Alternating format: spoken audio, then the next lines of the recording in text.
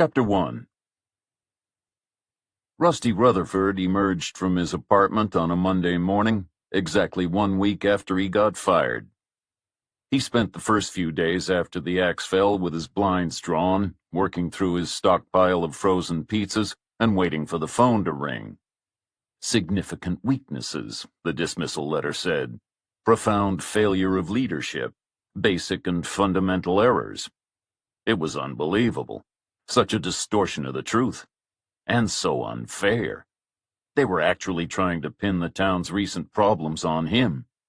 It was a mistake, plain and simple, which meant it was certain to be corrected. And soon. The hours crawled past, his phone stayed silent, and his personal email silted up with nothing more than spam. He resisted for another full day, then grabbed his old laptop and powered it up. He didn't own a gun or a knife. He didn't know how to rappel from a helicopter or parachute from a plane. But still, someone had to pay. Maybe his real-life enemies were going to get away with it. This time. But not the villains in the video games a developer buddy had sent him. He had shied away from playing them before. The violence felt too extreme, too unnecessary. It didn't feel that way anymore. His days of showing mercy were over. Unless... His phone stayed silent. 24 hours later, he had a slew of new high scores and a mild case of dehydration. But not much else had changed. He closed the computer and slumped back on his couch. He stayed there for the best part of another day, picking at random from a stack of Blu-rays he didn't remember buying, and silently begging the universe to send him back to work. He would be different, he swore. Easier to get along with, more patient, diplomatic, empathetic even. He would buy donuts for everyone in the office, twice a month, 3 times if that had sealed the deal. His phone stayed silent. He didn't often drink, but what else was there left to do? The credits began to roll at the end of another disc. He couldn't stomach another movie, so he retreated to the kitchen, retrieved an unopened bottle of Jim Beam from the back of a cabinet, returned to the living room and put a scratchy old Elmore James LP on the turntable. He wound up asleep, face down on the floor, after... He wasn't sure how long. All he knew was that when he woke up, his head felt like it was crammed full of rocks, shifting and grinding as if they were trying to burst out of his skull. He thought the pain would never end. But when his hangover did finally pass, he found himself experiencing a new emotion. Defiance. He was an innocent man, after all. None of the bad things that had happened were his fault. That was for damn sure. He was the one who'd foreseen them, who'd warned his boss about them. Time after time, in public and in private, and who'd been ignored, time after time. So after 7 days holed up alone, Rutherford decided it was time to show his face, to tell his side of the story, to anyone who would listen. He took a shower and dug some clothes out of his closet, chinos and a polo shirt, brand new, somber colors with logos to show he meant business. Then he retrieved his shoes from the opposite corners of the hallway where he'd flung them, scooped up his keys and sunglasses from the bookcase by the door, stepped out into the corridor, rode down in the elevator, alone, crossed the lobby, pushed through the heavy revolving door, and paused on the sidewalk. The mid-morning sun felt like a blast furnace, and its sudden heat drew beads of sweat from his forehead and armpits. He felt a flutter of panic. Guilty people's sweat. He'd read that somewhere, and the one thing he was desperate to avoid was looking guilty.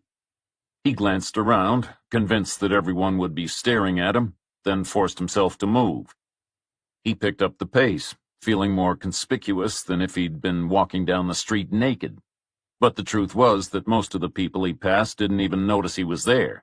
In fact, only 2 of them paid him any attention at all. The same time Rusty Rutherford was coming out of his apartment, Jack Reacher was breaking into a bar.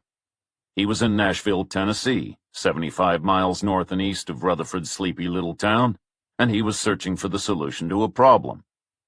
It was a practical matter, primarily, a question of physics and biology. Specifically, how to suspend a guy from a ceiling without causing too much permanent damage. To the ceiling, at least. He was less concerned about the guy. The ceiling belonged to the bar, and the bar belonged to the guy. Reacher had first set foot in the place a little over a day earlier, on Saturday, almost Sunday, because it was close to midnight by the time he got into town. His journey had not been smooth. The first bus he rode caught on fire, and its replacement got wedged under a low bridge after its driver took a wrong turn 20 miles out. Reacher was stiff from the prolonged sitting when he eventually climbed out at the Greyhound station, so he moved away to the side, near the smoker's pen, and took a few minutes to stretch the soreness out of his muscles and joints. He stood there, half hidden in the shadows, while the rest of the passengers milled around and talked and did things with their phones and reclaimed their luggage and gradually drifted away. Reacher stayed where he was. He was in no hurry. He'd arrived later than expected, but that was no major problem. He had no appointments to keep, no meetings to attend. No one was waiting for him, getting worried or getting mad. He'd planned to find a place to stay for the night, a diner for some food, and a bar where he could hear some good music.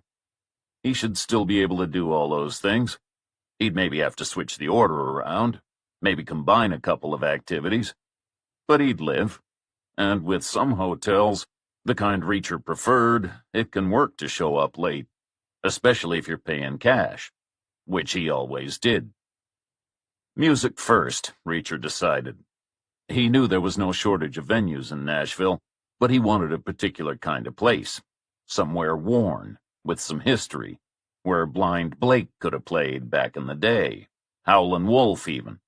Certainly nowhere new or gentrified or gussied up. The only question was how to find a place like that. The lights were still on in the bus depot, and a handful of people were still working or waiting or just keeping themselves off the street. Some of them were bound to be local. Maybe all of them were. Reacher could have asked for directions, but he didn't go in.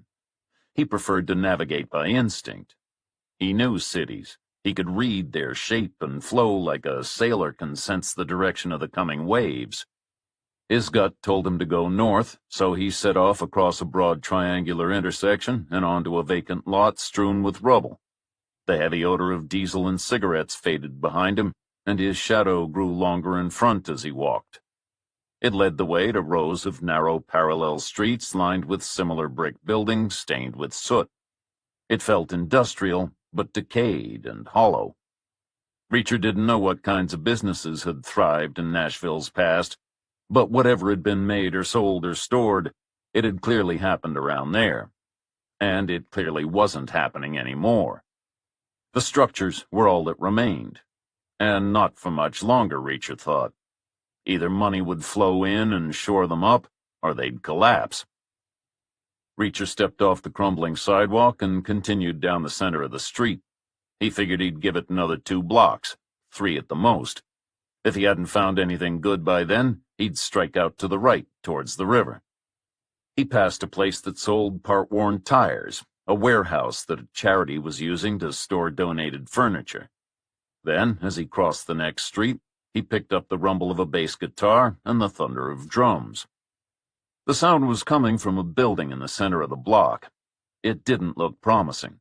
There were no windows, no signage, just a thin strip of yellow light escaping from beneath a single wooden door.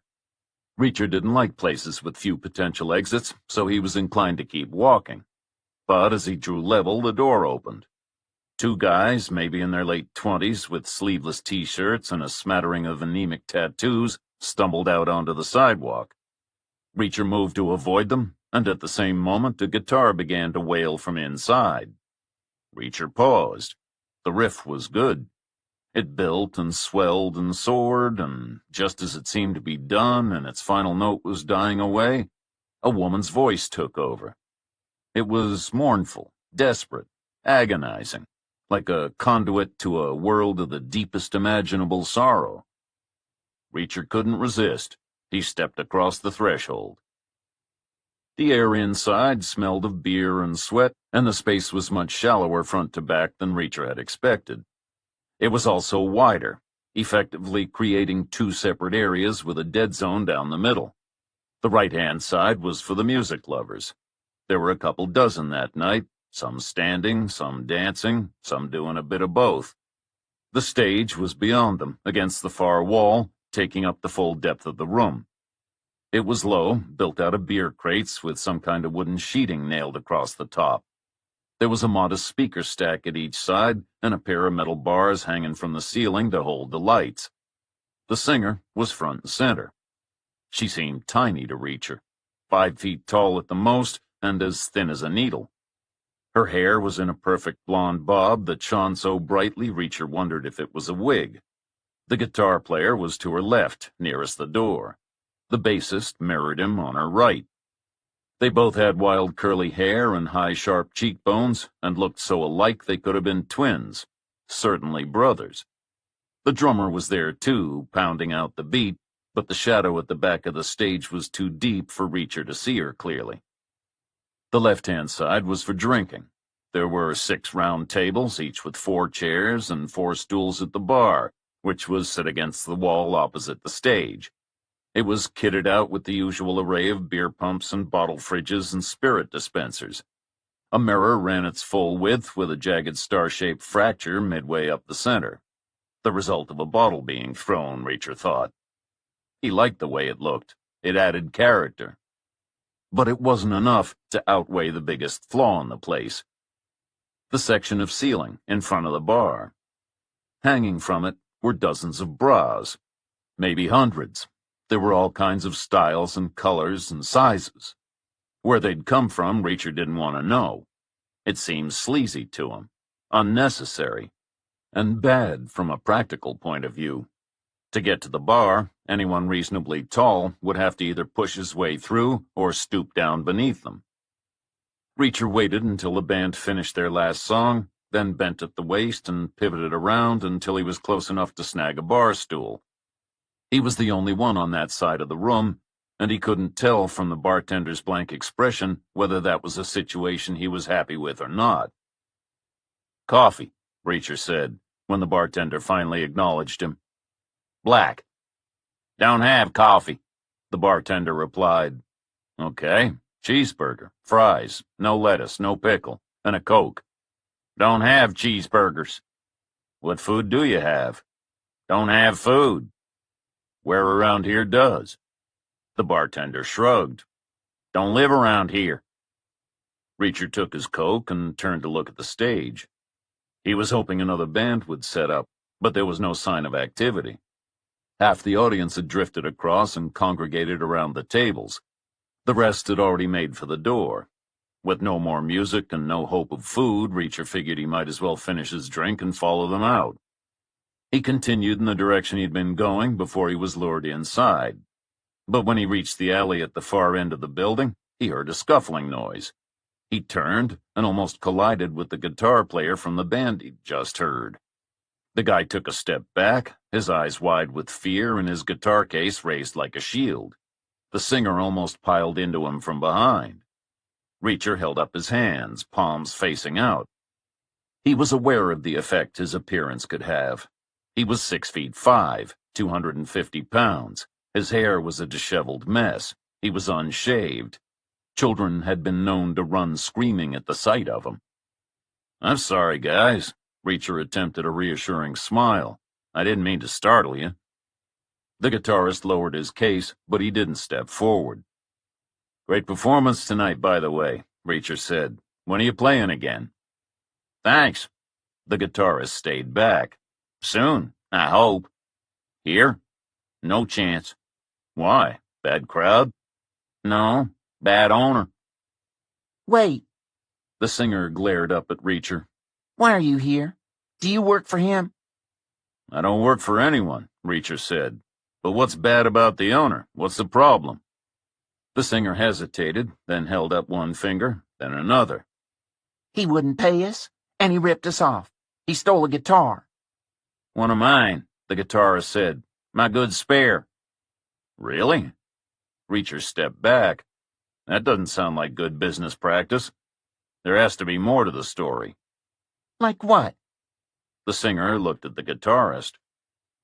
Like nothing, he said. We finished our set, packed up, asked for our money. He refused. I don't get it. Reacher paused. A place like this, music's the draw, not the decor, that's for damn sure. You need bands to have music, and if you don't pay the bands, how do you get them to play? Sounds like a self-defeating strategy to me. You must have done something to piss them off. You don't get the music business. The guitarist shook his head. Explain it to me. Why? Why? Because I'm asking you to. I like information. Learning is a virtue. The guitarist rested his case on the ground. What's to explain? This kind of thing happens all the time. There's nothing we can do about it. Bands don't have the power. The singer put her hand on the guitarist's shoulder. The venues do. Isn't there anyone who could help you put things right? Your manager? Your agent? Don't musicians have those kinds of people? The guitarist shook his head. Successful musicians, maybe. Not us. Not yet. The singer said. The police, then? No. The singer's hand brushed her jacket pocket. No police. We can't involve them, the guitarist said. We get a name for being difficult, no one will book us. What's the point in getting booked if you don't get paid? The point is we get to play. People hear us. The singer tapped the side of her head. You can't get discovered if you don't get heard. I guess. Reacher paused. Although, if I'm honest, I think you need to consider the message you're sending. What message? The guitarist leaned one shoulder against the wall. Suck it up. That's all we can do. That's how we're going to make it, the singer said. In the end. Reacher said nothing. What? You think we're doing the wrong thing? Maybe I'm out of line. Reacher looked at each of them in turn. But it seems to me you're telling the club owners it's okay to rip you off, that you're happy not to get paid. That's crazy, the singer said. I hate not getting paid. It's the worst. Did you make that clear? Of course. The guitar player straightened up. I did. I insisted he pay us. He made like he was going to and took me to his office. Only a guy was waiting there. The bouncer. He's huge. They must have planned the whole thing in advance because he didn't say anything. Didn't wait. Just grabbed my hand. My left. He held up his left hand to emphasize the point. He grabbed it and pushed it down onto the desk where there's this kind of metal plate. It's all dented and stained. Anyway, he held my hand there, and the owner went around the desk and opened the top drawer. He took out a hammer, used the claw thing to spread my fingers apart, then said I had to choose. We could have the money or he'd break my fingers, one at a time, or I could leave unhurt with no cash. Reacher was conscious of a voice in his head telling him to walk away, saying this wasn't his problem. But he had heard how the guy could make the guitar wail. He remembered watching his fingers when he was on stage. They were the opposite of Reacher's own, quick and delicate, dancing across the strings. He pictured the thug grabbing his hand, the owner wielding the hammer. He stayed where he was. If you like, I could go back in there, Reacher said. Help the owner see things from a different angle, maybe get him to reconsider tonight's fee. You could do that? The singer didn't look convinced. I've been told I can be very persuasive. You could get hurt. Someone could, not me. He has a hammer. The guitarist shuffled on the spot. I doubt the hammer will come into play, and there wouldn't be a problem if it did. So, why don't I give it a try? What do you got to lose? I'm not sure I'm... Thank you. The singer cut him off. We appreciate any help you can give us. Just please be careful. I always am, Reacher said. Now, tell me about the guitar, your good spare. The guy really stole it? The big guy did, the guitarist said. Kind of. He followed me down from the office and snatched it. Then he tossed it down the stairs to the basement and looked at me all weird like he was daring me to go get it. You left it there? The guitarist looked away. Don't feel bad. That was the right move. Reacher paused. Was it worth much? $1,000, maybe? The guitarist shrugged. That's a lot to me. And the owner with the hammer, what's his name? Lockhart. Derek Lockhart. How much did he promise to pay you? $200. Okay. And aside from Lockhart, the guy who was with him in the office and the bartender, who else works there? No one. There is someone, The singer said. a kid who busses tables. He's out back most of the time smoking weed. Anyone else? No. Have you seen any weapons on the premises? They looked at one another and shook their heads. Okay, then. Where's Lockhart's office? Second floor, The guitarist said. Stairs are past the bathrooms. Back inside, a solitary customer was nursing his last bottle of beer. The barman was shoving a threadbare broom across the floor between the tables and the stage. There was no sign of anyone else, so Reacher made his way past the bathrooms and crept up the stairs. He saw one door leading off a narrow landing. It was closed. Reacher could hear a voice on the other side. It was male, he was sure of that, but he couldn't make out any words. They were soft, rhythmic, like someone counting. Probably checking the week's take. So they'd likely be locked in. Reacher took hold of the handle, turned it, and simultaneously slammed his shoulder into the door. It gave easily, sending fragments of splintered wood spinning into the air. I'm sorry, gentlemen. He stepped into the room and pushed the door back into its ruined frame. I didn't realize that was locked. The space was small, more like a closet than an office. 2 men were crammed in behind the desk, shoulder to shoulder. The regular-sized guy Reacher took to be Lockhart. The other, a slack, flabby giant, would be the bouncer. Both were frozen in their seats, and the surface of the desk was covered with heaps of creased, greasy banknotes. Who the hell are you? It took Lockhart a moment to find his voice. My name's Jack Reacher. I represent the band that played for you tonight. I'm here to talk about their contract. They don't have a contract. They do now. Reacher took hold of a bent wood chair, which was the only other piece of furniture in the room, tested its strength, and sat down. Time for you to leave, Lockhart said. I only just got here. You can't be here, not during the count. You didn't think that through all the way, did you? Lockhart paused, searching for a trap. What do you mean? You said I can't be here, and yet clearly I am. Faulty reasoning on your part. You can leave, Lockhart spoke with exaggerated clarity. Or I can throw you out. You can throw me out? Reacher allowed himself a smile. Lockhart's fist clenched on the desk in front of him. I can have you thrown out. Are you sure? Where are all your guys? I have all the guys I need right here. Lockhart pointed to his companion. Him? Well, for a start, he's one guy, singular. So you'd have to say, the only guy I need. But that's not right either, is it? Because he's obviously not up to the job. I could be asleep and he couldn't throw me out. I could have died of old age and he still couldn't do it. Reacher was watching the big guy's eyes throughout the whole exchange. He saw them flicker towards Lockhart, saw Lockhart respond with the tiniest nod of his head. The big guy rose out of his chair. Reacher knew there was only one possible play that stood any chance of success. The guy could launch himself straight over the desk. If he was quick enough, he'd arrive before Reacher was on his feet. But even if Reacher was already standing, the guy would still have his most powerful weapon, his weight. He had at least 100 pounds on Reacher. Coupled with the speed he'd have gained diving forward, all those pounds would translate into some formidable momentum. There'd be no way for Reacher to counter it. He'd be knocked backwards onto the floor, pinned down, jammed in the corner, unable to bring his fists or feet or elbows to bear, and unable to breathe. Then all the guy would have to do would be wait.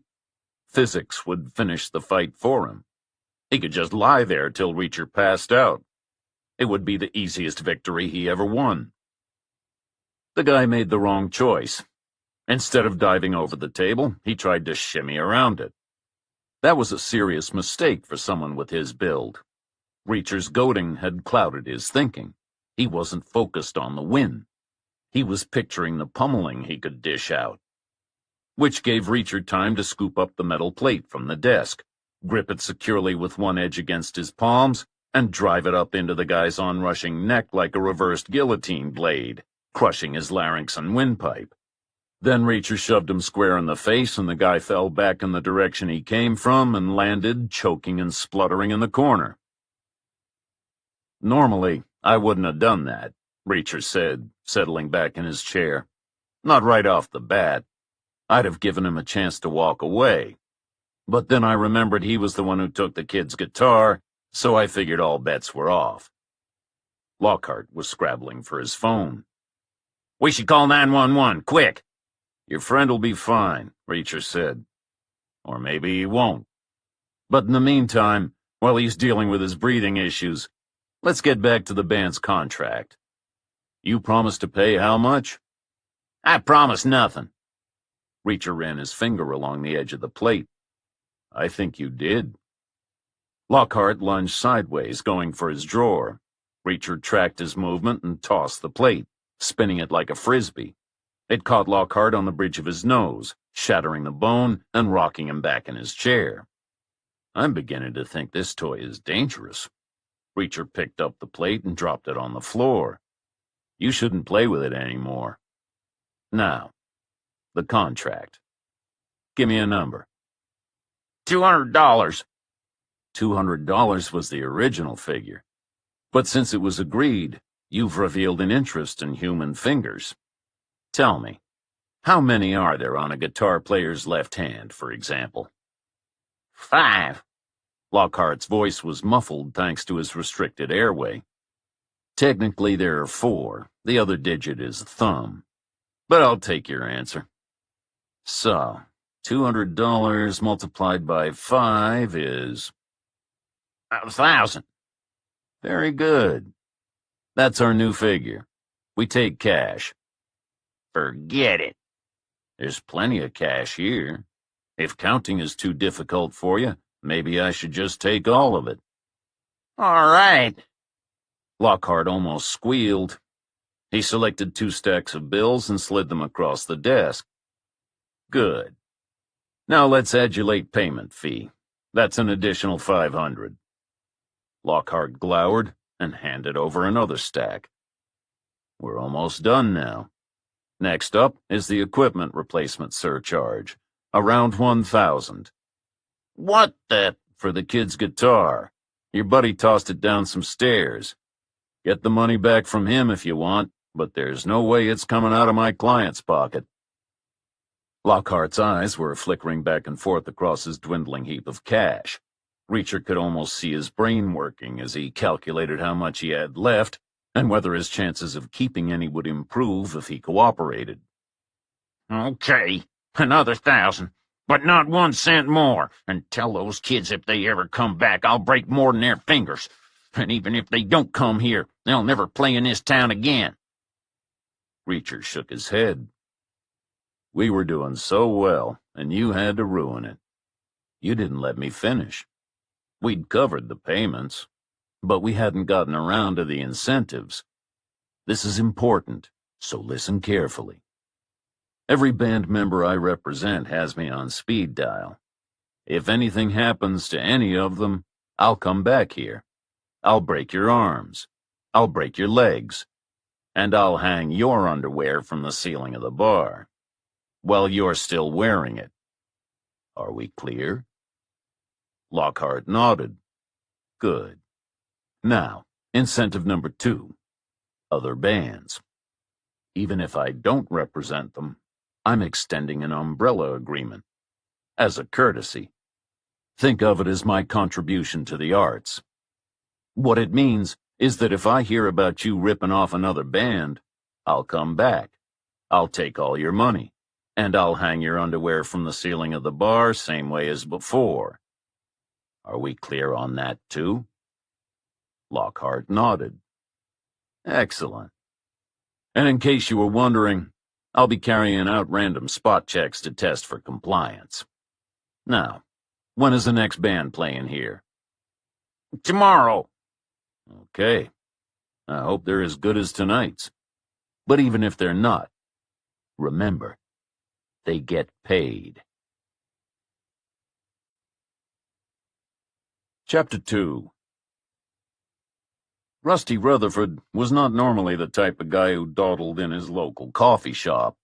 He used to go to the same one every day, always on his way to work, and purely for the caffeine. He didn't go in search of conversation.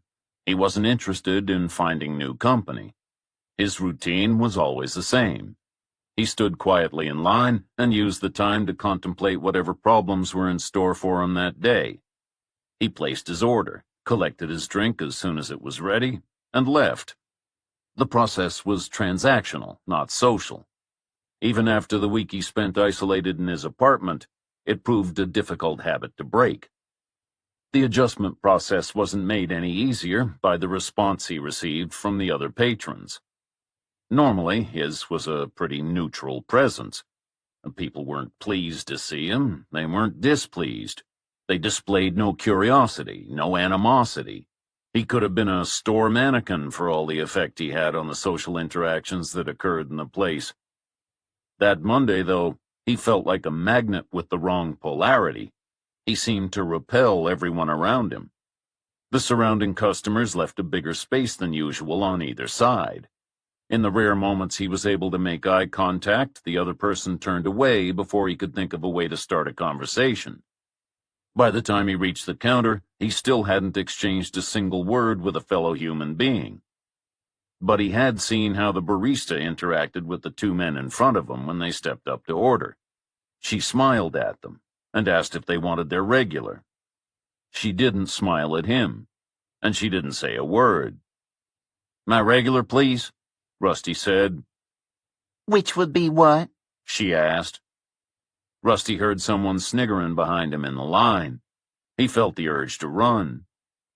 But no, he was there on principle, to fight for his rights. A little ridicule was not going to break his resolve. House blend, medium, no room for milk. $2 even. The barista turned, grabbed a to-go cup, and slammed it on the counter.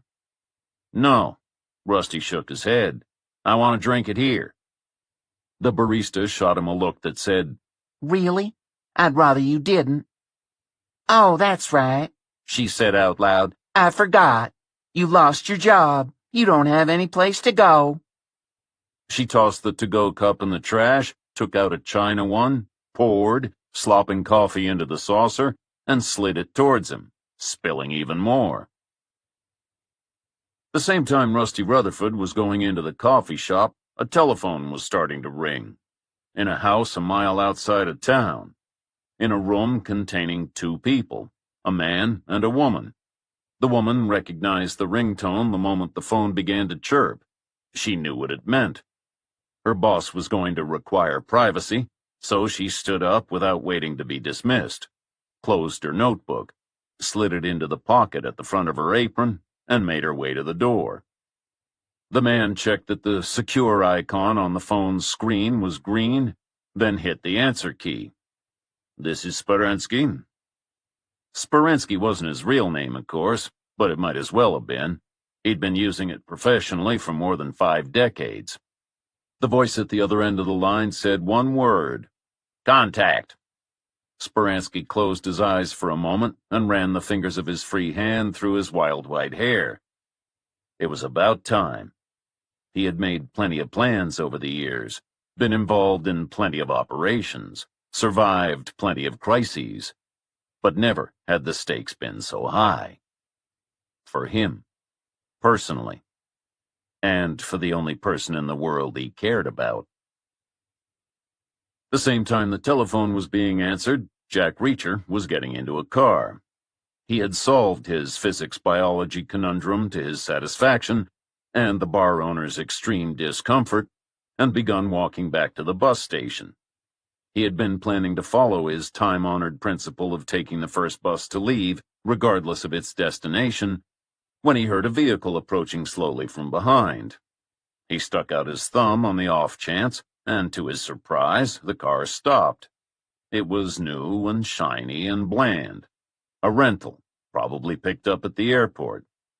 The driver was a tidy-looking guy in his early 20s. He was wearing a plain dark suit, and the speed of his breathing and the pallor of his face suggested he wasn't far from a full-blown panic attack. A business guy, Reacher thought, let out alone for the first time, desperate not to screw anything up, and therefore screwing up everything he touched. Excuse me, sir. The guy sounded even more nervous than he looked. Do you know the way to I-40? I need to go west. He gestured at a screen on his dashboard. The GPS in this thing hates me. It keeps trying to send me down streets that don't exist. Sure, Reacher said, but it's hard to explain. It'd be easier to show you. The guy hesitated and looked Reacher up and down as if only just taking in his height, the breadth of his chest, his unwashed hair, his unshaved face, the web of scars around the knuckles of his enormous hands. Unless you'd prefer to keep driving aimlessly around. Reacher attempted a concerned expression. The guy swallowed. Where are you going? Anywhere. I-40 is as good a place to start as any. Well, okay. The guy paused. I'll take you to the highway, but I'm not going far after that. No place you'd want to go, I'm sure. How much further? 75 miles, maybe? Some small town near a place named Pleasantville? Sounds inspiring, huh? Do they have a coffee shop in this town? The guy shrugged. Probably. I can't say for sure. I've never been there before. Probably's good enough for me, Reacher said. Let's go. Rutherford picked up the cup and realized he had another unfamiliar dilemma to face. Where should he sit? Deciding wasn't a problem, normally. He didn't stay. And he didn't have a dozen angry eyes probing him while he searched for an answer. He fought the urge to skulk at the back of the store. That would be the least uncomfortable option for sure, but it would hardly serve his purpose. He didn't want a window seat either. He wasn't ready to put himself on display quite so prominently, so he opted for a small square table in the center. It had 2 chairs covered in red vinyl, and its top had writing scrawled across every square inch of its surface. By previous customers, he guessed. There were song lyrics, poems, uplifting sayings. He scanned the words, found none he felt any connection to, then forced himself to look up. He attempted to make eye contact with the people at the other tables, and failed. Except with a toddler, whose parents got up and left when they realized what was going on. Rusty sipped at his coffee. He wanted to make it last at least an hour. He worked his way down to the dregs, and still achieved no interaction with anyone but the barista, who missed no opportunity to shoot him hostile glares. He refilled his cup and changed tables. Neither thing brought a change of luck. He stuck it out for another 40 minutes, and then the barista approached and told him to either order some food or leave. I won't order any food, Rusty told her. I'll leave. But I'll come back tomorrow, and the next day, and every day after that until everyone believes I'm innocent. The barista gave him a blank look and retreated to the counter. Rusty stood up. Listen to me, he said. No one paid any attention. Listen to me. Rusty raised his voice. What happened to the town totally sucks. I get that. But it was not my fault. None of it. The truth is I tried to stop it from happening. And I was the only one who did. No one paid any attention. The barista leaned across the counter with a to-go cup in her hand. Take this and leave, Mr. Rutherford. No one believes you, and no one ever will. The same time Rusty Rutherford was leaving the coffee shop, Jack Reacher was arriving in his town. Getting out of Nashville hadn't been a problem. Reacher had navigated using his instinct plus the landmarks he remembered from Saturday night's bus ride, and had found the highway without getting them lost. Not so lost that the driver noticed, anyway. Once they were out of the city, Reacher persuaded him to tune the radio to a local blues channel, then reclined his seat and closed his eyes. The music was half decent, but despite that, the guy wouldn't stop talking. About New York, the insurance company he worked for. How this was his first case after getting a promotion to negotiator. Flying out that morning for a meeting at their field office. Getting lost on his way to whichever town had whatever kind of problem he was supposed to help solve. Something to do with computers, and foreign governments, and keys, and portals, and all kinds of other things Reacher had no interest in. He let the words wash over him and settled into a comfortable doze, only opening his eyes when he felt the car slow and they turned onto a state highway heading south. The half-mile beyond the cloverleaf was teeming with restaurants and drive-thrus and car dealers and chain hotels. After that, the terrain opened out. There were farmers' fields where the land was flat, stretched, and warped into all kinds of irregular shapes by the sweeping contours, and groves of tall, mature trees where the land was steep. After 10 minutes, they swung west again and continued along a steeper, twistier road for the best part of an hour until they entered the outskirts of the town. The guy kept driving until they found what Reacher guessed was the main street, then pulled over.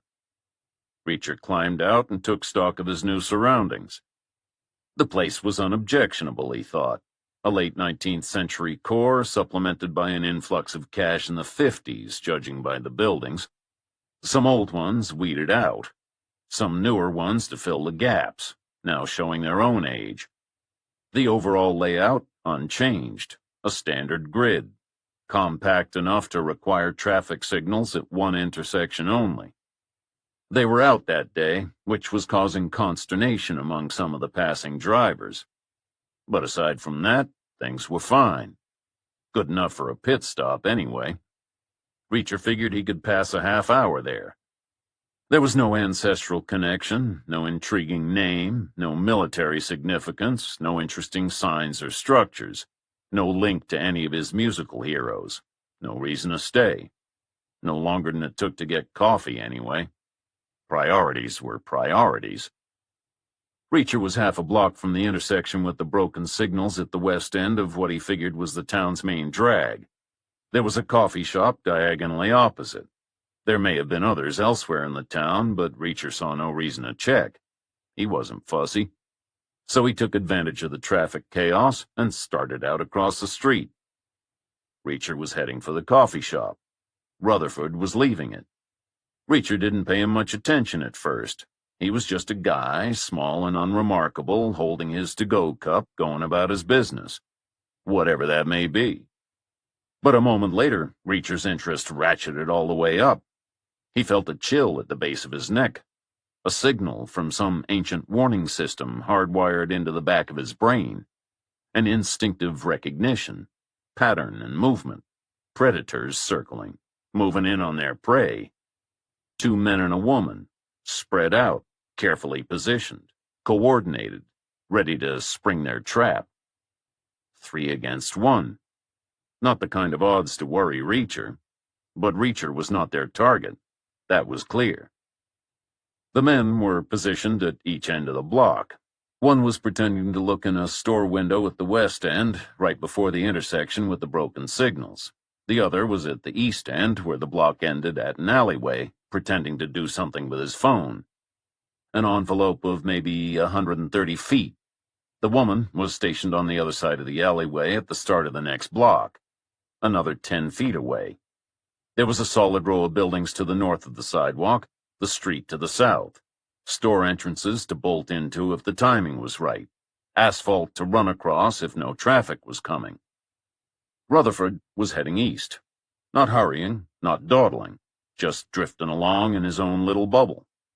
Not aimless, Reacher thought, more like preoccupied, following a familiar route, comfortable with his surroundings, not paying attention, not looking for store entrances, not checking the traffic. The West End guy was around 5'10". He was wearing a plain black t-shirt and cargo pants. His hair was buzzed short, and he had an earpiece like the kind Reacher had seen business people use. The East End guy was the same kind of size. He had the same clothes, the same hair, the same earpiece. The woman on the other end of the alley was also wearing black, but her clothes were more fitted and her hair wasn't buzzed. It was long and red, and she had it tied back in a ponytail. The West End guy peeled away from his window and started walking, heading east, 15 feet behind Rutherford, moving with loose, rangy ease. He was clearly having to shorten his stride to avoid overtaking his mark. Ahead of them, a woman had stopped at the edge of the sidewalk to tend to a child in a stroller. Beyond her, a couple stood, talking. They were dressed for the gym, just regular folks, not part of the pattern, unaware of what was happening. The envelope was down to 100 feet. The East End guy touched his earpiece. A moment later, a car appeared in the mouth of the alley. It had rolled forward from somewhere deep in the shadows, an anonymous sedan, a Toyota, dark blue. Reacher saw it move rather than heard it. A hybrid in fully electric mode, he thought. A smart choice of vehicle. Too bad the 110th hadn't had them back in the day. The envelope was down to 80 feet. Reacher stepped onto the sidewalk.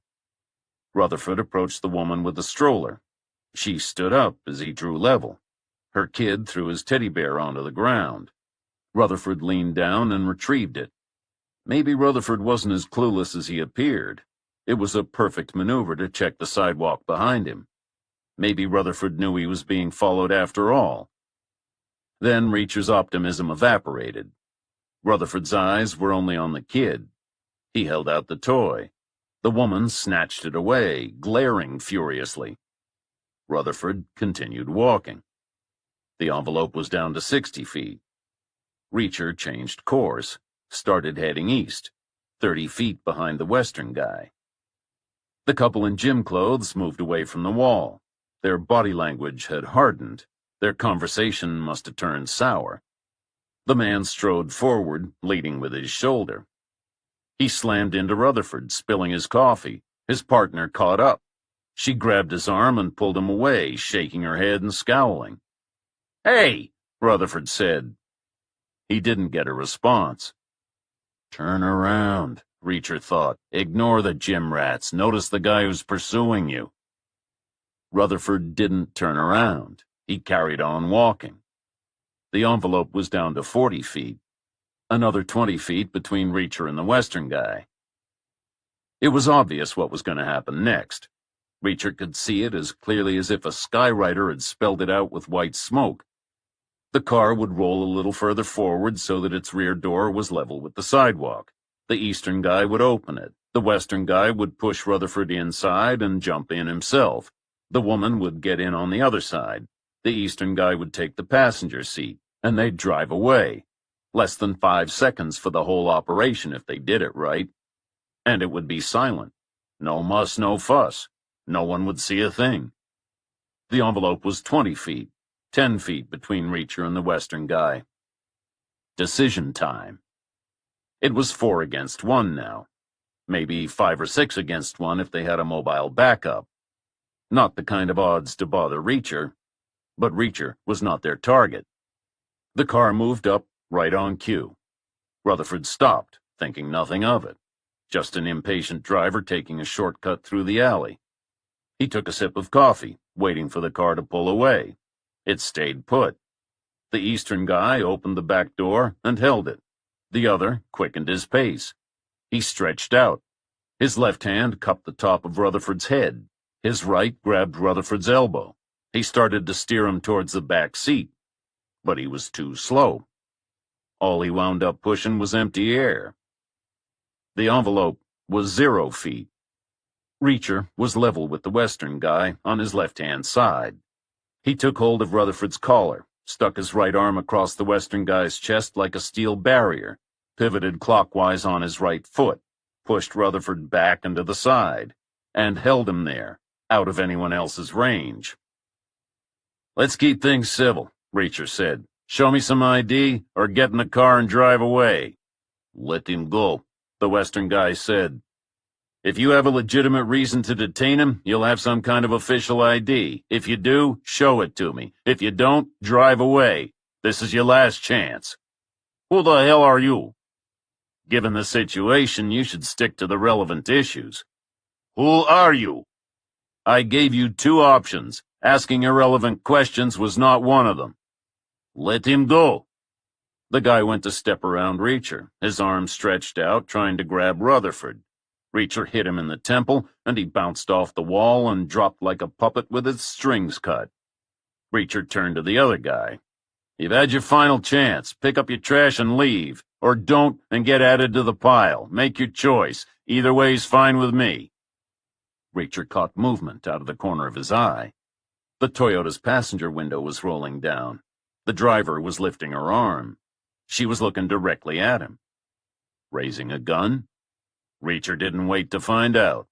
He let go of Rutherford and spun the Eastern guy around so that he was facing the car, grabbed his collar and waistband, and launched him head first through the open window, jamming him in tight, his arms pinned and his legs kicking helplessly. Reacher stepped back to avoid the flailing feet and checked that Rutherford was still there, frozen to the spot. Then he sensed, rather than heard, a heavy object racing towards them.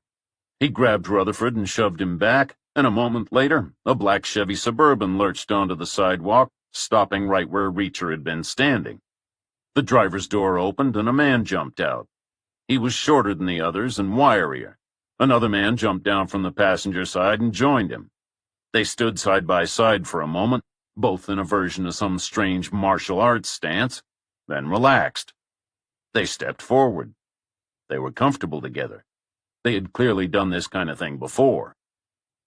"Step aside, mister," the driver said. "This isn't your fight. The guy's coming with us." Reacher shook his head. "You're not taking him. That's a given. He walks away. The only question is, will you? Or do you have some strong urge to join your buddies in the hospital?" The driver didn't reply, and Reacher became aware of a scrabbling sound on the far side of the Suburban. The guy he'd thrown through the Toyota's window had wriggled free, and along with the woman from the alley was trying to maneuver their unconscious comrade into the back seat. A ring of onlookers had formed, starting on the sidewalk and spilling onto the street. It reminded Reacher of the crowds that would gather in the playgrounds on the first day of each new school he attended growing up. Him and his brother Joe, back to back, fighting them off. He looked at Rutherford. He wasn't trying to run, which was something, but Reacher knew he'd be no help if the mob turned nasty. The two guys exchanged glances. They were considering their next move. Stealth was out of the window, so it was down to a choice between a frontal assault and a tactical withdrawal. Neither option seemed to appeal. Then a siren started up. The pedestrians scattered. The car pulled away, its gas engine kicking in as the driver buried the accelerator. The wiry guys jumped back into the Suburban and slammed it into reverse, clipping the front corner of the leading police cruiser before racing into the distance. Rutherford stayed still, his eyes wide and his mouth hanging open. The pair of police cars stopped at the side of the street and killed their sirens and light bars. 4 officers jumped out. 3 converged immediately on the sidewalk. 1 lingered to inspect the damage to his car. All had their guns drawn but not raised. They expected their numbers to give them the advantage, Reacher guessed, but were taking no chances, which seemed like a sensible attitude to take. "On the ground," the lead officer said. "Face down." "You're arresting us?" Reacher said. "What were you expecting, a lollipop? Get on the ground." Reacher didn't move. The officer stepped closer. "On the ground. Do it now." Cops are the same the world over. Once they commit to a position in public, they never back down. Trying to make them is a waste of time. Reacher knew that from personal experience. But still, there are standards to uphold. "All right," Reacher said. "I'll let you arrest us. We'll be released in 5 minutes anyway. But we're not getting on the ground." Chapter 3. The team's temporary base had been established the week before in a motel 8 miles west of town. Traffic was light, so theoretically the ground could be covered in 12 minutes without drawing unwelcome attention. But that afternoon, the occupants of both vehicles took substantially longer to get back. The guys from the Suburban made it first. It was easier for them since neither was injured. They started by heading 10 miles north. The driver, who went by the name of Vasily, gave it an initial blast to get clear of the arriving police, then slowed to just above the limit until they reached a patch of waste ground behind a dense stand of trees. The place was secluded enough, but they knew better than to torch the damaged vehicle. That would be the same thing as texting a map to the cop saying, "Here's the SUV you're looking for." And if it could be salvaged, the Suburban would still be a valuable asset. So they got to work. Vasily lined up on a concrete post at the end of a fence by the side of the road and slammed back into it. He pulled forward and repeated the maneuver, then climbed out to check the damage.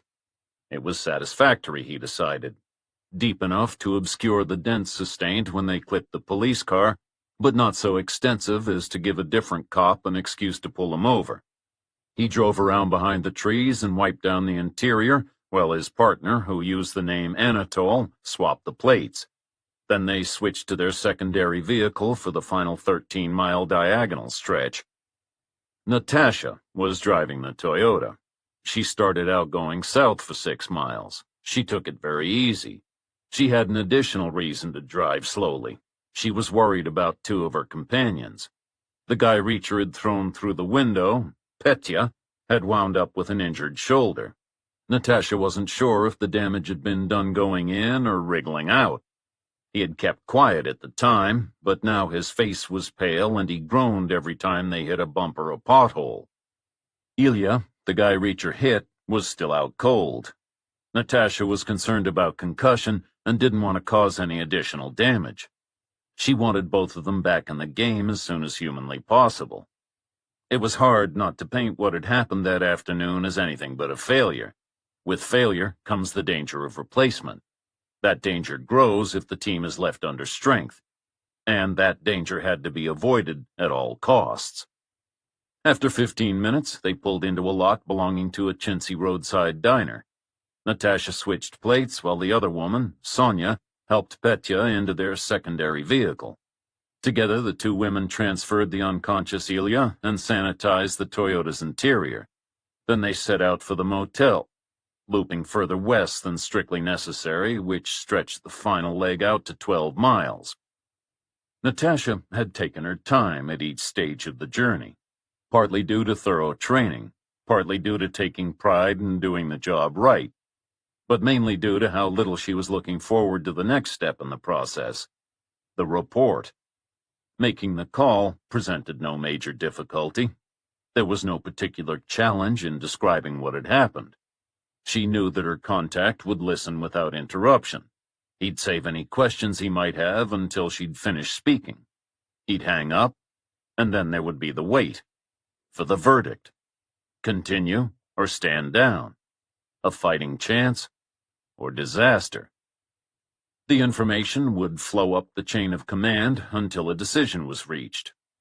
Who that involved or where they were located, Natasha didn't know. The system was designed that way, for security. Compartmentalization was king in the world she currently inhabited. She suspected there must be a local connection, someone with their ear to the ground, who raised the alarm in the first place, who may or may not still be involved, who may or may not have a say in the outcome. Identifying him or her would be possible, she supposed, maybe necessary, certainly desirable. But that was a problem for the future. Right then, all she had to worry about was keeping her team, and therefore herself, in the field. The lead officer took care of searching Reacher. He was thorough and slow. Rutherford was in the back of the first car before the officer got as far as Reacher's waist. He was reclaiming a little authority, Reacher guessed, showing whose timetable they were working to. Reacher stood still and let him finish. Then the officer stepped to the side and made a call on his cell, while another cop guided Reacher into the back of the second car. Reacher expected the station house to be outside the main part of town, someplace where the real estate was cheaper, so he was surprised when the journey ended after 2 streets. The cop used his lights to blast through the intersection with the broken signals, took the next left, then swung left again into a lot at the side of a wide sandstone building. It was braced with Greek columns and studded with rows of parallel windows. The officer pulled up next to the car that had been hit by the Suburban and climbed out.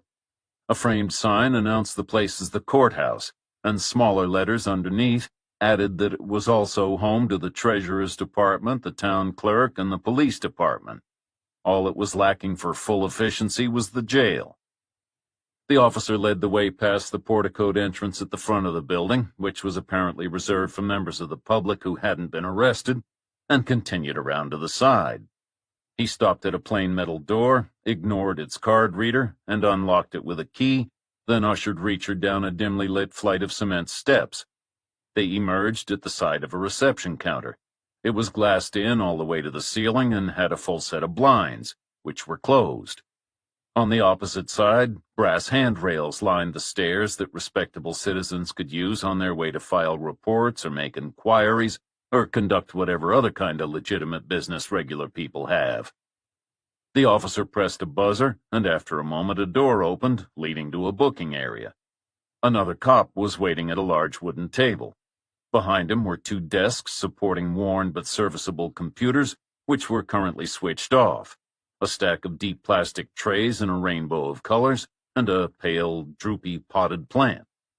The walls were covered with posters warning against the dangers of crime and encouraging the public to take responsibility for their own safety. The cop grabbed one of the trays and dropped it on the table near where Reacher was standing. "Put your possessions in there." He sounded bored. "You'll get 'em back when you're released." Reacher produced his roll of cash, his toothbrush, his ATM card, and his passport. "Is that all?" "What else do I need?" Reacher said. The cop shrugged and started to count the cash. When he was done, he handed Reacher a receipt, then led the way along a corridor to a door marked Interrogation Room 2. The interior was lined with sound-muffling tiles. Reacher had seen them before. He knew they served no sonic purpose. They were part of a psychological trick designed to give suspects the illusion that they were in a place where it was safe to spill the dirt on their partners. The floor was smooth concrete, and the metal table and chairs were bolted to it. The observation window was made to look like a mirror in the usual way, and a panic strip ran around the walls at waist level. Reacher guessed they'd brought him there because they only had one cell area. They wouldn't want to take the chance of him talking to the guy he'd rescued. Too much risk of them lining up their stories. And he knew they'd make him wait. An hour at least, maybe 2. A standard tactic. Isolation breeds the urge to talk. An urge to talk can become an urge to confess. He'd used the technique himself, countless times. And this wasn't the first time it had been used against him. Both chairs were too close to the table to be comfortable, so Reacher sat on the floor in the corner opposite the door. The clock in his head told him that an hour 37 had passed by the time the door opened again. 97 minutes. The largest 2-digit prime number. One of his favorites. He took that as a good sign. A less good sign was the smug grin on the face of the man who'd entered the room. He didn't look a day over 30 and was all curly hair and rounded features. He took the chair with its back to the window and continued to smile. "I see you've made yourself at home," the man said. "Sorry to keep you waiting. Want to grab a seat? Join me? See if we can't get this thing squared away?" Reacher shrugged as if he didn't care either way, then stood, stretched, and wedged himself into the chair on the other side of the table. "I'm John Goodyear." The man's grin grew even wider. "I'm the detective here." "Jack Reacher." "I know that. But what I don't know is your deal. Why are you in my town?" "I don't have a deal. I'm in this town by chance." "What kind of chance? You get abducted by aliens and they drop you here at random?" "I hitched a ride with a guy. This happened to be his destination. I'm not staying here. I'm going to grab some food, some coffee, then I'll be gone." "You were planning to stay just long enough to rip off a store, in other words?" "What?" Goodyear produced Reacher's toothbrush from his pocket and laid it on the table. "See, I was lying. I do know your deal. You stick this in your pocket and pretend it's a gun. People aren't going to fall for it every time, sure, but plenty won't want to take the chance, am I right?" "You're an idiot." "I am." Goodyear smiled. Account for this, then. He placed Reacher's roll of money on the table next to his toothbrush. You have an ATM card, but you didn't get these notes from any bank. They use fresh, crisp ones. These would get stuck and gum up the machine. So, where'd you get 'em? I earned them. How? A new venture of mine. I recently dipped a toe in the music business. Goodyear leaned in and lowered his voice. A word to the wise, Reacher. This is the 21st century. Police departments have computers now, and those computers are all connected. I'm running your description across Tennessee and 9 surrounding states. The results will be in soon. Very soon. In minutes, maybe. The smart thing is to get out ahead of that. Tell me yourself right now, and I'll help with your statement. Wait until I have a stack of computer printouts to work with, and it'll be worse for you. Much worse. Who knows what other charges might come to light? Vagrancy wouldn't be a big surprise for one. I didn't see any lakes on my way into town, Reacher said. I guess that explains it. Explains what? Why you're trying to go fishing in here.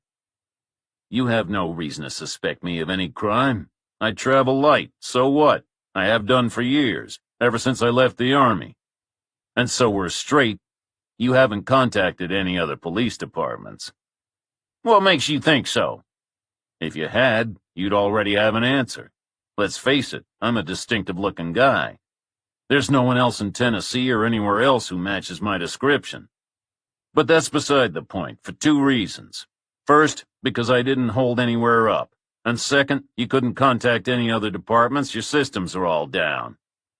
Goodyear's smile faded. What do you know about our systems? What did Rutherford tell you? The other guy you wrongly arrested? Nothing. I haven't exchanged a word with him. I didn't need to. I have a system of my own. What system? Eyeball. Human. Series 1. Come on, detective. It's obvious. Your officer called in my arrest on his cell phone. The terminal in his car was inoperative. The computers in the booking area were switched off. The security cameras aren't working. And it's not just the police department. The traffic signals in town are out. Something weird's going on. What is it? Goodyear shifted in his seat, but didn't respond. Okay, let's skip the minor stuff and get to the heart of the matter. Why would someone want to kidnap Rutherford? He seemed like a pretty innocuous kind of guy. Who says anyone tried to kidnap him? I do. What would you know about kidnapping? Enough. I know an ambush when I see one. Rutherford doesn't. The guy needs protection. You should keep him in custody for his own good and call the FBI. Kidnapping's their jurisdiction. It wouldn't create any extra work for you. Let's not get ahead of ourselves. Goodyear's grin was creeping back. There's no need to send up the federal balloon just yet. Maybe those guys you tangled with were trying to grab Rutherford. Are you a mind reader? You don't know what they were planning to do with him. If they were trying to grab him, and I'm not saying they were because we don't know, they probably just wanted to take him someplace private where they could have a full and frank exchange of views. Maybe even dole out a good old-fashioned ass-kicking. If I take my detective hat off, I can't say he doesn't deserve one. Hell, if it was an attempted payback, the whole town would be suspects. I'd need a bigger jailhouse. And even if you're right, I say no harm, no foul. So why don't we leave it at that? Why don't I write a statement? You give it to the feds. Do your job. Protect and serve, or whatever you say in this state. You don't need computers to do that. Why don't you keep your whacked-out theories to yourself? Why are you so desperate to sweep this under the rug? What has Rutherford done? Why are you so desperate to keep it in the spotlight? Not the smartest move from your point of view, Reacher. Keep it up, and I may have to take a closer look at your role. I hear you knocked one man out cold. Threw another through a car window. Assaults like that, you could be looking at jail time. I didn't assault anyone. The sidewalk was slippery. That's all. The first guy slid into a wall. The second tripped. He's lucky the car window was open, or he could have gotten a nasty bruise. All right, let's take a step back. You say these guys tried to kidnap Rutherford. Why would they do that? How would I know? No one will tell me what he's done. What's your connection to him? We don't have a connection. Did he give you this cash? Goodyear gestured to the pile on the table. No. Did he hire you as a bodyguard? No. How did he contact you? He didn't. Where did you first meet? We never met, not before today. I saw him walking into an ambush. I helped him escape. It was a spur-of-the-moment thing. You're just a good Samaritan? Exactly. Where did Rutherford go before the coffee shop? The moon. He has a secret love nest there. I was thinking of renting it, but the mirrors on the ceiling are too small. I advise you to take this process seriously, Mr. Reacher. Why? You're not. Goodyear didn't answer. If you want me to get serious, give me some paper. I'll write a statement for the FBI. I'm not giving you any paper. Then give me a ride to the highway. I'm a detective. I don't give rides. Then unless you're charging me with holding up an imaginary store, it sounds like our business here is done. Or I could bring in a lawyer. There's no need for a lawyer. Goodyear paused. All right, you can go. But take my advice. Don't stick around. Leave town. Right away. And here's the most important thing. Have nothing more to do with Rusty Rutherford. Chapter 4. Goodyear escorted Reacher back to the booking area, set his cash and toothbrush down on the table, and went to his office. He needed privacy to make a call. The other cop added Reacher's passport and ATM card like a poker player calling a bet, then followed up with a form and a pen. Reacher signed, stowed his possessions in his pockets, and shook his head when the cop tried to steer him towards the rear exit. He took the public stairs instead and hurried past the bank of framed portraits hanging in the echoey marble foyer. He pushed through the central door in a row of 3, skirted a roughly boxed-in temporary structure where an access ramp was being constructed, and turned to head back to the main street. He wasn't about to hit the road without his coffee. Priorities were priorities. He started across the lawn, and as he drew level with the parking lot, he heard a voice calling to him. It was Rutherford. He'd been waiting by the metal door, but now he was scampering forward with one arm raised. Excuse me. I'm sorry. I don't know your name. Please, wait. Reacher slowed and allowed Rutherford to catch up. My name's Rusty Rutherford. He held out his hand. Jack Reacher. Mr. Reacher, would it be okay if we talk for a moment? If we talk while we walk, there's somewhere I need to be. Please. Rutherford was out of breath, and he was becoming flustered. Stop. Just for a moment. I can make this quick. Reacher stopped. 2 things. First, thank you. I guess you saved my ass back there. My pleasure. And second, I need to ask you something. Am I in danger? The detective kept talking about a carjacking, but that's not what happened. I had some time to think in the cell before they questioned me. What happened wasn't random. It was planned. Those guys were waiting. At first I thought they must have been there for you. Nothing like this has ever happened to me before. But then I remembered. One of the men tried to grab me before you intervened. He tried to push me into the car. The detective said I was confused, that I was wrong. But I'm not, am I? I just want to know what's going on. I have no idea what's going on, Reacher said. This isn't my town. I don't know you. I don't know what you may have done to upset people. I don't know what you have that's valuable. But something strange is happening here, that's for sure. So what should I do? That's your call. My philosophy is hope for the best but prepare for the worst. So given the circumstances, I'd say the smart thing would be to leave town. Let whatever's going on blow over on its own. Come back when things have settled down. Leave town? Rutherford's eyes stretched wide. No, I can't do that. Why not? It would make me look guilty. Of what? That's a long story. Reacher thought for a moment. It was already late afternoon. He was hungry. He needed to eat, whether there or somewhere else. It would be harder to hitch a ride in the dark. There'd be less to see from the road. and he was intrigued to find out why a mousy little guy in a coffee-stained shirt thought not looking guilty was more important than his own safety. "Anywhere around here sell good burgers? We could grab a bite and you could tell me about it." You said you had somewhere to be? "I do, but I can wait a while to get there. No need to be inflexible. I hear it's bad for your health." The same time Reacher was talking to Rutherford, two people were trying to call Speransky. One on a burner cell, one on the secure phone he'd used earlier. Neither call got through. Not right away. The signal was blocked, because Speransky had gone down to the generator room. Just for a couple of minutes. He wanted to see the place one last time before his housekeeper cleaned it up. That couldn't wait much longer, he knew. Some of the blood was already more than 2 weeks old. The subject had held out a long time. She had yielded some critical information.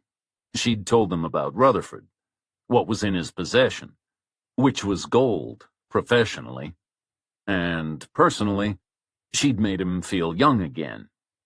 He didn't get to do much wet work these days. He missed it. He looked at the dark pools on the floor. The droplets sprayed up the walls. The manacles.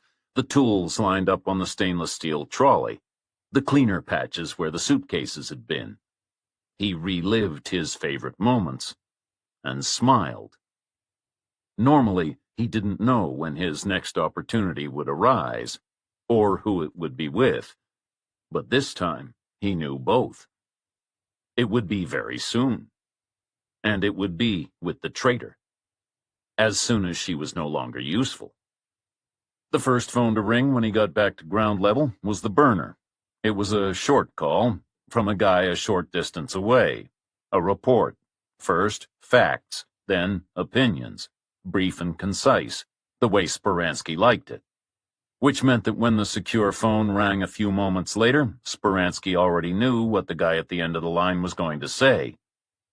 Rutherford got away. "Okay," Speransky replied, "so we try again." We may not. The center is concerned. The failed attempt caused a spectacle, and Rutherford had help. We don't know who from or what size of force is involved. Trying again might draw more attention. It could be counterproductive. "So the center is proposing we do what? Nothing?" The final decision has not yet been made. Watch and wait is the current stance. See if the item surfaces on its own. And if it does, see if it's actually dangerous. Speransky took the phone away from his ear and fought the urge to smash it into a million pieces. This was the worst part of working in the field, having to deal with spineless cretins who hid behind their desks all day, who never put their own necks on the line and then gambled with the lives of the people who did, and then were too timid to take a once-in-a-lifetime opportunity to turn the tables on the enemy, even when it was handed to them on a plate. He lifted the phone to his ear again. "You need to get back to them, right now. Convince them that watching and waiting is not an option. The item may never surface, that's true. And if it does, it may not be dangerous. That's also true. But neither of those things matters. If the FBI doesn't find it here, what will they do? Give up? No. They'll keep on hunting, at the source, until they're successful, which could be before the mission is complete, which would be a disaster. And even if it was afterwards, it would be the end of the agent concerned, which obviously I will never allow to happen." I understand, and I agree. But the center is worried about exposure, about attracting attention, tipping our hand. "Tell them there's no danger of that happening. The interference was a one-off, a fluke, a drifter, some kind of ex-military cop read the situation and stepped in. He won't do it again. He's been told to leave town." How do you know? "I've operated in this town for more than 50 years. I have contacts." Are they reliable? "This is coming direct from the police department." Okay, that's good. But what if the drifter doesn't leave town? "Then I'll take local action." Like you did with the journalist? "Exactly like that." All right. I'll talk to them. Try to get them to start surveillance up again, at least. "That's not enough. We have to take Rutherford, and fast. They don't understand what it takes to whip up the hysteria. I've used everything, local press, whisper campaigns, a whole army of bots on social media. It's holding for now, but it can't last. The bubble will burst. Something else will happen and take the spotlight. Rutherford needs to disappear while everyone in town still hates him. Rutherford led the way to his favorite diner. It was on the ground floor of an office building on the main street, 3 blocks from the coffee shop. Reacher wasn't encouraged by the exterior, but he had to admit that the designer had done a credible job with the inside. The color scheme was pure 50s with plenty of chrome, and the booths along both sides of the room all had their own mini jukebox. There was an old-fashioned payphone on the back wall, and a line of Formica-covered four-tops down the center. The side walls were covered with giant paintings of cars. They were all convertibles, Cadillacs and Chevys, turquoise and pink, speeding down scenic highways or parked by snow-topped mountains and sparkling lakes with happy nuclear families spilling out with picnic sets and footballs. There were no other customers in the place, so they helped themselves to a booth midway along the right-hand wall. It was below a turquoise Chevrolet, where Reacher could keep an eye on the doors to the street and the kitchen. A moment later, a waitress emerged. She smiled at Reacher as she approached, but her expression cooled when she saw who his dining companion was. Reacher ordered 2 cheeseburgers and coffee. Rutherford ordered 1, then they sat in silence until the waitress delivered their mugs. Did you see the way she looked at me? Rutherford pushed his mug away. I've made myself unpopular in certain circles from time to time, Reacher said. But to have a whole town mad at you, that's quite an achievement. What did you do? Nothing. Okay. Reacher took a swig of coffee. What didn't you do?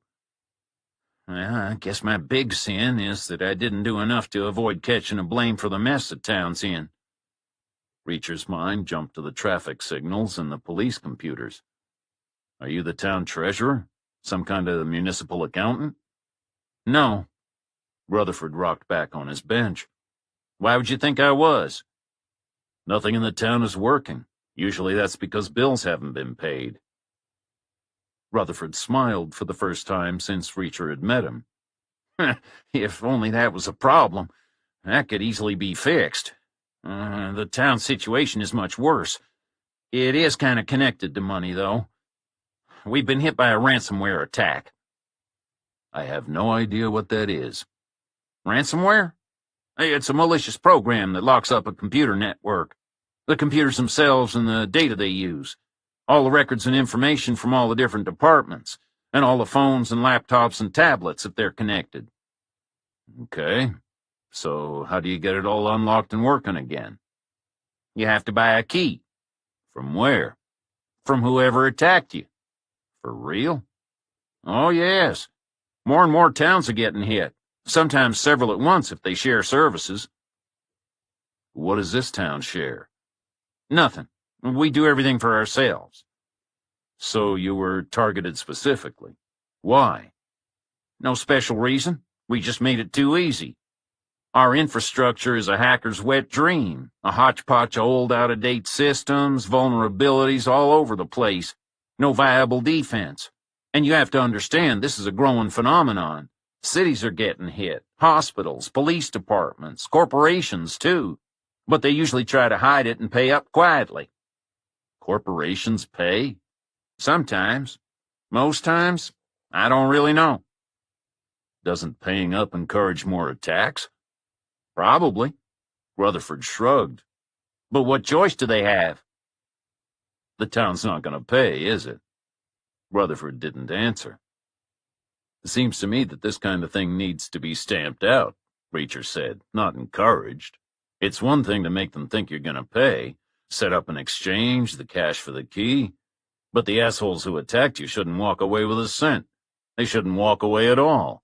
You should check that the key works, then find their base and burn it down, identify everyone involved and burn down their houses, send them a message not to try it again. I kind of wish we could, Rutherford said, but that's not how it works. Why not? We're not talking about cases stuffed full of banknotes. No physical cash is involved. It's always virtual currency that these people want. Bitcoin, usually. There's not a physical key either, just more computer code. It's delivered remotely via the internet from an address that's so scrambled it's impossible to find out who sent it. Sometimes it's from somewhere in the U.S. Usually it's Russia or Iran or someplace like that. Could you break the code? In theory, there are specialist companies you can hire. I have a friend who founded one, actually. She was an FBI agent, a cybercrimes expert. But all those companies are expensive, and there's no guarantee they'll succeed. Even if they do, there's the issue of time. How long can you afford to be without your critical infrastructure? And some ransomware has a built-in time limit. If you don't pay up within X days or weeks or whatever, your data gets permanently wiped. A waitress appeared with a coffee pot and topped Reacher's mug. She was a different woman, younger, a little taller, and much friendlier. She smiled at Rutherford rather than scowling at him, then turned to Reacher and tipped her head to the side. Do I know you from somewhere? Unlikely. I just arrived in town today. Of course. I knew I recognized you. That's why. I saw you getting out of a car just across the street. An Impala, right? Silver? Smart-looking man driving it? A banker, maybe? Insurance. See? I wasn't far off. Is that interesting work, insurance? Why are you asking me? Isn't that man your boss? I don't have a boss. So you're independent? That's the general idea. That must be nice. Anyway, your burgers will be out soon. Holler if you need anything in the meantime. Rutherford waited until the waitress was back in the kitchen. But anyway, ransomware. If you don't pay to get the key, you have two choices. Start again from scratch, which is slow and super expensive. Rutherford hesitated. Or wipe everything off all your computers and load a clean copy from your backup. Option B sounds good. Why doesn't the town do that? They'd need two things: a backup with a clean copy of all the data, and an IT manager to reinstall it. The town doesn't have an IT manager? Not anymore. I was it. They fired me. Because you didn't make a clean backup? Kind of. Only it's a bit more complicated than that. I told my bosses time after time that we needed a system to protect us against an attack and a backup, just in case. The town was such a soft target. But fixing it was expensive. They wouldn't do it. I should have walked many times over. But I liked the town. I liked it anyway. So you let the defense and the backup slide, and that came back and bit you on the ass? No. Rutherford closed his eyes for a moment. I did something even more stupid. 25 minutes had passed, and Natasha's phone did not ring. The motel was a single structure, long and low, clad with brown wood. It was divided into 19 sections. An office at the east end with a covered entrance and an alcove for ice and soft drinks. Then 18 guest rooms, each with a door and a window, starting with room 1 next to the office and stretching away to the west. Natasha's team had taken rooms 15 through 18. They left 15 vacant as a buffer in case of adjacent occupants and thin walls. Vasily and Anatole from the Suburban slept in 16, Ilya and Petya in 17, and Natasha and Sonia in 18. When they got back from swapping cars, the two women had carried Ilya to their own room and laid him unconscious on the couch. Petya had followed them in, nursing his arm. A moment later, the other two men had joined them. To wait. 30 minutes passed. Natasha's phone did not ring. She checked its signal 3 times. 3 times she found it was at full strength.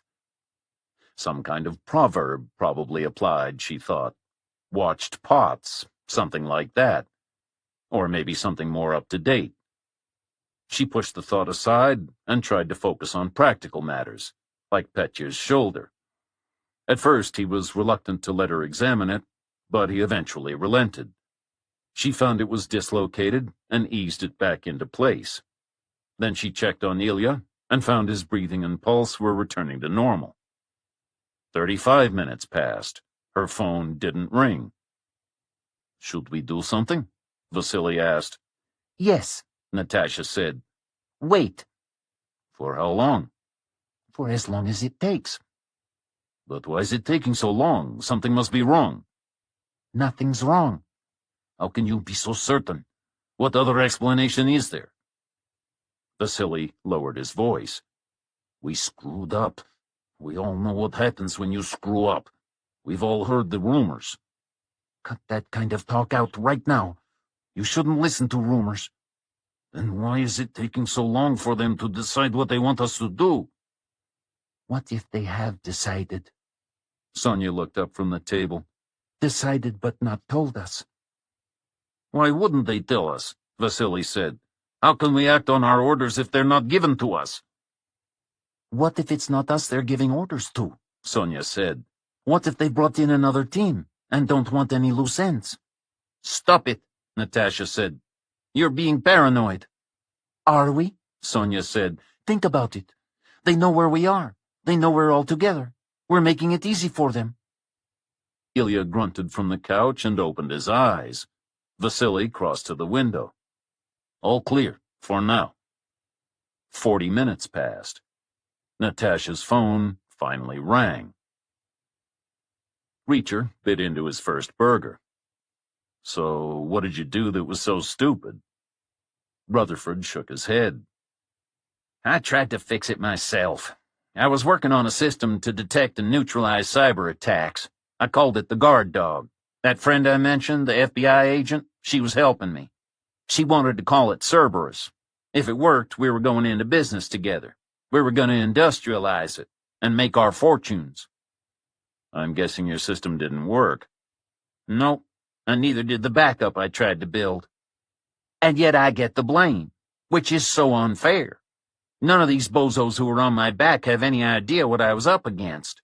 A lot of these attacks are state-sponsored. They have giant warehouses full of people. It's their only job. They have endless resources.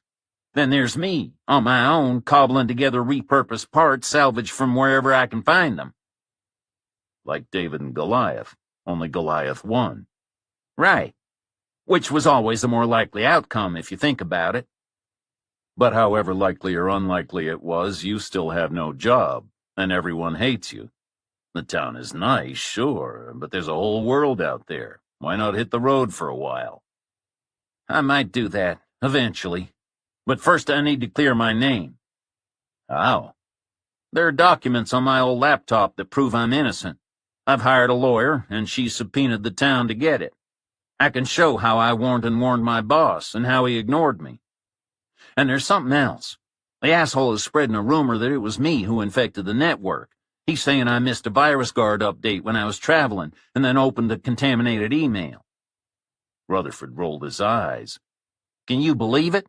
It was me who introduced the update policy in the first place. I bet it was him who missed one. When I get my laptop back, I'll prove it.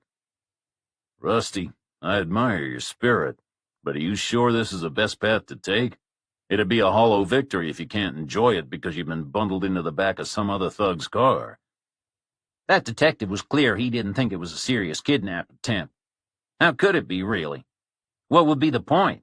I'm not rich. I have no famous relatives. I don't know any secrets. I haven't slept with anyone's wife. Well, someone sent those guys after you. And it wasn't someone wanting to invite you over for milk and cookies. I've been thinking about that. I didn't recognize any of them, so they wouldn't recognize me. It could have been a case of mistaken identity. There are these new things. They're called photographs. I've been told that even cell phones can take them now. Point taken. But hiring a bunch of thugs to drag me somewhere and kick my ass? Why do that? It's a lot of trouble. A lot of expense, probably. And even if everyone in town believes the attack is my fault, who really got hurt? It's all hysteria. The papers, social media, people are talking nonsense. Saying the town schools are going to close. There'll be no new swings in the park. Half the police department's cars will have to be scrapped. Gas prices will double. House prices will crash. It's all a load of crap. Some of the town's employees are having to work longer hours, sure, and use their own phones. But who doesn't have unlimited minutes these days? The online historical archive is delayed, so the town will lose a little face, but we're not alone. Lots of towns have been disrupted recently. It's not worth committing crimes over. As long as the systems are back up and running by the end of the month for payroll, it's no biggie, despite the hype. How long have the computers been down? 2 weeks? There's a week left to the end of the month. The town has no backup. You said it takes time to start from scratch and there's no IT manager. Sounds like a biggie to me. But the town's not starting from scratch. We're paying. Didn't I tell you that? The deal must be almost done. If someone's paying, someone's going to be left with a hole in their bank account. They might not be happy about that. Rutherford shook his head. The insurance company is paying. They've got a guy negotiating, trying to get the price down. Maybe the guy you rode in with. Even if he can't get them to budge and they have to pay full sticker, I don't see a major corporation going after a pound of my flesh. The friendly waitress collected their plates. Reacher took a sip of coffee. You said you were working on some kind of new system to detect these attacks and stop them. It was defeated, I get that. But is there any way it could still help? Think about someone wearing body armor. It's supposed to be impermeable, but he gets shot by some new kind of round that is able to penetrate. It sucks for him because he's dead, but the forensic guys can still learn a lot. The caliber of the bullet, was it jacketed, what kind of material, and so on. Then some deductions can be made. I was thinking the same way. That was exactly what I was hoping for. I checked multiple times. No luck. And I sent a copy to my ex-FBI friend. She's working on it too. She has more resources, but it doesn't look hopeful. Reacher put some money down and slid out of the booth. The friendly waitress slipped her phone into her apron pocket and approached. She asked to talk to Rutherford for a moment. There was something she needed help with. Her voice said it had to do with a computer. Her body language said it had to do with something else. Reacher smiled. He found people respond to crises in 2 ways. Some get to work fixing the problem, others proving the problem wasn't their fault. Reacher liked the first kind. Rutherford seemed like the first kind. It was nice to see someone not dumping on him for a change. Reacher stepped outside. He moved to the side of the window to give Rutherford some privacy. A man stepped out of the shadows. He was around 6 feet even.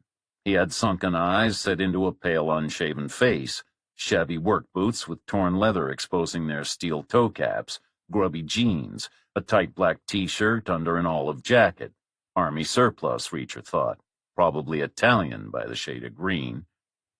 The man's hand slid into his jacket pocket and directed something hard and cylindrical toward Reacher's chest. "Move it," he said. "Into the alley." Chapter 5. Speransky was back in his living room, reading his newspaper, when the secure phone rang again. "Good news," the voice at the other end of the line said. "The center agreed. The team was sent back out, and right away they re-established contact." "Excellent," Speransky said. "Where?" "Going into a diner, opposite Rutherford's building." "Can they take him there? What's the plan?" "Not inside. They're going to wait. Take them when they come out." "Them?" "Correct. Rutherford and the drifter." Speransky was silent for a moment. Had his contact in the police department lied to him, or failed to carry out an adequate interview? "They showed up together," the voice said. "from the direction of the courthouse. Looked like they were getting to know one another according to the report. Probably got released at the same time and started talking." That sounded like an assumption, Speransky thought. He didn't like assumptions. Maybe it was time to test his contact's loyalty, or his competence, or both. Yes, he should definitely do that. But in due course, the current situation had to be resolved first. If it wasn't, nothing else would matter anyway. "So they'll take them on the street," Speransky said. "In an alley," the voice said. "There's one right next to the diner, I'm told. You probably know it. They'll lure them in, block the entrance with the Suburban to avoid any witnesses, and hit them with the tasers." Speransky did know the alley. He pictured the scene. It was suitable, he decided. The plan was simple, but sometimes simple is best. And if they got the drifter as well as Rutherford, that could be advantageous. Because he couldn't touch Rutherford. He couldn't afford to leave any marks. Nothing that might raise suspicion at an autopsy. He had to rely on scaring him. But he could do whatever he wanted to the drifter, which would no doubt help to loosen Rutherford's tongue. And it would be fun. He would have to summon his housekeeper, tell her to prepare the generator room, to clean the instruments at least. The walls and floor could probably wait. Reacher looked at the man facing him with the bulging jacket and said nothing. Into the alley. The guy pointed with his free hand. Move. Backward. Now. I'll tell you when to turn. What's the rush? Reacher said. This is a serious decision. I'm going to need more information. Let's start with you explaining why I'd want to go into the alley.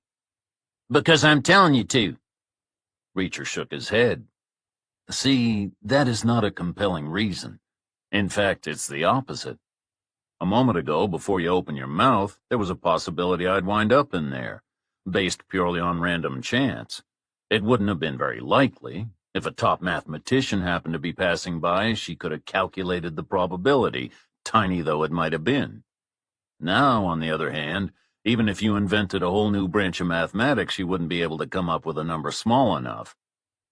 The man fidgeted from foot to foot. Okay, do the math on this. Go into the alley right now or I'll shoot you. Again, not compelling. If you want me in the alley, you must have a reason which doesn't involve shooting me on the street, or you would have done that already. And on top of that, in order to shoot me, you'd need to have a gun. I have a gun. The guy flapped his jacket. I'm pointing it right at you. That's a gun in your pocket?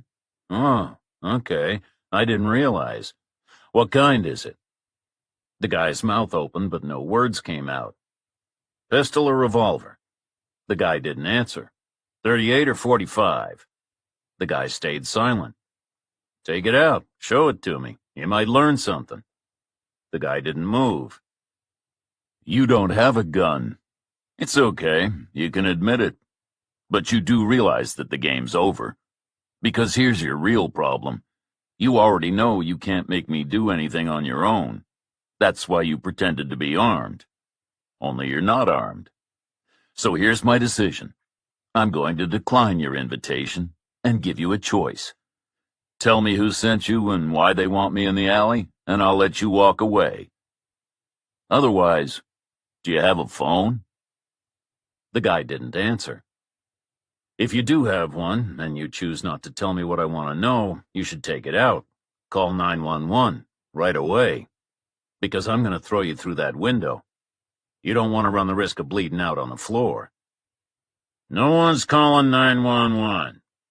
It was a man's voice from somewhere behind Reacher's back. And if anyone's getting thrown through a window, it'll be you. A second voice. Reacher turned and saw two men strutting out of the alley. Both were also around 6 feet tall. Both were bald with full bushy beards. They were wearing greasy coveralls and were broad with thick ape-like arms curving out in front of them. Reacher pictured them in a truck workshop carrying giant tires around all day. You see, this is why I don't like alleys, Reacher said. They attract rats. Are there any more in there? If so, they'd better slink out now. Because I don't know what you have in mind, but whatever it is, 2 tubs of lard aren't going to get it done. There are 3 of us. The original guy now had his hand out of his pocket, and he'd bunched it into a fist. Reacher grabbed him by his ear, spun him around, and launched him forward so that he bounced off the other guys' bellies and landed at their feet. You're not quite the same weight class, but stay where I can see you all the same. Reacher waited for the heavier men to help him up. They got him vertical, then closed in tight on either side. A subconscious urge to defend the weakest in the group? Or stupidity? Reacher didn't know. But whatever the reason, it was a poor position to adopt. They should have spread out, formed a triangle, multiplied the threat they posed, put the bigger guys on the outside corners, have them advance together, attack simultaneously. Then even if Reacher successfully blocked them both, he'd temporarily be occupied. The skinny guy would be free, front and center, his chance to be a hero. I assume there was some kind of message you were planning to deliver, Reacher said. Want to tell me what it was? The broad guys swapped glances, then the one who'd been the first to emerge from the alley took a step forward. "We know what you're doing," he said. "Stop it. Go home, and take your boss with you." My boss being? "The man you came here with." Okay. Now we have a real problem. You know why? If you think that guy's my boss, you must think I'm here to work. If I'm here to work, I'm getting paid. If I stop working and leave, I won't get paid. I'll lose out. So it's like you're trying to take money out of my pocket. Do you know what happens to people who try to do that? The guy glanced at his buddy, but didn't answer. The details vary, but the outcome is always the same. A long stay in the hospital. But this is your lucky day. I'm going to give you a chance to forego the usual penalty. Tell me who sent you, and I'll call it even. "Can't do that." Are you trying to annoy me? Reacher said. I really dislike the imprecise use of language. You mean you won't tell me? Obviously you can. In fact, you will. You just need the necessary encouragement. Reacher grabbed the skinny guy and pulled him forward, changed their geometry, cut their options. Try again, Reacher said. Tell me who sent you. None of the men replied. Reacher twisted the skinny guy's hand so that his inner arm was facing up, then gripped him by the wrist. You know when people say a kid has a broken arm, the bone is often not severed all the way? It's what's called a green stick fracture. The bone's just bent. Because young people are supple. But as you grow older, your bones become more brittle. They no longer bend. They shatter. Now this guy's no kid. He's not old either. I wonder how far his bones will go before they snap. Reacher started to bend. The guy started to scream. More in anticipation than pain, Reacher thought, given the limited amount of force he was using. He kept an eye on the broad guy's position. They were running out of time. Their best option now would be for the skinny guy to drop to the ground, and the other two rush simultaneously and push Reacher back against the wall, pinning his arms. And if they were lucky, snagging his legs. They didn't move. Reacher bent the arm further. The guy screamed louder and rose up onto his tiptoes. Even if he could no longer drop, the other two should still charge. They'd end up in more of a tangle, and their guy might get a little squashed, but it was still their best bet. They didn't move. Reacher bent the arm further. The guy screamed louder. He rose up higher on his tiptoes. The guy on Reacher's right moved forward, slowly and alone. Reacher shifted his right hand to grip the skinny guy's neck and rotated so that his head tracked the bigger guy's movement.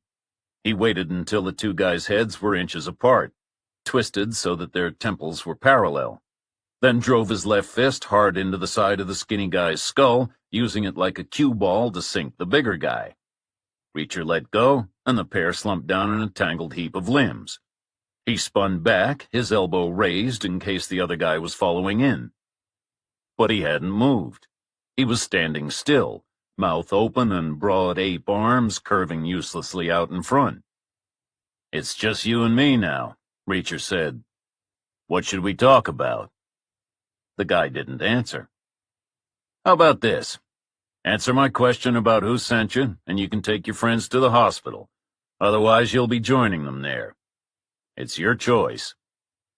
The man stepped back as if retreating, but he planted his rear foot way too deliberately. He paused, then sprang forward, arms wide, trying to catch Reacher in a bear hug. It would have been a reasonable move if he'd disguised it more effectively. As it was, Reacher chopped him on both sides of the neck, then grabbed the front of his coveralls, pivoted, and launched him into the wall. The man's eyes glazed over, and all the breath was knocked out of him. Reacher jabbed him in the solar plexus, but gently. He wanted to put the guy down, but not knock him out. Not until he revealed a name, anyway. The man folded forward, his legs buckled, and he wound up sitting at Reacher's feet. But before he could speak again, Reacher heard a siren. Moments later, the street was pulsing with red and blue light. "Stop! Hands where I can see them!" The voice was distorted by the loudspeaker, but Reacher recognized it all the same. And this time, you are getting down on the sidewalk. Chapter 6. The same time Reacher was getting processed at the courthouse, Speransky was back down in the generator room, partly to check on progress, and partly because he was excited at the prospect of a busy night. Maybe many busy nights, if the drifter proved as resilient as the journalist had been. While he was underground, 2 calls tried to get through to him, from the same 2 people as before, one on his burner cell, one on the secure phone. Only this time, when he got back to ground level, it was the secure phone that rang first. Is it done? Speransky asked. That's a negative, the voice said. The team had to abort. Speransky resisted the urge to smash the phone. Why? What got screwed up this time? Nothing got screwed up. It was the correct decision. The drifter left the diner ahead of Rutherford. He made like he was going to stick around, so the team held position, waiting for either Rutherford to catch up or the drifter to move away. Then a wild card got played. The drifter got in a fight. It came out of nothing, right there on the sidewalk. There was no way anyone could have anticipated it. Okay, so who did he fight? 3 men. 2 big, 1 scrawny. Locals, presumably. No one we've seen before. How badly was he hurt? Is he in the hospital? No, he wasn't hurt. He won. Easily. He demolished all 3 guys. But just as the fight was winding up, a police car responded. They arrested him on the spot. And Rutherford? Did he get hurt? No, he didn't get involved. He avoided the whole thing. He stayed in the diner until the last one went down. Then he must have sneaked out through a back door into the alley. He was seen crossing the street and running into his building. Seen? Why was action not taken? The police were still there. The team had to let him pass. There was no alternative. So where's Rutherford now? Still in his building. I don't imagine he'll come out anytime soon. Speransky took a moment to think. So it was only the drifter and the police who were involved, not any of our people? Correct, the voice said. No attention drawn, no spectacle, nothing for the center to get no wad about? Nothing. Good. Where's the team now? Watching Rutherford's building. Excellent. You know, this may work in our favor. It will be easier to deal with them separately. We know their exact locations, and the drifter will be secure until the morning at least. Okay, here's what I propose. Leave 2 people to watch Rutherford's building. The remainder of the team should rest. If Rutherford has not appeared by 6 a.m., they should go to a location I will confirm in due course. They should conceal themselves there and wait. The drifter will be delivered to them. I'll make the arrangements for that myself. They should subdue him using any means necessary and bring him here. Then the whole team can focus on Rutherford. With the drifter out of the way, they shouldn't have any further problems. The next call came through on the burner.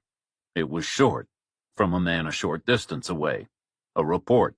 First, facts, then opinions, brief and concise, the way Speransky liked it. Only this time, Speransky followed up the information he received with a set of instructions, which meant that when the burner phone rang again a few moments later, Speransky already knew what the caller was going to say. This is Marty. I have something you may be interested in. There were 4 cells in the basement of the courthouse, and no occupants that night aside from Reacher. He didn't know if that kind of ratio was normal. Maybe the crime rate in the town was low. Maybe the police were bad at catching criminals. Or maybe the current situation gave the cops an incentive to avoid filling in forms and filing reports by hand. But whatever the reason, Reacher was happy with the result. He needed a place to sleep, and here was a solution that didn't require him to part with any cash.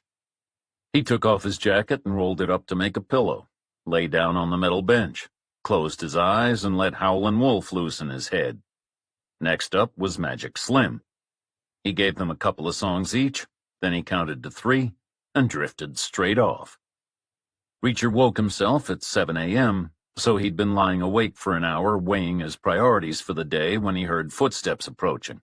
Someone quick and light. Reacher opened his eyes and saw a uniformed cop he didn't recognize. She was about 5'8" and looked like she could run a marathon before breakfast without thinking twice. She had a thick twist of dark, shiny hair, knotted at the back of her head, and a warm, welcoming smile. Her nameplate said Rule. Reacher could only imagine the ribbing Nat had bought her at the academy. Rise and shine.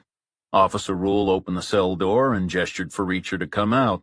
A detective wants to see you. Goodyear? Reacher didn't move. Someone new. Officer Rule shrugged. I don't know who he is. He just got here. Must be from another jurisdiction. Suppose I go see him. Reacher stood up. What then? That's up to him. And Detective Goodyear. Any word on the idiots who jumped me? The new detective should have the most up-to-date information. Any idea why they did it? You already said it. Officer Rule smiled. They're idiots. Who are they? Just a bunch of local yahoos. No one for you to worry about. Officer Rule paused and looked more closely at Reacher. Although I'm guessing there aren't too many people you worry about. That's not so. Reacher picked up his jacket and came out of the cell. Just the other day, I got into a debate over the well-being of a group of up-and-coming musicians.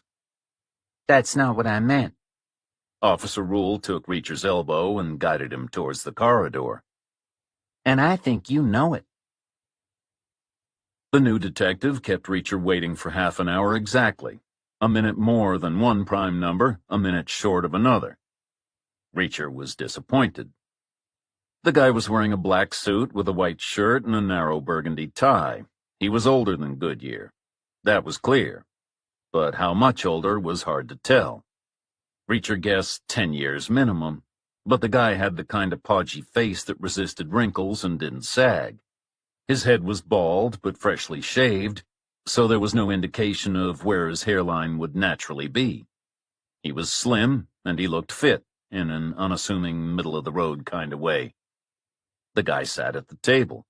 He took a black notebook from his jacket pocket, then gestured for Reacher to get up from his spot on the floor and join him. My name's Walwork. It's early, and I'm not a morning person, so let's get straight to the point. Why did you attack those men last night? Where's Detective Goodyear? Reacher said. He's here somewhere, Walwork said, but I'm handling this case. So, tell me, the fight at the diner, what started it? Those cretins did. Reacher folded his arms. They came after me. I gave them a chance to walk away. It's not my fault they were too stupid to take it. Why did they attack you then? You're the detective. You figure it out. There's no reason you can think of? Aside from stupidity? Okay. So I should put this down as a random, unprovoked attack? Unprovoked, yes. Random, no. They thought I was working with some insurance guy. They tried to warn me off. Why would they do that? You're the detective. Fine, don't help me. But you should certainly help yourself. Listen, I've just been to the hospital. You bang those guys up pretty good. They won't be able to work for quite a while. Won't be able to do much of anything. They're not happy about that. They're looking for some kind of payback. Talking about pressing charges. Let them. Nothing would stick. Walwork shrugged. Maybe, maybe not. But it would lead to a trial. There'd be no way around that. The courts are pretty backed up around here. Could be a while before you appear. We'd have to keep you locked up in the interim. And there's the jury to think about. They'd all be locals. Do you think they'd like the idea of a hooligan blowing into town and beating on their own? And here's another thing. The guys have already had their photos taken by a professional. Multiple shots. They have all kinds of swellings, bruises, cuts. They look bad. They didn't look great to start with. I'm not disputing that. But get a few mothers on the jury, get them imagining you doing that kind of damage to their sons, you'd be taking a gamble. Reacher said nothing. Of course, there is another path we could take. These are not the smartest of individuals. I could probably change their minds, get them to drop all this talk of criminal charges. But if I did that for you, I'd need something in return. Such as? The previous incident, the one involving Rusty Rutherford. Detective Goodyear was left with the sense that you weren't being entirely forthcoming. Level with me, and I'll see you get to walk out of here. Level with you how? Some guys tried to kidnap Rutherford. I stopped them. There's nothing more to tell. You followed Rutherford along the sidewalk for a spell, correct? Reacher nodded. Did you see him drop anything? In a trash can, maybe, or down a drain? No. After you intervened, before the officers arrived, did he try to hide anything? No. It could have been very small, a key or a flash drive. He didn't hide anything. Did you see him mail anything? No. At the diner, you two must have talked. Did he say anything about having a storage unit or a safety deposit box? No. Did he mention having been anywhere recently? No. But he did say he's leaving in a couple of days for a fishing cabin he has in Nova Scotia. But when he pulled out his pocketbook to pay for dinner, I saw he had a Mexican passport in there, a plane ticket, and a bunch of pesos. Walwork closed his notebook and set it down. Are you messing with me, Mr. Reacher? Why shouldn't I be? You're messing with me, detective. Or should I say agent? Walwork didn't respond. It's a little bit about the suit, Reacher said. A little bit about your questions, but mainly about your shoes. Walwork instinctively looked down at his feet. I bet they set you back 3 times what Detective Goodyear's cost, Reacher said. And I bet $1,000 he wouldn't swap, not even if they were his size and brand new. Look at them. There's no cushioning in the sole, no room round the toes, no thickness to the leather. No cop in the world would wear them. Walwork let out a long, slow breath. I knew this was a mistake. I read your service record. I wanted to be straight with you from the start, but my boss wouldn't go for it. She insisted on the subterfuge. I know it's a stretch to ask you to trust me now, but look at it this way. I could just leave, deny everything, say this interview never happened. But I'm not going to do that. I'm going to tell you the truth. Walwork took out his wallet, removed a laminated card, and set it on the table next to his notebook. There was a blue and white eagle in the center. It was clutching a bunch of 13 arrows in one talon, an olive branch with 13 leaves and berries in the other. There was a shield with mountains on the left and water on the right. The words U.S. Department of Homeland Security were in a ring around the outside. And beneath that, Jefferson Walwork, Special Agent, Infrastructure Security Agency. This is who I really am, he said. So, what do you really want to know? Reacher said. The ransomware attack on the town. You heard about it? Reacher nodded. There are 2 ways ransomware can get into a computer network, over the internet or from something that's physically connected. A thumb drive, a disk drive, something like that. Rutherford didn't do it. You know that for a fact? You've read my service record. I was an investigator, and an investigator develops a sense for people. I've talked to Rutherford, spent time with him. He didn't do it. Maybe you're right. I kind of hope you are. But without proof, it remains a possibility. I have to rule it in or rule it out. Then talk to Rutherford, ask him to his face, catch him in a lie or let him clear his name. I wish I could. Why can't you? What if he is involved? We bring him in, he gets word to his buddies, they cut off negotiations with the insurance company, lock the town's data forever, and crawl back into their dung heap. We'd have no chance of catching them. Or if his buddies are watching and they see us bring him in, same result. So what are you going to do? The other possibility is online transmission. We're hunting that down too. Fingers crossed something breaks. Meantime, I have to ask you not to mention this to Rutherford, or anyone else. It could have extremely serious consequences if you did. Rutherford lost his job. Everyone in the town hates him. He was almost kidnapped. I'm not going to dump anything else on him. Good. Thank you. Now, before I go, I have a message from Detective Goodyear. The thing about the quid pro quo for getting those men to drop the assault charges, that was his idea. I kind of piggybacked on it. And there is something he needs you to do. What? Leave town. This morning. Right now, in fact.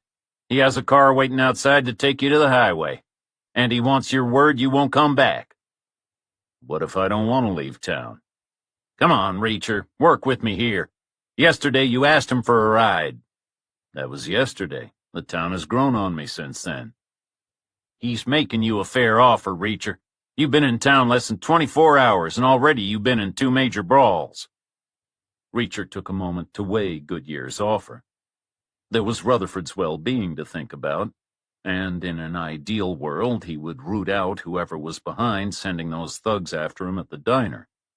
It wasn't fair for the foot soldiers to pay the price on their own. But on the other hand, the town had no bus station, no sign of much truck traffic either, which was the best bet when it came to hitching a ride. The people were becoming increasingly leery about letting strangers into their cars these days, especially strangers who looked like him. "Okay," Reacher said, "I will leave, this morning, but I have 2 conditions." "There's no money in this for you, let's be clear about that." "I'm not talking about money. This is about something else. Those idiots attacked me because they thought I worked for an insurance agent. That must be the guy who gave me a ride yesterday. He'll be staying in a hotel somewhere in town.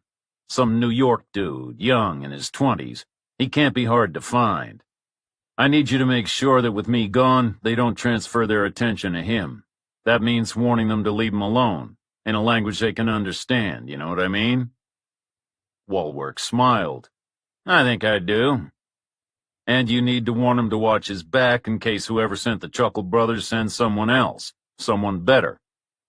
Walwork nodded. "I can do that." "And then there's Rutherford. If you need to investigate him, so be it. But you also need to keep him safe. He's certainly not equipped to do it himself."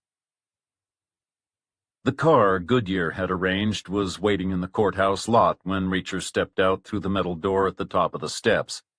It was long and sleek and German, metallic black, and it was shining in the morning sun like it had just been detailed. Technically, it was a regular sedan with 4 doors and a trunk, but to Reacher's eye, it looked too low at the back. It seemed to be squatting on the asphalt rather than sitting on its wheels, like it had been squashed before leaving the factory. The driver saw Reacher emerge. He hit a button to open the trunk, climbed out, and walked stiffly to the rear of the car. He'd be in his mid to late 50s, Reacher thought, with silver hair buzzed short and the tanned leathery skin of a guy who spent plenty of time outdoors. He wasn't tall, maybe 5'10" at most, and he was wearing pale chinos and a white shirt. The shirt was tight across his shoulders and also around his gut. It was like he'd once been in shape, but was struggling to stay that way and wasn't ready to admit he might not make it.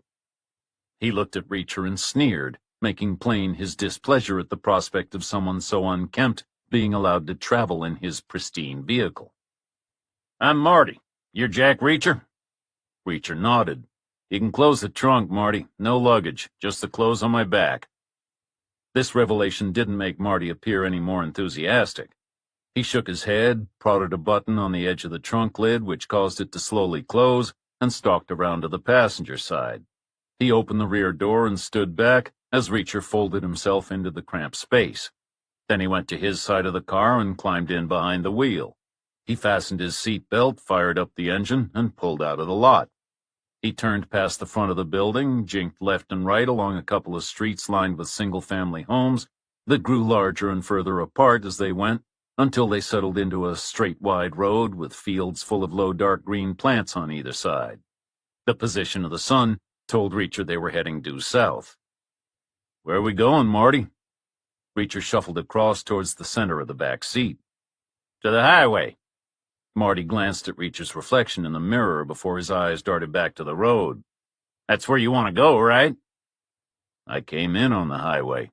Reacher moved further across. "It's north of town." "We're going to a different highway." "Which other highway?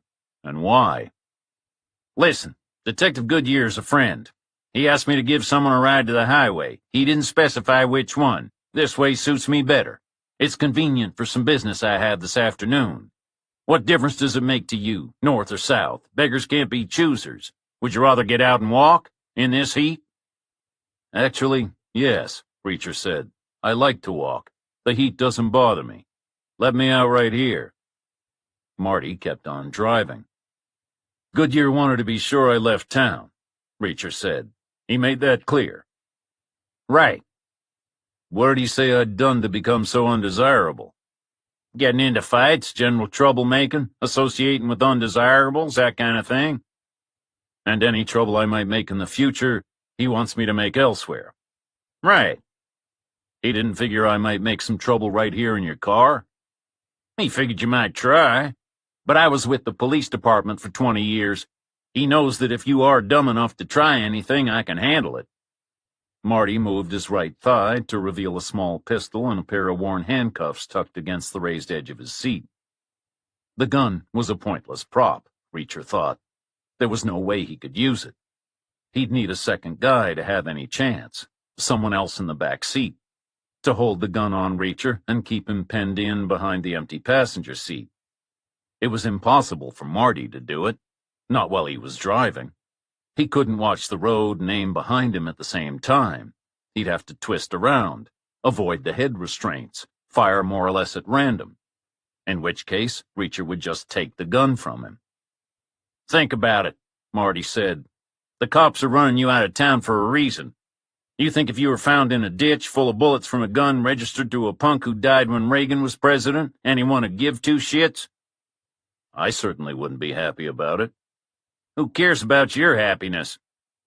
Reacher shuffled a little further to the left. Seems like we got off on the wrong foot, Marty. Let's start again. Call a truce.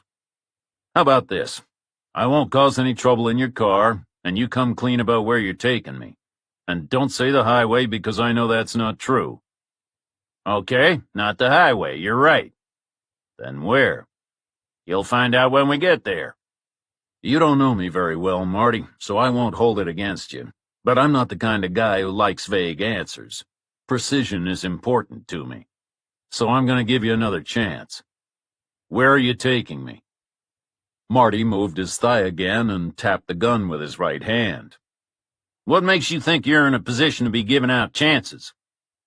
During those 20 years you say you spent in the police department, did you ever notice the way squad cars had a plexiglass panel dividing the front and the back? Sure, I noticed, and I didn't like it. Those panels are bulletproof. They stopped me from shooting smartasses when I was driving them places. An understandable attitude in certain situations. Reacher shuffled the rest of the way across. But it's one you might want to reconsider right now. Reacher unfastened Marty's seatbelt and grabbed the loose section with his left hand, whipping it back and pinning the tongue against the door with his left knee. He stretched around and laid his left palm over Marty's forehead and pulled back, clamping his head in place. Then he snaked his right arm around the seat and pressed his fist against Marty's throat. The car swerved.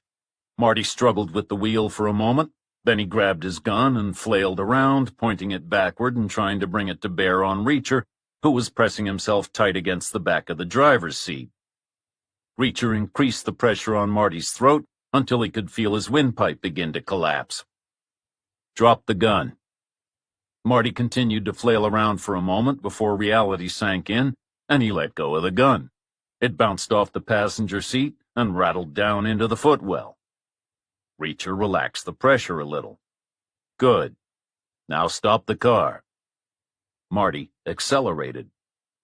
Not smart, Marty. If you don't stop the car, a number of things will happen. First, I'll compress your neck. There are all kinds of veins and arteries in a person's neck. They'll be squashed flat. That'll cut off the oxygen supply to your brain. Soon you'll black out. If the car's still moving, we'll crash. Which would be fine from my point of view. The back of this seat will protect me. You, on the other hand, would have a problem. A major one. I don't know how strong your grasp of physics is, but one principle in particular would come into play. Inertia. You know what that is? Reacher felt a slight shake of Marty's head. Inertia is the tendency for an object to maintain its current state. If something is stationary, it stays stationary, unless something else moves it. If something is moving, it keeps moving, unless something stops it. The same thing applies to the human body. It's why cars have seatbelts. Without them, if you crash, the car stops, but the occupants keep moving. They burst through the windshield, impale themselves on sharp objects. All kinds of painful things can happen. Maybe fatal things. And you're not wearing a seatbelt, are you, Marty? Not anymore. The car slowed, but it was still moving. And you have an extra problem. Inertia is working against you in another way. You feel how tight I'm holding your head? It won't keep moving if the car hits something. It will stop. But your body won't. There's nothing to arrest its forward motion. The only thing restraining it at all is your neck. Not just veins and arteries in a person's neck. There are nerves, too. Marty took his foot off the gas, rolled the car to the side of the road, and finally stopped. Reacher felt Marty's body slacken. "I was told to take you to a gas station," Marty said, "an abandoned one." "And?" Reacher said. "I don't know. I wasn't told and I didn't ask. As I've just demonstrated, I don't have a death wish." "Where's the gas station?" "Ahead, about half a mile. It's on the right, next to a derelict car showroom. They used to sell Studebakers. When you see the sign, you know you're close." "How much is Goodyear paying you?" Marty tried to shake his head. "If it's not money, what does he have on you? I hope it's something big." "This isn't John's doing," Marty said. "He's a straight shooter. He told me he wanted you out of town because you're a troublemaker, and I take that as a gospel truth. He did ask me to drive you to the highway. I did agree as a favor to a friend. The gas station thing is a separate deal. He knows nothing about it." "Goodyear's a straight shooter? So straight you could riddle me with bullets from an illegal gun, throw me in a ditch, and he'd turn a blind eye?" Marty tried to shake his head again. "No, that's all on me. And it's bogus anyway. I just said those things to keep you under control. The gun's not even loaded. It's something I learned on the job. You make the bad guys believe you're willing to hurt them, then you don't have to." "Okay. We'll leave Goodyear aside for a moment. Who did you make this separate arrangement with?" This is where things get difficult. I can't tell you. Not because I don't want to, because I don't know. He's just a voice on the phone." "So it's a man, not a woman." "Correct." "So an unknown man calls you out of the blue and asks you to be an accessory to what? Kidnapping? Murder? And you say sure, okay?" "It's not that simple. It goes back to when I was a cop. I tried to do a guy a favor one time when I thought he'd gotten a bad break. I looked the other way on something, and that was a mistake, because as soon as he was off the hook, he demanded more favors so as not to tell what I'd done. It went on for years. That's why I quit the department in the end. I thought I'd be no use to him anymore, so he'd leave me alone. But I was wrong. He made me deliver a package here, collect some money there, things like that. I thought it would never end. Then one day the guy died. He got run down crossing the street by a drunk driver. I know it's wrong to be happy about the death of another human being, but I couldn't help it. I was over the moon. I thought I was finally free, that I had my life back. It lasted a week. Then one evening the phone rang. A voice I'd never heard before said he'd inherited certain files from the dead guy, and that unless I wanted them to be handed over to the police, the previous arrangement would continue. He said it would be nothing too heavy, just a little favor every now and again." "And you believed him?" "Honestly, I didn't know. He did sound kind of serious. But I was tired and I was desperate, so I decided to gamble. I told him no dice, leave me alone or go ahead and do your worst. Which I guess he did.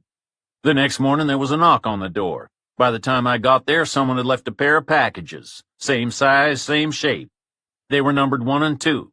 I opened number 1 first. Inside was a man's private parts. All of them, if you know what I mean.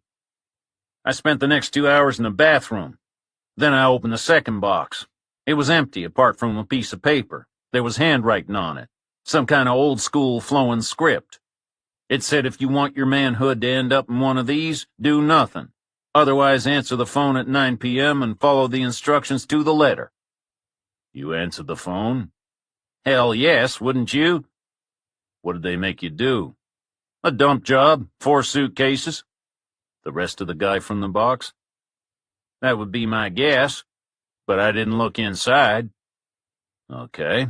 So, back to the present. How did this mystery guy know that Goodyear asked you to run me out of town? Goodyear must be in his pocket, too." "No, it was me. The guy put out an order to report any sightings of Rutherford, or anything to do with him. Goodyear told me Rutherford was involved in these brawls you were in. I figured that connected you. Better err on the side of caution, right? So I called it in. Does he have other people watching out for Rutherford? I don't know for a fact, but this is no small-time guy. I bet he has a whole network working for him. What does he want with Rutherford? You think I'd ask him something like that? Does he sound like the kind of guy it'd be a good idea to antagonize? He sounds like exactly the kind. That's probably why you're the one being driven out of town and I'm the one driving. I'll take that as a compliment. Take it however you want. So, what happens next? I guess you want the car. Fine, take it. Just do one thing for me. I need to make it look like you escaped. If he thinks I let you go, I'm dead meat. Worse than dead meat. So I need you to hurt me. And I need you to make it look convincing. I know you put 3 men in the hospital last night, so don't hold back. I'm not gonna hurt you, and I'm not gonna take your car. Not yet, anyway. I'm gonna wreck you on foot first, and then make a plan. Wreck you what? The highway's to the north, like you said. Go now. Put your foot down. Get out of the state before they find me. I have no interest in getting to the highway. That was Goodyear's idea. I have unfinished business, and evidently some of it is at the gas station. People have gone to a lot of trouble to catch up with me. It would be rude not to show. Staying here's a bad idea. Remember box number 1? That's the kind of thing they're capable of. And the suitcases. I don't want my next job to be scattering parts of you all across the county. And I don't want someone else scattering parts of me. So the best thing would be, pass me the gun. It's not loaded, I told you. Give it to me anyway. Marty retrieved the gun from the floor and passed it back. It was a neat little .22, a Smith & Wesson .22-13. Reacher checked it over. It was lacking oil, and the magazine was lacking bullets. Marty had been telling the truth. And your phone, Reacher said. Marty disconnected his handset from a holder on the dashboard. Now your burner phone. I don't have one. Don't waste my time. There's no way you're communicating with a guy who arranges murders using a traceable phone. Marty pulled a small folding phone out of his pocket. And your keys. Marty sighed and passed Reacher a thing the size of a matchbox with 4 buttons and a logo. A bunch of other keys were attached. Most looked like they were for regular locks, but one was much smaller. Reacher held it up. For your handcuffs? Marty nodded. Lock yourself to the steering wheel. One wrist is fine. Marty did as he was told. Okay. Reacher opened his door. Stay here. Relax. I'll be back in a while. Chapter 7. Reacher set out walking, and after 20 yards he came to the entrance to a field on the right-hand side of the road. There wasn't much growing. He guessed that tobacco had once been cultivated there, but that was more from half-remembered lessons in schools in distant parts of the world than from any familiarity with the stubby brown plants straggling across the surface of the crumbly red soil. He picked his way to the opposite side, which was bordered by a stand of thin trees, squeezed through a gap, and continued parallel to the road. After a quarter of a mile, Reacher saw the rear of a pair of buildings. The nearer one was wider and taller. Foot-square patches of white paint were flaking off its pitted concrete surface. A pillar, maybe a yard square, sprouted from the far side, more than doubling the height of the roof. A set of large red capital letters was still attached, and the backs of the S, T, U, D, and E were visible before the rest of the name was obscured by the wall. The second structure was smaller. It was little more than a kiosk at the side of a roofed-in forecourt. There were no gas pumps anymore. Reacher guessed they'd been removed and gussied up and sold in arty stores in affluent towns. He'd seen one in a gallery window one time, on sale for more money than a car could cost. A sign of the times, he thought. Like the shuttered gas station itself, once booming, nurtured by its car dealer neighbor, then a lonely fight for survival, clinging on as the flow of people ebbed and weakened and slowed and finally dried up altogether. The road would be a hopeless place to do business now, that was for sure. No vehicles had passed by since Reacher entered the field. There were only two others in sight anywhere, tucked in behind the larger building, a Suburban and a Toyota, black and blue, the same as the previous day. The question was, had they carried the same number of people? Reacher figured they'd put one person on the roof to spot Marty's car approaching and give the word to the others. The car would swing onto the forecourt, and if Reacher was calling the shots, he'd have it continue between the buildings and stop when it was halfway out at the other side. One person would break cover, open the rear door on the driver's side, then drop back. Another would follow with a tranquilizer gun and shoot the target before he had a chance to scramble out of the tight space.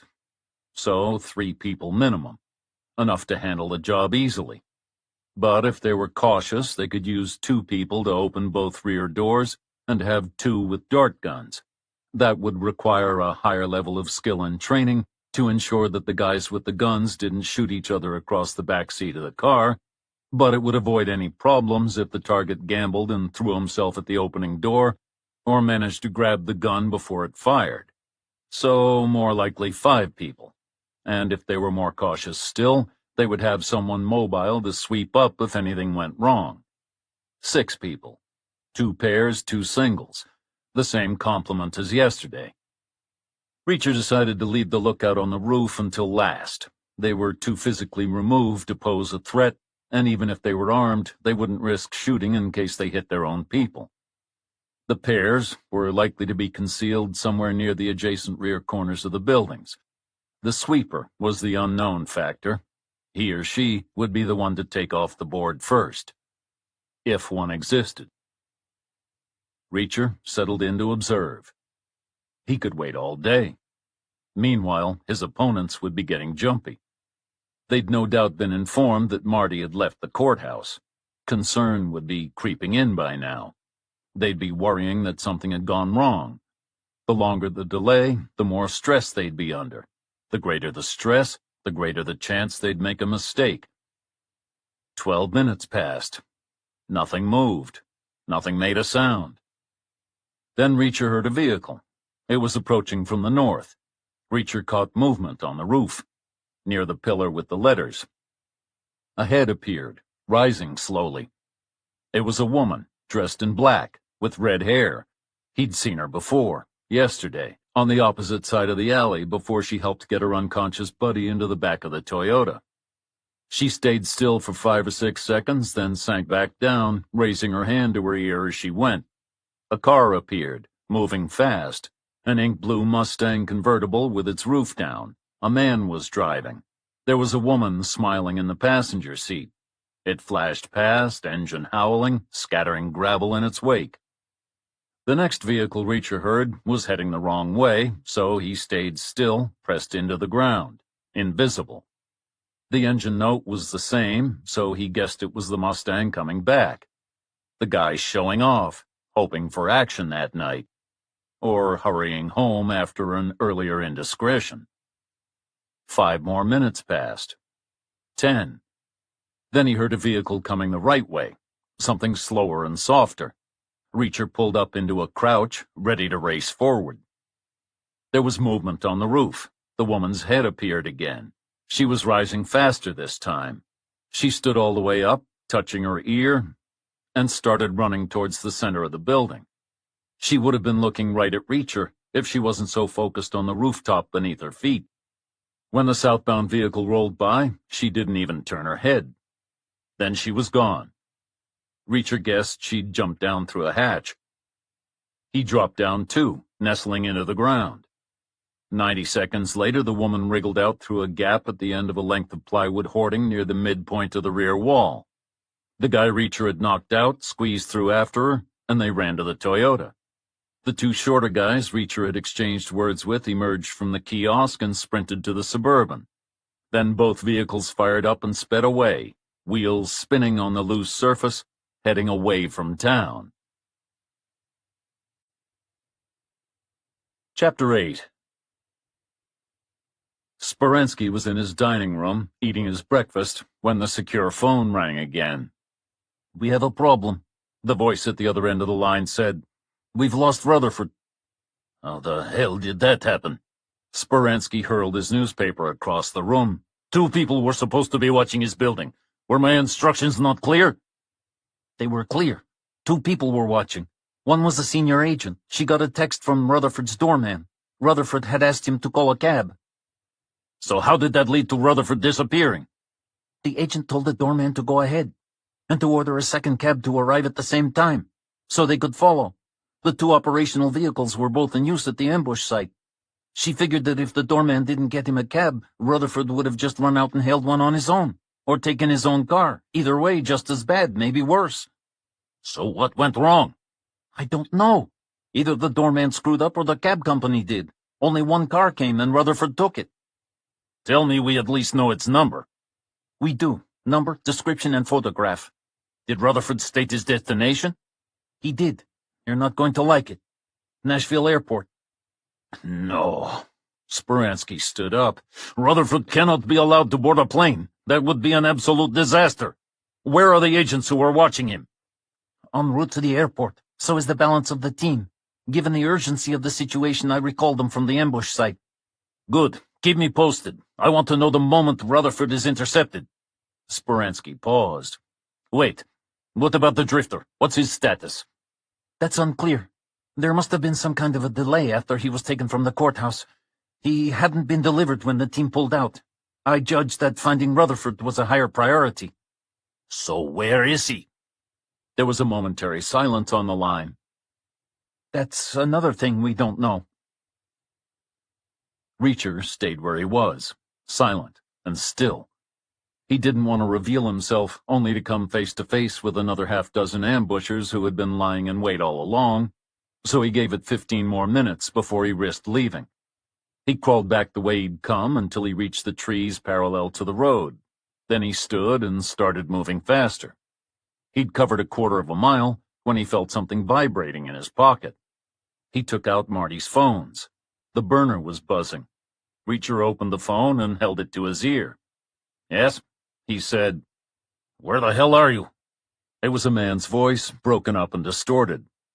The signal must be weak, Reacher guessed, probably due to the remote location, probably not great for clarity. But just in case, he pulled up his shirt, doubled over the material, and used it to cover the little microphone. 2 minutes out, Reacher said. What's taking so long? The other man's words were almost drowned out by the pops and howls on the line. That guy you sent me to deliver, he's a piece of work. I had to knock him out. He's unconscious? Pretty much. That's good. There's been a change of plan. The team that was sent to meet you has been reassigned temporarily. Another situation, more urgent. But that's my concern. Have you got any rope with you, or plastic cuffs?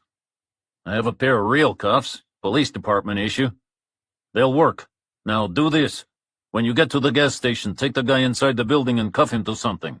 Make sure it's secure, and when you leave, make sure there's no sign you've been there. And make sure to keep your phone switched on. I may have another job for you later. Marty was sitting bolt upright when Reacher got back to the car. He was stiff, proprietorial, attempting to reclaim a little dignity. Reacher climbed in on the passenger side and gave him his keys and phones and gun. Did you find the place? Marty unlocked the handcuffs. I did, Reacher said. Now drive. Where? Marty fired up the engine. Please say the highway. To the gas station, 1/2 mile, like you said. Marty tensed up. Is that safe? Completely. There's no one there.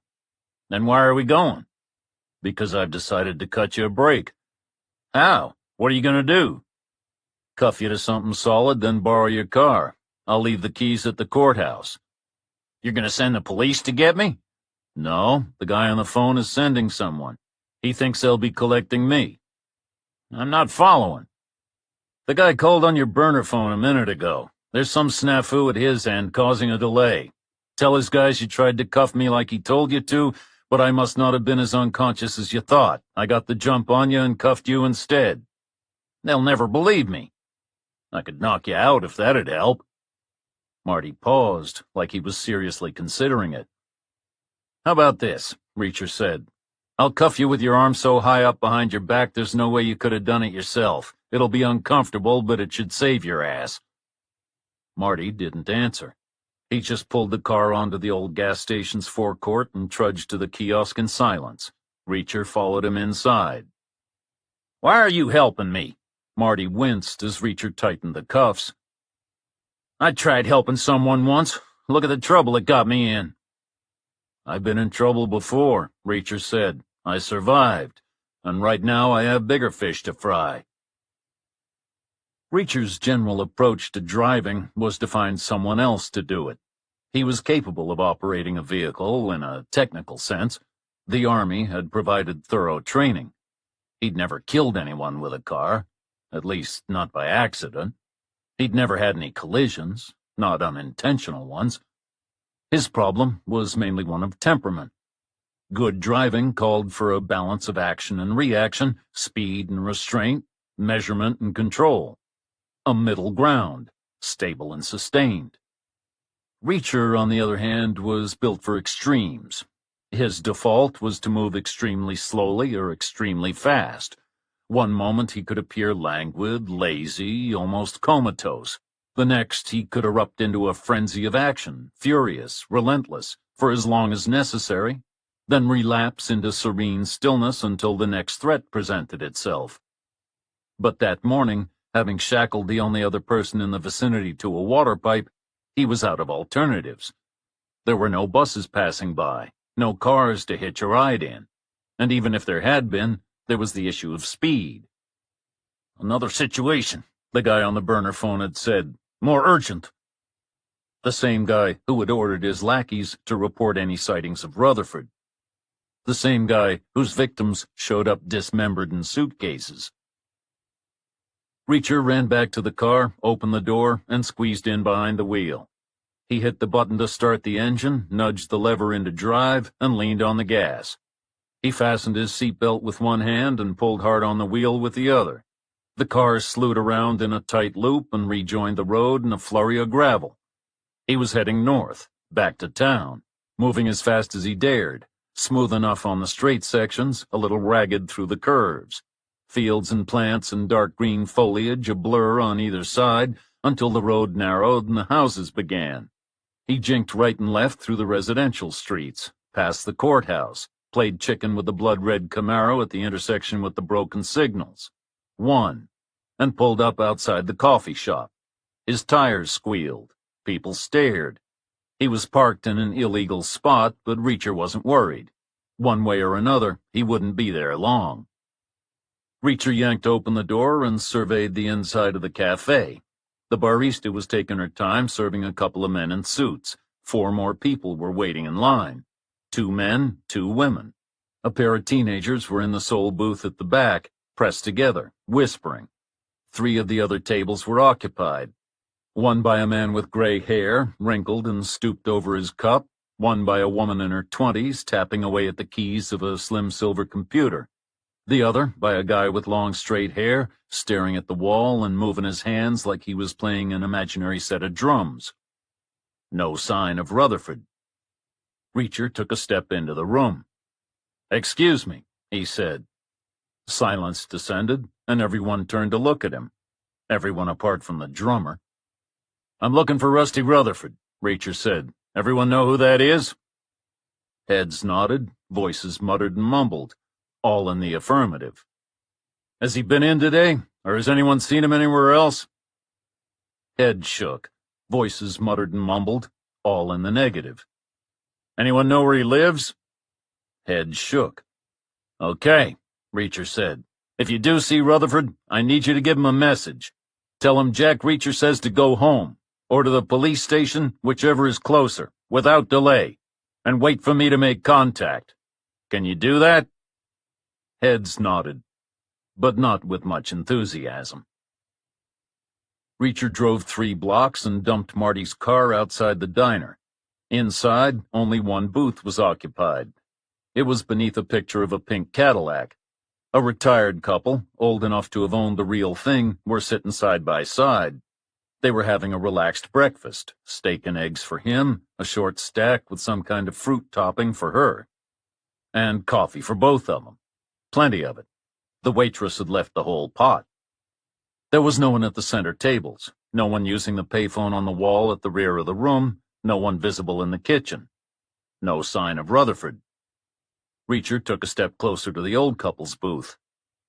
"Sorry to interrupt your morning, folks," he said. "Do either of you know Rusty Rutherford?" "We know him," the man said after a moment. The woman jabbed her elbow into her husband's ribs. "Well, we know who he is," the man added. "It's not like he's a friend or anything. Can't say we've ever even exchanged words thinking about it." "He's an idiot, is what he is," the woman said. "Why are you asking about him?" "I need to find him," Reacher said. "To kick his ass?" "That's not top of my list, no." "It should be." The woman dropped her fork onto her plate. "You should definitely kick his ass. Kick it good. He deserves it. He's an imbecile."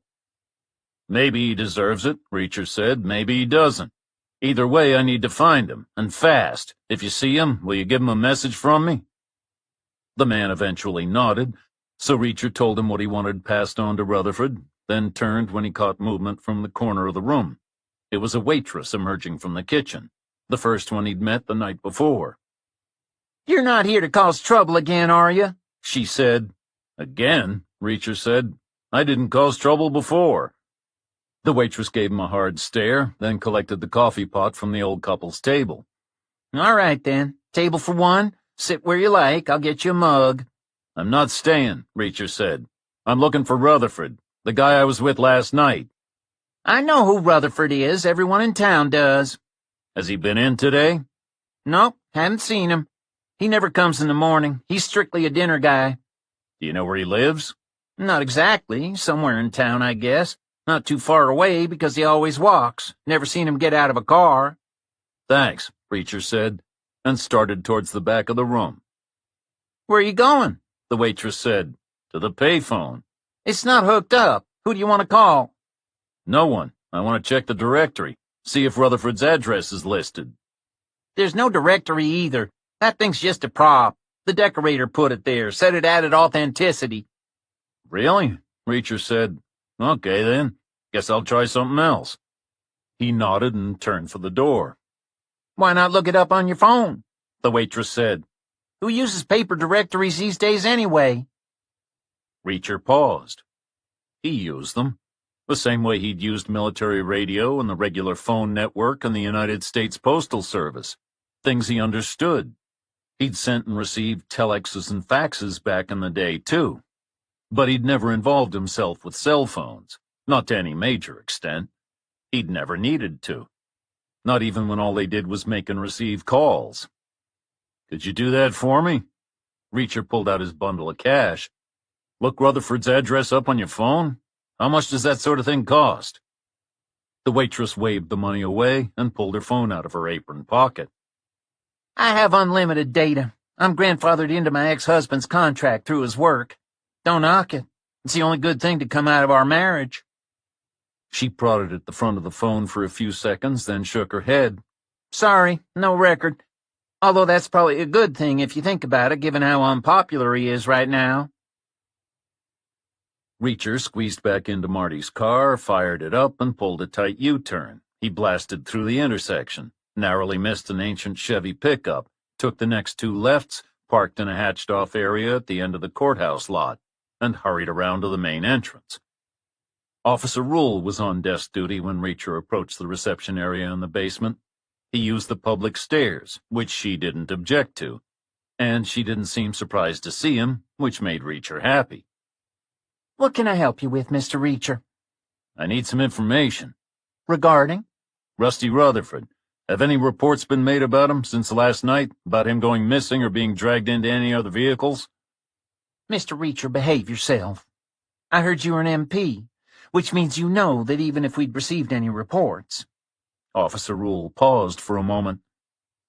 "I wouldn't be able to tell you anything about them." "Thank you. How about his address, then? Do you know where he lives?" "I do, but you know I can't share that kind of information." "Please, this is important. I'm worried about him." "Why are you worried?" "He's disappeared. I need to find him." "I'm sure there's nothing to be concerned about. If Rutherford's not around, he'd probably just left town. He was probably scared after yesterday. He's not exactly the physical type, and almost getting into 2 fights in one day was probably too much." I bet he went to visit relatives somewhere. That would be the smart move for him to make. I tried to convince him to leave town. He refused. He was adamant about staying. In that case, he's probably just holed up again. He went home after he got fired and didn't come out for a week. That's why I need his address to check he's okay. Why wouldn't he be? Is there something you're not telling me? The guy I spoke to this morning before getting a ride with Detective Goodyear's friend, is he still around? No, he left right after you did. Why? Did he leave any instructions about watching out for Rutherford? Not that I know of. Should he have? I need that address. Reacher paused. What if I'd received an anonymous tip? Specifically threatening violence against Rutherford? Not specifically. Call it an old investigator's hunch. I'd need more than that.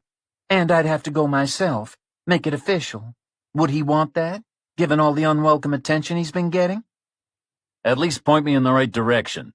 You know I'm not trying to hurt him. I'm the one who saved his ass yesterday. You seem to, that's true. But maybe two groups are after Rutherford and you were just keeping your rivals at bay until reinforcements arrive. Say I did want to snatch a guy like Rutherford. Do I look like I'd need reinforcements? Well, no. But you could be following orders. I used to follow orders, most of the time. Do I look like someone who does now? Officer Rule didn't reply. Okay, Reacher said. I get it. Don't give me Rutherford's address. Just tell me this. If I was an old friend wanting to pay him a surprise visit, what kind of place should I look for? A cottage in the countryside, a converted loft in the center of town, a single-family home near the place where he worked? You're not credible. Rusty Rutherford's hardly the kind of guy who has truckloads of friends showing up unannounced. Even so, humor me. Officer Rule was silent for a moment. There's one thing I don't understand. Why are you going to all this trouble? Why do you care so much about Rusty Rutherford? No one else does. What's he to you? Reacher shrugged. It seems like he was trying his best to do the right thing and got screwed by the people above him. Something similar happened to me once. It doesn't feel good. And now he's got a bunch of assholes on his tail for some reason he doesn't understand, and you people are in no hurry to help him. Someone's got to. And that someone's you? I guess so. Why is that? Reacher shrugged again. I'm the one who's here. All right, listen. I can't speak in any kind of official capacity, but personally, I would peg Rutherford as the kind of guy who lives in an apartment. And if an old friend happened to eat at the diner you went to yesterday and looked directly across the street, he wouldn't be completely in the wrong part of town. Chapter 9. Reacher knew that cell phones could display maps. He'd seen it done. The level of detail was fine for basic navigation, he figured. He'd heard you could factor in real-time traffic information and weather updates, which could be useful if you were driving somewhere, or hiking. He knew you could call up satellite images, too, if you wanted to see roofs or the tops of trees.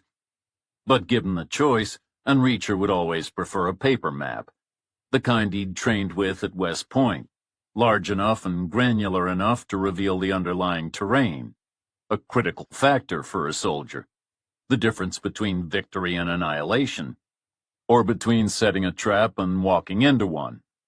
A critical factor for a soldier, sometimes just as important for a civilian. Reacher could picture it so clearly. The diner, the apartment building, the coffee shop, a tight triangle. Rutherford's entire area of operations, aside from his brief excursion to the police station.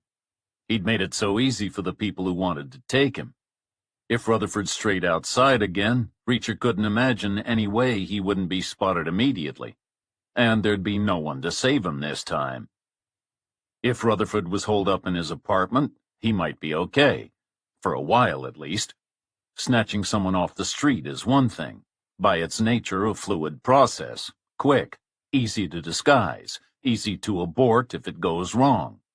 Extracting someone from inside a building is a different ballgame, particularly if you want to do it covertly. You can't just smash down the door to someone's apartment. Too noisy, someone would hear. A neighbor or someone working in the building. So some kind of ruse is required. That involves additional planning, greater resources, maybe props and costumes. And even if you gain entry, there's still the problem of getting the target to the street. If Rutherford was holed up in his apartment. Reacher thanked Officer Rule, then took the stairs from the courthouse basement 3 at a time and almost knocked over a guy who was hurrying in through the doors. He was slightly built, wearing chinos and a polo shirt, with a logo, to show he meant business. Rusty Rutherford himself. Not holed up. Not kidnapped. Not yet. Reacher grabbed Rutherford by the shoulders, spun him around, and bundled him back outside. Let go! Rutherford tried to squirm free. What are you doing, Reacher? It would be better to stay away from the police for a while. Reacher released him. I just told them you're in trouble again, maybe missing. They might have questions. I almost was in trouble. Rutherford straightened his shirt. What happened? I came downstairs in my building this morning, heading for the coffee shop. I got as far as the door, but one of my neighbors was on his way in. He's an older gentleman, so I hung back to let him get past, and I saw a face I recognized. Across the street. The woman who was driving the car those assholes tried to push me into yesterday. What'd you do? I freaked out. I totally panicked. I ran to the doorman and screamed at him to get me a cab to the airport. Then I went upstairs to grab some things, but I couldn't think straight. Couldn't decide what to pack. I knew I had my wallet with my ID and my credit card, so I figured I'd just get away, to anywhere, and buy whatever I needed when I got there. So I went back down and jumped into the cab when it finally came. It took an eternity, or it felt like it anyway. So why are you here now? I got halfway to Nashville, and then I thought, what am I doing? I don't know how to be on the run. I don't want to be on the run. I want to stay here, clear my name. And then I thought about you. What about me? Well, you were in jail for saving my ass a second time. I couldn't leave you behind bars, so I figured bailing you out was the least I could do. I appreciate the sentiment, Rusty, but the fight outside the diner wasn't about you. Yes, it was. Those guys were there to grab me. Holly, the waitress, was sure about that, which is why she helped me out through the back door into the alley. Reacher shook his head. Those idiots were there for me. They thought I was working for the insurance guy who's negotiating to get the town's computers back up and running. Holly set it up. Remember the question she was asking? About who I arrived in town with? I don't understand. They think they can make insurance negotiators work faster by roughing them up? They didn't want me to work faster, Reacher said. They wanted me to back off. That makes even less sense. Everyone in town wants to get back to normal as fast as possible. Someone doesn't. And whatever the reason, I think it's separate from the hot water you're in. I think we should find out for sure. And I think we should start by getting something to eat. How will that help? Always eat when you can. Then you won't have to when you can't. And it's an opportunity to kill 2 birds with 1 stone, if Holly's there anyway. It's time for her to spill some beans. Reacher led the way around the side of the courthouse, and when they reached the parking lot, he tossed Marty's keys to Rutherford. Here, he said, you drive. Rutherford stopped dead. Wait, whose car is this? Did you steal it? It belongs to a guy I met this morning. He loaned it to me. He won't be needing it for a while. I don't know. Rutherford stayed still. I have my own car. Why don't we use it? This one's here. Yours isn't. Rutherford touched the handle cautiously, like he thought it might electrocute him, then opened the driver's door and climbed inside.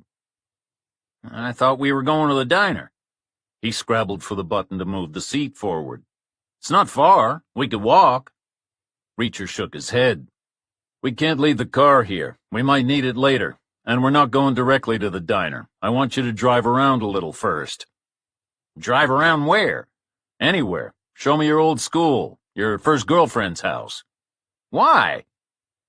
Because I'm hoping someone will follow us.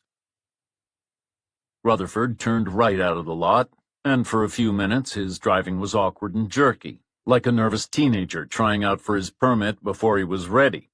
He spent more time looking in the mirror than through the windshield. Twice he clipped the curb. But after a while he settled and found his way past the house where he'd been born. Then he drove past his grade school, then the house where an Irish girl named Siobhan had lived, who as a 6-year-old he'd hoped to marry until she dumped him for refusing to give up his dream of becoming a race car driver. Next was the house his family had moved to when he was 10, his high school. And so he continued, threading his way from one neighborhood to another, some tidy and prosperous, some shabby and depressed, each with some kind of tie to his past. It was like traveling through a bricks-and-mortar encyclopedia of his life. Each new landmark seemed to relax or rejuvenate him. Each one made Reacher feel more claustrophobic. The idea of spending an entire life in one place made real and solid before his eyes. The route they took was perfect for Reacher's purpose. Too convoluted for anyone to follow without giving themselves away. Too random for anyone to anticipate and press on ahead. The only disappointment was that no one tried. Reacher wasn't inherently impatient. He wasn't tired of Rutherford's company or irritated by his commentary. But neither did he wish to prolong his time in the town. So after another minute, he told Rutherford to cut short his nostalgia tour and head for the alley next to the diner. "Your building's the one opposite here?"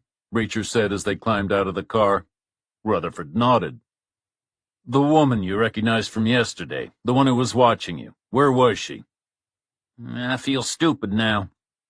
Rutherford hung back. "Maybe I only imagined it was her. Maybe I overreacted to this whole thing. I didn't sleep very well last night, and no." Reacher turned to face him. "When your instinct tells you something's wrong, then something's wrong. Always listen to your gut. It's what will save you from getting shoved into the back of some thug's car." "The woman was pretending to browse in a store window, diagonally opposite from the entrance to my building. It's a drugstore, basically, but it sells all kind of fancy things, so it calls itself an apothecary. It's full of candles and soft toys and home decor stuff. And it changes its window display every week. It's a jungle now. It was a beach last week. Something to do with giraffes the week before." Reacher looked around the corner and identified the store Rutherford had described. No one was near it. He checked the sidewalk in both directions. Neither of the people missing from the gas station was there. None of the people from the aborted ambush were there. "She's gone," Reacher said. "No one from yesterday is in sight. Now you look. Tell me if there's anyone else you've seen before. Anyone who paid you a little too much attention recently, in the coffee shop, at the grocery store, or walking down the street. Even if you're not 100% sure. Even if it's only a feeling." Rutherford peered out of the alley, keeping his body as far back as possible and stretching his neck like a turtle from its shell. Then he retreated and shook his head. "No one."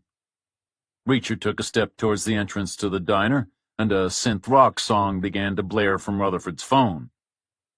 "I need to take this." Rutherford checked the number on the screen. "It's my lawyer." He moved 10 feet away and talked on the phone for less than a minute. "Assholes," he said when he returned. "Remember I told you I had subpoenaed my work laptop?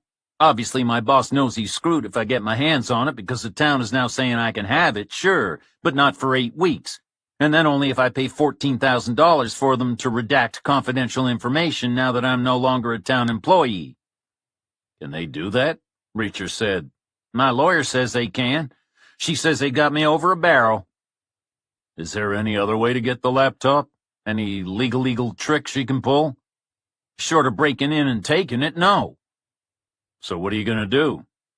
"Agree, I guess. I need that computer. I got the money. I can wait.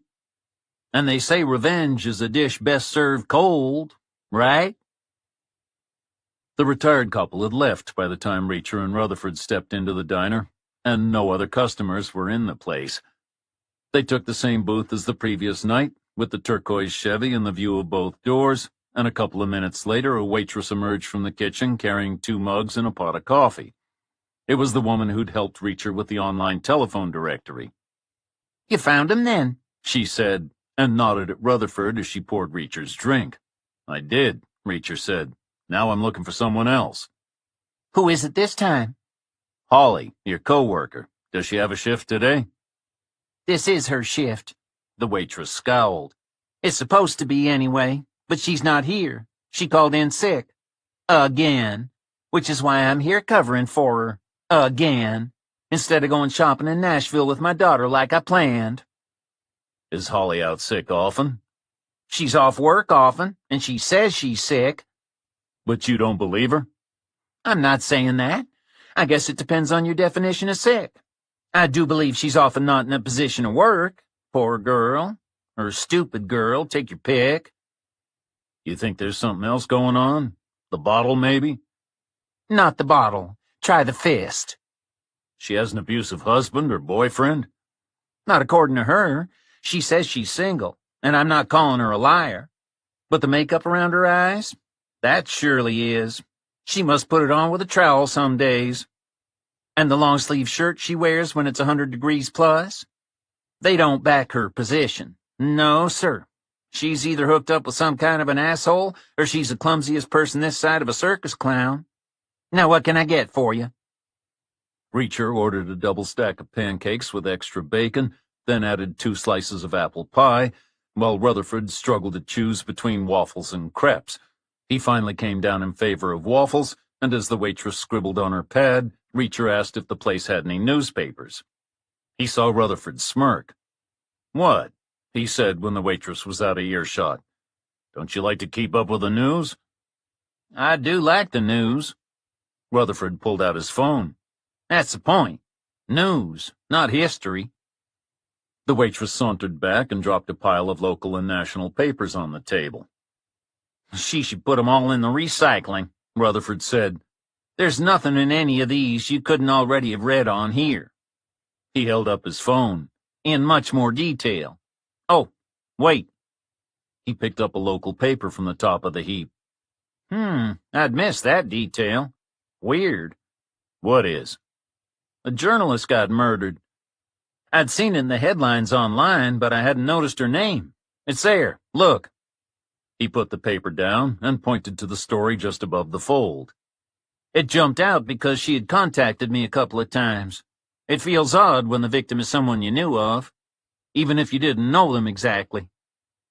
He read more of the story, and his face lost all its color. Oh, God, this is gross. It says she was kidnapped and kept alive, probably for days, and she was tortured. Then her body was cut up and dumped in 3 different places. Let me see. Reacher took the paper and read the story. Rutherford picked up his phone, hit some keys, and dragged his finger up and down the screen. I can't find any more about it. There's a picture, but only of her before she disappeared. You said she contacted you. Reacher put the paper down. About what? Rutherford shrugged. The first time was a few weeks ago. She sent me an email. She was researching a story, something to do with property records, I think. It was around the time the warehouse with all the town's archives in it burned down.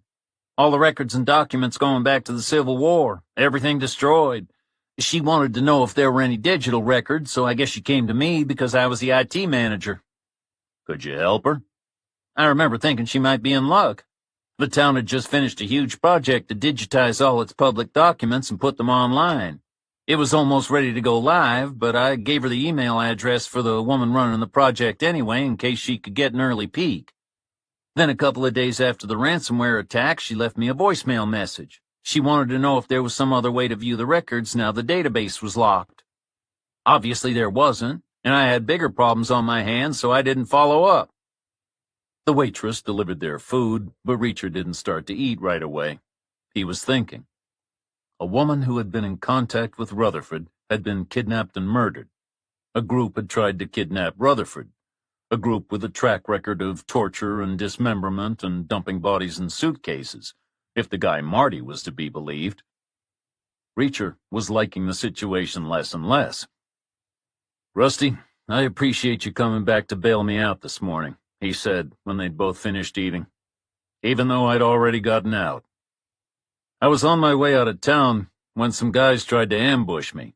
4 of the guys from yesterday. I think they're the same people who killed the journalist. You need to take this seriously, very seriously, or the next story in the paper will be about parts of your body being found in a bunch of different places. You should leave town, right now. Don't even go back to your apartment. Leave town?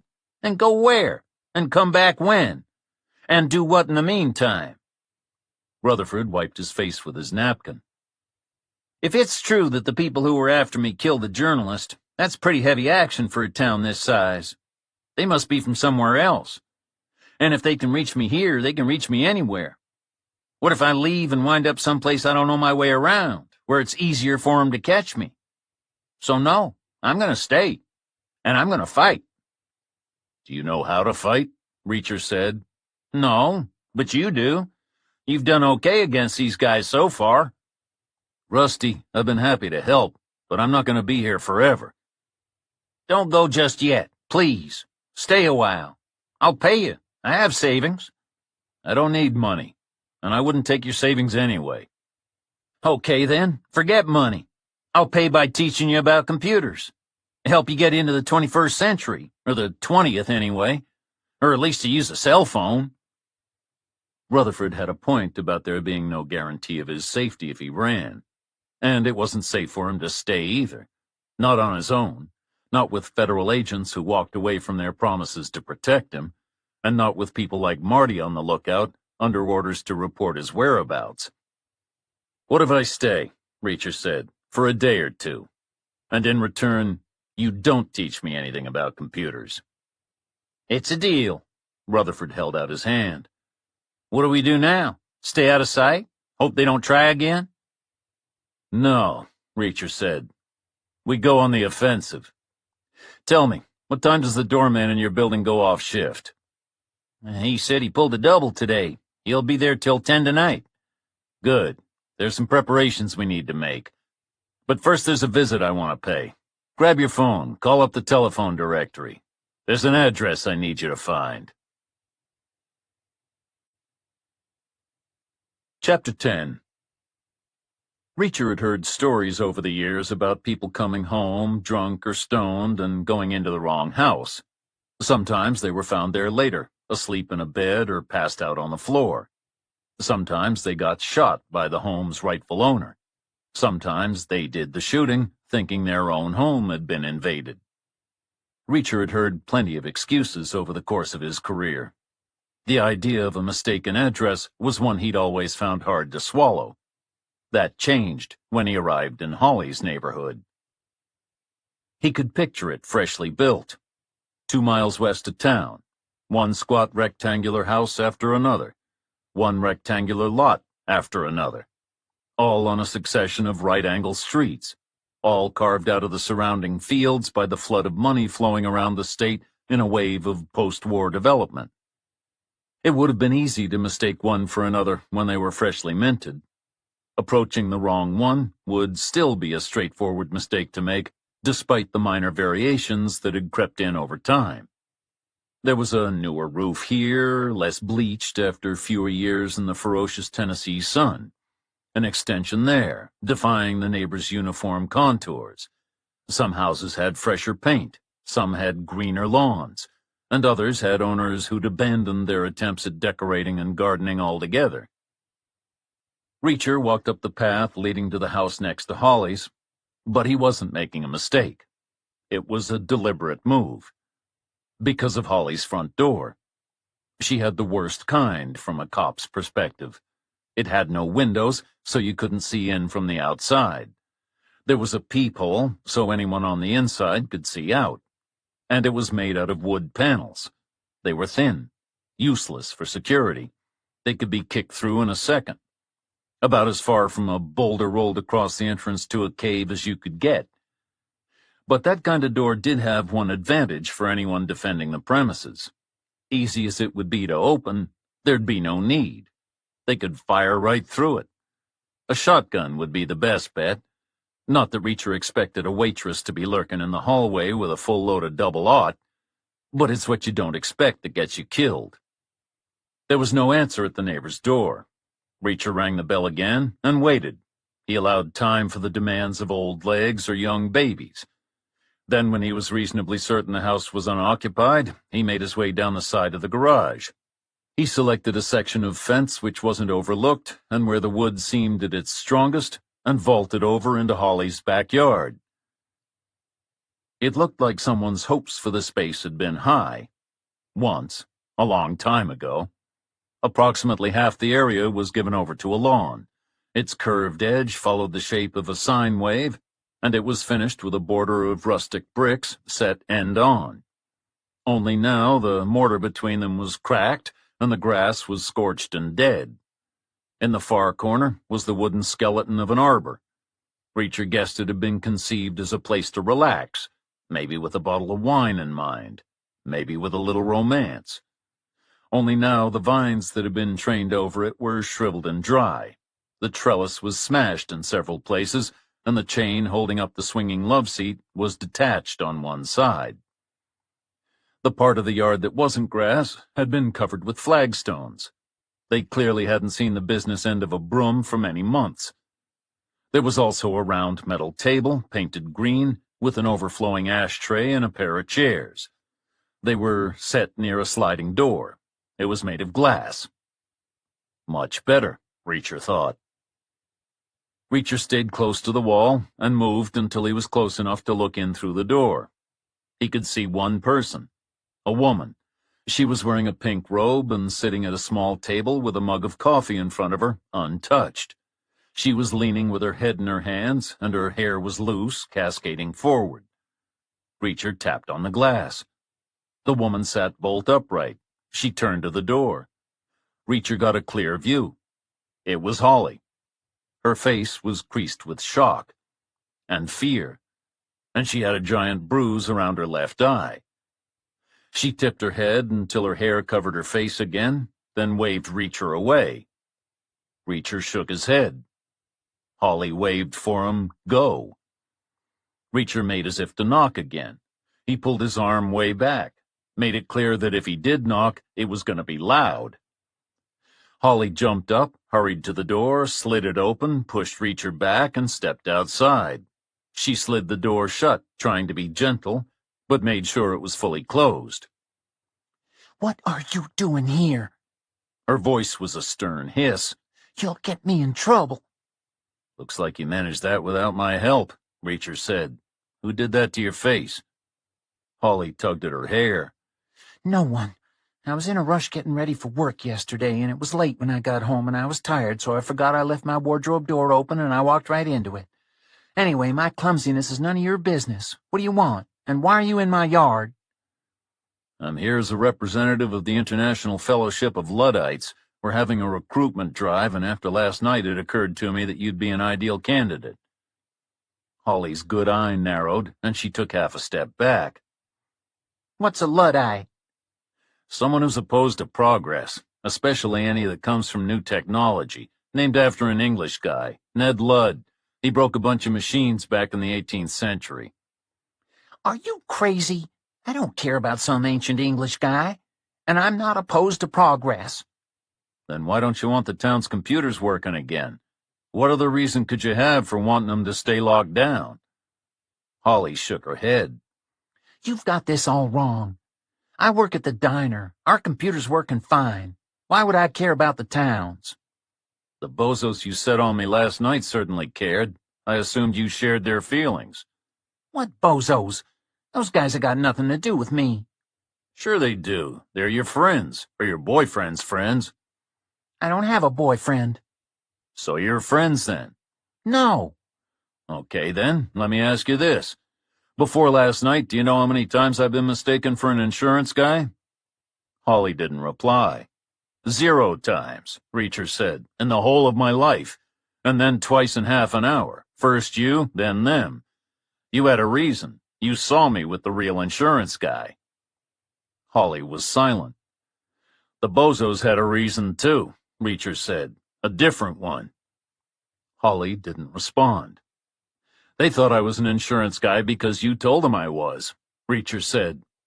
They didn't see me getting out of the real guy's car, and let's face it, they don't have the brains to jump to their own conclusions anyway. Even the wrong conclusions. Can we at least agree on that? "I guess," Holly said. Everyone in town knows the insurance company is going to pay the ransom and get the computers working. The bozos wanted the insurance company to back off. That means you want the insurance company to back off, which means you want the computers to stay locked down. Why? Holly didn't answer. Okay, Reacher said. Let's approach this from a different direction. When did your boyfriend last get himself arrested? Holly's good eye widened. I told you I don't have a boyfriend. Yes, you do. She shook her head and looked at the ground. Do you smoke, Holly? She glanced at the ashtray on the table. Sometimes. After work, when I've had a hard day. You wear makeup at work? Holly nodded. Then how come none of those cigarette butts have lipstick on them? Holly bit her lower lip for a moment. Because of when I smoked them. I come home from work and take off my makeup and put on my pajamas and my robe, and I come out for one ciggy right before bed. It relaxes me. Helps me get off to sleep. I don't believe you. I think they're your boyfriends. I think he sits out here in the fresh air smoking while you're working your tail off at the diner to pay for his habit. No, he doesn't. She shook her head. I told you I don't have a... The door slid open, and a man stepped out and shoved Holly aside. He was around 6'2", skinny, with pallid skin speckled with uneven patches of ginger stubble. He had greasy hair tied up in a ponytail which dangled between his shoulder blades. He was wearing lounge pants, baggy and shapeless and covered with cartoon superheroes, and a T-shirt that once might have been white. Stop asking questions. The guy stumbled forward. His eyes were barely open as they struggled to adjust to the sunlight. He took another step, picked up one of the metal chairs, and brandished it, as if he was trying to tame a lion. Shut your mouth and leave.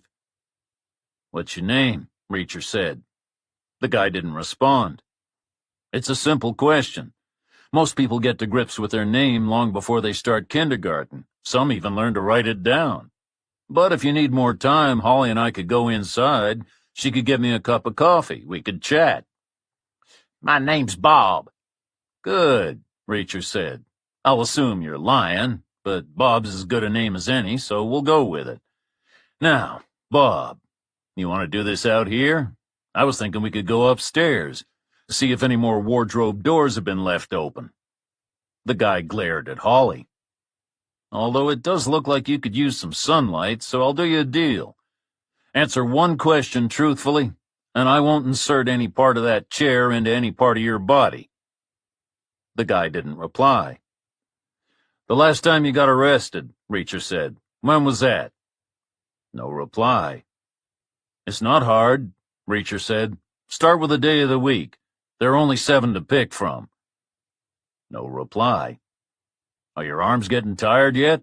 Reacher said. Feel free to put that thing down any time. The chair was not a great choice of weapon. It was too light to use as a club, especially against someone Reacher's size, and it was too unwieldy to stab with. The guy's best option was to throw it, preferably making it spin and try to exploit Reacher's natural instinct to bat it away. His arms might be out of position just for a moment.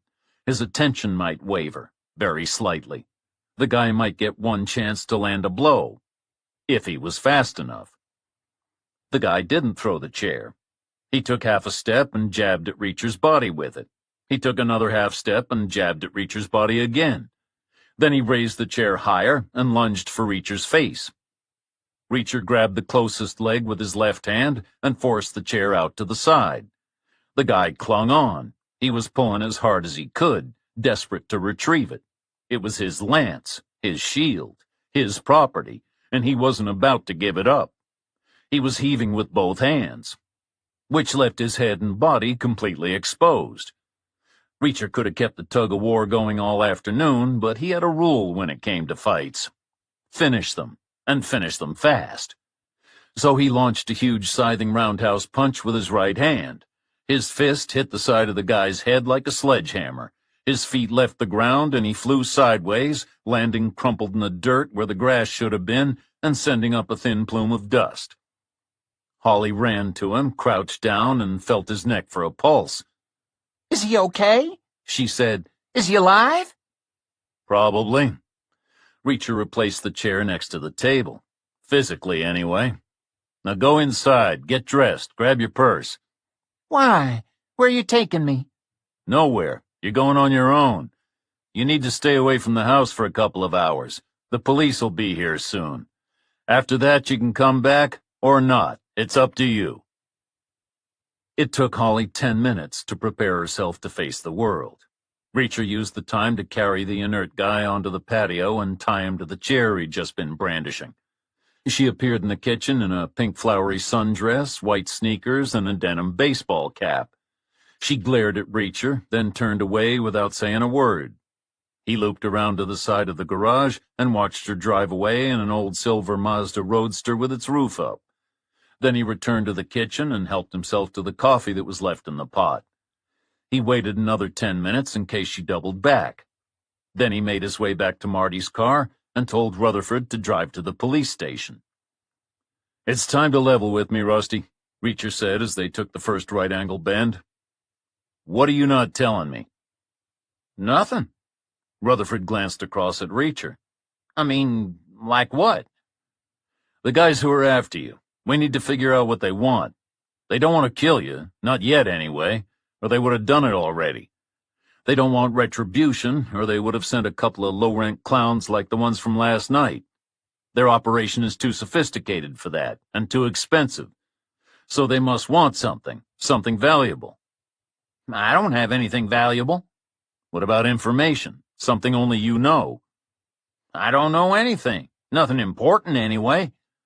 "Maybe you do. It could be something that seemed trivial when you learned it.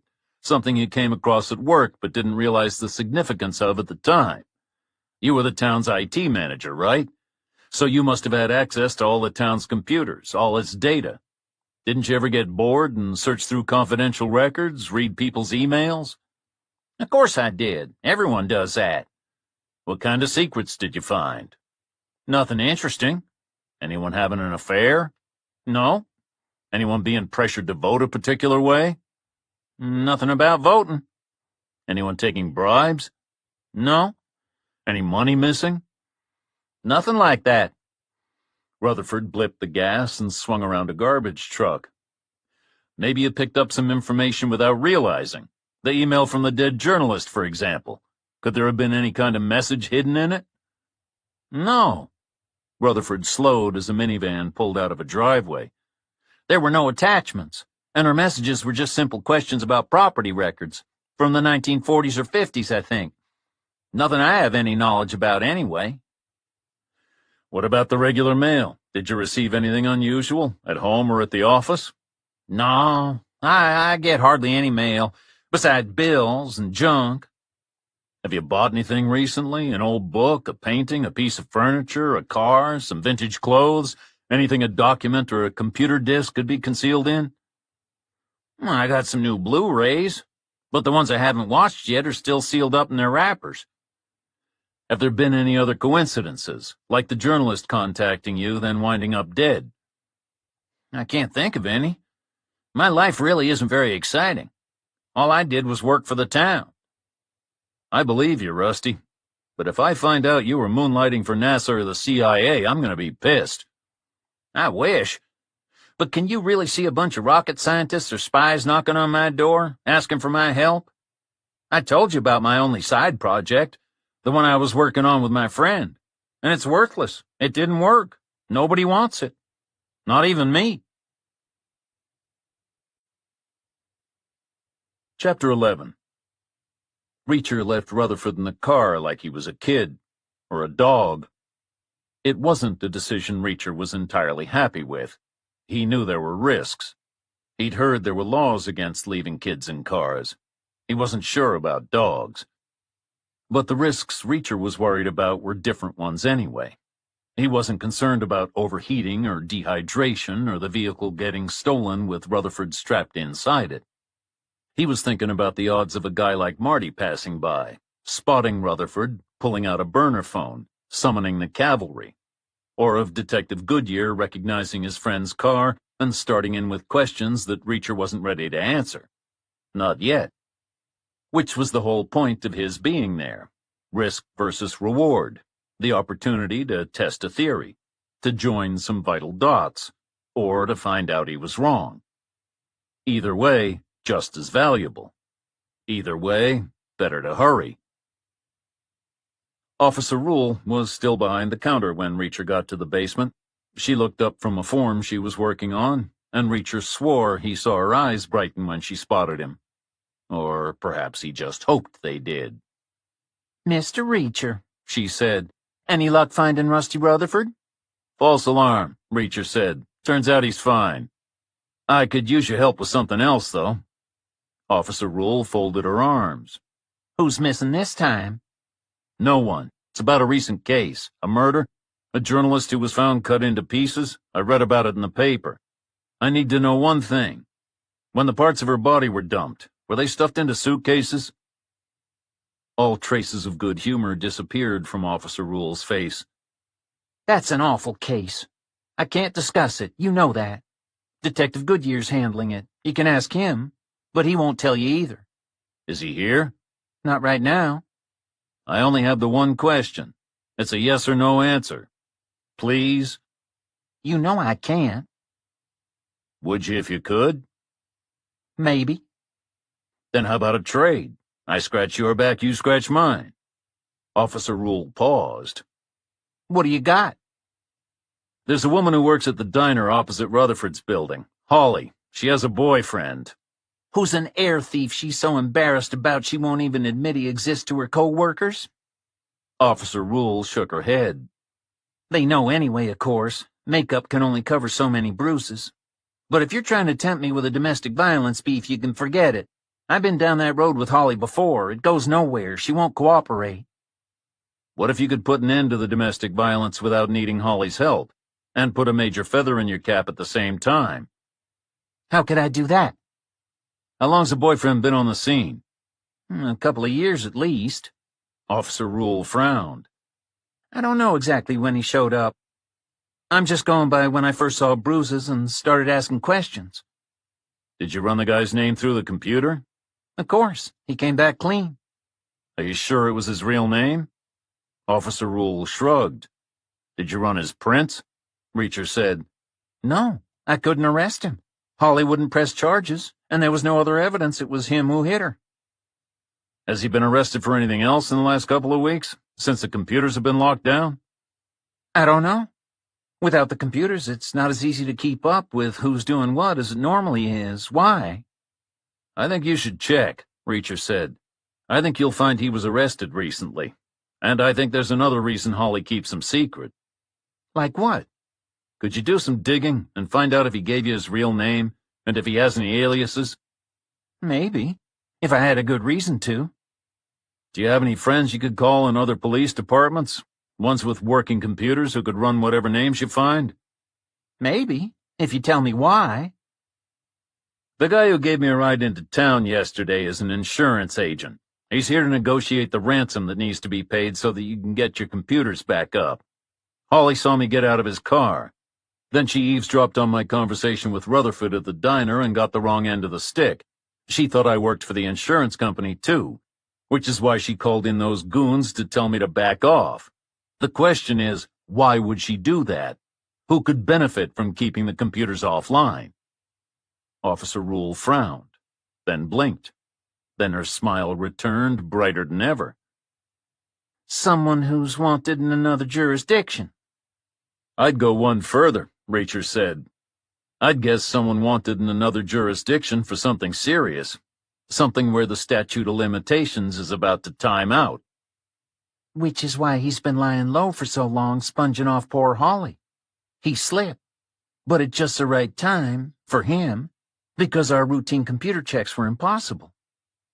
Why is it that assholes have all the luck?" Maybe his luck's about to change. "I'd happily change it for him, if those phone calls pan out, and if I could find him." Maybe, acting on a hunch, you could take a look in Holly's backyard. Any time in the next 90 minutes should do it. "For real?" Reacher nodded. "Maybe I will take a look in her yard. Maybe you're right about the suitcases, too. But you didn't hear that from me. It was kept away from the press for fear of copycats, and as a test for anyone claiming to be a witness." Thank you, Officer Rule. And good luck with your phone calls. "Reacher, wait. I have a question for you. How'd you know?" About Holly's boyfriend? "No. About the suitcases. It's part of something I'm working on. Maybe. I'm still joining the dots. Be careful where you tread. This is an active investigation. You shouldn't be anywhere near it. If you know something, you have to tell me. Don't worry. I will. When I'm sure. Rutherford was asleep when Reacher got back to the car. Like a kid. Or a dog. Get what you need? Rutherford said, rubbing his eyes as Reacher slid into the passenger seat. Another piece of the puzzle, Reacher said. Maybe. So, what's next on the list? Accommodation. You could stay at my place. Thanks, but no. And you can't stay there either. You saw the woman from yesterday watching your building. That shows they know where you live. We need to find somewhere else, somewhere discreet, anonymous, where we can come and go without attracting attention. And in a convenient location. A motel outside town, maybe, or near the highway? Rutherford reached for the button to start the engine, then pulled his hand back and took out his phone. I'll have to Google it. I've lived here my whole life, so I've never stayed in a hotel in town. He pressed and clicked and scrolled for a couple of minutes, then lowered the phone. And there's another problem. No offense, Reacher, but are you really the kind of guy who can come and go without attracting attention, regardless of how anonymous or discreet a motel is? Reacher said nothing. How about this as an alternative? Rutherford said. I have the key to a neighbor's apartment. It's on the same floor opposite mine. The guy who owns it is away on a cruise. He hates the heat, so he's away most of the year, except winter. I keep an eye on the place for him and water his plants. We could both stay there. My friend wouldn't mind, and no one else would know. In fact, it could help us, because if anyone saw us going into the building, they'd assume we were heading for my apartment. So they wouldn't search for us, but they'd actually be looking in the wrong place. And if anyone tried to pay us a visit, the doorman would call my cell. We could watch them watching us. That might work. Reacher paused. Is there a garage at your building? Yes, in the basement. Access is from the street behind. Is your car there? Rutherford nodded.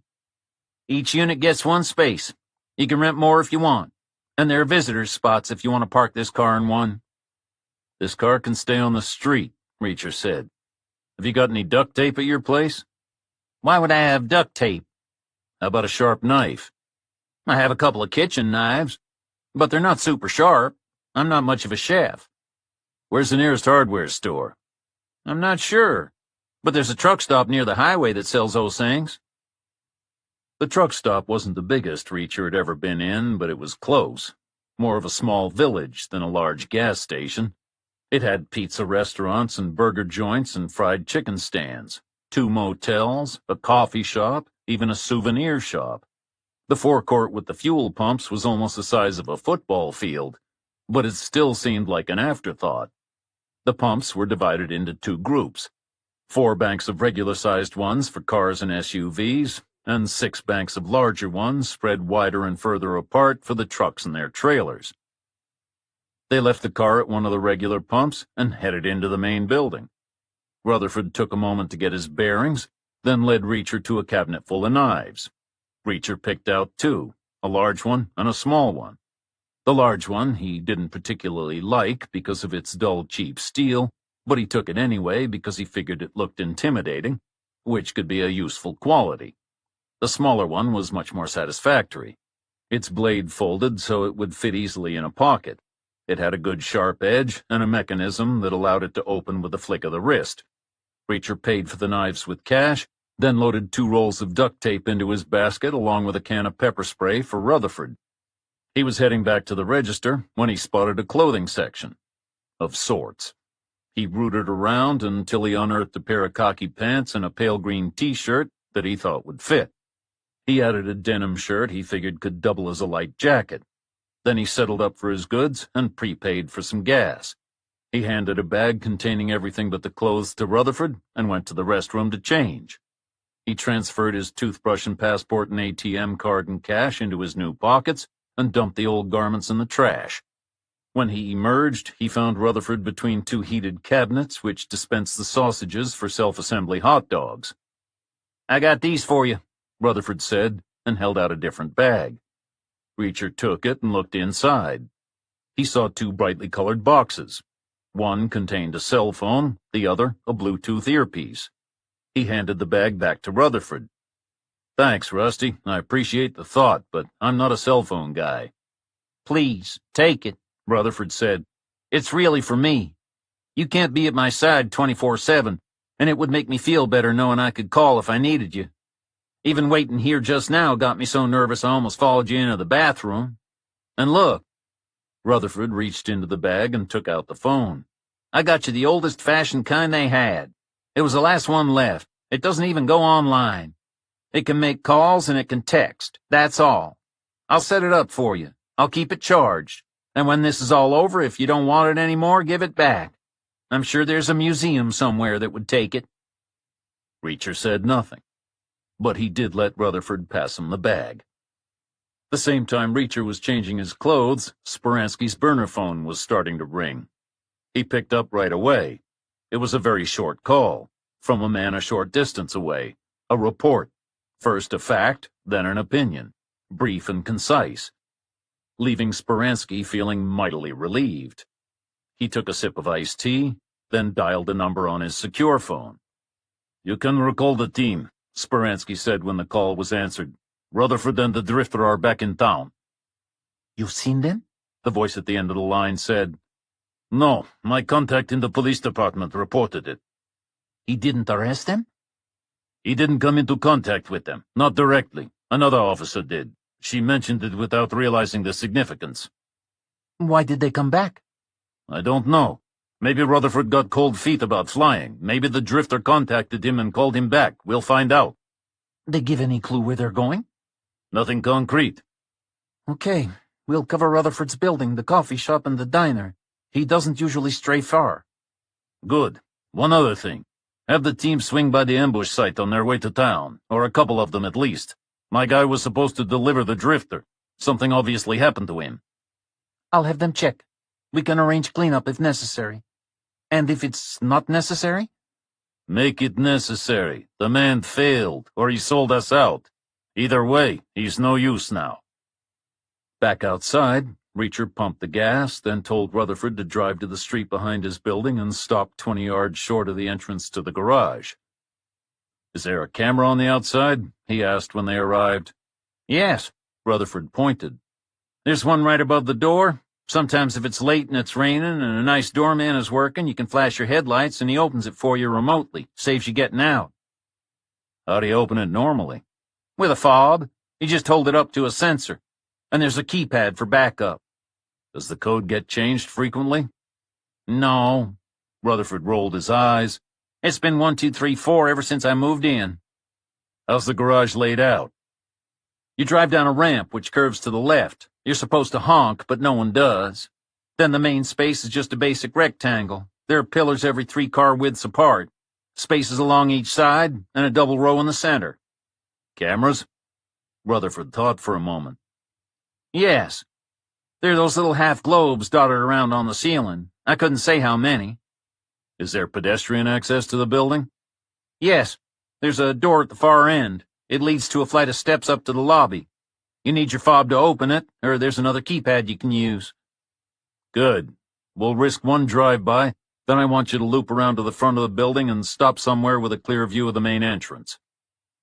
Rutherford drove slowly past the garage entrance, then cut through an alley, squeezing past a pair of dumpsters, and rolled the car to the curb diagonally opposite the diner. He left the engine running, ready to go.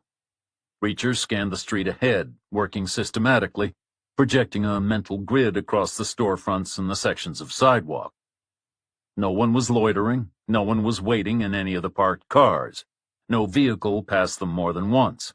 No one was out walking. Rutherford took the new cell phone out of its box. Reacher repeated his scan, looking behind him this time.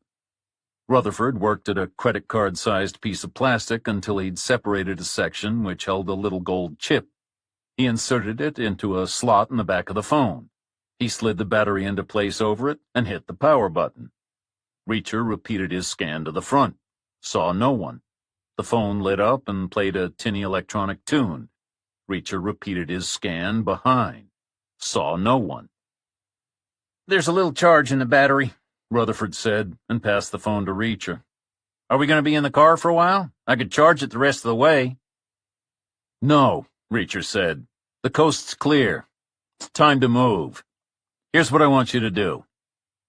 Go into your building and tell the doorman you came back from the airport because you forgot something.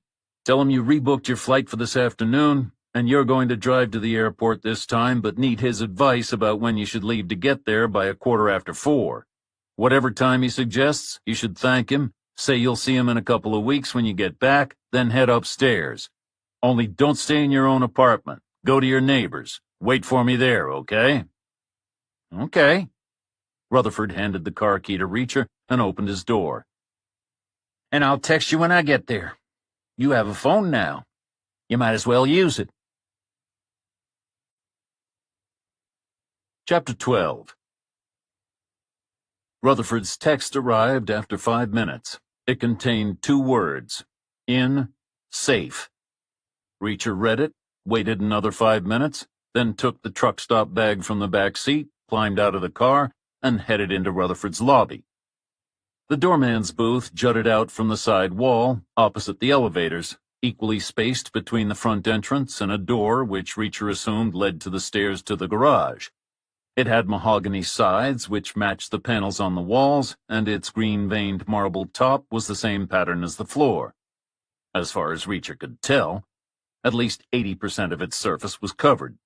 There were ring binders full of directories and procedures and regulations, a computer monitor, a phone, bristling with all kinds of buttons and displays, and a cell phone with a large screen. The space behind the counter was probably the regular size, but the doorman seemed to completely fill it. He looked like he was in his late 20s, with a shaved head, a doughy face, small eyes, and a heavy build. Very heavy. The kind of guy who had done well on the high school football team, Reacher figured, but whose life had been all downhill from there. "Help you?" the guy said. The years Reacher had spent in the military police had taught him that most investigators go with the numbers. A wife turns up dead, it's usually the husband who killed her. Something goes missing from the stores, it's usually a quartermaster who stole it. Someone shares secrets, it's usually for the money. Unless they're being blackmailed, which is less common. Or tricked, or acting on principle, which is the rarest thing of all. "Name your price," Reacher said. The guy stared back blankly. "For what?" "You just made a call or sent a text or an email. Name your price to message me instead in future." The guy stretched out and covered his phone. It completely disappeared beneath his giant paw. "I didn't send a text. I don't know what you're talking about." "Sure you do," Reacher said. "You just had a conversation with Mr. Rutherford. Then you told someone what time he's leaving for the airport, just like you told him he asked for a cab this morning." The guy was suddenly on his feet. He was as tall as Reacher, as wide as Reacher, maybe faster than Reacher. "You want to hurt Mr. Rutherford? Try it. See what happens." Reacher paused. Investigations go with the numbers. If the guy wasn't motivated by money, then what? Blackmail was next in line statistically, but Reacher couldn't see it. And principle is the rarest thing of all. "Outstanding." Reacher held out his hand. "I knew you'd pass. But we can't be too careful. Not when Mr. Rutherford's safety is at stake. I'm glad you're on the team." We're on a team?" "Of course, keeping Mr. Rutherford safe. You heard he got attacked on the street yesterday." The guy nodded. "I was the one who saved him," Reacher said. "That was you?" The guy shook Reacher's hand. "Thank you. I like Mr. Rutherford. He's always nice to the building staff. Not like some of the assholes who live here. Well, I could tell you some stories." "I bet you could," Reacher said. "But after yesterday, we have to be extra careful. There might be a leak. That's why they sent me here, to see if anyone changed sides." "Not me." "Clearly. What about the other doormen? Can we trust them?" "I think so. The day guys, anyway. The others I don't know so well. But Mr. Rutherford doesn't go out much at night anyway, unless he's working. Then he's out all night sometimes, if he's upgrading the systems or whatever those computer guys do." "Okay, good." Reacher leaned forward and gestured for the guy to move in closer. Now here's the thing. I'm gonna level with you. We think whoever tried to hurt Mr. Rutherford yesterday is gonna try again today. I'm here to stop them, but I need your help. I need you to do 2 things. Are you with me? What 2 things? First, show me how I can see the pictures from the garage security cameras. Then I need to take your place for a while. Well, you can watch your cameras on here, the guy said. He pressed the space bar on the computer keyboard, and the screen lit up. It was divided into 9 rectangles. The one at the top left showed the street outside the garage entrance. Each of the others gave a different view of the inside in clear, crisp color. It records, so I don't have to watch all the time. But I do when I'm bored. Sounds good, Reacher said. Now, is there a closet anywhere? Sure. The guy pointed to a door disguised amongst the panels to the side of the booth. Right there. Why? This is the part where I really need you to trust me. Reacher set the bag from the truck stop down on the countertop. I need to make it look like I overpowered you, in case anything goes wrong. We need to safeguard your cover. I need you to lie low in there for a while, and I have to warn you, it could be a couple of hours. I don't know exactly what kind of schedule these guys are on, and I have to make it look convincing. These are animals we're dealing with here. So I'm going to use a little tape, just a bit around your wrists and your ankles. I better put a piece over your mouth, too. I'm sorry, I know it's not pleasant, but it's the only way to keep Mr. Rutherford safe. Speransky was poring over a large-scale map, thinking about parking and power supplies for his next project, when his secure phone rang. 2 things, The voice at the other end of the line said. First, the team found your man, trussed up with his own handcuffs at the place he was supposed to deliver the drifter. He's no longer on the payroll, as requested. Speransky didn't reply. Second, Rutherford has been located. Where? Speransky said. At his building. Damn. If he's holed up again, he could be in there for weeks. No, he's leaving this afternoon, going back to the airport, in his own car, because he's taking something with him. This is via the doorman? Correct. The poor sap thinks he's helping to keep Rutherford safe. Where's the drifter? Unknown. Where's Rutherford's car? In the building's garage. We have the make, model, and license plate. I know the garage for that building. It's underground and closed. I don't like it. Ambush? That's what I'm thinking. Struck me that way, too. Tell the team to be extra careful. We can't afford another spectacle.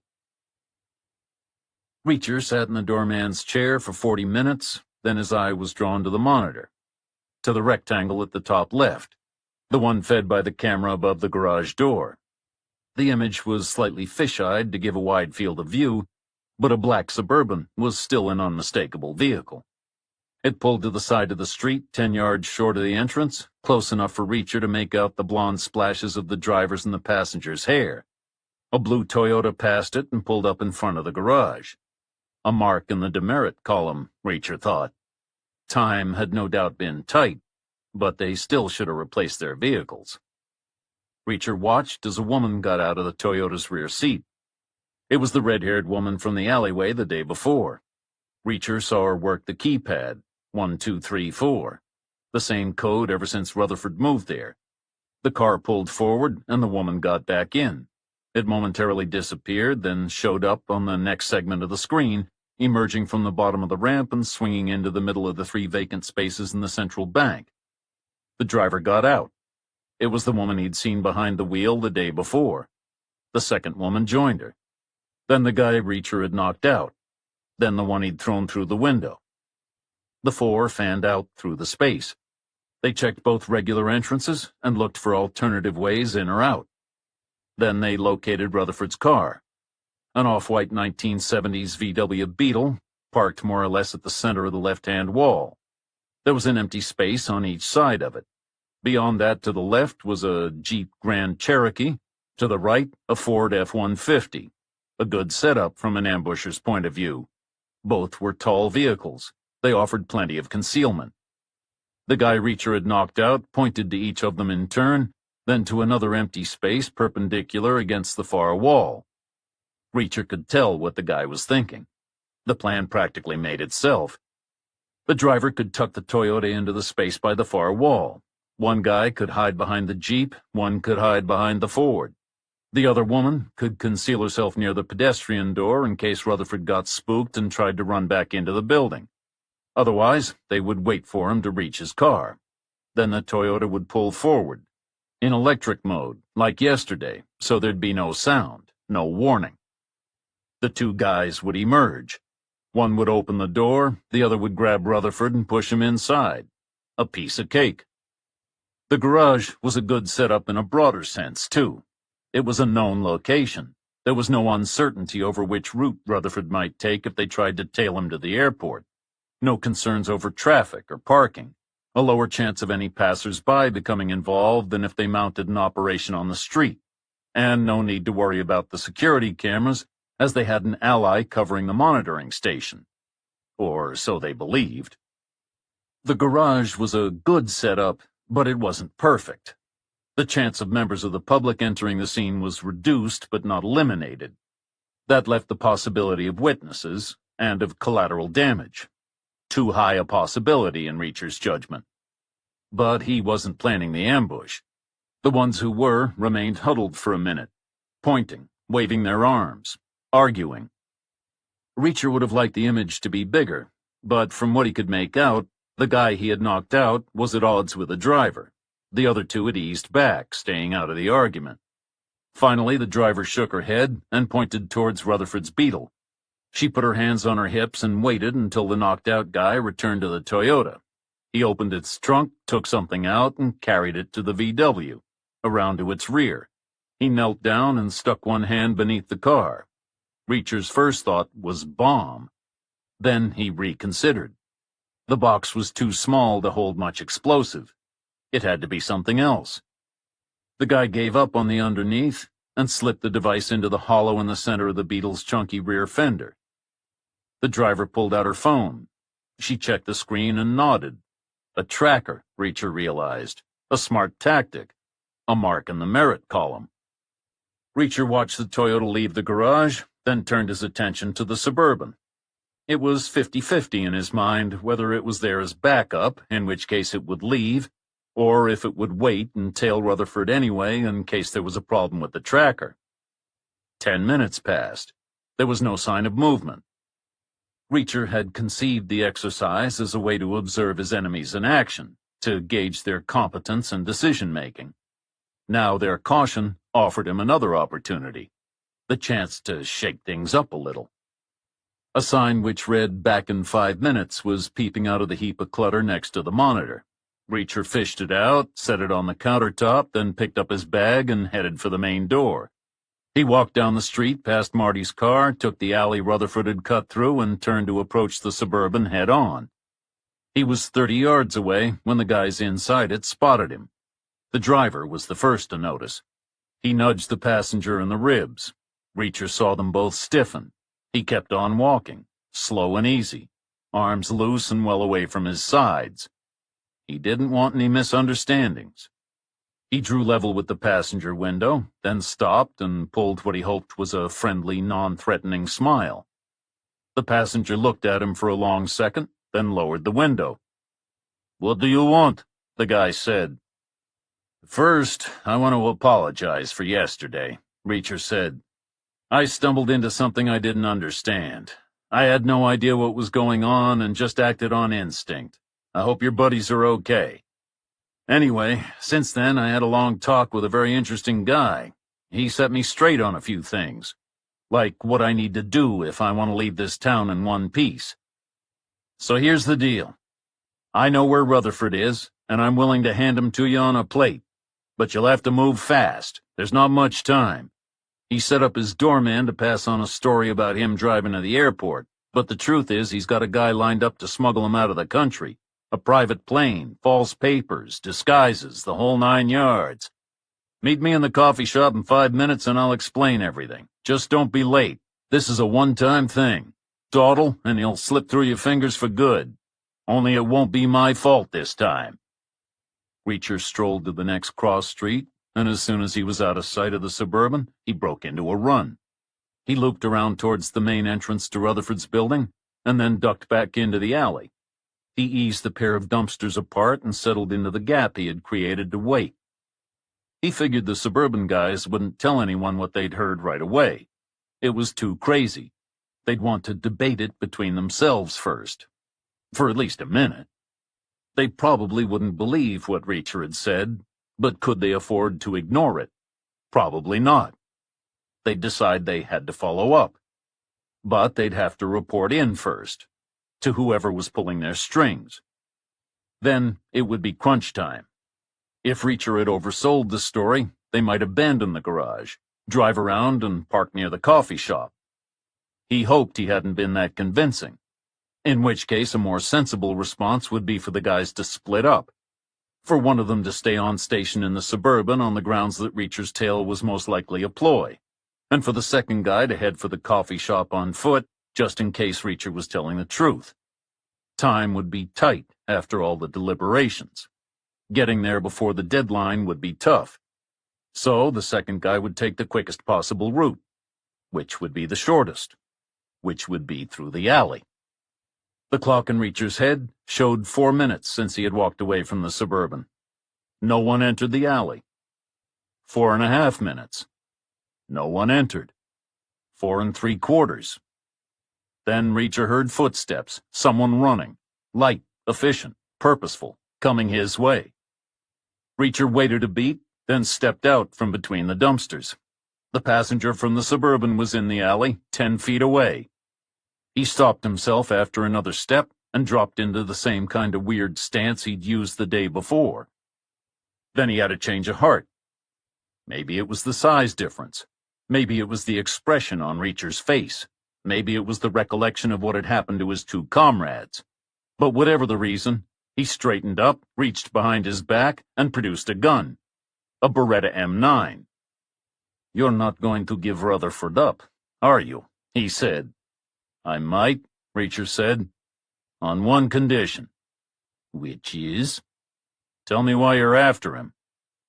The guy paused. "He has something we want." "No shit, Sherlock," Reacher said. "Be more specific." "I don't think so. And I don't need to. Because very soon you'll be begging to tell us where Rutherford is." "Us?" Reacher said. "Who's us?" "All will be revealed when the time is right." The guy made a rotating motion with the gun. "Now turn around. Hands on the wall, feet wide apart. I'm sure you're familiar with the routine." The guy was standing 7 feet away. Reacher was out of his range, but Reacher was almost a foot taller than him. "You win," Reacher said. He began to turn, moving clockwise, pivoting on his right foot, bringing his left foot closer to the guy with the gun, halving the distance between them. He kept rotating until his left shoulder was facing the guy. Then he planted his foot, shot out his hand, and grabbed the underside of the barrel. He twisted the gun viciously away from his body, breaking the guy's finger with the trigger guard and messing up the ligaments in his wrist. The guy howled and pulled back.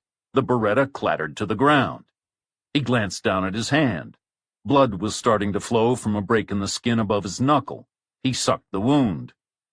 Then he returned his focus to Reacher. He took half a step back and feinted a kick to the body with his front foot, but instead of following through, he used the momentum to rise on his toes and swing a punch around towards Reacher's temple. Reacher leaned back and deflected the blow with his forearm. The force of the block spun the guy around, leaving his left side exposed. Reacher jabbed him in the kidney. He shaped up for a kick, but dialed it back at the last moment and more or less pushed the guy's hip with his foot. The guy staggered back and sideways, and his legs tangled, and he tripped himself, landing in a heap at the base of the far wall. Reacher stepped closer and waited for the guy to make eye contact. "What does Rutherford have that you want?" The guy pulled himself onto all fours, and then slowly hauled himself to his feet and stood there for a moment, hunched and sagging, like a man thoroughly defeated. Then he exploded forward and threw 2 quick, sharp jabs to try to push Reacher back. He threw 2 more, then spun around, whipping up his right foot and aiming for the side of Reacher's head. It would have been a problem if the kick had landed. It may not have had the weight behind it to knock Reacher out, but it could have slowed him down, disoriented him, given the guy a way back into the fight. Only Reacher didn't back off. He did what he always did, moved closer to the danger. He saw the guy's body begin to twist, so stepped in and met his foot when it was only at waist height. He trapped the guy's shin between his arm and his body and slid his hand back to grab the ankle. Then he lifted the guy's foot, leaving him hopping back and forth, fighting for balance with an expression of pure outrage on his face. "You should save moves like that for gym class," Reacher said, "where there are rules. Out here, there are only decisions and consequences. Well, one decision, and you have to make it. Whether to tell me what I want to know. If you decide not to, you'll never walk again. Not without a limp." The guy didn't respond. "Take a moment to think," Reacher said. "Have you ever seen an X-ray of a knee? It's not the bones you need to worry about. They heal up easily. It's all the other parts you need to keep in mind. Ligaments, tendons, cartilage. But mainly ligaments. If they get damaged, not too severely, and you're a famous sports player with limitless money and immediate access to a hospital, there's a chance of a decent repair. Only you're not a top sports guy. I'm guessing you don't have limitless money.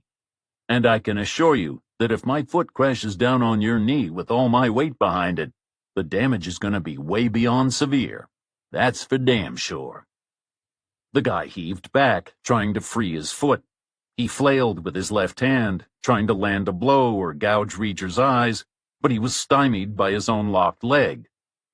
"Okay," he said, panting when he finally gave up. "Fine. Do what you have to do. I'm not saying a word." Reacher didn't move. "Come on! What are you waiting for? Just do it!" "This is your last chance," Reacher said. "What does Rutherford have that you want?" "It doesn't matter what you do to me. I'll never tell you anything." "If that's the way you want it," Reacher said. He lifted his right foot, held it still, and looked the guy in the eyes. Then stamped down hard towards the knee of the guy's standing leg. The guy threw his head back and closed his eyes and whimpered, but he didn't say a word. Reacher's shoe was solid and heavy. He stopped his foot with the sole an inch from the guy's knee. He paused, then lowered his foot to the ground. He released the guy's leg and simultaneously punched him just below the ear. The guy went down sideways, his right leg still extended like he just kicked a ball, and didn't move again. Reacher checked that the guy was breathing, then retrieved his weapon. It was well maintained, and, unlike Marty's, loaded. Reacher searched the guy's clothes. He had a wallet with some cash, which Reacher took as spoils of war, but no credit cards or ID or anything indicating a name or an address, or any kind of temporary accommodation. He had no spare ammunition, and nothing else in his pockets except for a phone.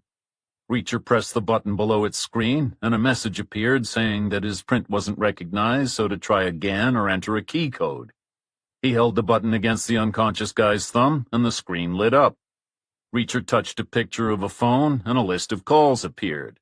There was nothing since yesterday.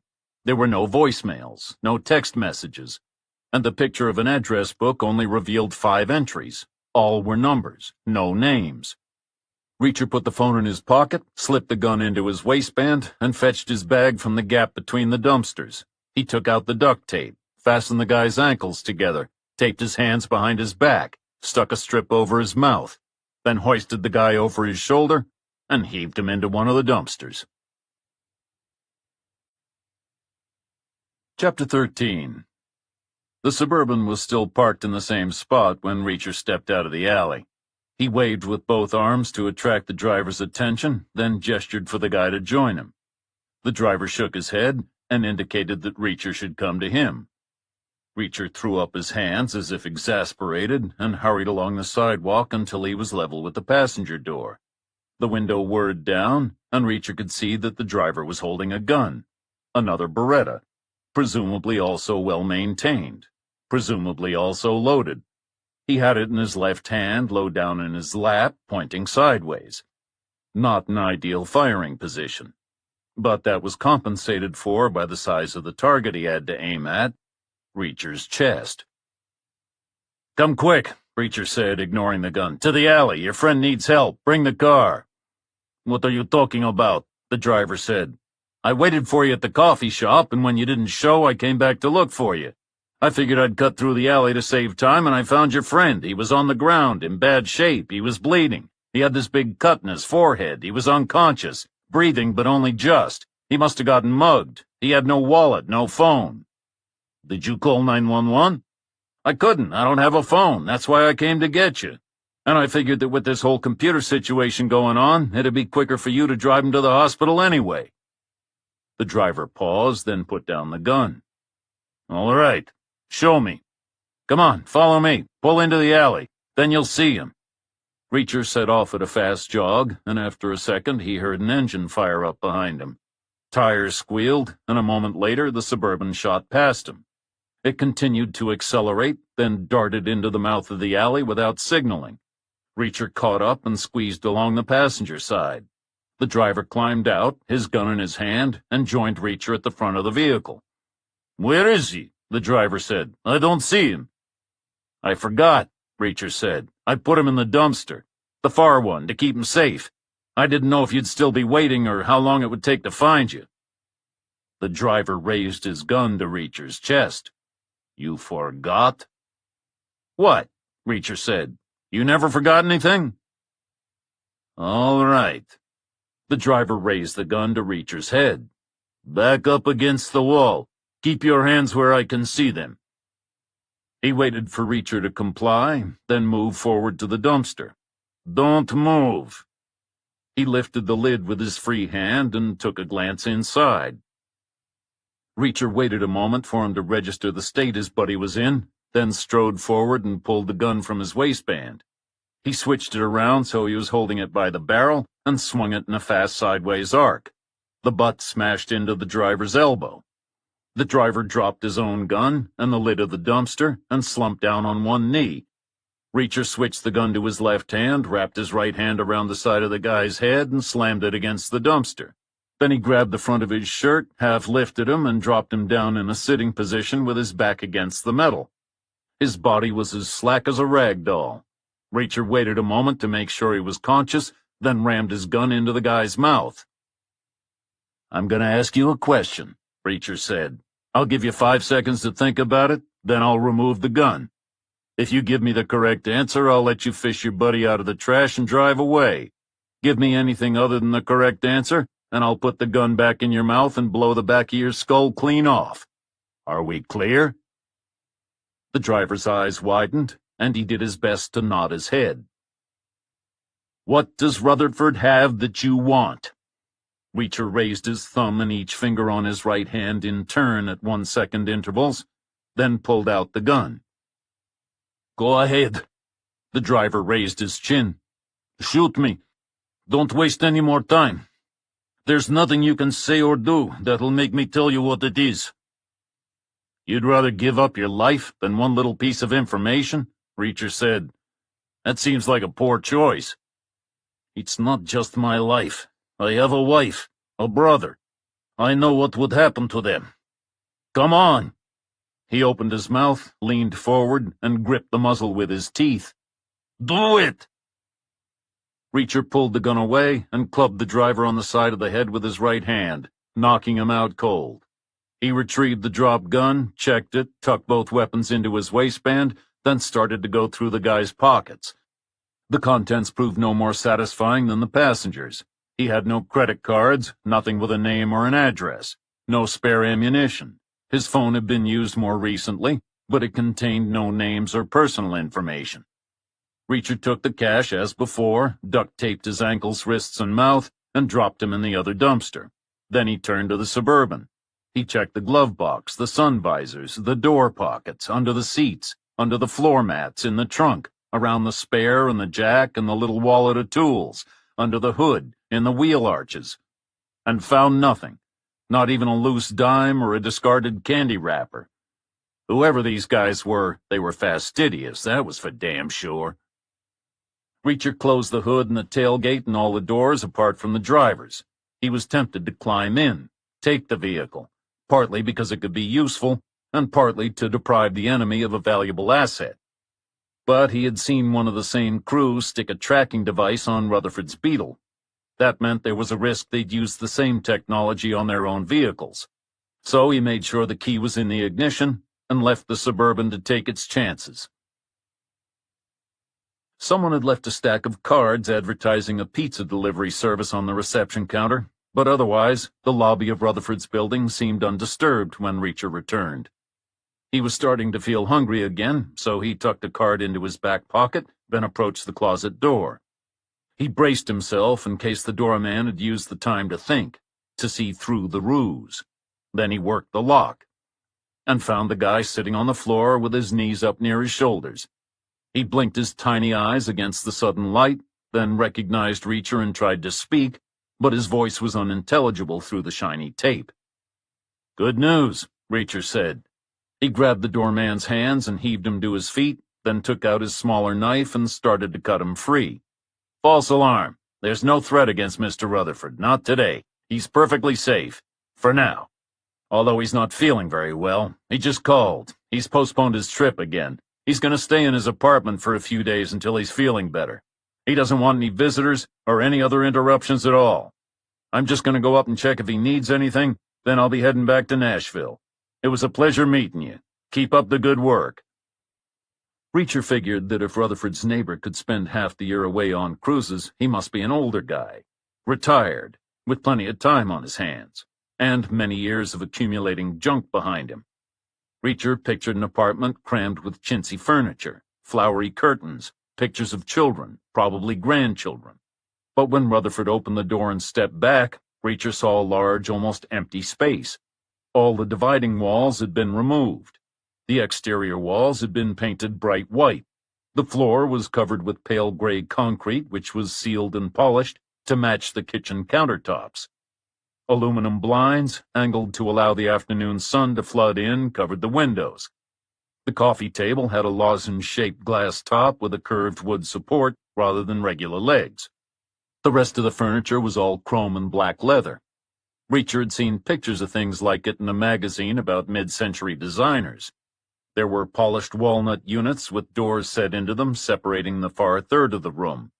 Something that looked like a giant metal egg made out of riveted panels set on a black wood tripod, and a set of blonde wood shelves.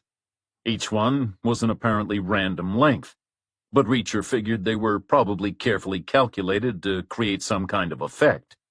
They seemed to be floating near the wall rather than being attached with brackets or supports, and they held a sparse selection of random objects, the kind that were no doubt pronounced objets by the people who sold them.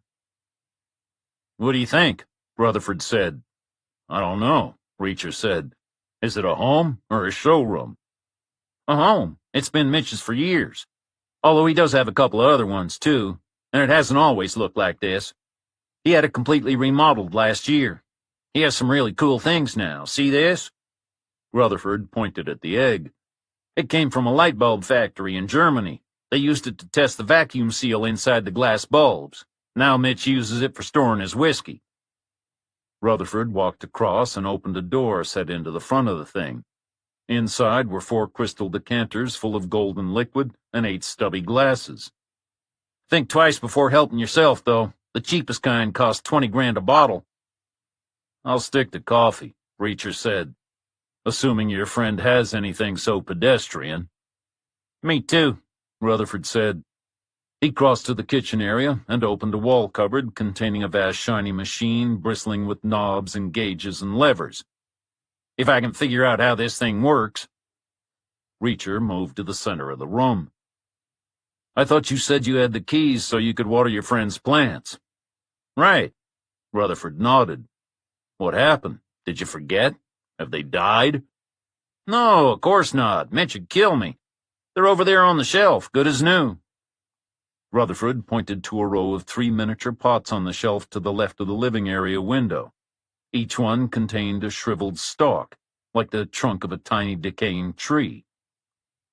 "Those things are alive?" Reacher said. "The outer pair are over 100 years old. The other one is younger. Mitch said it's about 60, I think. They come from a forest in the foothills of Mount Fuji, Japan. It's the only place in the world they grow. The same family has tended to them for generations." "Your friend has interesting taste. What does he do?" He's in IT, like me. Rutherford paused, and a look of genuine sadness settled over his face. Only his $1 million idea actually worked, unlike the piece of trash I pinned my hopes on. Reacher took a seat on one of the couches and waited for Rutherford to finish his battle of wits with the coffee machine. Rusty, we need to talk about something serious now. The people who were coming after you took the bait about you driving to the airport. They showed up in your garage, but they passed on the opportunity to ambush you. That was the correct choice in the circumstances. They planted a tracking device on your car instead. But I'm not going to the airport. Rutherford placed the mugs on the coffee table and sat on the other couch. What will they do when my car doesn't move? I don't know. That depends on how patient they are, and on the urgency of whatever problem they're trying to solve. My guess is that it won't be much longer before they come in and get you. But we could avoid that if we can figure out what they want. I need you to focus all your attention on answering that question. Rutherford shook his head. I already told you. I don't have anything that anyone could want. There are two possible scenarios here, Reacher said. You have this thing and don't realize it, or they believe you have it, but you don't. Option 1 we can work with. Option 2 presents more of a challenge. So here's what I want you to do. Finish your coffee, then lie back, close your eyes, and pick a day. Say, the Monday of the week before the ransomware thing began. Tell me everything you did from the moment your eyes opened in the morning until you fell asleep that night. Every single detail, however trivial. You never know what might trigger a connection. Okay. Rutherford took a swig of coffee, then slipped off his shoes and swung his feet up onto the cushion. I'll try, but I'm not sure it'll help. You need to focus, Reacher said. No distractions, so switch off your phone. Rutherford's phone started to ring. Ignore it, Reacher said. Rutherford was already pulling it out of his pocket. He checked the screen and held it up for Reacher to see. It read Doorman. I told him not to disturb you, Reacher said. Ignore it. I can't. What if it's those guys coming up to get me? You said they will. What if he's trying to warn me? I have to check. Rutherford hit the speaker button and placed the phone on the table. Mr. Rutherford, I'm sorry to disturb you, sir. I know you're not feeling well, but I have to give you a heads up. Someone's here to see you. I told her no, but she marched right by me. She's on her way up, and man, she's pissed that I tried to stop her. Rutherford hung up, then crossed to the door and pressed his eye to the peephole. No one's there, not yet. It must be one of the women from yesterday, the one who was watching the building. She must have found out which is my apartment. She's coming to get me. What are we going to do? We don't have to do anything, Reacher said. No one knows we're here. That's right. Rutherford took a deep breath. We could lie low, wait for her to go. We could. Avoid a confrontation in a confined public space, and inject some bad intelligence into their decision-making process. 2 good outcomes with 0 effort on our part. Okay, let's do that. Rutherford turned away from the door, and a moment later, his face creased with alarm. Wait, what if she breaks in? She could pick the locks. Also good. We could join her, ask her some questions, and afterwards we'd have the perfect cover.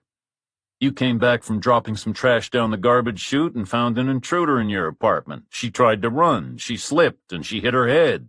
Tragic, but the kind of thing that can happen if you choose a life of crime. We couldn't. Shh. Someone's coming. Rutherford pressed his eye back to the peephole. It's... Oh, my goodness. He opened the door and stepped out, still in his socks. Reacher saw a woman on the other side of the corridor. She was facing away, ready to ring Rutherford's doorbell. She had the same color hair as the Toyota driver. It was the same length. She was the same height. But her clothes were different. She was wearing a pale gray suit, and Reacher didn't recognize her face. Sarah! Rutherford held his arms out wide. So good to see you. What are you doing here? I was worried about you. The woman pulled Rutherford into a hug so tight it looked like she was trying to break his back. You stopped calling. You didn't answer your phone. I left you all kinds of messages. Then I heard what happened with your job. I didn't get any messages. You must have been calling my work phone. The assholes took it when they fired me. I'm sorry, I should have told you. I should have called. Are you okay? I am. I was down for a while, but I'm doing a lot better now. Good, because there's something we need to talk about. It could be huge. The woman's giant purse was slipping off her shoulder, and as she heaved it back into place, her head turned and she spotted Reacher standing in the doorway opposite. Oh, hello. You must be Mitch. I've heard a lot about you. Actually, no, Rutherford said. Mitch is away. This is Jack Reacher. Reacher, this is my friend Sarah Sands, the one I told you about. Sarah was working on Cerberus with me. Rutherford made another pot of coffee while Sands fired up her laptop and listened as Reacher ran through a summary of events since he'd arrived in town. I don't like this. Sands took Rutherford's hand when he set her cup on the table and looked up at him. I don't like this one little bit. Someone's trying to kidnap you? That's not okay. The Bureau should be all over this. We need to keep you safe. That's what Reacher told the cops yesterday, but they weren't too impressed. Rutherford sat down next to Sands. I'm still pretty much persona non grata around here. How about you, Sarah? Reacher said. Have you got any contacts from your bureau days? Anyone who could light a fire under this? Maybe, Sands said. I still know some people. I could make some calls.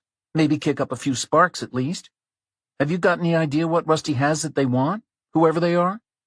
We're still trying to figure that out. Maybe I can help. I bet they want the same thing I'm here to get. The system we created, or part of it at least. Why would anyone want that piece of junk? Rutherford slumped back. It didn't work. It didn't work the way we hoped, that's true. But that doesn't mean it was a complete failure. Something you said when the attack first happened didn't quite make sense to me, Rusty. It kept on bugging me. So I ran a bunch of simulations and I think I found something. That the whole thing was a giant waste of time? Rutherford said. That we would have been better off creating a crossword puzzle app for people learning Swahili? I can't believe you didn't see this yourself, Sands said. There's a giant clue right there in your backup.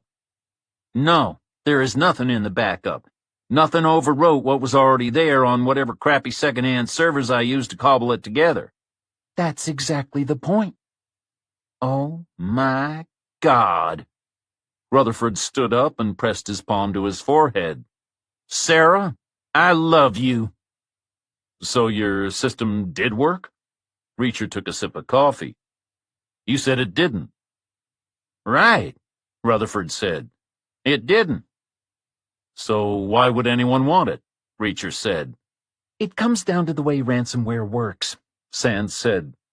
Attacks don't happen all in one go. Imagine a computer network is like an empty fortress.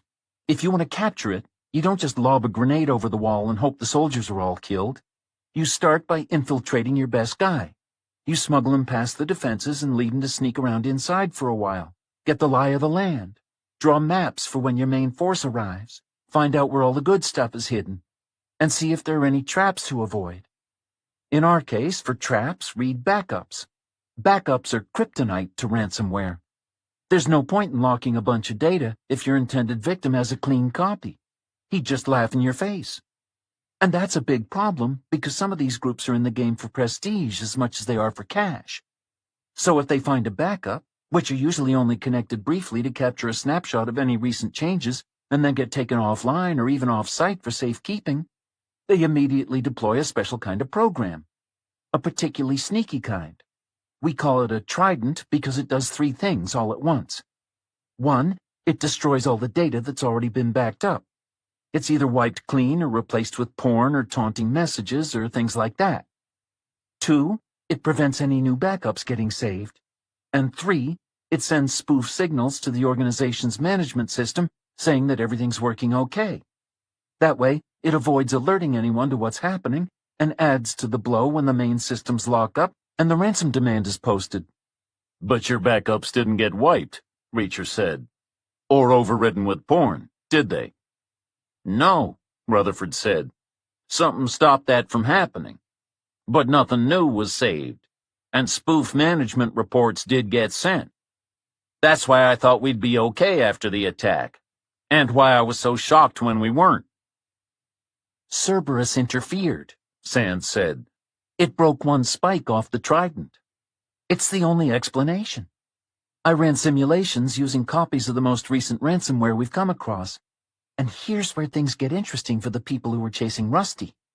In 8 out of 9 tests, not only was the existing data untouched, but a fragment of the malicious code was retained on the backup system.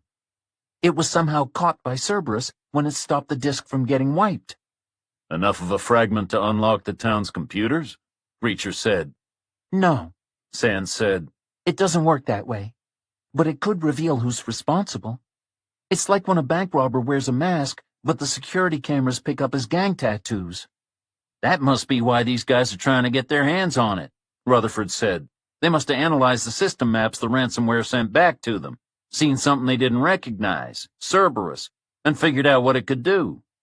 Maybe put that together with the reports in the press about the old data being the only thing that survived. You should have seen the headlines. Rutherford's Rusty ransom response was my favorite, but we have a different reason to want it. Maybe millions of different reasons, right, Sarah? That's why I'm here, Sands said. There's life in the guard dog yet. It's not the product we thought it was going to be. It obviously doesn't prevent ransomware attacks happening. But if it bulletproofs any backed up data, that's the next best thing. A lot of organizations would pay a lot of money for that. All we need is the servers you were using. Bench tests are fine, but we need to make sure it really was our system that saved the old data, not some random malfunction. So let's go get them. We can't get them. Rutherford flopped back down. When I thought the system had failed, I threw everything in the trash. Chapter 14. Speransky was in his study, looking through catalogs from electrical wholesalers, trying to find the closest thing to a World War II anti-aircraft searchlight, when his secure phone rang again. We were right, the voice at the end of the line said. It was an ambush. I'll bet, Speransky said. Could have been worse. The main team, 4 people, went into the garage. They read the situation, planted a tracker on Rutherford's car, and got out unscathed. The drifter got the 2 guys who stayed outside. Are they dead? No, but they'll be out of the game for a while. He knocked them around pretty good, and one of them got bitten by a rat before he was found. They were left in a couple of dumpsters. Does the center know? Yes, but don't worry. The police didn't get involved. No members of the public saw anything. No attention was drawn. They're not pulling the plug, but they are making a change. What kind of change? They're bringing someone in. Denisov. The rest of the team is stood down to surveillance only until he arrives. Speransky paused. He had never worked with Denisov, but he had heard of him. Denisov had started out as an interrogator, the human polygraph he was called, due to his appearance and his temper, his ability to loosen tongues and bowels. I thought Denisov wasn't used in the field anymore, Speransky said. Too many unfavorable outcomes. No, he is, the voice said. He's been in Chechnya for the last 5 years, broadening his repertoire, working on his self-discipline. He's rehabilitated now, back in favor with the people who count. And they're letting him loose on Rutherford? Isn't that overkill? On the drifter. The rest of the team can proceed with Rutherford as before. Wait a minute. Sands moved over to the window, then turned back to face Rutherford. How could you have thrown an entire server array in the trash? How many were you using? 8. Rutherford looked at the floor. I guess I didn't literally throw them in the trash, but I did kind of trash them. What did you do to them? Well, first off, the glass in the cabinet door broke when I slammed it. I did that when I realized the backup hadn't worked. Then I ripped out all the cables. I wanted to fling the whole thing in the dumpster outside, but when I tried to drag it to the door, the foot of the cabinet got wedged where part of the raised floor had come loose, so I left it. Then I went back and stuck on a post-it note saying it was for the trash. This was before you got fired? Right, on the day of the attack. Was the cabinet still there the day you left? Rutherford shrugged. No idea. I didn't go back to the equipment room after the first day. There was no point. Nothing was working. I actually thought about checking on my last day, but I was only there 10 minutes before they gave me the letter. No one's replaced you? Not yet. Rutherford hung his head. The job's hardly a big draw. Nothing works. The title is head of department, but there's barely a department to head. There are only 2 other staff. One's part-time, and both are furloughed until the network is fixed. So what are the odds that anyone saw the note saying to trash the equipment, and then did anything about it? Probably pretty low. So it might still be there? It might be. Come on, then. What are we waiting for? Let's go see. There's no point. We can't get in. They made me leave my key. Rusty, seriously, think about this. What did I spend the last decade doing? There's no such thing as a locked door as far as an FBI agent is concerned. And there'll be no one else there. The security system's down. The cabinet may as well be sitting on the sidewalk waiting for us to pick it up. How will we move it? Between us, it'll be no problem. There must be dollies in the receiving room. How else did it get brought in when it was first delivered? I mean, how will we get it back here? It won't fit in my car. That's why I rented a minivan. But we won't bring it here. Not with people watching the building and doormen reporting your every move. We'll get a storage unit for tonight, hide it there, and tomorrow we'll rent some office space, or even a motel room. We'll need power and space to work, and privacy. The plan was straightforward. Sands would leave first and pause in the lobby. She'd apologize to the doorman for her previous abruptness and mention that her friend was feeling much better. So much better that he was about to go out for a drive. Reacher and Rutherford would give him time to send his text. Then they would head to the garage. They'd take Rutherford's Beetle. Reacher would drive. He'd cut through the alley with the dumpsters, moving slowly enough for Rutherford to hop out, hide, and wait for Sands to collect him. Then Reacher would continue to drive around in the Beetle, towing the Toyota behind him as if on an invisible rope, and give Rutherford and Sands a clear shot to and from the town's IT building. No plan survives first contact with the enemy. Or, in this case, Reacher's desire for contact. He started out aimlessly crisscrossing the town's streets the way a person might if he didn't realize there was a tracking device attached to his fender and was trying to spot anyone tailing him. He was uncomfortable, even with the seat racked all the way back. The pedals sticking up out of the floor were stiff and awkward. There wasn't enough room for his feet. The manual box was cranky, and the frequent corners called for what seemed like constant gear changes.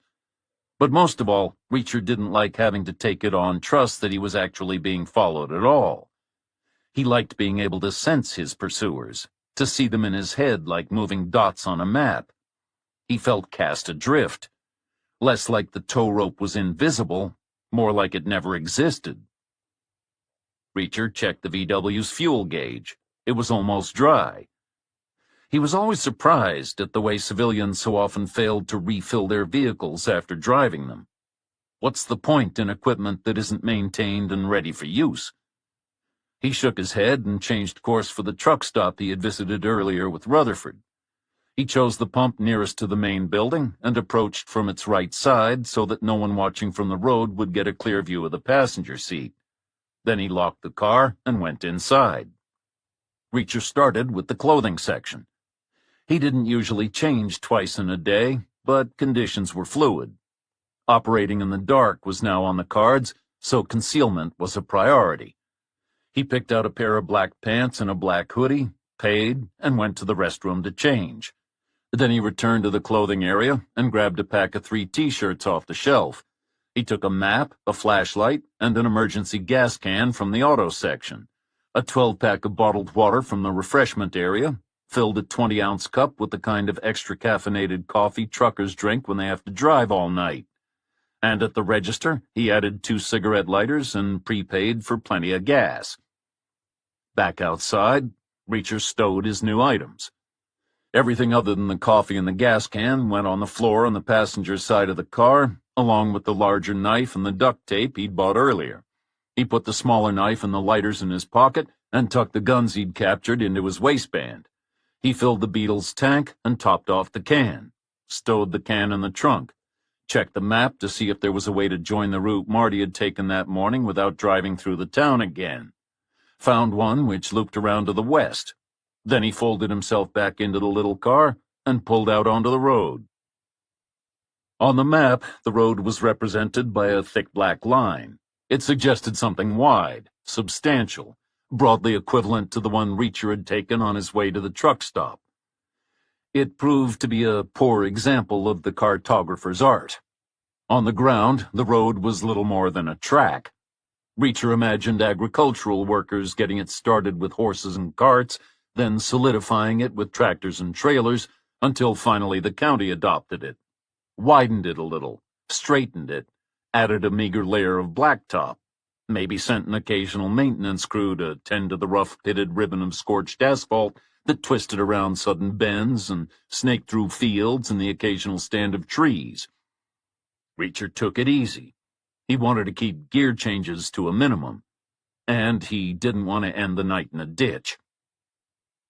Eventually, the track dumped him out on the route Marty had used south of the town.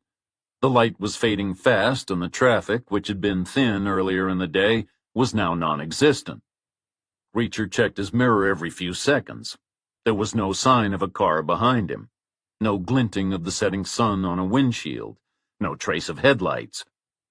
Reacher came to a long straight section, so he pushed the gas pedal all the way down to the floor. The engine rattled and growled behind him. The steering wheel twitched and throbbed.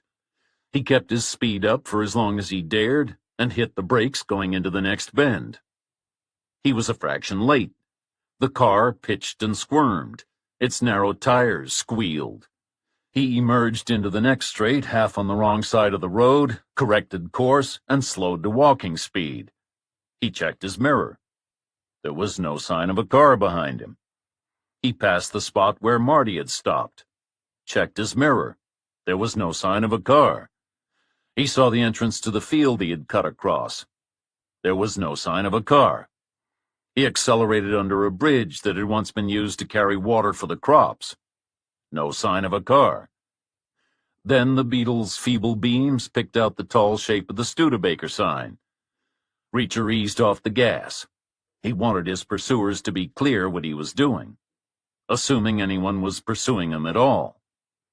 Reacher steered the Beetle through the gap between the old showroom and the abandoned gas station kiosk. He stopped the car at a careless angle and climbed out, leaving his door open. He checked the kiosk to make sure Marty wasn't still shackled to the water pipe, then fetched the gas can from the trunk and took the water bottles, the T-shirts, and the flashlight from the passenger's footwell. He left the passenger door open and made his way to the section of hoarding at the back of the showroom where he had seen the woman and one of the guys emerge when they fled.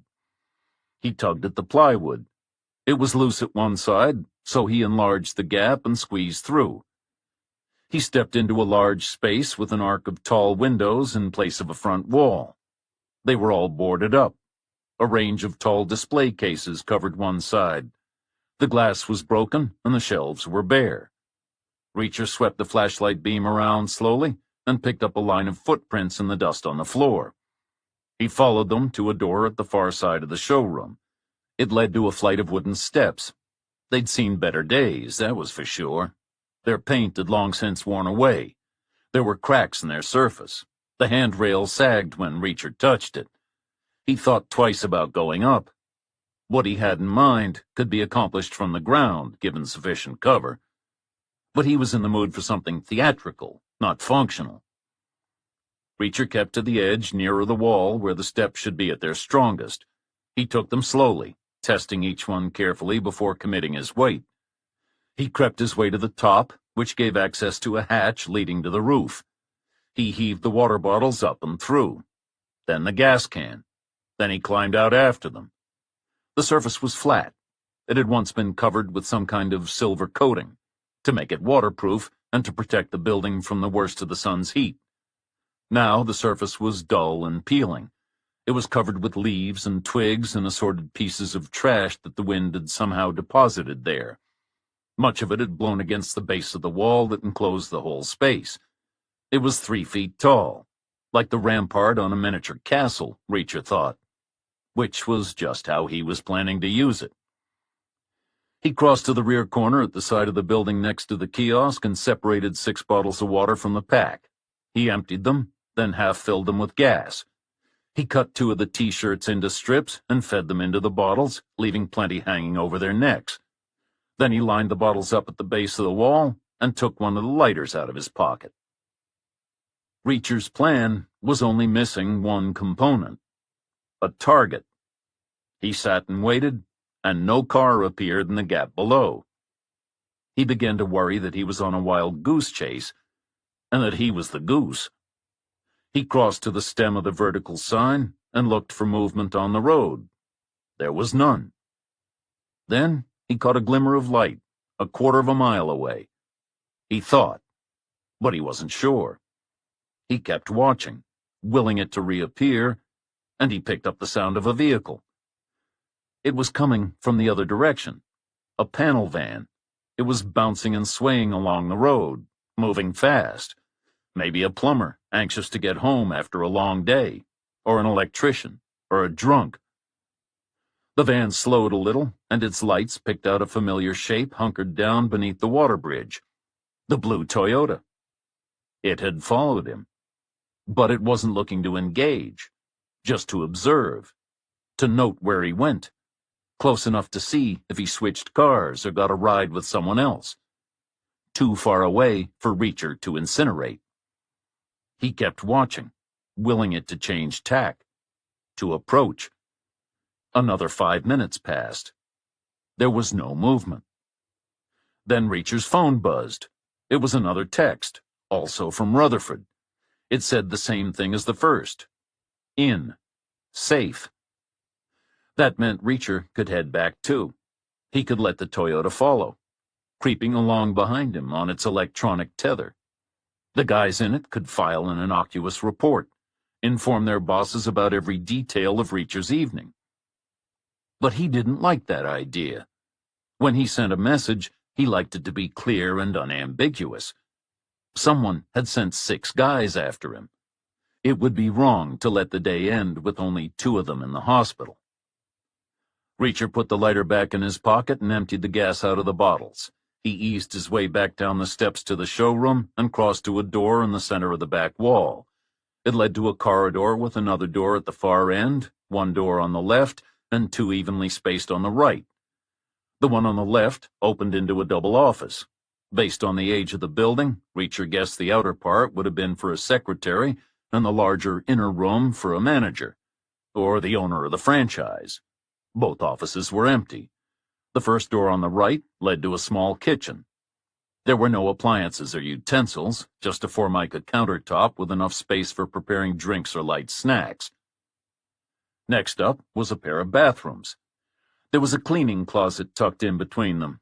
A broom had been left behind, and a mop, and a bucket, a roll of towels, a bottle of bleach, and some floor polish. Reacher moved on to the door at the end of the corridor. It led to the final section of the building. A car-sized space with a roll-up door to the side, drain holes in the floor, but no vehicle lift and no room for serious tools.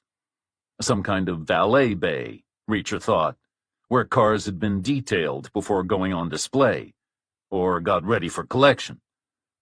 There was a metal cabinet against the far wall. Reacher wrestled it open and found a tub of hand cleaner, long dried up, a tin of wax, some chalky paste for brightening up white-wall tires, a bottle of detergent, a tube of tar remover, and a bottle of glass cleaner. Reacher opened it, sniffed the contents, nodded to himself, and doubled back to the cleaning closet to collect the bleach. He figured it was time to find out how well he remembered his high school chemistry. Reacher squeezed out through the gap in the plywood hoarding and made his way back to the Beetle. To the rear. He felt around the inside of the fender until he found the tracking device. He detached it and placed it on the ground directly below the car. He took a last swig of coffee, removed the lid, emptied the dregs, tied the one remaining T-shirt around his head so that it covered his mouth and nose. Then, working at arm's length, which was further for Reacher than for most people, he poured bleach into the coffee cup until it was half full. He topped it off with glass cleaner, replaced the lid, closed the passenger door, wound down the driver's window, then climbed into the car and started the engine. He held the cup in his left hand so that he could shift and set off slowly back to the road. He drove with no lights, as smoothly as he could manage, in the direction of the town. The Toyota was still under the bridge. It was tucked in with its passenger side close to the thick brick pillars that must have supported the structure for the last 100 years. Reacher pulled across so the Beetle was tight up against its driver's side, making it the meat in a sandwich. He pulled the T-shirt away from his face. The driver stared at him. She looked surprised for a moment, then suspicious. Reacher gestured for her to roll down her window. "How are you guys doing?" Reacher flashed what he hoped was a friendly smile.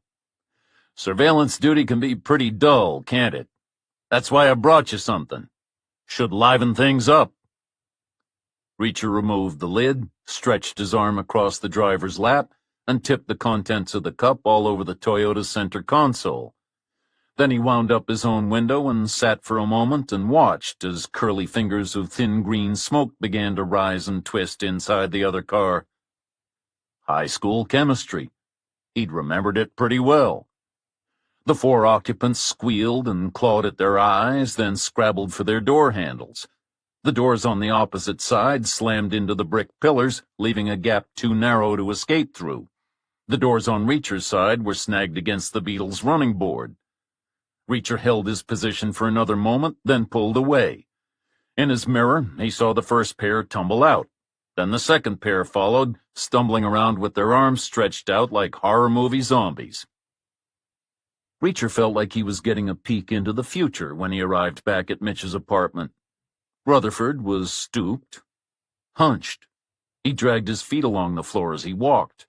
His eyes seemed dim and unfocused, as if he'd aged 50 years in the course of the evening. "Have you been drinking?" Reacher said. Rutherford didn't reply. "Where's Sarah?" Reacher said. "Bathroom." Rutherford made it as far as the couch and slumped down. "How'd you do?" "We have some good news," Rutherford said. "Some okay news. And some absolutely catastrophic news. Which do you want first?" "Start with the good." Rutherford gestured towards the kitchen. A large gray laptop was sitting on the countertop, connected to an outlet by a twisted grubby wire. "We got that." "A computer?" Reacher said. "Not just any computer." A hint of defiance crept into Rutherford's voice. "The computer the asshole town lawyers wanted me to pay $14,000 to see. Which leads to the okay news. I at least have a future as a cat burglar ahead of me if I can't get my job back. We got in, we got out. No one had a clue we were ever there." "And the server things?" "That's the bad news. They're gone. We looked everywhere. Not even the broken glass from the cabinet door was left." "But we're not giving up, are we, Rusty?" Sarah emerged from a door to the side of the kitchen. Her hair was wrapped in a towel, and she was wearing a black satin robe that was several sizes too big for her. "We're going to find those damn things, starting tomorrow. We'll search the whole state, the whole country if we have to. They must be somewhere." "What do they look like?" Reacher said. "Could you describe them to me?" "I can get you pictures if you like," Rutherford said. "Model numbers, serial numbers. Why?" "You should let me find them. You and Sarah should leave town." "No way." Rutherford crossed his arms. "We've been over this before." "We should find the servers, then leave." Sands sat on the couch next to Rutherford. "They're portable. We can work on them anywhere. There's nothing to be gained by staying in harm's way longer than we have to." "You should leave now," Reacher said. "Someone wants these things badly enough to send 6 guys after you. Those 6 failed. Do you think they'll give up? No. They'll send 12 guys, 18, who knows how many. And if they get their hands on you, how far do you think "I don't know where the servers are'll get you"? Sands adjusted the towel on her head. Rutherford said nothing. "You should leave," Reacher said. "If I can find the servers, I'll get them to the FBI. They can do whatever they need to with this digital fingerprint you think is in one of them. Then when it's safe, if you want to, you can come back. No. Rutherford shook his head. I don't care how many people they send. I'm not being driven out of my home. And I'm not handing the servers over to anyone. Not yet. Not if there's a chance we could develop Cerberus into something that's worth serious money. I don't want to sound shallow or greedy, but look at this place. Mitch is 10 years younger than me. He had one good idea. I've worked my ass off all my life. I deserve my shot. That's fair. Sands tucked a loose strand of hair back under the towel. You do deserve a shot. You should benefit if Cerberus turns into a success. We both should. But you can't benefit if you're dead. So don't look at it as being driven away. Think of it as a sabbatical. If Reacher finds the servers, we could give a copy to the FBI. Have them sign some kind of agreement not to develop any products out of what they find. That's not what they do anyway. And in the meantime, we could do more work with the models, at my place. It's safe there, and imagine what it would be like driving back here in a brand new Rolls-Royce. Your old boss pleading with you to go back? You telling him to stick his job? An electronic chime sounded in the kitchen, and Rutherford stood up. That's my computer. It's finished its updates. Finally. Let's see. His phone rang. He checked the screen. It's a local number. I don't recognize it. Should I answer? It's your phone, Reacher said. Rutherford pressed a key and held the phone to his ear. Hello? He listened for a moment, then passed the phone to Reacher. It's Officer Rule. She wants to talk to you. This is Reacher. He stood and walked to the window. We need to talk, Officer Rule said. I'll give you an address. Come alone. The garage will open. Drive in and stay in your car. Reacher found the address Officer Rule gave him without any problem. It was a small, single-family home with a neat but plain yard on a neat but plain street in a sleepy neighborhood half a mile from the courthouse. The blacktop had been resurfaced within the last year, judging by the color and the lack of severe cracking, but Reacher thought it was strange that there were no sidewalks. The street butted right up to people's properties, to their lawns or driveways or beds full of medium-sized shrubs. Reacher wondered if that was down to the heat or the humidity, or if people in that town were particularly averse to any form of exercise that involved leaving their own yards. The correct house was easy to spot because it had a police cruiser parked outside, along with a late-model Honda Civic. Reacher guessed that would be Officer Rule's personal vehicle. He slowed as he approached, checked his mirrors a final time to be sure no one was following, then turned onto the driveway. The garage door immediately began to clang and clank its way up, and when it was all the way open, Reacher rolled inside. He killed his engine, and the door began its descent. There was an aluminum ladder fixed on the wall on one side, and a bicycle suspended by its front wheel from the other. There was a stout shelf covered with gardening fertilizers and weed killers and tools of various kinds. Reacher had no idea what any of them were for. Once the door to the driveway was all the way down, a personnel door opened on Reacher's left, and Officer Rule stepped through. She was wearing navy sweatpants with a matching t-shirt. Her hair was held back by a gold clip, and she was holding a slim envelope. Reacher opened his door and started to get out, but she shook her head and gestured for him to stay put. We gotta be quick. My neighbor'll be home any minute, and I don't want her to see you leaving. You think she's spying on you? You've never lived in a small town, have you? A smile spread briefly across her face. Of course she's spying. Everyone is. Maybe not the way you were thinking, but I still want nothing to do with it. Here. She passed the envelope to Reacher. This is for you. What is it? He said. There was nothing written on it, nothing printed, no label. A file. A copy, anyway. For the journalist you were asking about.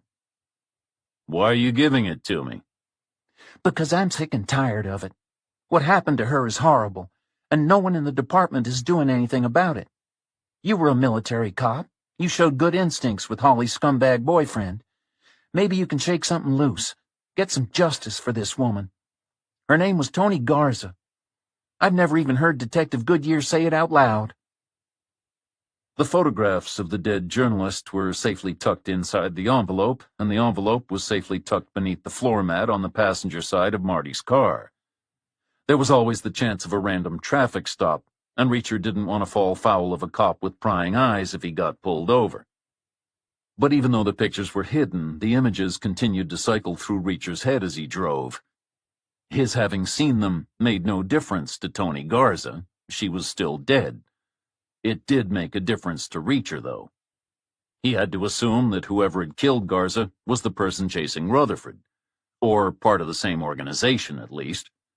And now that he'd seen the level of brutality involved, there was no way he could leave Rutherford alone. Sands opened the door to Mitch's apartment when Reacher knocked. She'd dried her hair and styled it and had changed into yoga pants and a loose pale blue silk shirt. "Everything okay?" she asked. "What did this Officer Rule person want with you?" She had some information for me on the QT, a kind of cop to ex-cop thing, related to a case I'd asked her about at the station house earlier. "Is it helpful, this information?" Helpful's not the word I'd use, but it does add perspective. Rutherford was in the kitchen, tethered to his computer. Apparently it was showing its age by refusing to operate unless it was attached to an outlet. "Is that thing working?" Reacher said. "I need you to find the email Tony Garza sent you, the journalist." Rutherford rattled some keys and prodded a square pad, and after a minute, he gestured for Reacher to come closer. "Here it is." Rutherford pointed at the screen. "Like I said, she was inquiring about property records for a particular address. No mention of an owner's name." "What about her second message?" Reacher said. Rutherford shook his head. "That was a voicemail. I deleted it as soon as I listened to it." "Do you have the address of the property?" Reacher said. "Is it still standing? If someone lives there, I want to pay him a visit. Or her, first thing in the morning." "We have to track down the servers in the morning," Sands said. "Let's see what I can find," Rutherford said. "Give me 2 minutes." He pressed and prodded and called up maps and databases, then nodded. "Oh, yes, it's still standing. It's actually famous, or notorious. I've never seen the street address before. I only know it by its local name. The Spy House. 2 Soviet secret agents lived there back in the 1950s. Now it's owned by a businessman, Henry Klosterman." Chapter 15. There were 2 bedrooms in Mitch's apartment, and 2 other occupants that night alongside Reacher. Although Reacher felt that describing the sleeping areas as bedrooms was going a little far. They had no doors, no windows, no walls to speak of. The only things separating them from the rest of the apartment were the wooden dividers, and they only came up to Reacher's chin. He knew without looking that the beds would be too short, so he figured his best bet was to let Sands and Rutherford use them. He could sleep on the couch. He'd have to forego his usual practice of pressing his clothes onto the mattress, but it would be better from a security perspective. It meant that if anyone found out where they were billeted, he would be the first one they came to if they got through the door. Reacher woke himself at 7 a.m. He could hear slow, peaceful breathing, plus the occasional grunt and snort from the other side of the dividers, so he lay still for another half hour and ran a few of his favorite guitar riffs through his head. Then he got up, coaxed Mitch's complicated coffee machine into action, and while it gurgled and hissed, he took a shower. He emerged from the bathroom 14 minutes later, still unshaved and with his hair still damp, and found Sands perched on a stool at the kitchen counter. She was wrapped in the same robe as the day before and was sipping coffee from a plain white mug. She stood when she saw Reacher and poured a mug for him, and then poured another as Rutherford stumbled out from behind the dividers, rubbing his eyes. Sands was in favor of calling ahead to set up an appointment at the Spy House. She felt it was the polite thing to do, and also the practical thing. They could make sure someone was home, avoid the risk of a wasted journey, and the risk that the sight of Reacher arriving unannounced could lead a panicked homeowner to call the police. Reacher didn't agree. Experience told him that surprise was his friend. He'd prefer to be knocking on the door at 4 a.m., the way the KGB had done back in the day. And if no one was home, all would not be lost. It's easier to search a house when the owners aren't there. Rutherford was still too dopey to voice a coherent argument either way, so they decided that Reacher would go unannounced and Sands would stay at the apartment and find out what the town did with its discarded computer equipment. She was clinging to the hope that they could find the servers Rutherford had trashed and keep the dream of making their fortune alive. Reacher drained one more mug of coffee, then stood up to leave. Wait. Rutherford slid down from his stool. I'll come with you. Give me 2 minutes to get dressed. You don't want to stay and help Sarah? Reacher said. Rutherford shook his head. There's no point. No one would talk to me. Sarah's far more persuasive anyway. And I always wanted to see inside the spy house. Why? It's not going to be full of spies in disguises practicing secret codes with invisible ink. It'll just be a normal house. I know. I still want to see it.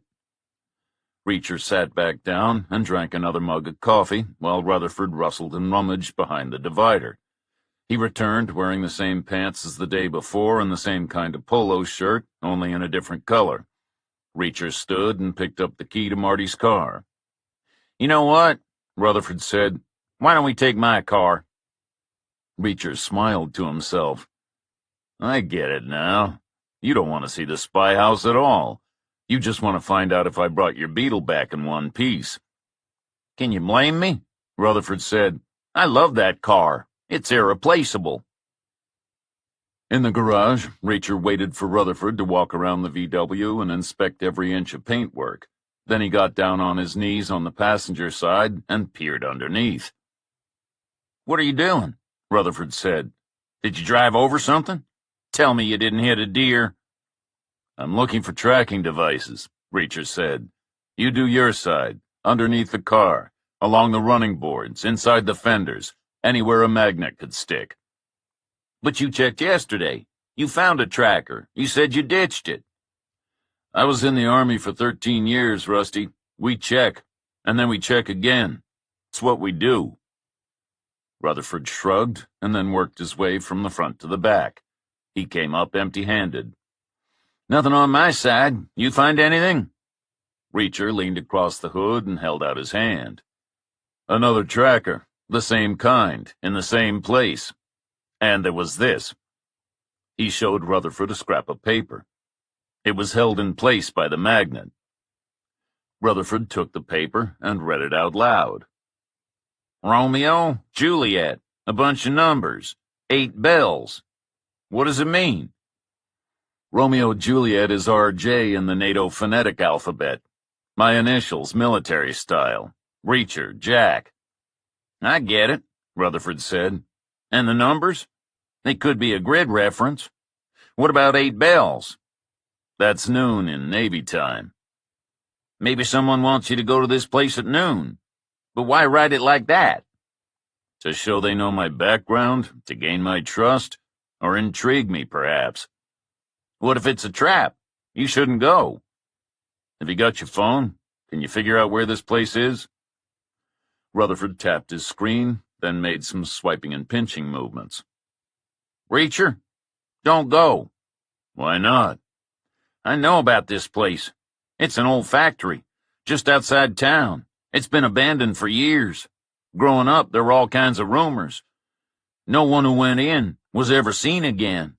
I never dared go. The spy house was hidden behind a wall. The wall was built of stone, 8 feet high, and topped with broken glass. The driveway was blocked by a gate, made of iron, also 8 feet high, the kind that slides to the side, so there are no hinges, no join in the center either, no weak spots at all. This particular one was plain, no nonsense, no ornamentation, just thick vertical bars. It reminded Reacher of a grate covering a giant drain or a sewer. You'd need a tank to knock it down. The bars were too close together for anyone but a child to squeeze through. Not a welcoming proposition. And there was a sign mounted at eye level to complete the effect. It read, "No photographs, no trespassing, no interviews without an appointment." Rutherford pointed to the sign. Maybe Sarah was right. Maybe we should have called ahead. Then he wound down his window and pressed a call button on a keypad set in a pole. Yes? A woman's voice answered after half a minute. It was quiet and cold, like the whisper from a tomb. Good morning. My name's Rusty Rutherford. Is Mr. Klosterman available? Can you read, Mr. Rutherford? Yes. Do you have an appointment? No. Then you should already know that Mr. Klosterman is not available. Reacher leaned towards the open window. Actually, we don't know that. Your sign says you need an appointment for an interview. We're not here for an interview, so we don't need an appointment. There was a pause. Then what are you here for? There are no maintenance visits scheduled for today. We're following up on something that will be of interest to Mr. Klosterman. Considerable interest. To do with some correspondence from a journalist about property records for his house. Please wait. A faint electronic buzz told them they hadn't been disconnected.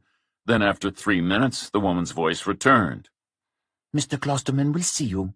When the gate opens, drive directly to the front of the house.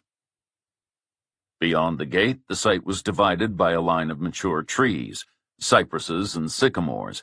The area to the left of them was rough, unfinished. There were no structures and no plants taller than stalks of coarse, scrubby grass. The house was to the right. It had an attached two-car garage. Next to that was a covered porch. It was raised up on a stone base, and plain white pillars stretched up to support its roof. The rest of the building was finished with wood siding, long horizontal strips, painted olive green. There were 4 windows on the ground floor, 4 on the first. Each had shutters. All were open, pinned back against the wall, finished in a darker shade of green. The roof was covered in cream-colored shingles. A chimney extended 6 feet above the ridge on the far left. Rutherford followed the driveway towards the garage, then pulled into a parking area in front of the house and killed the engine. Reacher climbed out. Rutherford followed him, and together they climbed the 3 steps and crossed the porch. Reacher rapped on the door. A woman answered. She was in her late 20s, wearing a knee-length black dress with a white apron. Her blonde hair was tied up in a bun. She was thin, almost malnourished, but she moved with effortless grace like a ballerina. Please, come in, she said. Hers was the voice they'd heard on the intercom, quiet and cold. There was no question about that. Can I offer you gentlemen some refreshment? Iced tea? They declined, and the woman led the way along a narrow hallway.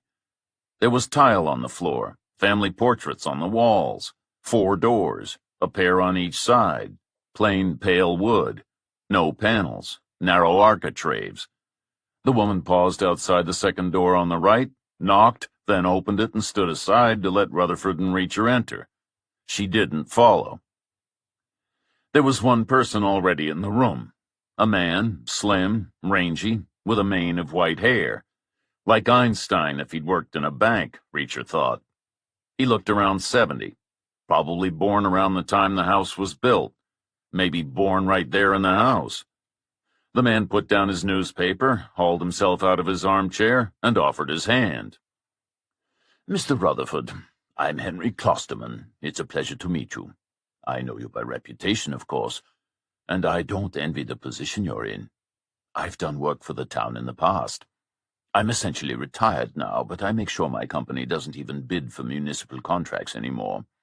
The penny pinching, the endless finger-pointing, it drove me up the wall, made it impossible to do a job properly. I can only imagine what it was like to work there permanently. And your friend? Reacher. Reacher didn't offer his hand. Jack. I'm Mr. Rutherford's life coach. Really? Klosterman said. How interesting.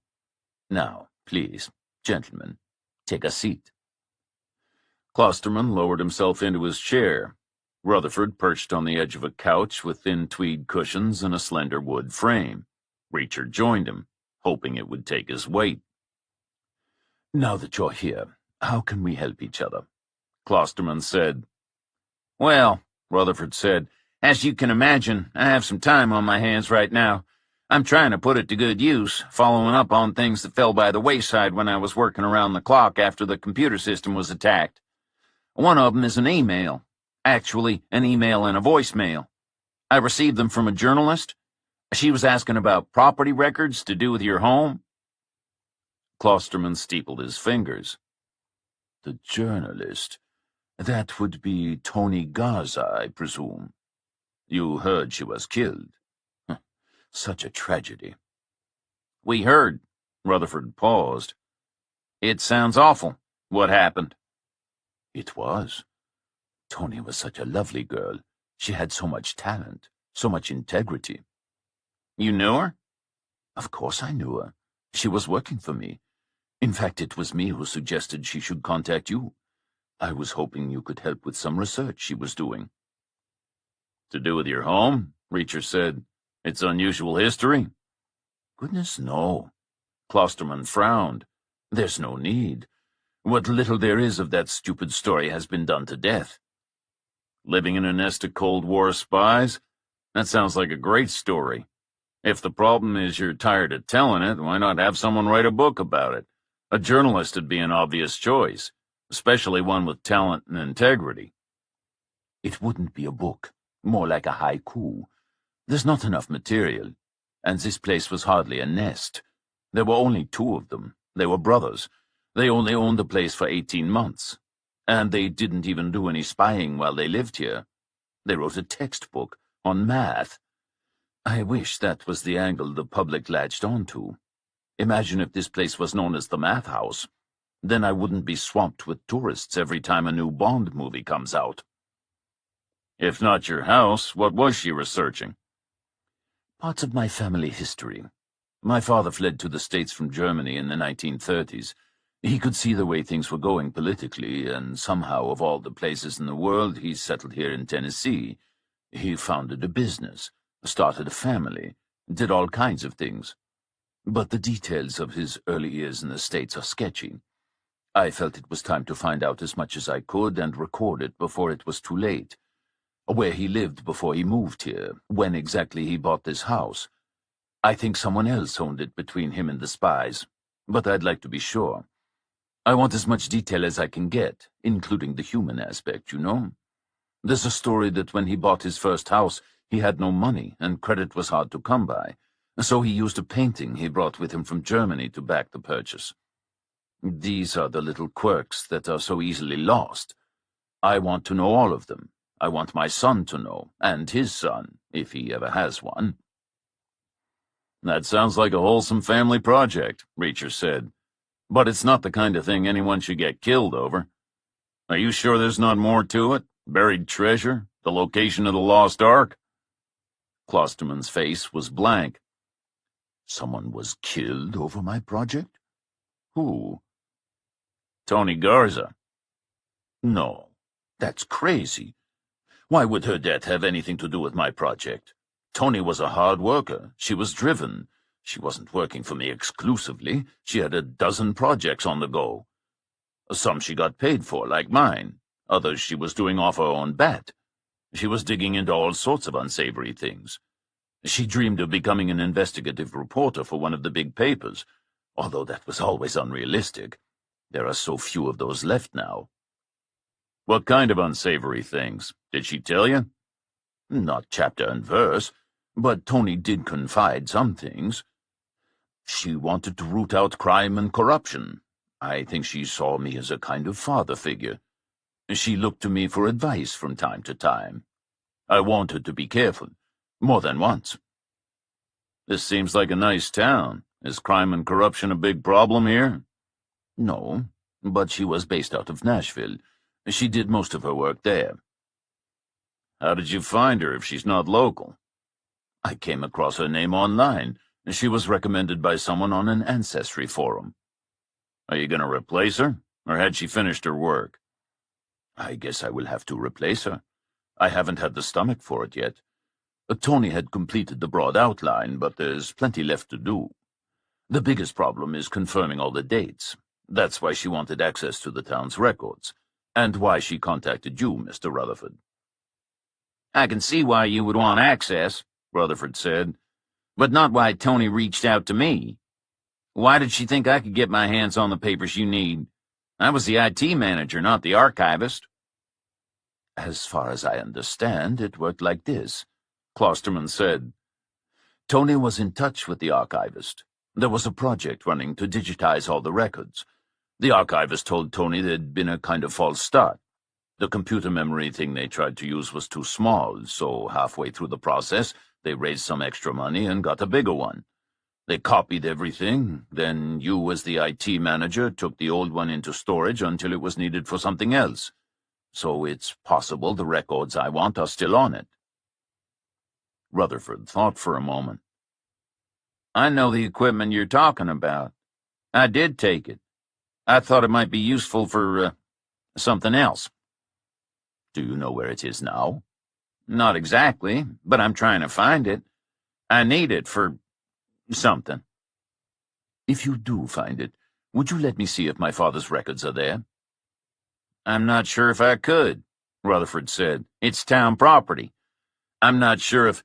We're talking about 70-year-old documents, Klosterman said, maybe older, whose confidence could possibly get betrayed. And it's all theoretically public domain stuff anyway. It was in the physical archive before the fire. So, come on, what do you say? Rutherford didn't reply. I can make it worth your while if compensation is an issue, Klosterman said. Very much worth your while, if I can get the first look. Patience is not a virtue of mine, and I'm not getting any younger. Rutherford squirmed on the edge of the cushion. It's not about...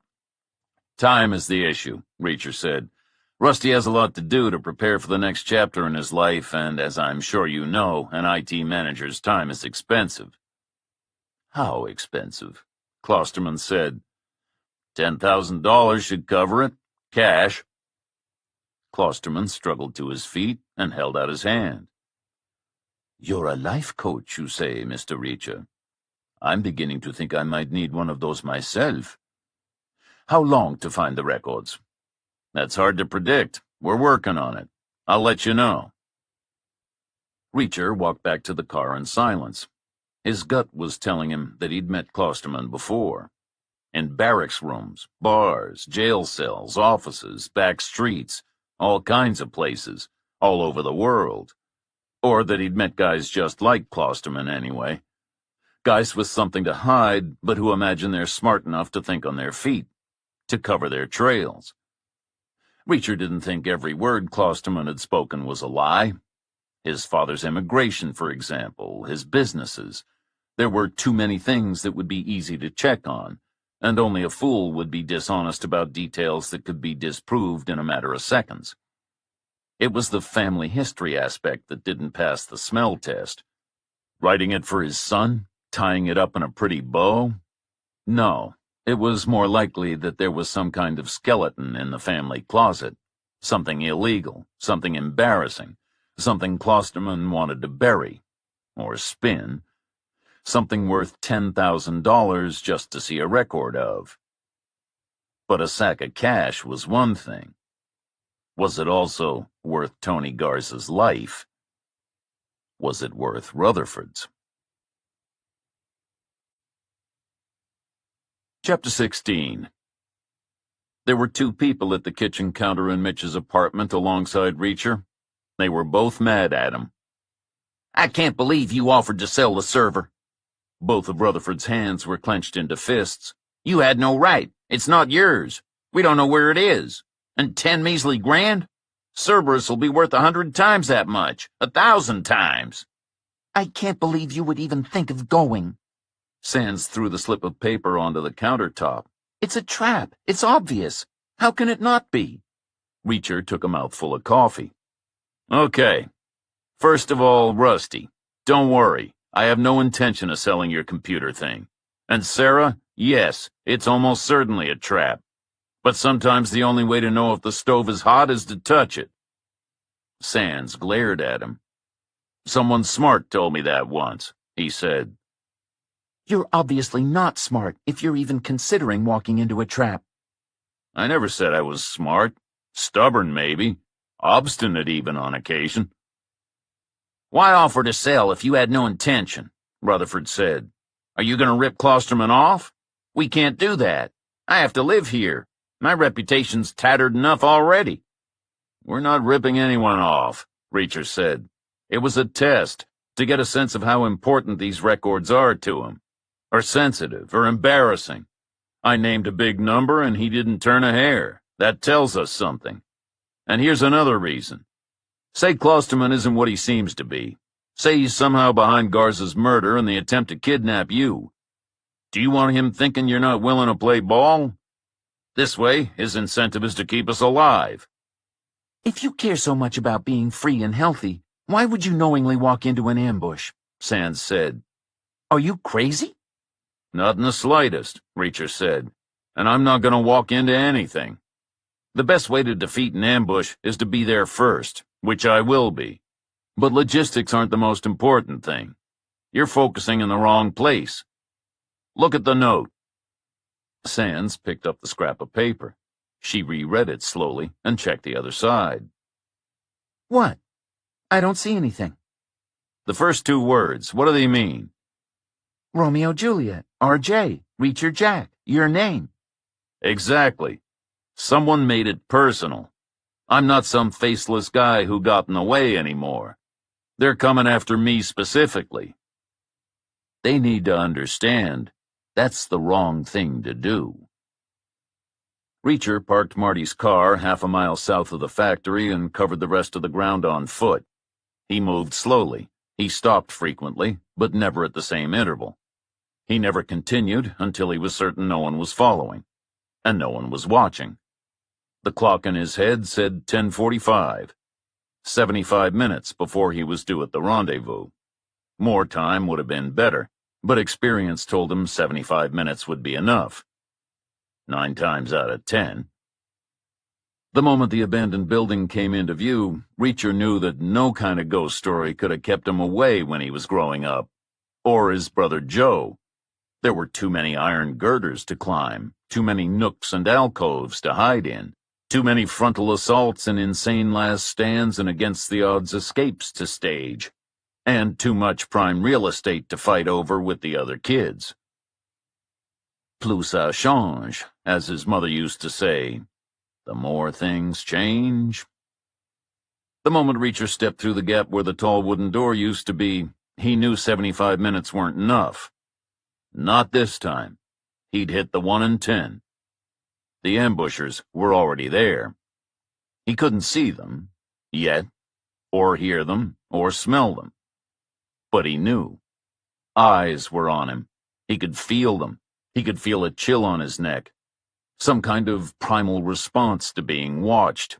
A warning mechanism hardwired into his lizard brain, as finely tuned as his ancestors had been millions of years ago. Then forests, now a factory. Either way, evading predators. Not getting eaten, not getting shot, living to fight another day. Plus ça change. Reacher kept moving, same speed, same direction. He didn't want whoever was watching to know he was aware of their presence. Not until he knew exactly where they were, and how many there were. He strained his ears, heard nothing, scanned the rubble and the weeds covering the ground, checked the long line of smashed windows, the gaping holes in the roof, looking for movement, shadow, shape, shine. He saw nothing. Reacher took another step. Something made a sound behind him, metal shifting against stone. But not someone looking to shoot him. They could have done that already. A decoy? Reacher scanned the ground in front, behind, both sides. He increased the radius, looking for signs of disturbance, a place for someone to hide, to spring out of when his attention was drawn away, to get in close quickly and neutralize his advantage and strengthen size. He saw nothing. It's just you and me, Major. It was a woman's voice, behind him, calm and confident. And there's no need to worry. No need to do anything either of us will regret in the morning. I just want to talk. Reacher turned around. The woman he'd last seen driving the Toyota was standing next to a sheet of corrugated iron against the wall. She must have eased her way out from behind it. She was dressed all in black, with a small tactical backpack slung over one shoulder and her hair tied back in a ponytail. There was a gun in her hand, a Glock 19. Reacher approved of her choice. It was compact, easy to conceal, and reliable. The chances of a misfire were slim to none. Her hand seemed steady. He was a sizable target. They were 15 feet apart. If he rushed her, she would have 15 chances to hit him, assuming the magazine was full. 16 if she had one already in the chamber. More than one chance per foot. Not odds Reacher liked. "I've never been much of a conversationalist," he said. Then just listen.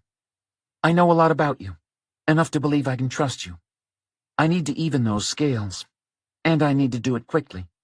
So I'm going to tell you one story from my past. My father was a Stanford man. He wanted me to follow in his footsteps, but I had other ideas. I wanted to study in England, so I applied to college there, one of the old ones. Doesn't matter which. But because I was foreign, I had to jump through a couple extra hoops. One was writing a special essay. There was no word limit, no time limit, and no choice of subject. The title they gave me was What is a Risk? You know what I wrote? Reacher said nothing. 4 words. This is a risk. It worked. I got in. And I wasn't lying. It was a risk, the biggest one I'd taken at that time. Now I'm going to take a bigger one. The biggest I've ever taken. She slipped the backpack off her shoulder and lobbed it underarm straight at Reacher. It landed at his feet and kicked a small cloud of dust up over his shoes. Pick it up, she said. Open it. The pack was made of black ballistic nylon. It wasn't new. One of the shoulder straps was starting to fray and the bottom corners were scuffed. A tried and tested piece of equipment, the best kind. It had a small pocket on the right-hand side, an identical pocket on the left. Both were empty. There was a triple row of mala webbing across the front with nothing attached, and one internal compartment. Reacher unzipped it and looked inside. There were 3 spare magazines for the Glock, a set of car keys for the Toyota, Reacher assumed, a hairbrush with 2 elastic ponytail holders wrapped around the handle, and a book. See the Bible? She said. Take it out. Reacher set the pack down and fished out the book. It was a King James hardcover edition. It had a dark red cardboard front, a dark red cardboard back, gold printing on the front, gold printing on the spine. It was scuffed and worn as if she carried it everywhere. The leaves were yellow and dark as if the victim of some spillage long ago. Maybe some kind of fruit drink, certainly something sticky, because the pages were gummed up solid. Go ahead, she said. Dig your fingernails in. Pull. It will open. I don't need to. Reacher slipped the book back into the pack. I've seen one just like it before. You're with the FBI? Special Agent Fisher, she said. Margaret, you can call me Mags. If you help me. What kind of help do you need? The same kind Tony Garza gave you? Did you know enough to trust her, too? And did she trust you in return? Who's Tony Garza? Reacher said nothing. I'm serious, Fisher said. I don't know who Tony Garza is. I have an entirely different problem. Tony Garza was a journalist. She's dead, murdered by the people you're working for, in a very nasty way. I can believe that, Fisher said after a moment. I'm working for some very nasty people. But I didn't kill her. My cell didn't kill her. I don't know anything about her. But I do know this. If you don't help me, more people like her will get hurt, maybe murdered, also in a very nasty way. Reacher said nothing. The cell I've infiltrated was sent here to bag someone named Rusty Rutherford. But I guess you know that since you stumbled into the op and royally screwed it up. I'm not helping you capture Rutherford, even if you convince me about Garza. Fisher held up her hand. I'm not asking you to. All I need from you is information. Rutherford was to be taken because he has something a certain foreign power is desperate to get its hands on. He either has this thing in his possession, or he knows where it is. If I can get to it first, before they go after Rutherford again, that's the best way to keep him out of further danger. Which foreign power are we talking about? I can't say. If you want my help, you're going to have to turn your cards all the way up, Fisher sighed. Russia. Okay. And what is the thing they want? I don't know. Not exactly. All the cell was told is that it's an item, an object, something physical. It contains data or records of some kind, so it could be a paper file or a photograph. But I think it's most likely to be computer-related given the job Rutherford just lost. What kind of records? I don't know exactly. Something that reveals a name or an identity, or that would enable us to deduce one. Of an agent? Fisher nodded. Theirs or ours? Theirs. An active agent? Very active. And that's a situation that needs to be corrected. Why is there an agent in a sleepy town like this? Fisher shook her head. The information is here, not the agent. He's somewhere else. Or she. Where? Repeat a word of this, and I'll kill you. I'll probably have to kill myself, too. Have you heard of the Oak Ridge National Laboratory? Near Knoxville, where they develop the supercomputers. They do many things there. Supercomputing is one of them. Another is cybersecurity. The United States is facing a lot of threats. We have a lot of defensive programs running. And the Russians have an agent in place who's attempting to steal a copy of the most critical one. Its official name is Project CO2WW06BHH21. Snappy name. Only the geeks call it that. Everyone else calls it the Sentinel. What does it do? It protects the integrity of the election system software in 48 states. It's the only thing that does. Why not all 50? Politics. I haven't got time to go into it. And the Russians are trying to steal a copy. So what? If they succeed, what could they do with it? Change the result of an election? Aren't there fail-safes, paper backups? In some places. But changing the result is not their goal. That's too direct. This is the Russians we're talking about. You've got to understand just how long a game these people play. Their philosophy is that if you hit a man with a fire hose, he goes down, but he can get up again. If you gather enough raindrops and use them in the right way, you wind up with the Grand Canyon. They're trying to carve gaps in society that are too big to bridge. It's all part of a bigger campaign. To sow discord and division. It's been running for years. On social media, conspiracy theories, attempts to undermine the mainstream media. Fake news? I've heard about that. This time they're specifically trying to erode faith in the election system itself. We know they're serious. They already had a dry run 4 years ago in Kentucky. What happened was on Election Day, they sent out a phishing email. You know what that is?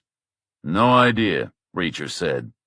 It's an email that looks legitimate, like it's from some official trusted source, like a bank or an insurance company. People trust banks and insurance companies? Some do. Anyway, the messages look genuine, and they generally have a subject that sounds tempting in some way, or urgent, like half-price car insurance if you apply within 12 hours. So gullible people open these messages and something bad happens? Like an old-school letter bomb? Right. Opening the message or following a link or downloading an attachment, one way or another, it infects the computer. A malicious program gets in and gains access to your files and passwords. And if you're on a network, it gets into that too. In the Kentucky case, the Russians sent an email to all the election officials purporting to be from the VP of Technical Support at the company that supplied the election software. The subject line said it contained a critical update to the operating instructions. I can see how people could fall for that. They shouldn't. They're specifically trained not to. But trained or not, the email went to 200 people. 6 of them opened it. So the Russians got access? Yes. What did they do? Nothing. That time. They were proving the concept, laying the foundations, building up to a wider-scale attack this year. Imagine the scenes on Election Day if every person who shows up to vote at the correct precinct is told they've been re-registered without their knowledge at some other precinct on the other side of town. Or that their registration's been canceled altogether.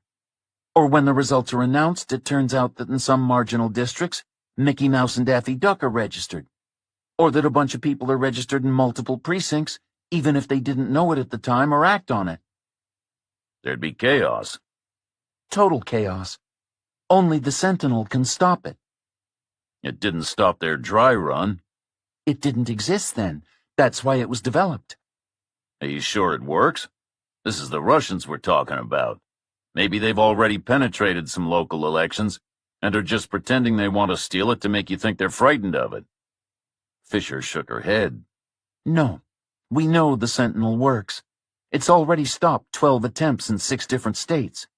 Plus, we have a source who's confirmed the Russians don't believe they can defeat it. They weren't too worried because they have an agent in place to steal it. Then panic set in because a record of some kind surfaced here that could lead to his exposure. I heard the town archive burned down. It did. The Russians did that. They're also behind the ransomware attack that cost Rutherford his job.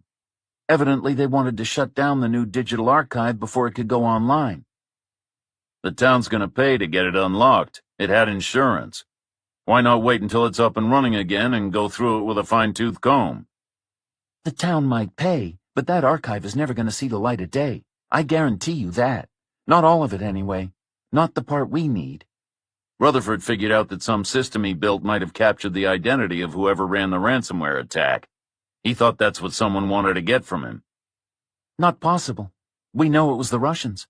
The Russians know we know. And they want us to know, frankly. Every successful attack is them giving us the finger. I spoke to a guy yesterday at the courthouse. He said he was an agent with Homeland Security, infrastructure protection. He had a theory that Rutherford had colluded with the attacker. Agent Walwork? He's my partner. Sorry for the deception. We were hoping Rutherford might have somehow revealed what the item is, or where it is. No, the panic's about whatever can unmask their agent. That's definite. In that case, how much do you know about a guy named Henry Klosterman? Who lives at the so-called spy house? Don't even think of going there. It's such an obvious coincidence, but we checked it out anyway. Those original guys from the 50s weren't KGB agents, just misguided citizens giving secrets to people they thought were their friends. They did some serious damage when they were in Los Alamos, but nothing at all while they were here. They moved on after 2 years and defected soon after because they felt the noose beginning to close. They're both dead now. They never married. They had no illegitimate offspring, no cousins, no other family that we know of. And they weren't members of any parties or groups that might be looking to carry on their work. So there's no connection to Klosterman other than the address? No, none. Why? I met him this morning. I think he's looking for the same thing you are. You know what the thing is? Possibly. A computer thing. A server. It has a preliminary copy of part of the town archive on it. Jesus Christ. Why didn't you say so before? I didn't know about the agent and the Sentinel before. Klosterman said he wanted it for a different reason. What reason?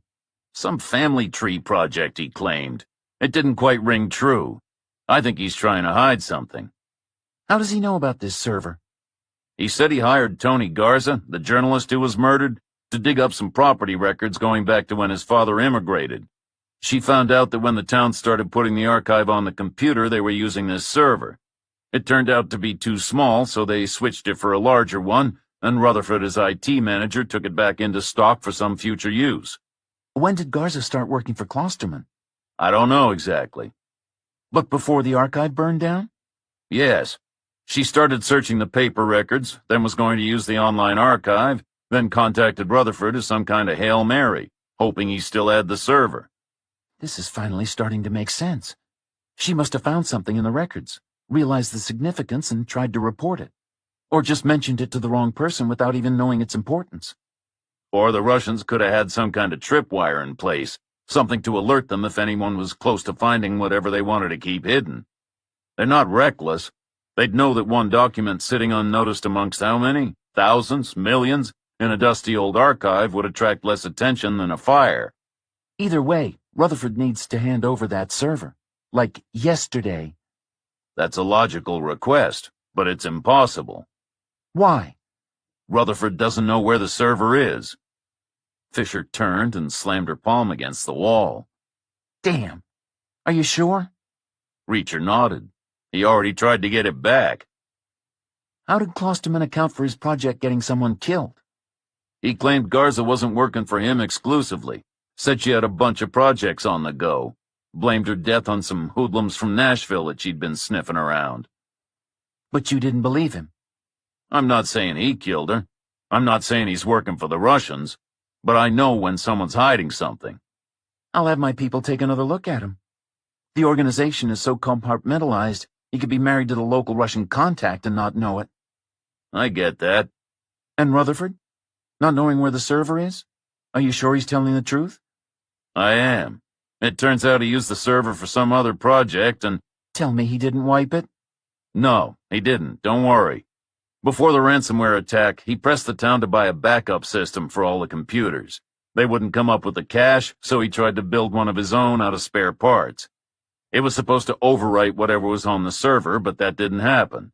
That's how he knew it had failed. He was so mad about it, he threw all the equipment in the trash. He's got to get it back. He's trying. Why? To give it to Klosterman? No. He thinks the server can help with another thing he's working on. He wants it back for himself. Can you help him find it? Can't you, with all the resources of the Bureau? No. Fisher shook her head. If the Russians latch onto a bunch of federal agents searching the local trash heaps, they'll know where to look. We have to keep this under the radar. Give it another couple of days, please. What difference will a couple of days make? The election is weeks away. Rutherford can find the server on his own and figure out a way to get a copy to you. He's a smart guy. It's not that simple. For a start, the election. Yes, it's a while away. But for 30 days leading up to it, there's what's called a systems freeze.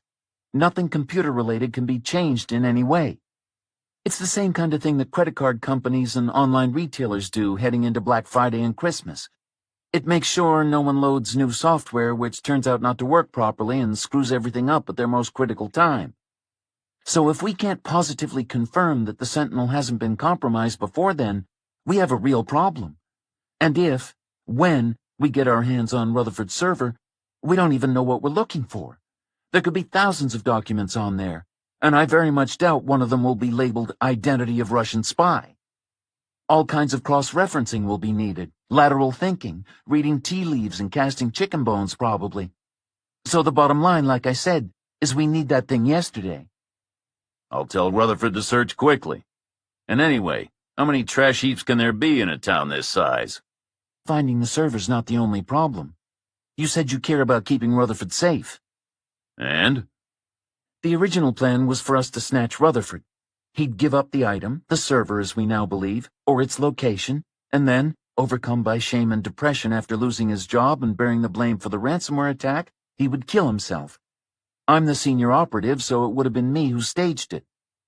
Obviously, I'd have made sure Rutherford walked away. Only before that could happen, you arrived and put half the team on the disabled list. The rest of us have been switched to surveillance only. A new guy is being brought in to finish the job, a specialist from Moscow. He'll outrank me. So if you leave and he gets his hands on Rutherford, there may be nothing I can do about it. Chapter 17. Reacher drove the 6 miles from the factory to the town with 6 words on his mind. 48 hours and need to know. The issue of timing was the more straightforward in a conceptual sense. They had a 2-day window to operate with relatively little interference while Fisher's cell was restricted to surveillance. After that, things would get more difficult. The offensive would resume. Reinforcements would arrive.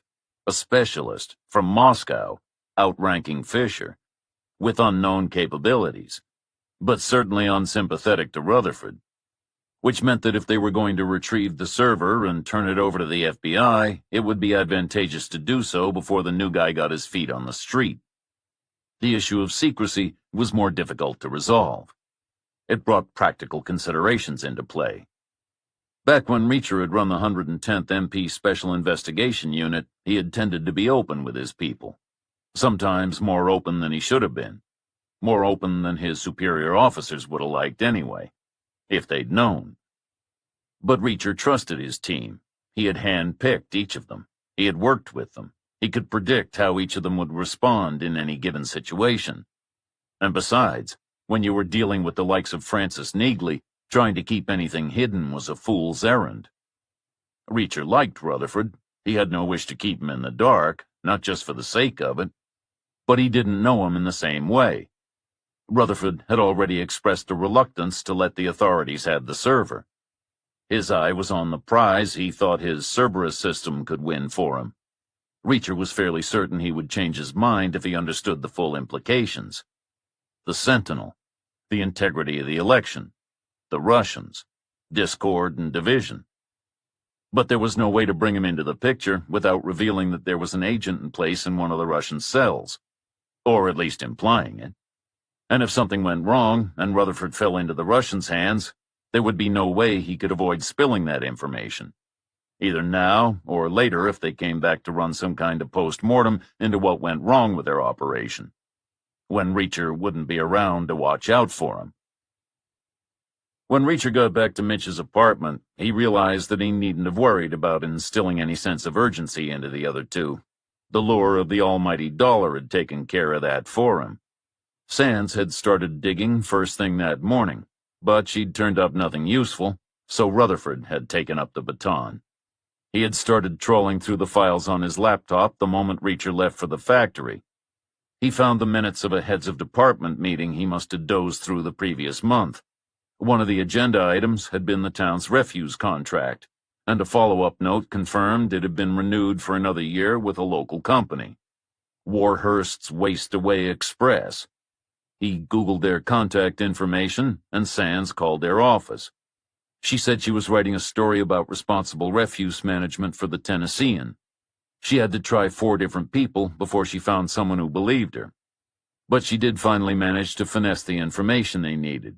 The town's surplus or obsolete electronic equipment was separated from the regular trash. Then it was sent for recycling at a facility 11 miles west of town. She and Rutherford were on the verge of leaving to investigate the place when Reacher arrived at the door. Reacher didn't like the sound of a recycling plant. It conjured visions of equipment being dismantled and harvested for parts, or melted down, or crushed, or pulped, or otherwise rendered useless. He sensed the prospect of retrieving the server in serviceable condition receding into the distance, which at least made his second decision easier. He figured there was no need to mention what he had learned about its contents or who needed to see it. Not at this stage. Not until they found out for sure whether the thing still existed. "There's dirt on your shoes," Sands said when Reacher joined her and Rutherford in the elevator. "and on your pants legs, so you must have showed up at the factory. But it's not noon yet, so you didn't wait. What happened? What brought you to your senses?" Nothing happened, Reacher said. I got there early, as planned. The opposition showed up, as expected, but only one of them this time, and she didn't hang around very long. "Why only one of them?" Sands said. "And why didn't she wait?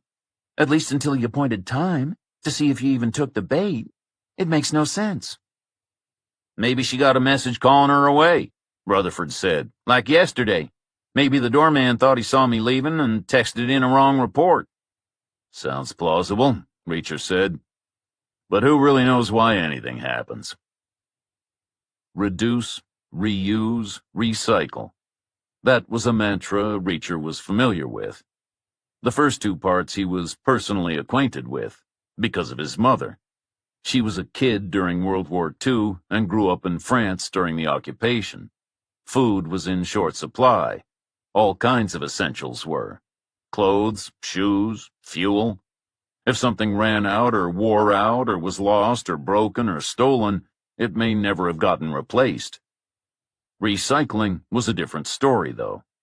There hadn't been much of a role for it at the military bases that Reacher grew up on all around the world. As far as he knew. It may have gone on behind the scenes at West Point during his 4 years there, but if so, he hadn't been aware of it. He'd had other things on his mind.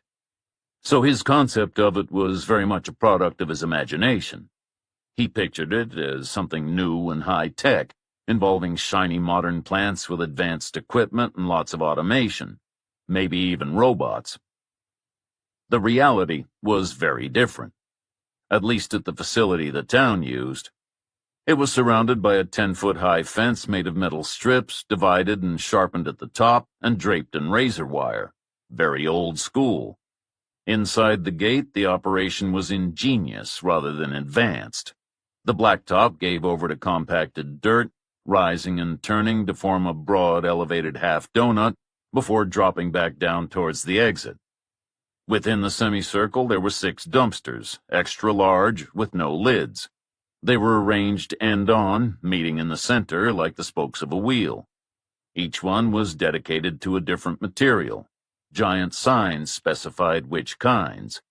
Paper and cardboard went in the first, then glass, ferrous metal, non-ferrous metal, plastic, and finally, a catch-all for any other kinds of trash that had been brought there by mistake. Reacher assumed the recycling trucks would drive up, swing around to the appropriate dumpster, and unload. The height and width and incline and turn radius had probably been calculated specially. There was only one snag that he could see. There was no place designated for electronic equipment. Sands stopped the minivan between the third and fourth dumpsters, and Reacher climbed out to investigate. He discounted paper and glass, and was wondering whether computers could be classed as plastic due to their outer cases, or metal due to their inner workings, when he heard a voice, a man's, yelling at him. "Hey," the guy said, "the hell are you doing? You can't be here. Where's your permit?" The guy had emerged from a porta-cabin that was hidden from the entrance to the site by the earth mound. It was presumably some kind of an office, or a place to hide from the sun. He looked to be in his mid-60s. His face was burned and wrinkled like a walnut. His hands were shriveled, and the veins and tendons stood out like cords under his skin. His hair was thin and gray and tangled, and it hung down past his shoulders. Technically, he was wearing faded blue coveralls with some kind of corporate logo on the chest. But he was so skinny, and the material was so stiff from the laundry, it looked like the clothes had swallowed him. "Computers," Reacher said. "Which dumpster would they be in?" "Get back in your car," the guy said. "Leave, right now, or I'm calling 911. "It's no good calling 911. The police department's phones are down, haven't you heard? And there's no need. We'll be happy to leave, just as soon as we pick up something that got sent here by mistake, something that belongs to us." "If it's here, it belongs to us. It says so in a contract with the town. You take something, you're stealing it. Can't have that." The guy ducked back into the cabin and reappeared a moment later holding a shotgun, a Benelli M1 Tactical, a nice weapon, shipped in all the way from Italy, capable of holding 6 12-gauge cartridges. It looked brand new. "That's why the company gives us these, and trains us how to use them." Reacher wasn't entirely convinced that a recycling company would hand out military-grade weaponry to its employees, and he was certain that this particular employee had not gone through any kind of training. Not in the last 30 years, anyway. Given the state he was in, if the guy pulled the trigger, the recoil would knock him on his ass, break his collarbone for sure, maybe his whole shoulder. But if he pulled the trigger from that range, any damage the guy did to himself would be the least of Reacher's worries. He was conscious of the captured Beretta in his waistband. The old guy's movements had been pretty slow up to that point. Putting him out of action before he could bring the Benelli to bear would be pretty straightforward. But maybe a little premature at that stage. It was a little early to abandon diplomacy altogether. Reacher started to move away from the minivan, very slowly, just in case negotiations failed. "Hold it," the guy said. He raised the shotgun to his shoulder. "I told you to get in the car, not move away from it." The driver's door opened, and Sands climbed out. She had a black leather wallet in her hand. She held it out in front of her at shoulder height like a tiny shield. "Federal agents," she said. "Put the gun down." Diplomacy, Reacher thought, or lying. It could be hard to tell them apart. The old guy lowered the gun, but he didn't let go of it. "What's your name?" Sands said. The guy hesitated for a moment. "You can call me Polk." "Okay then, General. Here's what we're going to do. First, you're going to answer a question. The electronic equipment that gets brought here from the town, what happens to it?" "It gets stored, along with the electronics from our other clients. Then it gets taken away." "Who by?" The guy shrugged. "Whoever buys it, I guess. One year it's one guy, the next year someone else. I don't get to pick." "When do they take it? How often?" "Once a month, first Monday usually, unless they're late, which they sometimes are." "So everything that came in the last 3 weeks is still here?" "Right. Why wouldn't it be?" "Where?" The guy gestured over his shoulder to the cabin. In there, locked up. Show me. Sands started down the slope. Hold it, the guy said. You got a warrant? You can't come in demanding to see stuff without one. I know my rights. We've had training. Sands continued until she was standing right in front of him. Reacher tracked her movement, keeping 6 feet to the right. You want paperwork, huh? Sands tipped her head to the side. I'm surprised. You don't look much like a paperwork kind of guy. But that's no problem. Not for me, anyway. Got a fax machine in there? I can get warrants, subpoenas, criminal records, whatever I want. Assuming that's a path you want to go down. The guy didn't respond. Anything in the system your bosses don't know about? Sands said. Yet?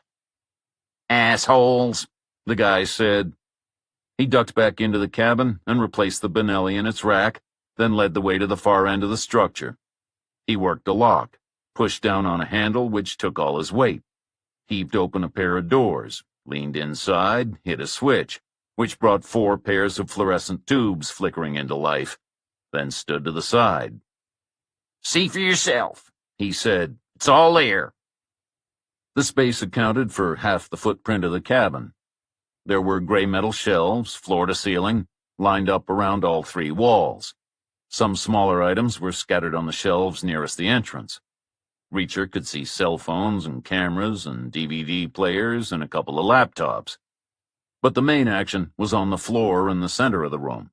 There were dozens of computers and keyboards and monitors and printers and widescreen TVs, along with a bunch of other devices Reacher didn't recognize, all heaped up together, all tangled in a chaotic jumble of cables and wires like a giant electronic spider had been absorbing it into its web. Which ones are they? Reacher moved to let Sands get a better view. Can you tell? I don't know, Sands said. There's no sign of the cabinet they were in. But that did have a broken door. They probably took the servers out and threw the rest of it in one of those dumpsters. Better get Rusty down here. I'll need help finding him in all this junk. I'm here. Rutherford appeared from around the corner of the cabin. He looked into the room and nodded his head. All right. They must be buried in the middle of all this. Come on, let's get to work. I want all 8 of them, just in case. Rutherford scrambled through the mess to the far side on the basis that each new delivery was apparently shoved in on top of the last, and the servers could have been there for a couple of weeks. Sands handed her purse to Reacher and went in after him. It was hot inside. The roof was made of metal, so were the walls. There was an air conditioner, but it only cooled the office area, not the storage side. It was as if their prize was hidden in an oven. Reacher stayed outside. It wasn't a great deal cooler in the direct sun, but he wanted to keep an eye on the guy with the gray hair. He knew the man pulling Marty's strings had put out an order to watch for Rutherford, the man with a liking for suitcases and bone saws. There was no reason to believe the gray-haired guy was involved, or that Fisher's cell would be put back on active duty if anyone called in a sighting. But plans change. Opportunities present themselves. Sometimes they're too good to resist. They were in a remote location. 2 of them were in an enclosed space, and the guy had a shotgun. Rutherford and Sands continued to sift through the mound of discarded equipment. The gray-haired guy leaned one shoulder against the cabin wall and watched them. He made no move for his phone, or a panic button, or an alarm. The sun continued to beat down. Reacher continued to watch all 3 people. Until finally, Rutherford and Sands emerged into the open air. They were blinking against the light. Their clothes were clinging with sweat.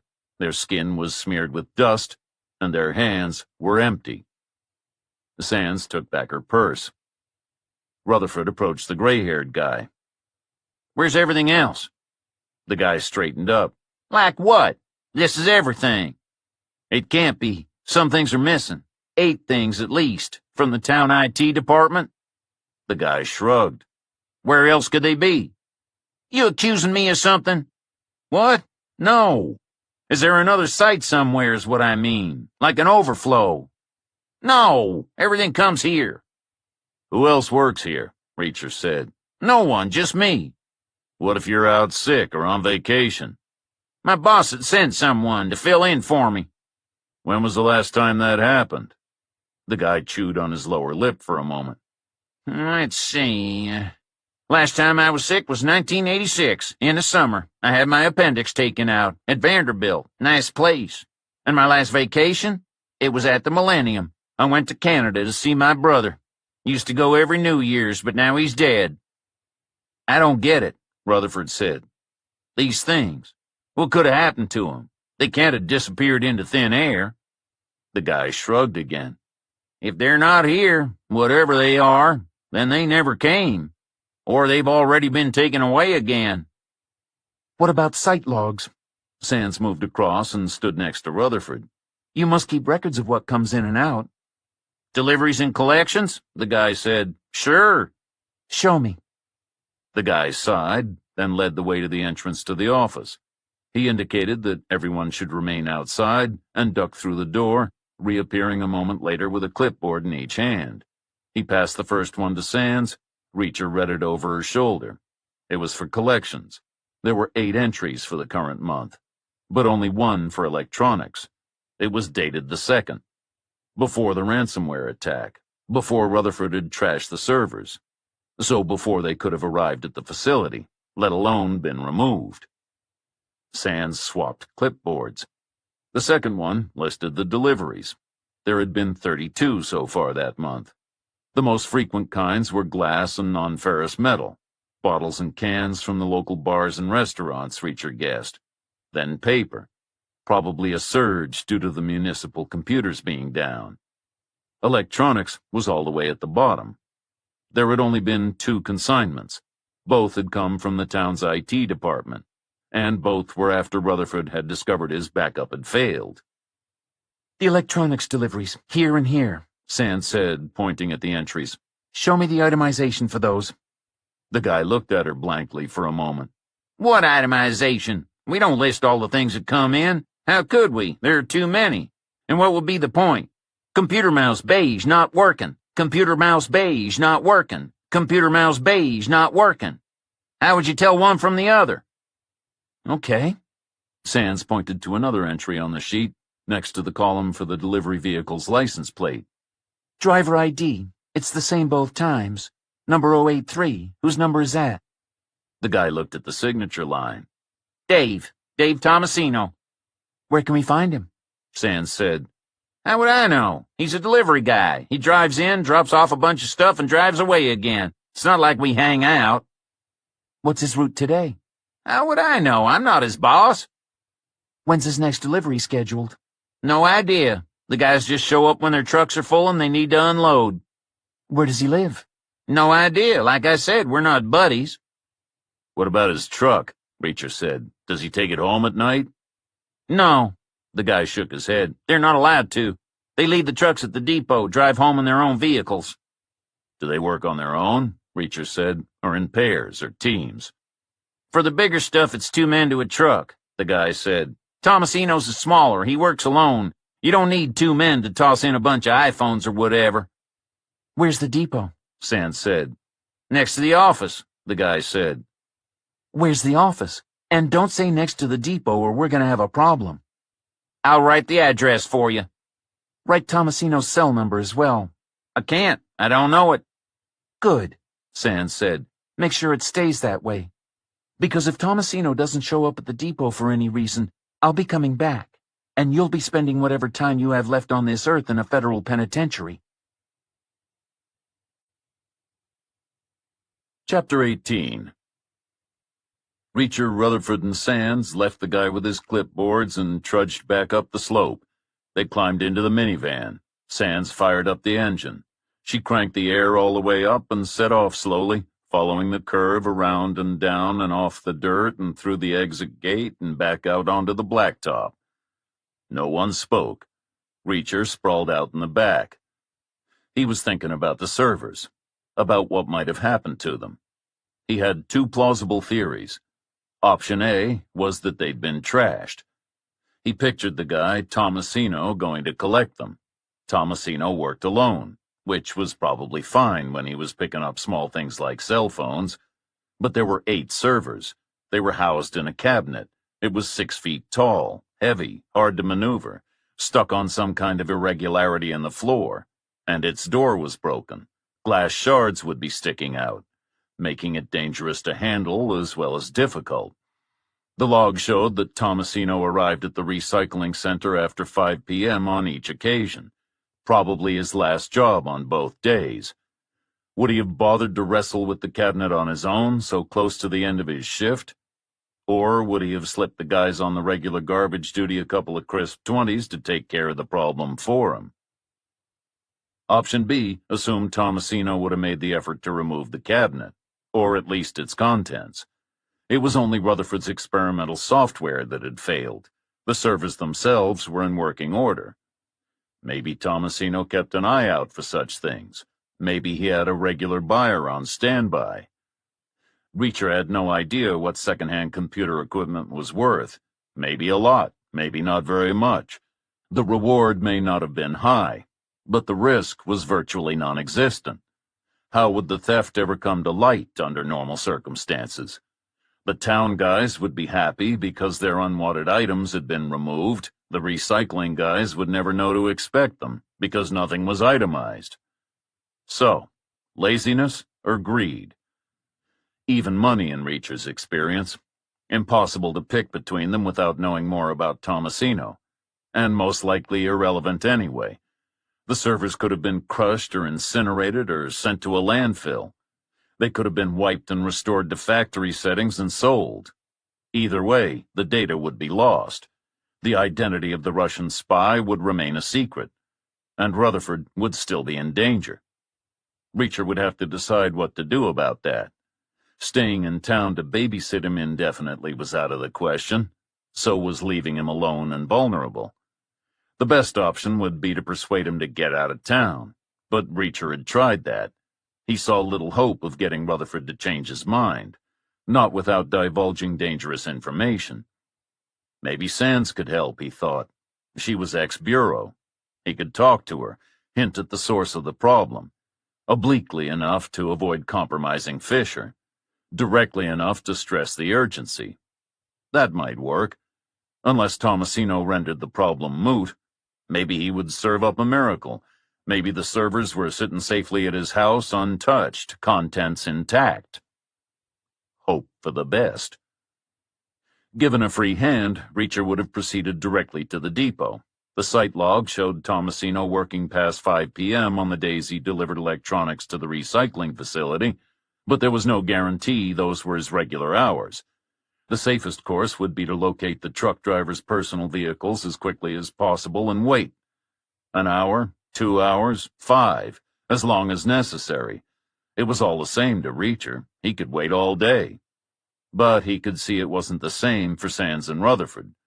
They were cranky after failing to find their equipment, probably worried about their prospects of ever recovering it, and definitely uncomfortable after rooting around inside the hot metal cabin. He was going to have to cut him some slack, unless he went to find Tomasino on his own, which was a possibility. The risk should be minimal. Fisher's cell was stood down to surveillance only. Reacher decided they should stick together. There was another factor to take into account. Suppose their luck changed and Tomasino came clean immediately, admitted to stealing all the serviceable equipment he came across, and took Reacher to his stash. Reacher didn't know what a server looked like. He needed Rutherford with him to handle the identification.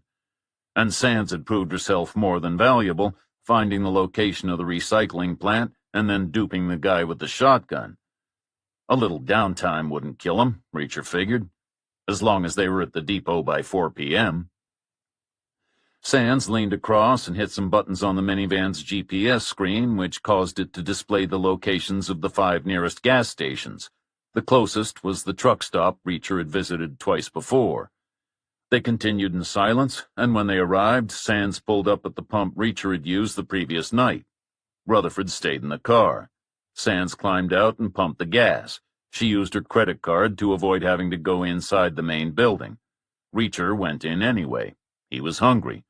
He rounded up the ingredients for 4 hot dogs, assembled them, loaded them with extra cheese and onions, then grabbed a bunch of newspapers, a disposable razor, a can of shaving cream, and a pack of bottled water, figuring the others could probably use some hydration.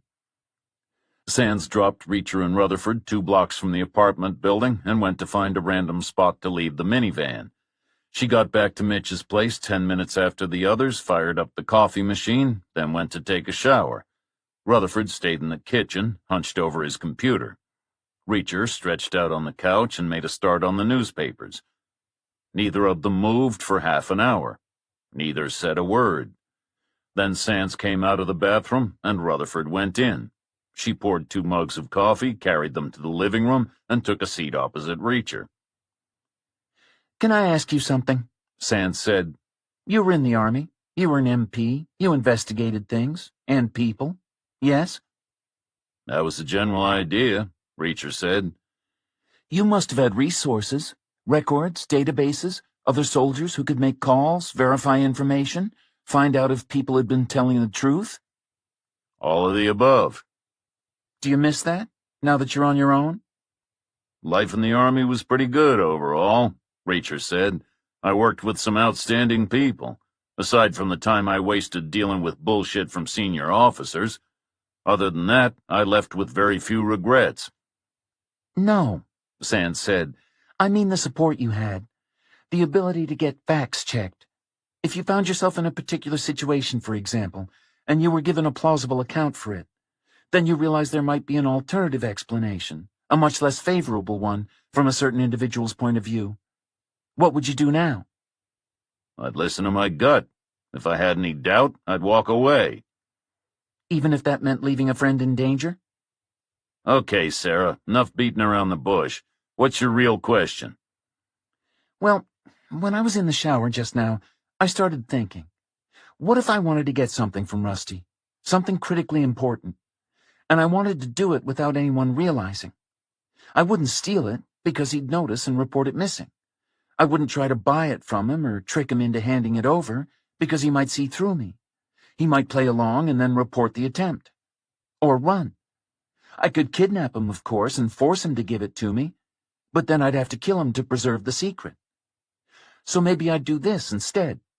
I'd stage a kidnapping attempt, make it look very professional, very convincing, the kind of thing that would certainly have succeeded if someone hadn't intervened, someone with all the right skills and experience who just happened to be walking by, someone who would instantly gain Rusty's trust and then offer to stick around and help him." That someone being me, Reacher said. "I'm not trying to be an asshole here, but you have to admit it's a possibility." It's absolutely a possibility. It wouldn't be the first time something like it happened. "Is that supposed to make me feel better? Because it's not just the kidnapped attempt that could be fishy. Every other time you've had contact with whoever we're up against, you've been on your own. A series of coincidences or clandestine meetings?" Reacher smiled and looked away. "What?" Sands said. "Is this funny to you?" No, it's just this town. There must be something in the water. First I get mistaken for an insurance guy, and now you think what? Follow it through. If I'm working with these kidnappers, I must be some kind of mercenary. Someone good, because this operation wasn't thrown together on a budget. Therefore someone expensive. So I must be secretly rich. What's your theory? This whole image is a sham? I really live in some Manhattan mansion with closets full of silk suits and a garage crammed with Ferraris? Is that any less likely than a retired major being homeless? I'm not homeless. So that's one lie you told. When? You told Rusty you don't own a house. You just drift around. A night here, 2 nights there, no fixed abode. That's true. So you are homeless. No, my situation is not the same at all. It's like the difference between being alone and being lonely. 2 separate, distinct things. Okay, then. Back up. Say you have earned a fortune as a mercenary. It doesn't follow that you spent the money on a house and clothes and cars. That's faulty reasoning. You might not have spent the money at all. You could have stashed it all in a bank in the Cayman Islands, or hidden it inside a hollow tree, or given it to a cat shelter. True, I could have, but I didn't. Can you back that up? How? I can't prove a negative. No one can. Sands slumped back on the couch. Try this, Reacher said. Flip it around. I have the means and the opportunity, sure. But what's my motive? Money. Sands said. I'm not interested in money. I have enough already. Why would I want more? Have you met the human race? You're on the wrong track, Sarah. The point is, I do have a motive. To keep Rusty out of danger. You're equally capable of that, so why don't you take over? If you move him somewhere safe, today, I'll walk away. I'll never come near him again. Or with us out of the way, you'll go straight to the depot and lean on Tomasino. Look, if you really don't trust me, talk to your friends at the Bureau. Have them run my background. I already did, 5 minutes after I met you. They didn't find anything. But what does that mean? You're telling the truth, or you're good at covering your tracks? I guess it boils down to this, Reacher said. I could be helping Rusty. I could be setting him up. Only time will tell. So right now it just depends on what you believe. And you obviously don't believe I'm in league with the devil. What makes you so sure? You're a smart woman, that's clear. So if you really thought I was a hired killer, you wouldn't say so to my face. You'd drug my coffee and slip away while you had the chance. Or shoot me before I could hurt your friend. That's an interesting theory. Which begs another question. Who just made your coffee? Reacher picked up his mug. It was a decent size, maybe 8 fluid ounces. It had started out full. Now only a quarter was left. Was 6 ounces enough for an effective dose of tranquilizer for a man his size? He didn't feel dizzy, or nauseous, or tired. He sniffed the remaining liquid. There was no unusual odor. It had tasted fine. But then he wasn't the world's greatest connoisseur when it came to flavor. He was mainly a fan of strength. Here, Sands said. Pass it to me. Reacher put the mug back on the table and slid it across. Sands picked it up and took a mouthful. I was joking about the coffee, she said, then revealed why her robe was gaping a little that day. There was something in the pocket, something heavy. Sands reached inside and pulled it out. It was a gun, a Colt Government Model 380, small, light, reliable. She flicked the safety down with her right thumb. I'm not joking about this. And remember, you may be bigger, but I'm faster. So look me in the eye and tell me you're on the level. I'm on the level. Sands rested the Colt on her lap. The tips of her fingers were touching its grip. So, Reacher said after a long minute had ticked past, what are you gonna do? What choice do I have? Do what you said? Go with my gut? Sands flicked the safety up and slipped the gun back into her pocket. And pray you don't make me regret it. Chapter 19.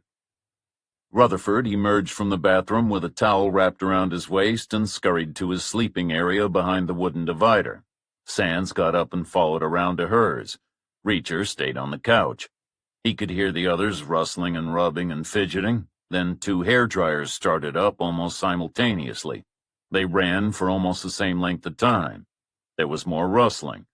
Then Sands reappeared. She was wearing loose linen pants and a pale blue t-shirt. She was using her sunglasses to hold back her hair, and her purse was slung over her left shoulder. Positioned to ensure easy access for her right hand, Reacher thought. No doubt with the Colt at the top. Maybe in a special built-in holster so that it wouldn't get buried or snagged. Rutherford rejoined them. He had on a fresh pair of chinos and a clean polo shirt, another somber color, another logo, to show he still meant business. Sands left the apartment first, alone, to avoid being seen with the others. She retrieved the minivan, rendezvoused with Rutherford and Reacher in the alley with the dumpsters, and entered the waste company's address into the GPS. The machine predicted a 10-minute drive, which turned out to be accurate. It led them to a compound at the end of a long straight road with squat shabby warehouses on either side. The site was surrounded by a chain-link fence made of heavy-gauge steel, 8 feet tall. The only entrance they could see was blocked by a red and white striped barrier. Sands drove up close and stopped next to a tall metal post. There were 2 keypads attached to it, one high for trucks, one low for cars. Sands wound down her window and hit the intercom button on the lower one. There was no response. She hit it again. The box didn't make a sound, not even a buzz of static. She stretched up to give the other one a try, but stopped before her finger made contact. There was movement from inside the compound. A shiny black pickup was approaching. It looked like a regular F-150, no light bar on the roof, no security company logo on the door. Sands took her fake federal ID out of her purse just in case. The Ford slowed as it drew nearer, almost to a walking pace. The barrier twitched like it was waking from a deep sleep, then jerked its way up through 90 degrees. The pickup accelerated and sped away. The driver didn't give him a second glance. The barrier stayed up. It was swaying slightly from its recent movement, but it wasn't descending. Yet. The timing had probably been calculated with trucks in mind. Long, heavy, slow to get moving. Sands glanced around. No one else was watching, so she hit the gas, and they were inside the compound long before the pole lurched back down onto its supports. There were 2 buildings on the site, set at 4 and 8 o'clock when viewed from the gate. The 8 o'clock unit was the smaller of the 2, the office, Reacher assumed. It was a single story built of rough brick with a flat roof, 6 square windows, and a crude concrete slab sticking out to shelter its doorway. It had parking for 30 cars. Half the spaces were occupied. There were 2 silver German sedans sitting alone in the row nearest the building's entrance. The rest were middle-spec, medium-sized domestic models in varying pale colors, scattered at random throughout the rest of the lot, belonging to the office workers most likely. Not the cars they were looking for. The 4 o'clock building must have been what the guy with the shotgun had called the depot. It was a simple rectangular shape built out of cinder blocks painted white with a pitched metal roof and a line of 4 roll-up vehicle doors along one side. All were tall enough for a full-size garbage truck to fit through. All were wide enough. All were closed. There was a single line of parking spots outside to the left of them near a personnel door. 4 were taken, all by pickups, 3 Fords and a Dodge Ram. Not new, but clean and well-maintained. Belonging to the mechanics, Reacher figured. Not the cars they were looking for. There was an empty area on the right of the depot building. It stretched across to the fence, where the trucks parked at night. There was room for at least half a dozen. And beyond that, where the fence turned back towards the entrance and the space narrowed, there was another line of vehicles. 7 of them. An old open-top Jeep with most of its paint missing, a Chrysler 300 sedan in black with chrome wheels and heavy tints on the windows, a Porsche 911, dark blue and gleaming in the afternoon sun, a 1980s Cadillac, originally burgundy, now chalky and dull, a mustard-colored Volvo station wagon, a tiny sky-blue Fiat, and a white Hyundai SUV. Possibly the cars they were looking for. A sign mounted to the fence said, "Unauthorized vehicles will be towed at owner's expense." Sands swung the minivan around and reversed right up to it at the side of the Hyundai. She kept the engine running and adjusted the air. Outside, the heat shimmered off the cracked concrete slabs. The flat surfaces in the distance wobbled and danced. Sands unfastened her seatbelt and leaned back, relaxed but alert. Rutherford was beside her in the passenger seat, anxious and fidgety. Reacher stretched out behind them, so still he could have been asleep. 30 minutes passed. No trucks appeared. 15 more minutes passed with no arrivals. Then, after another 5 minutes, they heard a vehicle engine, a big diesel, coming their way. Sands and Reacher simultaneously snapped upright. A garbage truck came into view at the far end of the road. It was full size, so not Tomasino's. They watched it creep along the road, negotiate the gate, lumber across to the parking area, then settle to a halt with a long hiss of its air brakes. 2 men jumped down. They were wearing blue coveralls like the guy at the recycling plant. They made their way to the line of cars. The first guy climbed into the Jeep, the second, the Chrysler. They set off together, driving side by side until they were close to the gate. Then the Jeep took the lead. They made it through while the barrier was still up from their entrance, accelerated hard, and soon disappeared from view.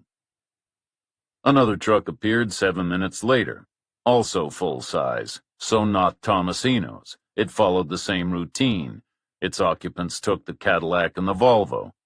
That left 3 cars, the Hyundai, the Fiat, and the Porsche. The next truck to arrive was smaller. They had to wait until it passed them to read the license plate on the rear. It matched the entry on the recycling site log next to Tomasino's ID number. It parked alongside the 2 larger trucks, but it pulled further in, vanishing from sight. A man appeared after 30 seconds. He was around 5'10". He had blonde hair, buzzed short, mirrored aviator sunglasses, shiny black boots, and the same blue coveralls, only darker and crisper, like in his mind he was wearing a flight suit. He walked towards them, heading for the Porsche. Sands reached for her door handle, then paused. The guy was on the wrong side of the car. He went up to the Porsche's passenger window, leaned in close, cupped his hand against the sun, gazed inside for 10 seconds, then straightened up, shook his head, continued past the Fiat, and made his way between the Hyundai and the minivan. Sands jumped out and hurried around, holding her black wallet out in front. David Tomasino? She said. That's me. The guy paused. Who's asking? Federal agents. We need to talk. About what? Get in the van for a second. I'll explain everything. Rutherford twisted around in his seat and hit a button which caused the side door to slide open, revealing Reacher crammed inside like a caged gorilla. I don't think so. Tomasino stepped back. I'm not getting in there with him. I'll talk to you, but at the police station. I'll drive. You can follow. Let me put it another way. Reacher leaned out, grabbed the front of Tomasino's coveralls, and pulled him inside. Sands climbed in after Tomasino and guided him through to the bench seat at the very back. She pulled a lever that made her middle row seat swivel around so she was facing him, then hit the button to close the door. Reacher rotated his seat as well. Rutherford peered through the gap between the front seats. Before we start, it's very important that you understand something, Sands said. We're not here for you. We're not going to jam you up or cause you trouble of any kind. We don't care about you at all. All we want is one piece of information. Give it to us, and you can go about your business. You'll never see us again, and no one will ever know you helped us. Is that clear? Tomasino swallowed hard, then nodded. Good, Sands said. Now, your job is to collect unwanted electronic equipment and take it to the recycling facility outside town, correct? It's just a sorting facility. The actual recycling's done somewhere else. But you take the electronic things there? Right. This month you've made 2 collections from the town's IT department. If you say so. That's what the site log says. Then I'm sure it's right. On one of those occasions, you picked up 8 network servers? I don't know what they are. Boring-looking black boxes, Rutherford said, but they were in a cabinet in the equipment room, right in the middle, with a broken glass door. Do you know how many things I'm moving a week? Tomasino said. I can't remember all of them. I see you're wearing a wedding ring, Dave, Reacher said. Do you have any kids, or is it just you and your wife? 1 kid on the way, Tomasino said. Why? Boy or girl? A girl. Why? Because I can picture the scene, Reacher said. Her first day of kindergarten. Your wife goes to bring her home, and she says, "Mommy, how come I don't have a daddy? All the other children do." And your wife says, "You do have a daddy, sweetheart, only he's in federal prison because he was too stupid to help himself when he had the chance." All right. Tomasino closed his eyes for a moment. I collected them. On my second visit. They were there the first time, too, but I pretended I hadn't seen them. They were a pain in the ass to move, so I was hoping one of the regular garbage crews would take them. What did you do with them? Sands said. Put them in the truck. Then later that day, I emptied the truck at the sorting plant. Let's try that again. What? It's the truth. I believe you put them in the truck, but they never made it to the sorting plant. What happened to them? I didn't steal them, if that's what you're implying, Tomasino said. I didn't sell them. I didn't pitch them on the way. Everything that was in the truck I unloaded at the plant. But they weren't at the plant, Sands said. We checked. So what happened to them? I have no idea. Search my house if you don't believe me. Talk to my wife, my friends, check my bank account. I'll take a lie detector test. But I didn't steal them. I didn't sell them, and I don't know where they are. Reacher looked at Sands. She replied with the slightest shrug of her shoulders. It wasn't the answer they wanted. It didn't help them. But Reacher was inclined to believe it. He had questioned a lot of suspects over the years. He had a good sense of when someone was lying, and Tomasino seemed sincere in what he said. Okay, then. Sands took a piece of paper and a pen from her purse. I'm going to give you a number, and if you... I have a question, Rutherford said. Sarah, at the recycling place, did anything strike you as strange? No, it was just a heap of junk. Exactly. And the old weird guy? When you asked him about itemization, he said what would be the point? Computer mouse beige not working over and over. Yes, so? What are the odds of every single electronic device discarded by people in the town being broken? Surely some things would still work, even if they were old and slow. Like the servers. There was nothing wrong with them. It's like everything with life left in it had been siphoned off somehow. Tomasino looked at the floor. His first tell. Dave, Reacher said. Anything to add? Tomasino didn't answer. I wonder if your daughter will get married, Dave. I bet she will. Most people do in the end. The question is, who will walk her down the aisle? Who will be there when she has a kid of her own? Tomasino leaned forward and held his head in his hands. It started my second week on the job. My boss asked me to lunch. Said there were a couple of things he needed to bring me up to speed with. So I went to meet him. At a diner, Fat Freddy's. I know the place, Rutherford said. It's supposed to have the best milkshakes in town. I got there first, Tomasino continued. So I sat down and waited. I got a text from the boss. He said he was running late, so I should go ahead and order. I did, and after my food came, I got another text. He said he couldn't make it after all. I finished eating and asked for my check, and the waitress told me my meal was on the house. I asked why, and she said I should hang on a minute. Someone had come and explained. Then a big fat guy appeared and sat opposite me. I think he's the owner. I thanked him, and he said it was no problem. He said I could always eat there for free. I just had to do one thing in return. Always stop in on my way to the sorting plant and make sure my truck wasn't locked. What did you do? Sands said. Tried to talk my way out of it.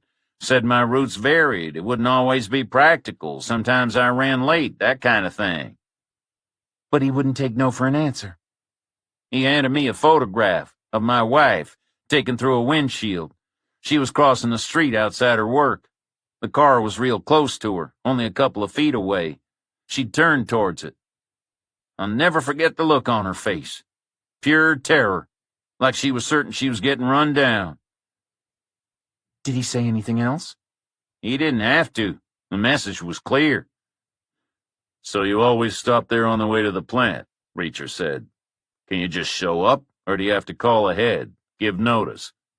Just show up, and stay at least 30 minutes, and always leave the truck in one particular spot. Which one? Around the back, to the side of the staff parking lot, there's a brick outhouse, where the dumpsters are, and where they keep the used cooking oil. There's a patch of ground marked off in yellow. I have to leave the truck there. How many doors does the outhouse have? One, right by where I have to park. Any windows? None. Is the door locked? Tomasino thought for a moment. I guess. It has a padlock, a big one. So while you're inside eating your free food, someone rifles through your truck, takes everything that looks valuable, and locks it in this outhouse. Tomasino shrugged. What? Reacher said. Is there more to the story? I honestly don't know. I'm in a crappy situation here. Am I really going to put my wife's life in danger over some worn-out electronics? Stuff that people have already thrown in the trash? Which is part of a racket that even my boss is in on? No, I'm not. So I see no evil and I hear no evil. I go in, I eat, I go back out. I empty the truck at the plant. If someone helped themselves to some stuff when I wasn't looking, I don't know anything about it. Plausible deniability, Rutherford said. I get it. Semi-plausible, Sands said. Plausible or not, you went to the diner the day you picked up the servers? Reacher said. Tomasino nodded. And the servers were gone when you got to the plant? I guess, Tomasino said. I mean, it's not like we keep records. But I remember the cabinet thing. It was a pain in the ass getting it into the truck. I don't remember getting it back out. All right, Reacher said. One more question. The guy at the diner, the owner, who had the picture of your wife, what's his name? I heard someone call him Bud, Tomasino said. But I think his real name is Budnick, Bill Budnick. There was a story about Fat Freddy's in the paper one time, and he was mentioned, about a year ago, right after he bought the place. Good, Reacher said. Now, did this guy Budnick ever talk to you about what to do if anyone came around asking questions about him? No, nothing like that came up. I only spoke to him that one time. So if we happen to visit Fat Freddy's to, say, check out their reputation for milkshakes, Budnick wouldn't be expecting us? Would I tip him off, do you mean? Look, that asshole threatened my wife. I wouldn't piss in his mouth if his teeth were on fire. I'd love for you to pay him a visit.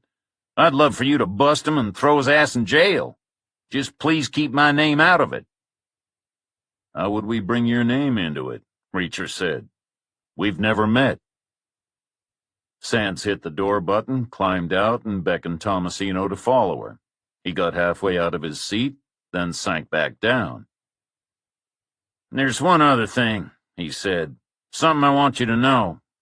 The food I eat at Fat Freddy's, I always paid for it, apart from that first time when they caught me by surprise.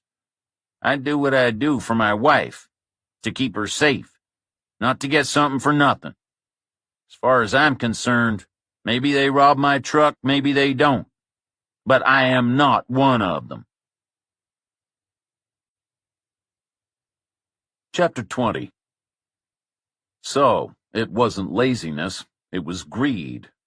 Only not on Tomasino's part. He was just a pawn.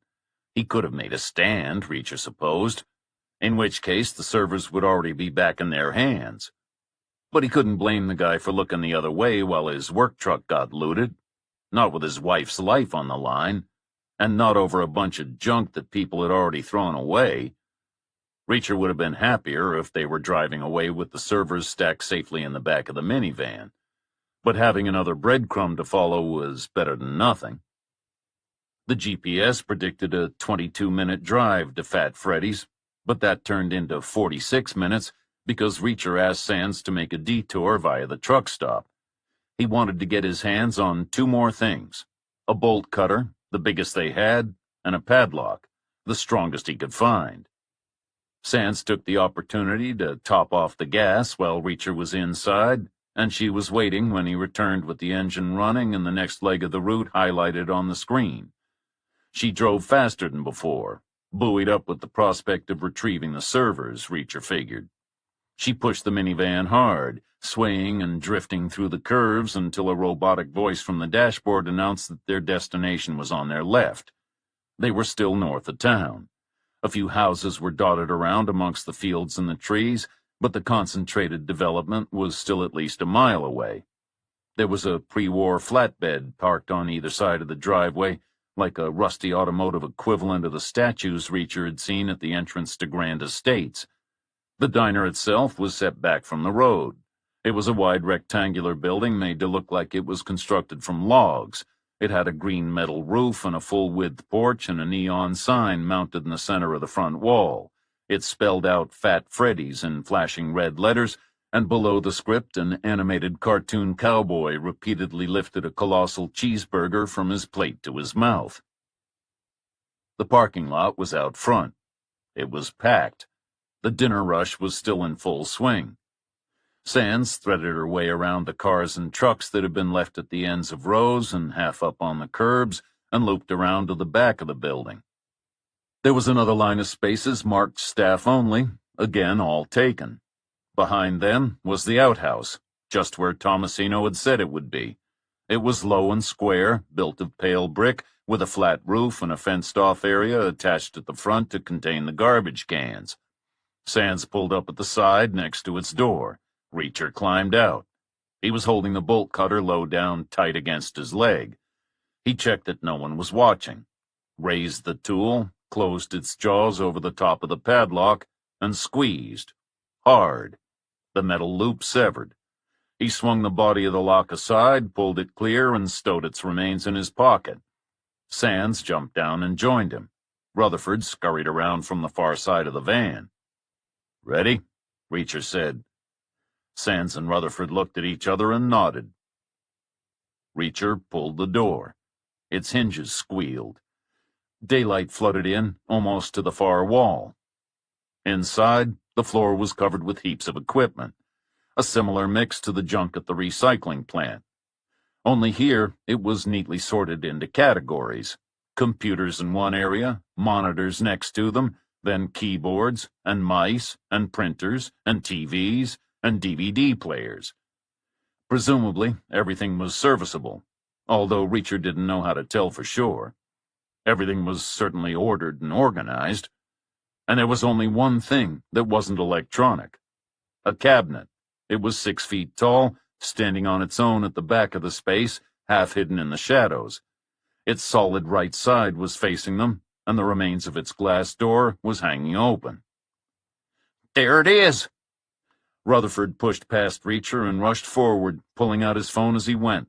He switched on its flashlight, dodged around to the front of the cabinet, looked inside, then slumped sideways, ending up with his right shoulder propped against the wall. "What's wrong?" Sands said. Rutherford couldn't speak. He just gestured vaguely with his left hand. Sands crossed the room, looked into the cabinet, and turned back to Reacher. He knew what she was going to say before she opened her mouth. "It's empty. They're gone." Reacher had a vision of the servers receding even further into the distance, and the new guy from Moscow heading in the opposite direction, on a plane, growing ever closer. "Any chance they're in one of these piles?" Reacher said. Rutherford struggled back upright and shook his head. "No, there's only one lot of computers, and they're all desktops. The servers aren't here. We're too late." "That's the wrong way to look at it," Reacher said. "We're not too late. We're a step closer. We know for sure they were here, which means we're on the right track." "That's true," Sands said. She took Rutherford's arm and led him to the door. "Come on, we're not giving up." "What can we do?" Rutherford said. "It's a dead end." "No, it isn't," Sands said. "The servers were here. Someone knows what happened to them." "I guess," Rutherford said. "But who?" "We already know who," Sands said. "Bill Budnick, the man who threatened Tomasino, who owns this place. We'll talk to him, make him tell us who he sold them to." "Think he's still here?" Rutherford said. "What if he doesn't work evenings?" "We'll go inside," Sands said. "It should be easy to see if he's around. And if he's not, someone will know how to contact him." "No need to go looking for him," Reacher said. "Give it 5 minutes, maybe less. He'll come to us." Reacher leaned into the van and slid the bolt cutter under his seat, then turned and shoved the outhouse door closed. "Right," Sands said. "the half-hour thing." "I don't follow," Rutherford said. "Tomasino said he could show up here any time the place is open." Reacher slid the new lock into place and clicked it shut. "No need to call ahead. He just had to stay for half an hour." "Meaning that whoever searches his truck is always here," Sands said. "He needs time to look through all the stuff, figure out what's valuable, move it to the outhouse, and get clear before Tomasino comes back out. 30 minutes is already tight. Anything else, like relying on another person to notice Tomasino had showed up, taking their call, driving here from wherever he's based? That would add too much overhead. Maybe, Rutherford said, but it doesn't follow that Budnick does that himself. True. Reacher leaned against the wall. But professional criminals generally want two things: as much reward as possible and as little risk as possible. If Budnick doesn't deal with the trucks himself, he has to bring in someone else to do it. At least one person, maybe two, to cover all the week's shifts. These people would need to be paid, which dilutes the profit. They might drop a dime on him, and they would have to keep sneaking away from the kitchen or the dishwasher or whatever their cover job is, which would be suspicious, which would increase the risk. He pointed to a fire door at the back of the main building. A dime gets a dollar that the next guy who comes out of there is Budnick. Meantime, Rusty, you better get back in the van. Keep your head down. You're local. You've been in the paper. He might recognize you. The fire door opened after 3 minutes, and a man stepped out. He was dressed in a pale gray suit with a white shirt and a flowery tie. His hair was neatly parted, and he was enormous, 6'2", and at least 400 pounds. The perils of being surrounded by free food all day, every day, Reacher thought. The guy stood still for a moment, head tipped slightly to one side, assessing the situation. The guy came to a conclusion and started towards the outhouse. He was light on his feet. He moved fast. Reacher updated his appraisal. The guy was not a slob, after all. Maybe a former wrestler or a lineman. And not that his background was going to make any difference. Not unless he had a heart attack before giving Reacher what he wanted. I'm sorry, folks, the guy said. You can't park there. I'm going to have to ask you to move. That's not right, is it, Mr. Budnick? Reacher said. We can park here, clearly, because we have. And you don't have to ask us to move. You want to. Who the hell are you? Budnick said. And how do you know my name? I know a lot about you, Reacher said. I know you own this restaurant. And I know that owning a restaurant isn't enough for you because you do a little business on the side. So I'm here to make you an offer, something very simple. We both get what we want. We go our separate ways. Sound good? Firstly, I have no idea what you're talking about. I run my diner, that's it, period, full stop. I have nothing else going on the side.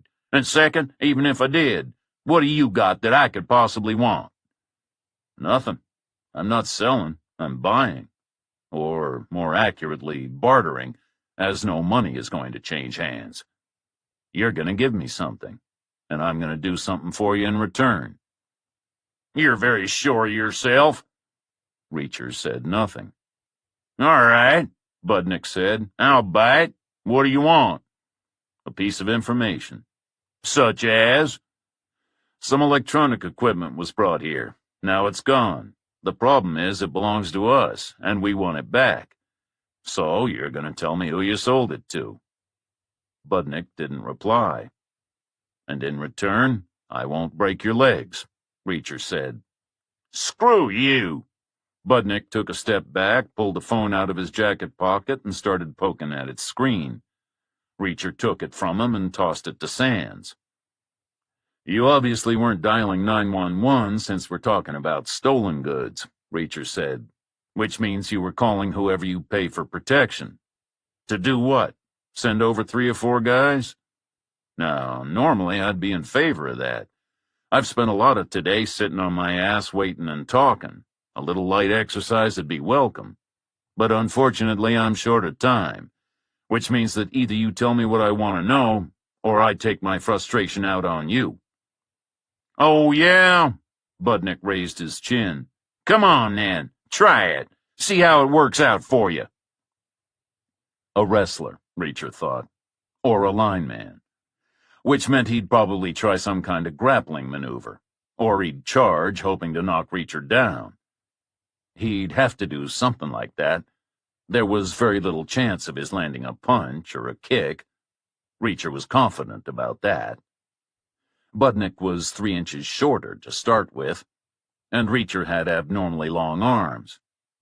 The simplest thing would be to wait for Budnick to make his move, then punch him in the face the moment he was in range. But not too hard. Reacher didn't want to knock him out, not until he'd given up a name. Budnick shuffled to the side, moving clockwise closer to the outhouse, trying to get a straight shot towards the parking lot, meaning he was going to charge, not grapple. He was a big guy. Hauling a body that size around would take a lot of energy. Reacher changed his plan. He had space to his left and right. He could dodge out of Budnick's way, run the guy around, wear him out, let him defeat himself. Budnick moved another 6 inches, braced himself for launch. Then Sands stepped up. She drove the side of her foot hard into his knee, and he went down sideways like a felled tree, squealing, then rolled onto his back and clutched his injured leg. What? Sands turned to Reacher. Why should I let you boys have all the fun? Budnick scrabbled into a sitting position, his hurt leg still bent. That kick? Sands stepped in front of him. Half power. The next kick, full power. And forget your legs. I'm going right for your balls. And I never miss. Budnick whimpered and tried to scramble away backwards. Unless you give us the name, Sands said. Who you sold the electronics to. Right now. I can't, Budnick said. I didn't sell it. Go ahead, Reacher said. Kick him. No, Budnick said. Please, you don't understand. I don't sell this stuff. It's not my operation. I just rent out the space where it gets stored. Who do you rent it to? Reacher said. The guy I pay for protection. Okay, what's his name? Where do we find him? No, please, I can't. Look, the guy doesn't even pay me. He regards it as a favor, a courtesy. Reacher and Sands looked at each other. It's true. Budnick held up his hands. I swear. Look, this is a hospitality business. I knew protection would be a thing. I even put it in a budget, under a fake heading, obviously.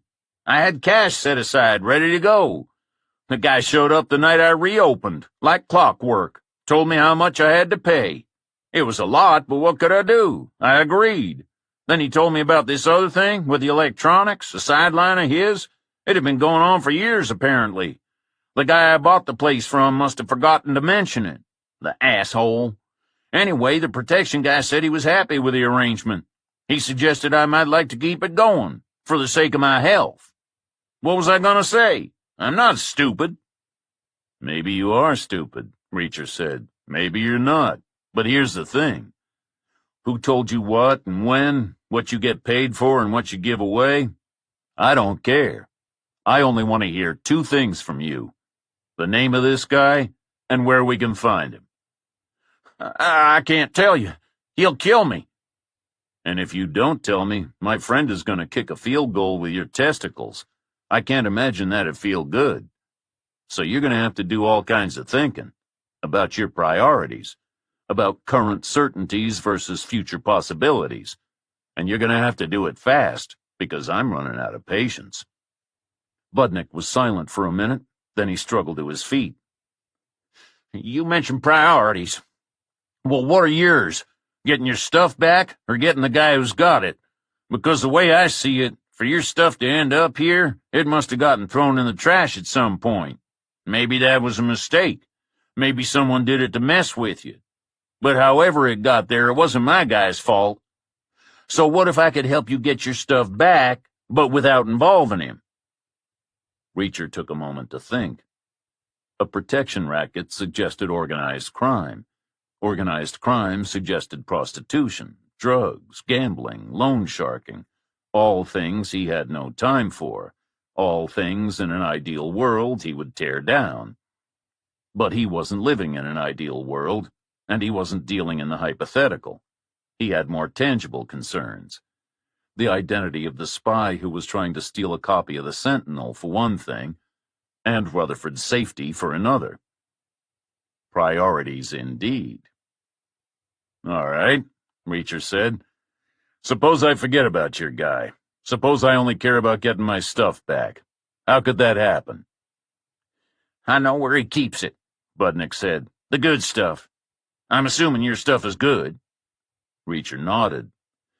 One of his guys let it slip once, where he was taking it. The guy didn't realize what he was saying. He was just running his mouth. And it was months ago. He wouldn't remember anyway. So you could go there, make it look like a random robbery, and no one could ever tie it back to me. Everyone could walk away happy. Except for the protection guy, but hey, screw him. Reacher looked at Sands. She nodded. Okay, Reacher said. Where is the place? It's called Norm's Self-Storage. He has Unit E4. You can Google the address. I can tell you the code for the gate. I know it because I started renting a unit for myself during the renovations. It's the unit number, mine is A6, and the last 7 digits of my cell. He rattled off a string of numbers. Good, Reacher said.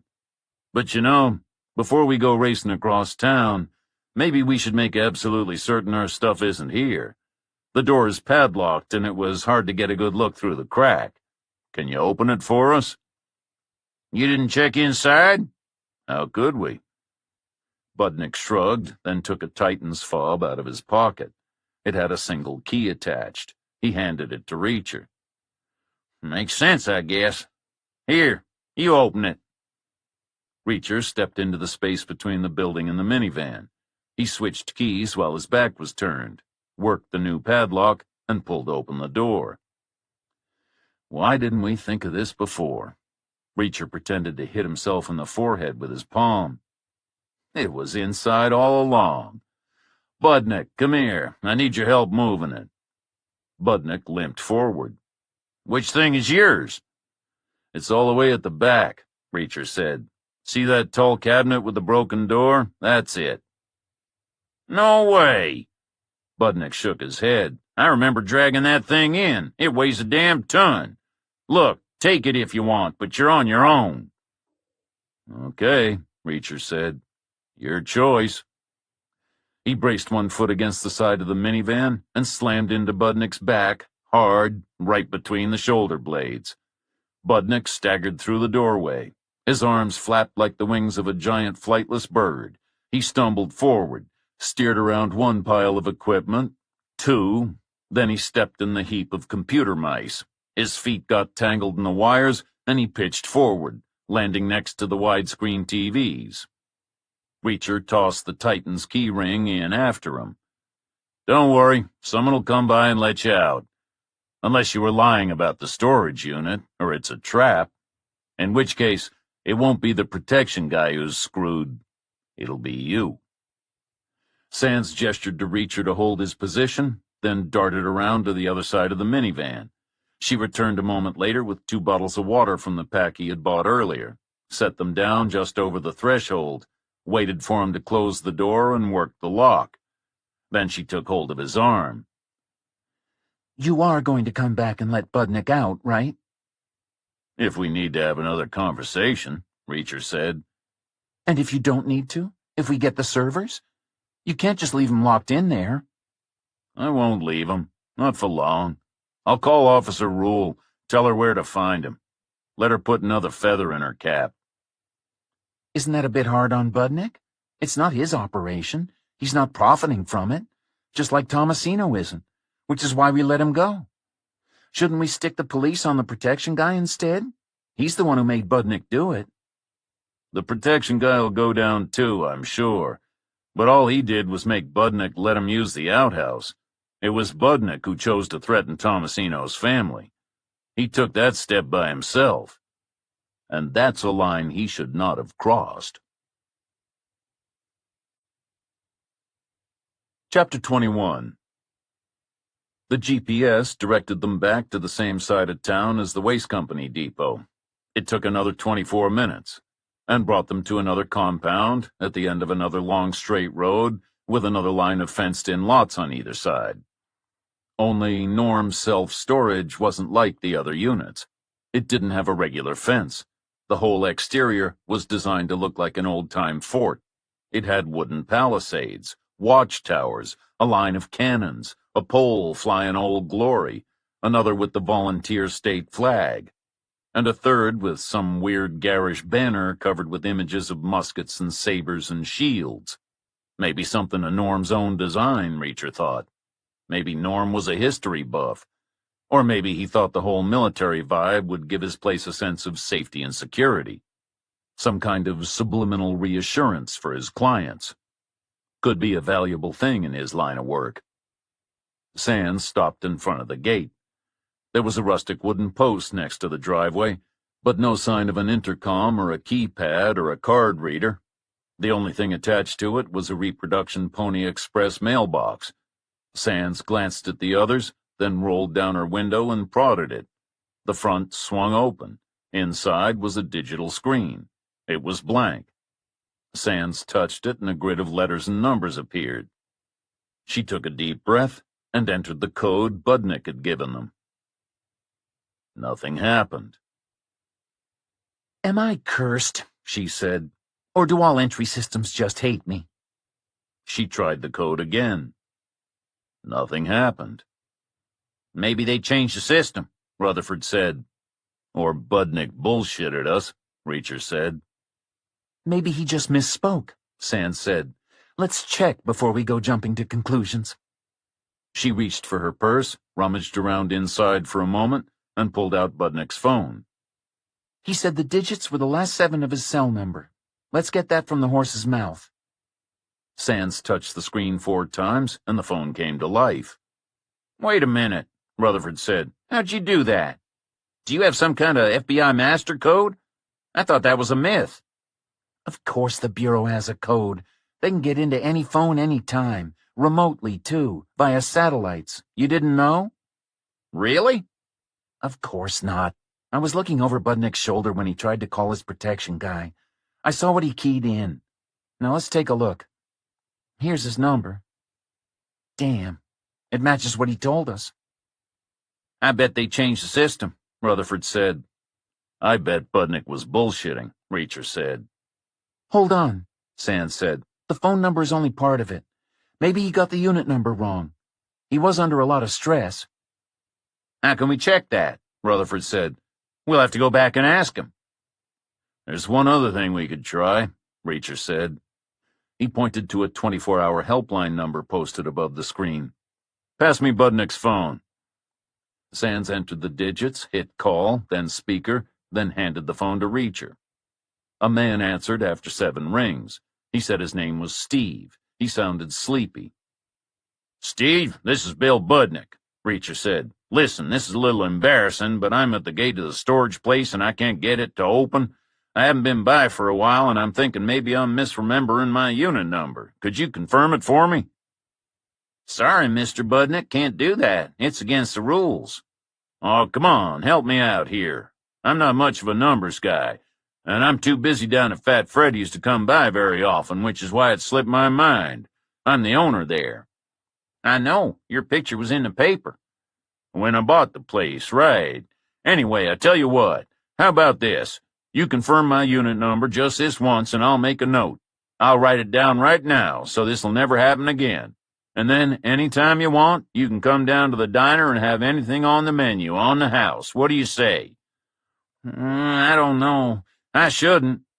"Okay, dinner for 2. Bring your significant other. Or come twice on your own. You won't regret it." "I shouldn't." "We have the best milkshakes in town, Steve. The best everything, if you ask me. I might be biased, but that doesn't mean I'm wrong." "I don't know. Can you at least tell me which block you're in?" Budnick had said A6. Hope for the best. "Sure. Block A." "Okay. Wait one." Reacher heard the sound of papers rustling. Then Steve came back on the line. "Anything I want on the menu, right? And I can come twice?"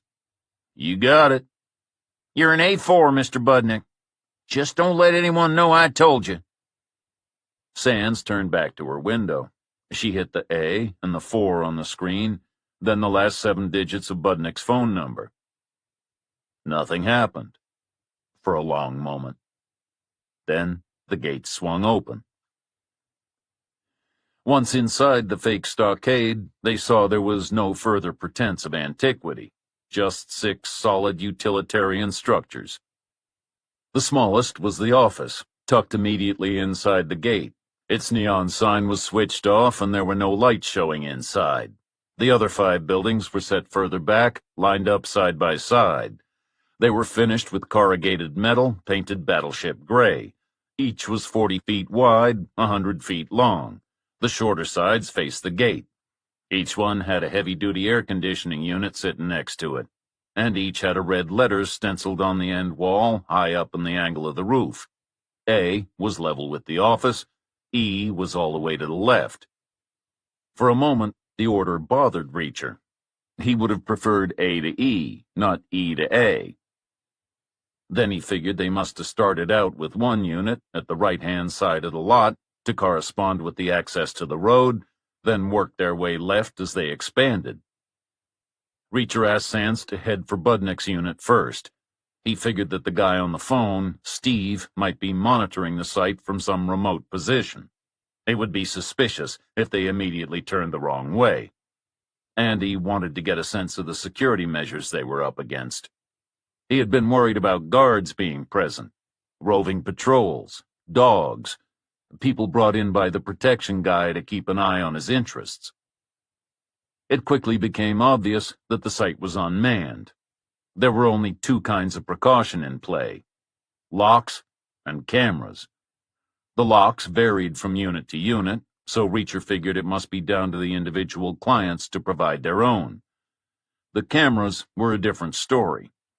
There were identical ones mounted at the corners of each block, 15 feet from the ground, where they couldn't be accidentally knocked or easily sabotaged.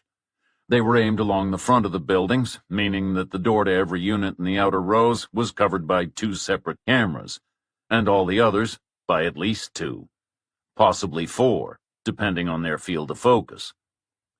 There were 10 units on each side of each building. The odd numbers were on the right, the even numbers on the left. The protection guy's unit was E4, so it was on the left, in an outer row, only covered by 2 cameras. Sands pulled away from Budnick's unit and drove to the near side of the E block. She turned and reversed, parallel to the wall, staying as close to the building as she could. She continued until the back of the minivan was just under the outer camera. Reacher cut an 8-inch length of duct tape from the roll. He scrambled onto the roof of the van, took a step towards the rear. The paint was slippery. The van pitched and yawed on its suspension. Reacher braced himself with one hand against the wall, crept further back, stretched up, and covered the lens with the tape. Sands looped around the perimeter of the site, and they repeated the procedure with the camera at the far end of the E block. That meant that they could have been recorded approaching Budnick's unit, and leaving it, and passing the odd-numbered A units. Not ideal, not disastrous. But more importantly, it meant that no one would be able to see them on the even side of the E block. And if no one could see them, no one could report them. To the police, or to anyone else. Sands made straight for the protection guy's unit. She reversed up to it and stayed in the van with the engine running. Reacher got out, carrying the bolt cutter. Rutherford joined him. They checked the numbers stenciled on both sides of the door frame. Then Reacher closed the cutter's jaws around the stem of the lock. It was surprisingly slim. Reacher broke it open with barely any effort. He removed it, took hold of the handle low down at the center of the door, pulled it up, and saw furniture. A dining table, 8 matching dining chairs, a couch, 2 armchairs, a sideboard, a drinks cabinet, a bureau, and a floor lamp. Nothing electronic. Nothing that had been made in the last 50 years, maybe 75. Reacher guessed that someone's relative had died, a parent or a grandparent, leaving a house to be cleared. Everything else sold or given away or taken into service. The remnants too unfashionable to be used, but too valuable or too sentimental to be disposed of. So they were banished here. A practical solution for someone. But absolutely no help to them. Sands read their body language and climbed out to join them. Budnick's an asshole, Rutherford said. Reacher was right. He was lying. Not necessarily, Sands said. He got his own unit number wrong. Maybe he got this one wrong, too. We should start trying the others. Is there time? Rutherford said. There are 100 units. Someone might come and see what we're doing. And what about the cameras? We can't disable all of them. Even with 2 down, we could have a problem. If someone's monitoring them, they're bound to investigate if they notice a whole row's gone dark. We wouldn't have to check all the units, Preacher said. Budnick's story might be bullshit, but if it's not, and the protection guy does keep his contraband here, he will use one of the end rows. They're the only ones with units you can't see into from the opposite side. And it's more likely to be this one than the A block because it's further from the entrance. Fewer people to see his trucks coming and going. So 9 more to try, Sands said. 19, worst case. Maybe only 1 more, Reacher said. Budnick told us his unit was A6 and the protection guy's was E4. His was actually A4. So maybe he transposed the digits. Maybe the protection guy's is E6. Reacher moved 1 unit to the left. Its lock was also slender and unobtrusive, but it must have been made with some kind of specially hardened steel. Reacher had to put some serious effort into breaking it. He wrestled with the cutter for maybe half a minute before the stem finally gave way. Then he flipped the body aside, pulled it clear, dropped it into his pocket with the other 2 defeated locks, took hold of the door handle, and froze. A sound reached him. They were too far from the gate to have heard it open, but there was no mistaking the purr of a large motor, the thrum of tires on concrete. It was a vehicle, coming their way. Reacher nodded towards the minivan. Sands and Rutherford jumped inside. Reacher heaved the door to the furniture unit back into place and followed them. A pickup appeared from around the corner of the building. A Toyota, some kind of metallic bronze color, very shiny. No light bar on the roof, no security company logo, no wannabe gangsters with guns. Just the driver. He looked to be in his 50s, and he was in no hurry. He trundled by, gave a friendly wave, and continued towards the far end of the block. Stopped at the last but 1 door, E18, climbed out, unlocked the unit, took a box from his load bed, and carried it inside. He was back in his truck within a minute. He waved again, then fired up the engine and continued around the far corner. Come on, Sands said. I have a bad feeling about this. Let's get it over with before anyone else shows up. They climbed out together, and Reacher hauled up the door to E6. Only it didn't open onto a space the size they'd seen before. This time, 4 units had been knocked together. 2 on the even side, 2 on the odd side. Rutherford hit a switch on the wall, which caused a dozen fluorescent tubes to flicker into life. Holy Mother of God! Shelves had been installed throughout in rows about 2 yards apart. They held pretty much every kind of electronic gadget Reacher had ever heard of. Domestic, commercial, industrial, even some low-grade military. But whether the servers were a part of the cache, he had no idea. I could live here for the rest of my life. Rutherford stepped inside and made his way slowly along the first shelf, scanning each item and muttering quietly to himself. Then something caught his eye a little further ahead. He raced forward 6 feet, dropped to his knees, and threw his arms around a stack of black boxes on the lowest level. I don't believe it. They're here. We've found them. Do they work? Reacher said. Have they been wiped? Can we test them? Not here, Rutherford said. They're not like laptops. You can't just turn them on and see. You have to connect them to a network. Then you can use a computer to check what's on them. Think of them as giant external hard drives. We'll show you how later, Sands said. Networking them's easy. Right now we need to get them in the van. Take them somewhere safe. Work on them there. Rutherford and Sands carried 2 servers each. Reacher carried 4. They loaded them into the narrow cargo area behind the rear bench seat. Sands took another minute to make sure they were secure, then she made for the driver's seat.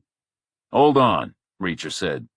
If you want to copy what's on a server, what do you need? Another server? Rutherford nodded. And a network and some software, but basically yes. Are there any other servers here? That would be the right kind? Sure, there's a whole bunch. You used 8 servers altogether, but only 1 from the archive project. Correct. The rest I scrounged from other places. Okay, let's grab a couple we could copy onto. No, let's make it 4. Why? What are we gonna copy? Maybe nothing. I'll explain once we're out of here. Chapter 22. There were 5 words on Reacher's mind as they headed back to town: need to know and 40 hours. 5 words rather than 6, because 8 hours were gone. But the same 2 concepts remained, along with a single question, which begged a one-word answer. Had the servers been wiped? Yes or no? Either way, Reacher would have 2 things to do. If the data was intact, he would have to persuade Rutherford to duplicate it and get a copy to the FBI. If the data was gone, he would have to break the news to Agent Fisher and persuade Rutherford to leave town. He knew which was preferable, but he had no idea which would be easier. Reacher looked at Sands and Rutherford in the front seats. They were different people from the ones who had entered the storage unit. Their fatigue was gone, and their worry. He could feel their excitement now, their enthusiasm, their certainty that with the servers successfully recovered, everything else was bound to fall into place. Reacher himself was feeling less confident. He was the only one who knew what was at stake, and he was the only one who had no experience with computers. He had no idea how to extract their secrets, or how to find out if they even held any secrets. He would rather be dealing with humans any day of the week. Their first protocol was the apartment building so that Rutherford and Sands could pick up some clothes and toiletries and grab their laptops and all the cables and connectors they would need to hook the servers together. Next, they collected Marty's car, which Reacher drove. Then they headed north again, in tandem, back to the truck stop. Not for fuel or supplies this time, but because of its 2 motels. One in particular had caught Reacher's eye. He figured it was the oldest part of the whole complex. The design was very traditional. He'd seen similar places all across the country. It had a blue and red neon sign out front depicting some kind of mythical bird. The building was a single story high. It was clad with strips of dark wood. It started at its southwest corner with an office, which had a covered entryway and machines outside for soft drinks and ice. Then it continued around 3 sides of a square, with a regular pattern of window and door. 36 pairs altogether, each with a parking space outside, leaving no distance to walk from your vehicle to your room, making it easy to carry your luggage inside, and reducing the chances of anyone seeing what you had brought, however unusual it might be, or incongruous, such as 3 mismatched suitcases and a dozen sleek black boxes. The layout suited Reacher very well, as did the fact that of the 36 parking spaces, only 4 were occupied. 3 were taken by ancient sedans, their paint bleached and blistered by years of sun. The other by a bright yellow Toyota SUV with red mud sprayed right up to its roof. 2 of the sedans were on the office side of the courtyard. The 3rd sedan and the Toyota were on the opposite side, leaving one section completely vacant. Sands pulled up next to the vending machines, climbed out, and headed into the office. Reacher parked next to the minivan and went inside with her. The space was long and narrow. The reception counter was immediately to the right, followed by a tall freezer with double glass doors and a table with a microwave and a drip coffee machine.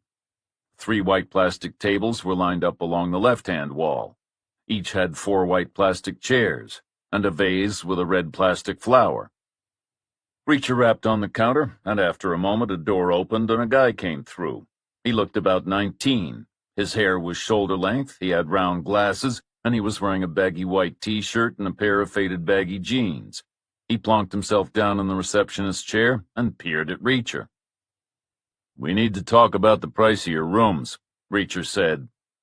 The guy pointed to a sign on the wall behind him. Rooms $95 plus per night. "Those are your standard rates, I guess," Reacher said. "I'm not interested in those." "No discounts," the guy said. 95 plus tax, take it or leave it. I'm not looking for a discount. I need something else. A special arrangement. No special arrangements either. Whatever they are. Don't be hasty. You haven't heard what I have in mind. Do you want to miss out on a good thing? The guy paused. Go on. 2 rooms, Reacher said. A week in advance. One at $95 a night on a credit card as normal. The other at $150 a night in cash, directly into your pocket. Go on, the guy said. 3 conditions. First, the rooms must be together in the center of the vacant block facing out across the courtyard, and they must have a connecting door. Can do. Second, we register for one of the rooms as normal. The other, you enter in your system as not available for occupancy. I don't know what that is. I don't think we have it here. Sure you do. All hotels have it, or some version of it. For when a customer dies and you have to wait for the coroner to sign off, or someone gets busted for drugs and you have to wait for the police to clear the scene, or even if the plumbing breaks down and you have to wait to get it fixed. Look in your employee handbook, it'll be there. Handbook? What century are you from? The guy woke his computer and called up a help screen. Oh, okay, we do have it, no problem. What else? This arrangement is completely confidential. You don't mention it to anyone. Not your boss, not your co-workers, not the people who clean the rooms, not your friends, not your mom or dad, not even your cat or dog. I don't have a cat or a dog, but I get your point. Can do. And just to clarify, you said a week for both rooms, as in 7 nights? 7 nights. $1,050, if that's what you're thinking about. All right, then. We have a deal. Outstanding. My friend here will take care of the credit card and the forms. I'll take care of the cash. Half now, half when we leave. Assuming you've kept your mouth shut. Reacher and Sands walked out of the office with the keys to rooms 18 and 19.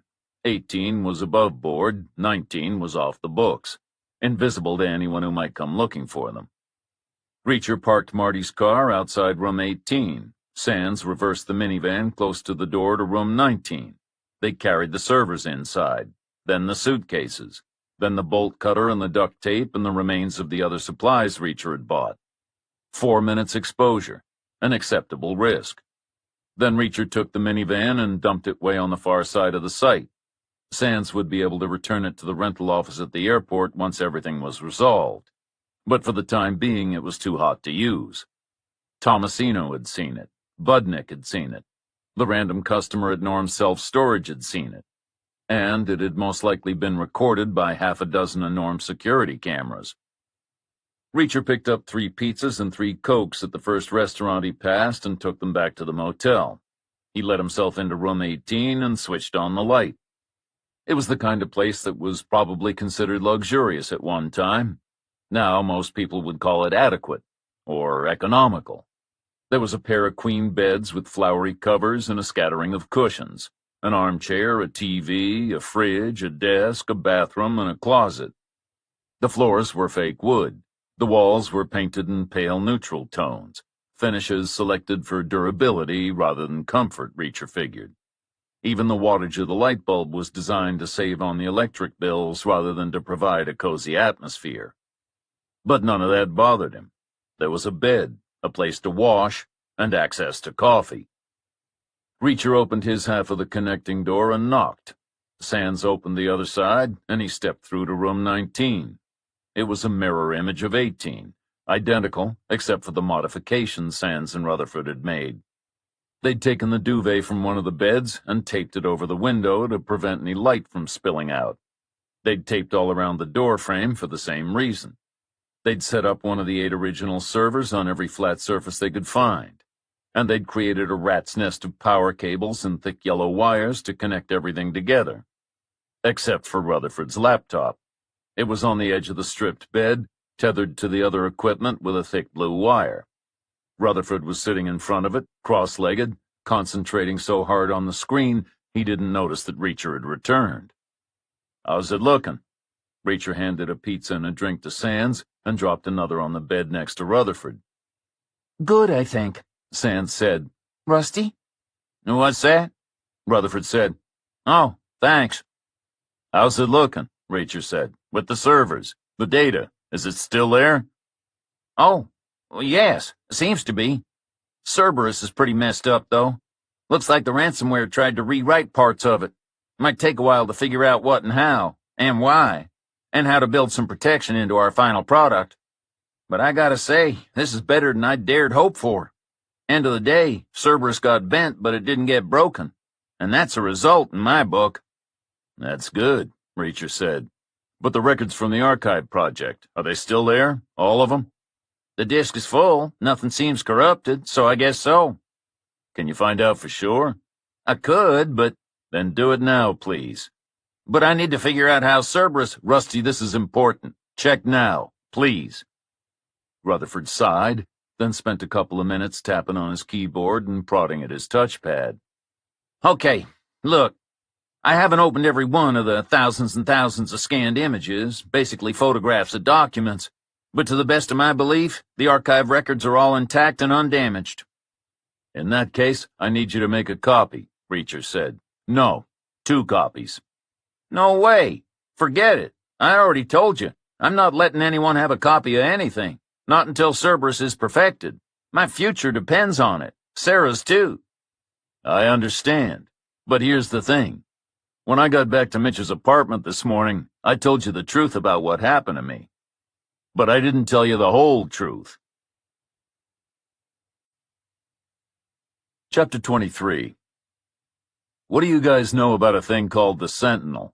Reacher said. Zip, Rutherford said. Never heard of it. I've heard a little about it, Sand said. mostly gossip, from some people at the Bureau. Word is, about 4 years ago, there was a major brain drain out of cybercrimes. A bunch of the top guns all upped and left out of the blue. At first, people thought one of the big Silicon Valley corporations was on a recruitment rampage. And then there was a theory that some startup was throwing crazy money around. But finally someone found out the government was behind it, an emergency response, to the Russians having a new weapon that could totally shred our election systems. Everywhere in the country was vulnerable. No results could be trusted. The guys at Quantico did some modeling.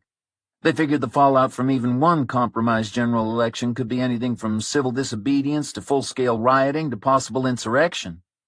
Imagine some of these foil hat militia guys if they had evidence someone stole an election. Some of them have serious firepower and are already a hair's breadth from using it. You're about on the money, Reacher said. The Sentinel is the only thing that can stop this weapon. The Russians can't defeat it, so they're trying to steal it. How? Rutherford said. They have a spy inside Oak Ridge Laboratory, where the Sentinel was designed. Why don't they arrest him?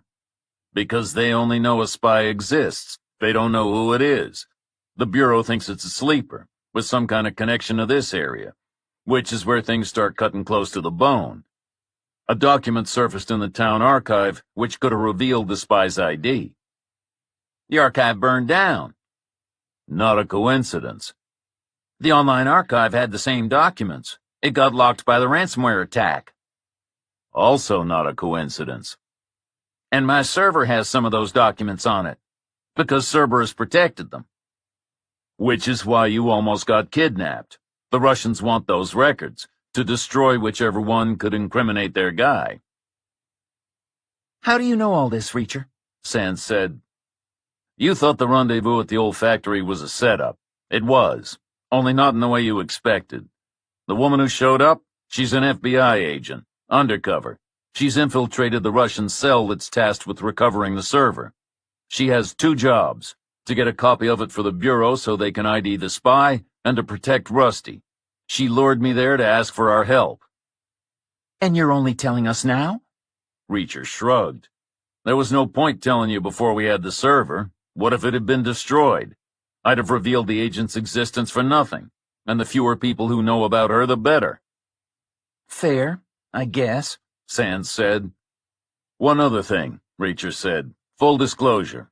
Because I messed up their attempt to grab Rusty on Monday, the Russians are bringing in a new guy, from Moscow, to try again.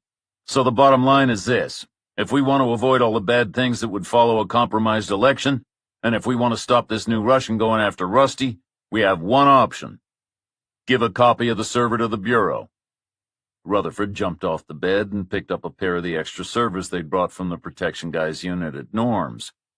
Sarah, what are you waiting for? Help me. We need 2 more power outlets over here.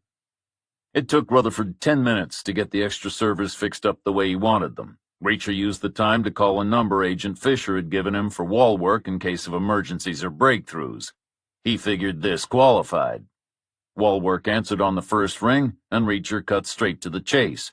The server had been found, the data was intact. Wall work was all business and return. No thanks, no congratulations, just a pair of rapid-fire questions. Where are you, and how soon can we meet?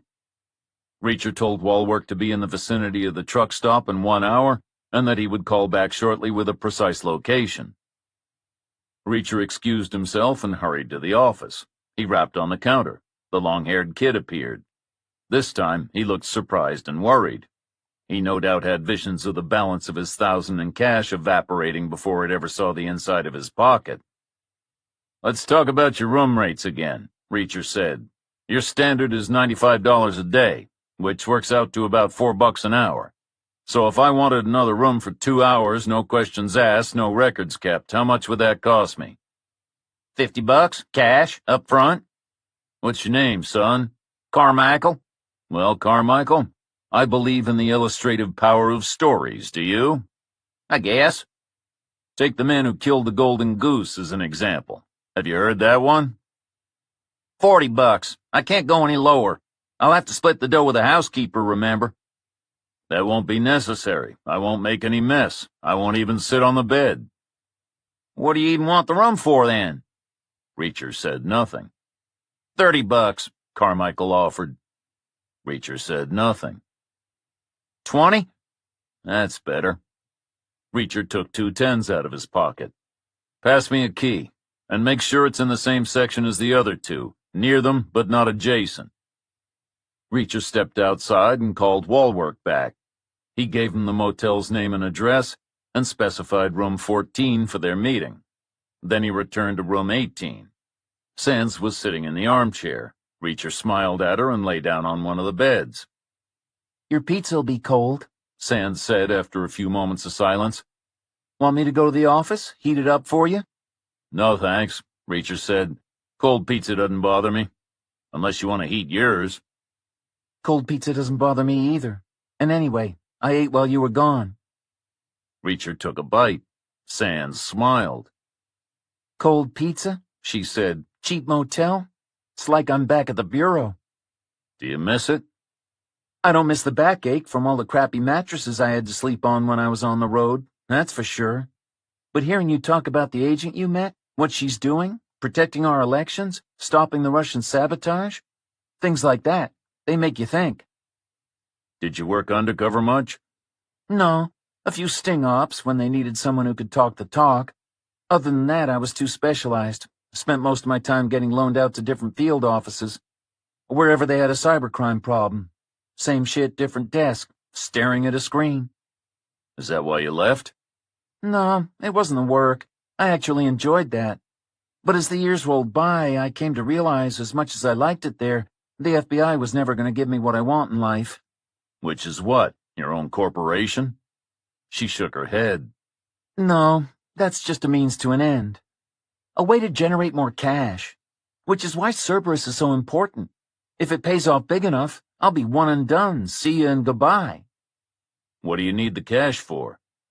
I can't tell you. You'll laugh at me. "Try me." Sands closed her eyes and took a deep breath. I want to have enough in the bank that I can quit working, sell my home and most of my stuff, and buy a houseboat. She opened her eyes. You think I'm crazy, right? "That depends," Reacher said. "This houseboat. Would you keep it moored in one place?" Of course not. That would defeat the whole purpose. I'd go where I want when I want. I'm the last person in the world who would think the freedom to move around is crazy. I'd say it was essential. Reacher was about to add that he was less enthusiastic about the idea of swapping a home on dry land for one floating in the water. He had never been personally involved with a boat, but it struck him that owning one could be even more problematic than a regular house. Aside from being able to move, It would have all the same disadvantages. There would be repairs to make, maintenance schedules to follow, all kinds of expenses to meet. And on top of those, it might sink. It might get run into by a bigger boat. It might grow barnacles. Who knew what other pitfalls there could be? But before he could speak again, the connecting door opened and Rutherford appeared. "All right," Rutherford said. "All done. 2 copies as requested." Rutherford had stacked the pair of clone servers on the bed next to his laptop. Reacher picked them up and carried them back to room 18. He put one in the closet and took the other one outside. He held it flat against his chest with his right hand, kept his left arm slightly forward, and angled his body away from the courtyard. It wouldn't have fooled anyone up close, but no one behind him or at a distance would have realized he was carrying anything. He had plenty of time before wall work was due to arrive, but he wanted to be already set up in room 14 when the agent got there. He wanted to give the impression he had driven to the motel specially from some undisclosed distant location. Not that he was staying 4 rooms away. He didn't have any reason to distrust wall work, but he had learned years ago that caution is the key to a long and healthy life. Reacher set the server down on the desk and sat in the armchair. He had the drapes open and the light off. He waited and he watched the courtyard. 10 minutes passed. No vehicles arrived. No vehicles left. No one moved between rooms. Another 5 minutes ticked away. Then the courtyard was filled with light. A car pulled in. It slowed in the center of the space as if the driver was getting to grips with the layout. Then it speeded up and headed directly for room 14. It swung to the left when it was a couple of car lengths short, reversed, and stopped with its trunk 3 feet from the wall. Reacher opened the door before Wallwork had the chance to knock. He stood aside to let the agent enter, then pulled the drapes and turned on the light. "Is that it?" Wallwork stepped over to the desk and leaned down to look at the server. Reacher nodded. "Thank you, Major," Wallwork said. "You've done us a solid, and we appreciate it. You have my number. If there's ever a way I can return the favor, don't hesitate. Also, apologies for yesterday, hiding my identity. I didn't want to mislead you, but in the circumstances I didn't have a choice. I hope you understand." "No apology necessary," Reacher said. "Your partner's in the field. Protecting her comes first, second, and third. But your thanks should go to Rusty Rutherford. It's down to him that the records exist at all." "That's good to know." Wallwork picked up the server and started to move. "Please pass on our gratitude if you see him. Me, I need to get back on the road. Time's not on our side with this thing." Reacher stepped between Wallwork and the door. "2 questions before you go." "Okay, make 'em quick." "Klosterman, the guy I met at the spy house this morning. Agent Fisher said she'd have him checked out again. Is there any word on that?" "She told me. We're on it. Nothing yet. What else?" "The server. I guess you're going to take it to a field office, probably Nashville, where a bunch of pointy heads will descend on it looking for whatever secret it holds." "You guess right. How long will that take? To get to Nashville?" "To find the secret." "How long's a piece of string? It's impossible to say. There could be thousands of documents to search through. It'll be like looking for a needle in a haystack, only not a needle. Looking for something, but not knowing what. Just hoping we recognize it when we see it." "So you're not likely to get it done in, say, 37 hours or so?" "I don't know. It could take 2 seconds, it could take 2 months. We won't know till we try. That's not your problem, Major, but it is why I have to get going." "It's not Major, it's just Reacher. And it is my problem. A little bit. But mostly it's Rutherford's problem." "How do you figure?" "Agent Fisher told me her cell was restricted to surveillance until roughly lunchtime the day after tomorrow. Then they're expecting reinforcements, a big hitter from Moscow. Now, if you haven't figured out who their agent inside Oak Ridge is by then, you won't have been able to arrest him. The Russians won't know you have the server either, so they'll think they still have a chance to get it themselves and protect their guy. So they'll come after Rutherford again, and Fisher might not be able to keep him safe because of the new arrival." Wallwork shrugged. "All true, I guess. Tough break for Rutherford, especially after he helped us. Any chance you could convince him to leave town?" "I doubt it. I already tried. He refused. And I can't blame him. He's done nothing wrong. In fact, he's done everything right." He shouldn't be driven out of his home. I agree, but we have limited options here. Could you stay a while, keep an eye on him? For a while, not forever. It won't take us forever to figure out who the agent is. You said it could take 2 months. I rarely stay in one place 2 days. I'm sorry, Reacher. We're dealing with the unknown here. The unknowable, in fact. I'd like to help Rutherford. I really would. But I've got to think about the bigger picture. I don't know what else we can do. I know what I can do. What? Klosterman offered me 10 grand for the server. I'm gonna accept. Absolutely not. I can't authorize. I'm not asking permission, Walwork. I'm giving you a heads up, as a courtesy. There's something off about Klosterman. I could feel it when I met him. The Russians have some kind of permanent presence here. I'm gonna find out if it's him. No. This is happening. Embrace it. There's no danger. There's no downside. If I'm wrong, an old geezer gets to see some files that used to be public anyway. If I'm right, the Russians will think their mission is accomplished. They'll think their agent inside Oak Ridge is safe, so they'll leave him in place, giving you time to figure out his identity. They'll pull Fisher's team out of the field, taking her out of the firing line, and Rutherford will be in the clear too. It's out of the question. Listen, you wouldn't know about the server without me. You wouldn't have a copy of the server without me. You'd still be chasing your tails wondering what you're looking for. So you can damn well cut me some slack. Walwork didn't respond. If you have any sense, you'll watch how this plays out. And if it works, take the credit. No one will hear any different from me. Walwork was silent for another minute. Then he squeezed around Reacher to the door. I have to get this thing to Nashville. People are waiting. And I have to tell you, officially, I cannot condone what you're proposing. And unofficially? Call me when it's done. But this stays between you and me. Chapter 24. Reacher woke himself the next morning at 7:30. He showered and dressed and fetched coffee and cinnamon rolls from the office while Sands got herself ready.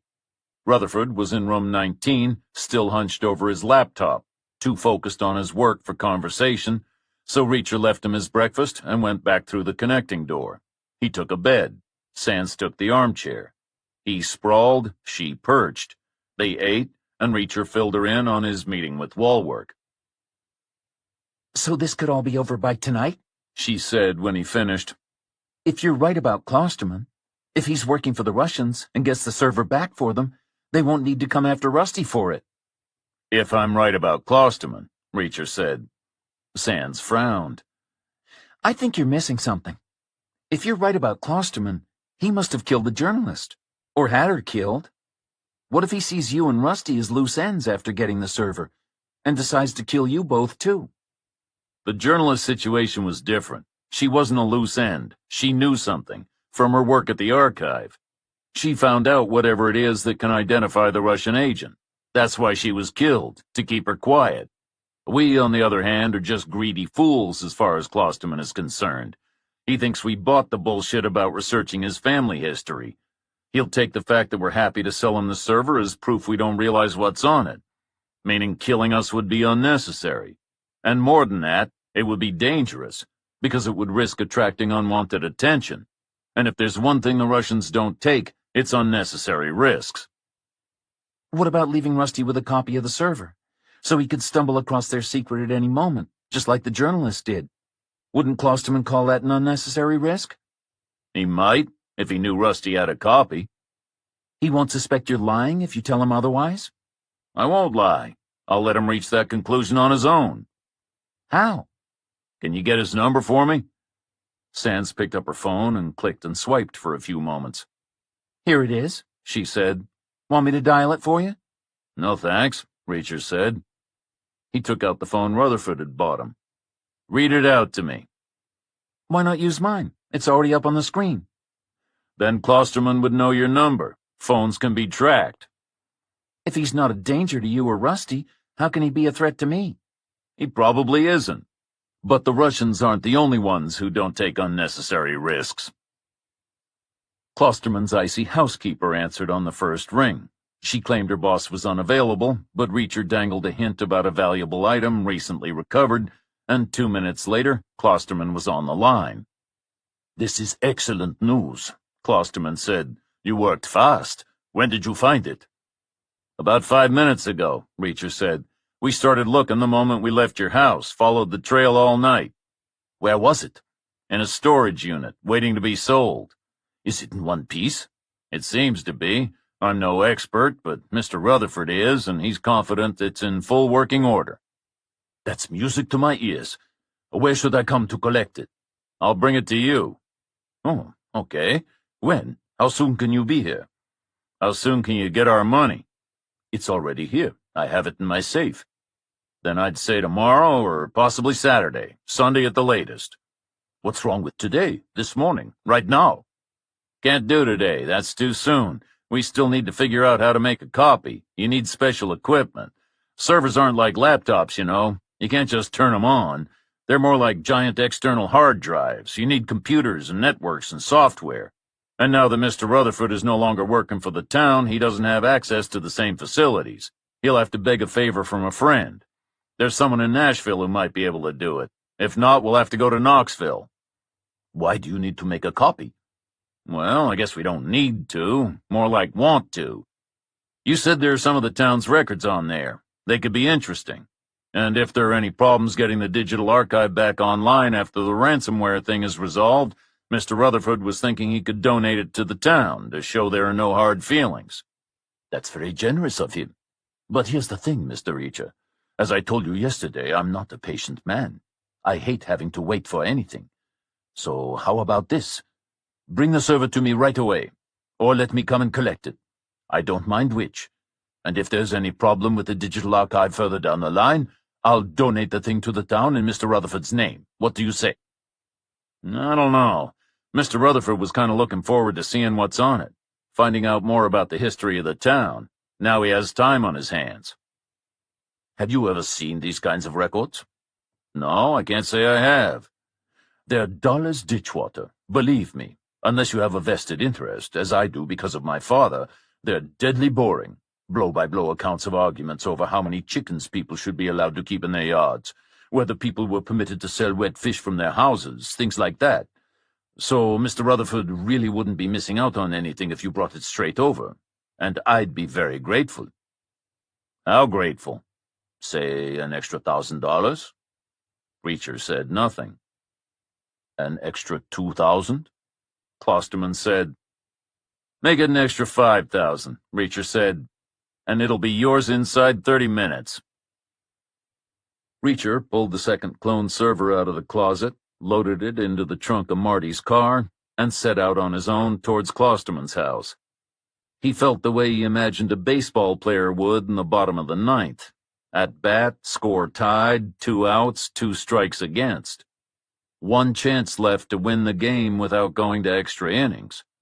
At which point the other side would bring out a pinch hitter, a new guy, signed from another league, not in a stadium in time to make the starting lineup, unknown, untested, but with a big reputation.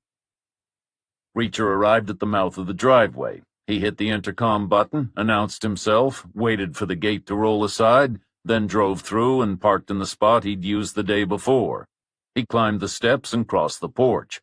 The housekeeper was waiting for him at the front door. She was wearing the same style of black dress, the same apron. Her hair was up in the same kind of bun. She greeted him in her quiet, cold voice and led the way down the corridor, gliding effortlessly past the portraits across the tile to the door at the end on the right. She knocked, opened it, and stood aside to let Reacher enter. Klosterman was already inside, in his armchair. He was wearing a black suit with a white shirt and a narrow black tie. His hair was under a little more control that day. He looked like he was ready for a funeral. Klosterman put his newspaper down and got to his feet. "Is that it?" He nodded towards the black box under Reacher's arm. "As promised," Reacher said. "Excellent. Put it on the table." Reacher set the server down next to a bowl of small white flowers. He'd seen some like them before, but not in real life. In a book he'd read, in history class, years ago. Klosterman retrieved a package from the side of his chair. It was made of brown paper, and its top was folded over like a carry-out bag from a restaurant. He handed it to Reacher.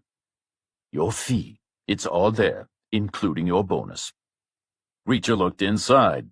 The bag held 3 bundles of banknotes. Each was about an inch thick, made up of crisp new 20s, 250 in each one, making each bundle worth $5,000, and weighing about the same as a decent burger.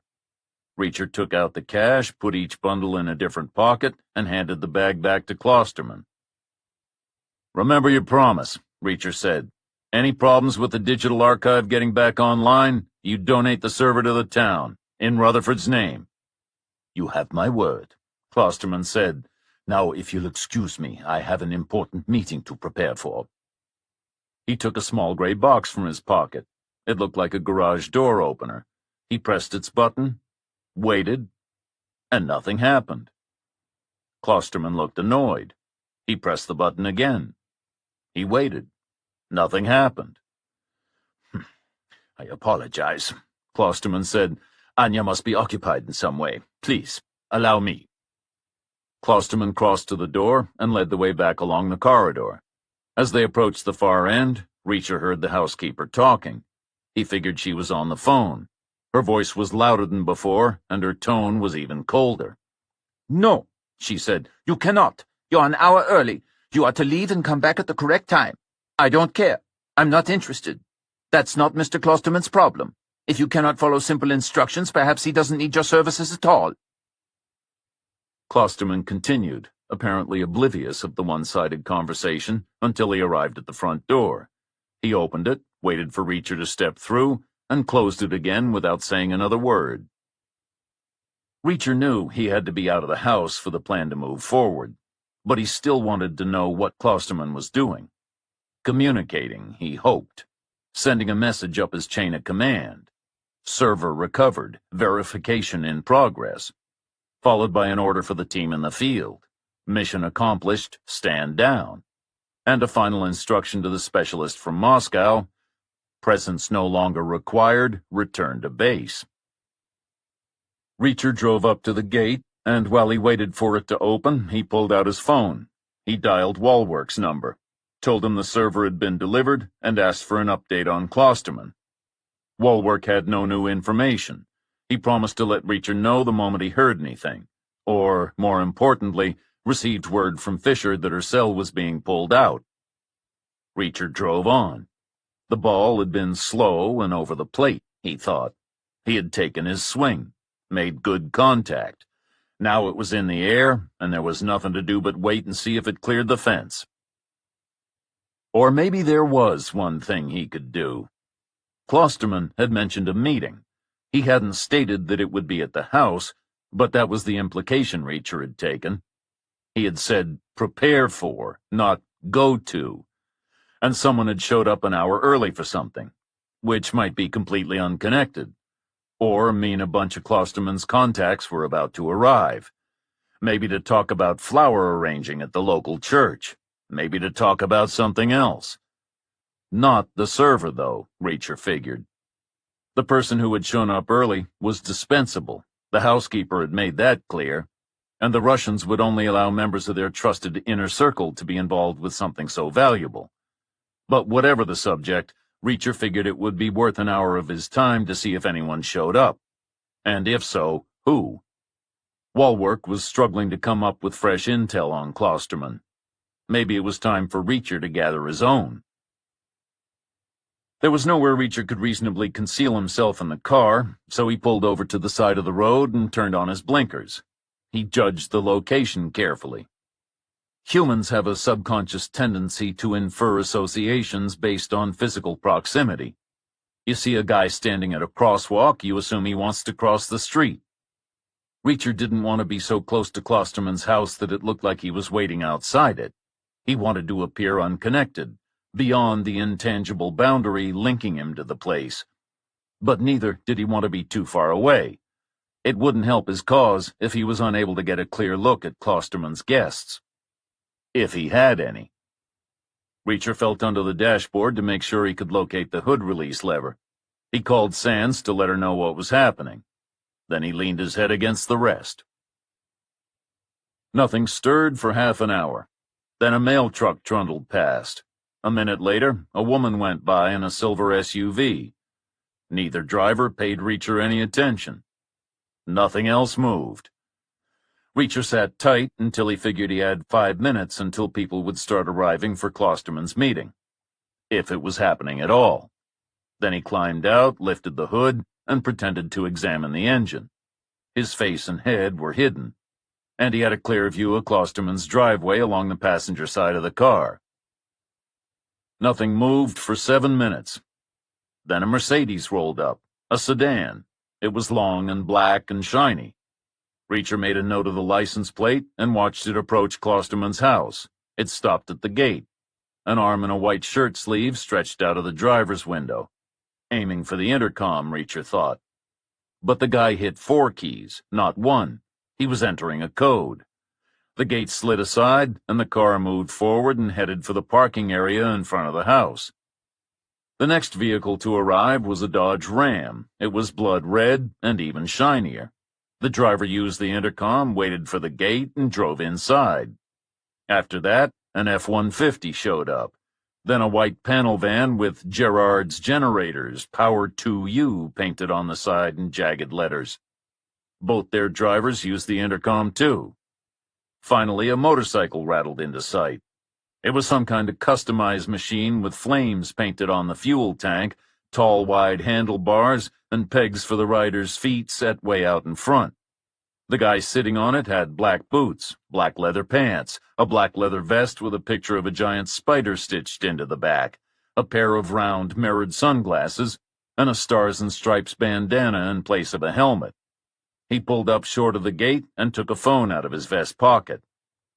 This was the guy who had been early, Reacher thought. Now he was late. The guy hit a button, then raised the phone to his ear, held it there for 30 seconds, then lowered it, jabbed a button, and jammed it back into his pocket. He pulled the bike into the tightest turn he could manage, revved the engine a few times, then released the clutch and screeched away. Smoke poured from his back wheel, and the tire left a long, wide strip of rubber on the asphalt. He was dispensable. The housekeeper had made that clear. Reacher waited another 5 minutes to see if anyone else tried to get in, then dropped the hood into place and climbed back inside the car. He started the engine to get the air going, and Walwork called him before he could shift into drive. "News?" Reacher said. "Some," Walwork said, "but nothing from Fisher. This is about Klosterman. Some background on his family, on his father, Henry Sr., or Heinrich as he was originally called. He did immigrate from Germany. That's confirmed. We have him getting processed through the port of entry in New York in 1946, then showing up in Tennessee. He got married in 50, and little Henry was born the same year. Heinrich bought the spy house in 52 directly from the spies and lived there until his death in 1960. Not very exciting, all told. Nothing that sounds like it could be worth 10 grand. He went to 15 in the end. What'd you do, threaten to break his legs? Told him there was a supplement if he wanted the only copy. Nice move, Reacher. If he really wanted it for family history research, why should he care if there were copies? Let alone pay through the nose to stop any getting made. Right. It only makes sense if he thinks there's something secret hidden on it. Something he never wants to see the light of day. Meaning he's working for the Russians, please God. Indeed, Reacher said. But listen, after I left Klosterman's place, a bunch of guys showed up there for a meeting. Could you run their license plates? They could be connected. I shouldn't, Walwork said, but I will. I'll call you back when I've got something. Chapter 25. Reacher was feeling pretty good when he hung up the phone and started back to the motel. He figured the server was where it needed to be. The Russian technicians would get to work on it, and everything would fall into place from there. The beginning of the end was surely underway. But the further he drove, the more unsettled he became. He could feel a scratch at the back of his brain. It was nagging at him, telling him something was wrong. 2 things, in fact. The first he couldn't put his finger on. Yet. It had to do with something he'd seen at Klosterman's house. Wall work had triggered a connection when they spoke. It was there, but not in focus yet. Like a photograph from an old Polaroid camera, vague and indistinct at first, but definitely something. All Reacher could do was wait. The image would sharpen up. His brain just needed time to join all the dots. The second thing was already clear. It reminded him of a French legend his mother used to tell, about an ancient soothsayer who could catch a person's words and scatter them on the surface of a magic lake. At first, the words would all look the same. They would all float and bob around. Then the true ones would soak up the water and sink, leaving only the lies at the top for all to see. In this case, the false words belonged to Klosterman. He'd spoken them the first time they'd met, and they were still there, afloat in Reacher's memory. My father fled to the States from Germany in the 1930s. But Walwork had checked the immigration records. Heinrich Klosterman arrived in the United States in 1946, after World War II, not before. Not the kind of detail a person would forget. So either Henry Klosterman misspoke or misremembered, or he had something entirely different to hide. Reacher was almost at the truck stop when his phone rang. It was Walwork again. News? Reacher said. Nothing from Fisher, Walwork said. I'm calling back about those license plates. That was an interesting group Klosterman met with. The guy in the S-Class is a neighbor. He owns a bunch of buildings in town, plus a heap of land outside it. One of the other guys is a lighting designer. One does sound systems, and the generator guy speaks for himself. If you ask me, Klosterman is putting together some kind of outdoor concert. Maybe it's a new venture for him. Maybe it's a hobby, or a one-off thing, to celebrate some kind of event or anniversary. What about the guy on the bike? He's an all-round disaster zone. His jacket's 2 inches thick. I can't imagine him doing anything useful. Directing traffic at the event, maybe, or sticking up posters? Reacher was quiet for a moment. Have you got an address for him? Sure. Why? It looked like they kicked him to the curb. He'll likely have the loosest lips of the bunch. I have nothing to do until we hear from Fisher. I was thinking I could have a conversation with the guy. See what comes out if we look at Klosterman from a different angle. Could be useful, I guess. Obviously, I shouldn't tell you, so you didn't hear it from me.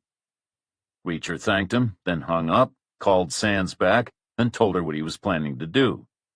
She didn't respond right away. Everything okay? He said. Yes, Sands said. It's just Rusty. What's he done? Gone down with a migraine. I knew he would. This always happens when he works too hard. He won't take breaks. He won't eat, won't drink, and then bang, he's face down on the floor. I'll be there in 5 minutes. No, go and lean on this guy. One thing I learned in the Bureau, never leave a lead unfollowed. Those are the ones that bite you in the ass. The address Walwork gave Reacher for the guy on the bike was in the same subdivision as Holly's place. Reacher cut roughly southwest from the truck stop to avoid driving back through town and threaded his way through the rows of rectangular houses on their rectangular lots until he arrived outside the final one on the final street. The last one to be built, Reacher figured, maybe a couple of years younger than the first, which could be an advantage if all the kinks in the design had been ironed out, or a disadvantage if the contractor's enthusiasm had worn off by then and the pick of the crew had left for fresh projects. But whichever way the scale had leaned originally, the point was no longer relevant. It looked like the house had been beamed in from a scrapyard. Shingles were slipping off the roof, the windows were opaque with dirt, paint was peeling off every flat surface, the yard seemed to be filled with spoil from a chemical plant, and in the center, shiny and incongruous, sat a bike. Flames on the fuel tank, tall wide handlebars, foot pegs way out in front. Like Holly's, the house had a front door with no window.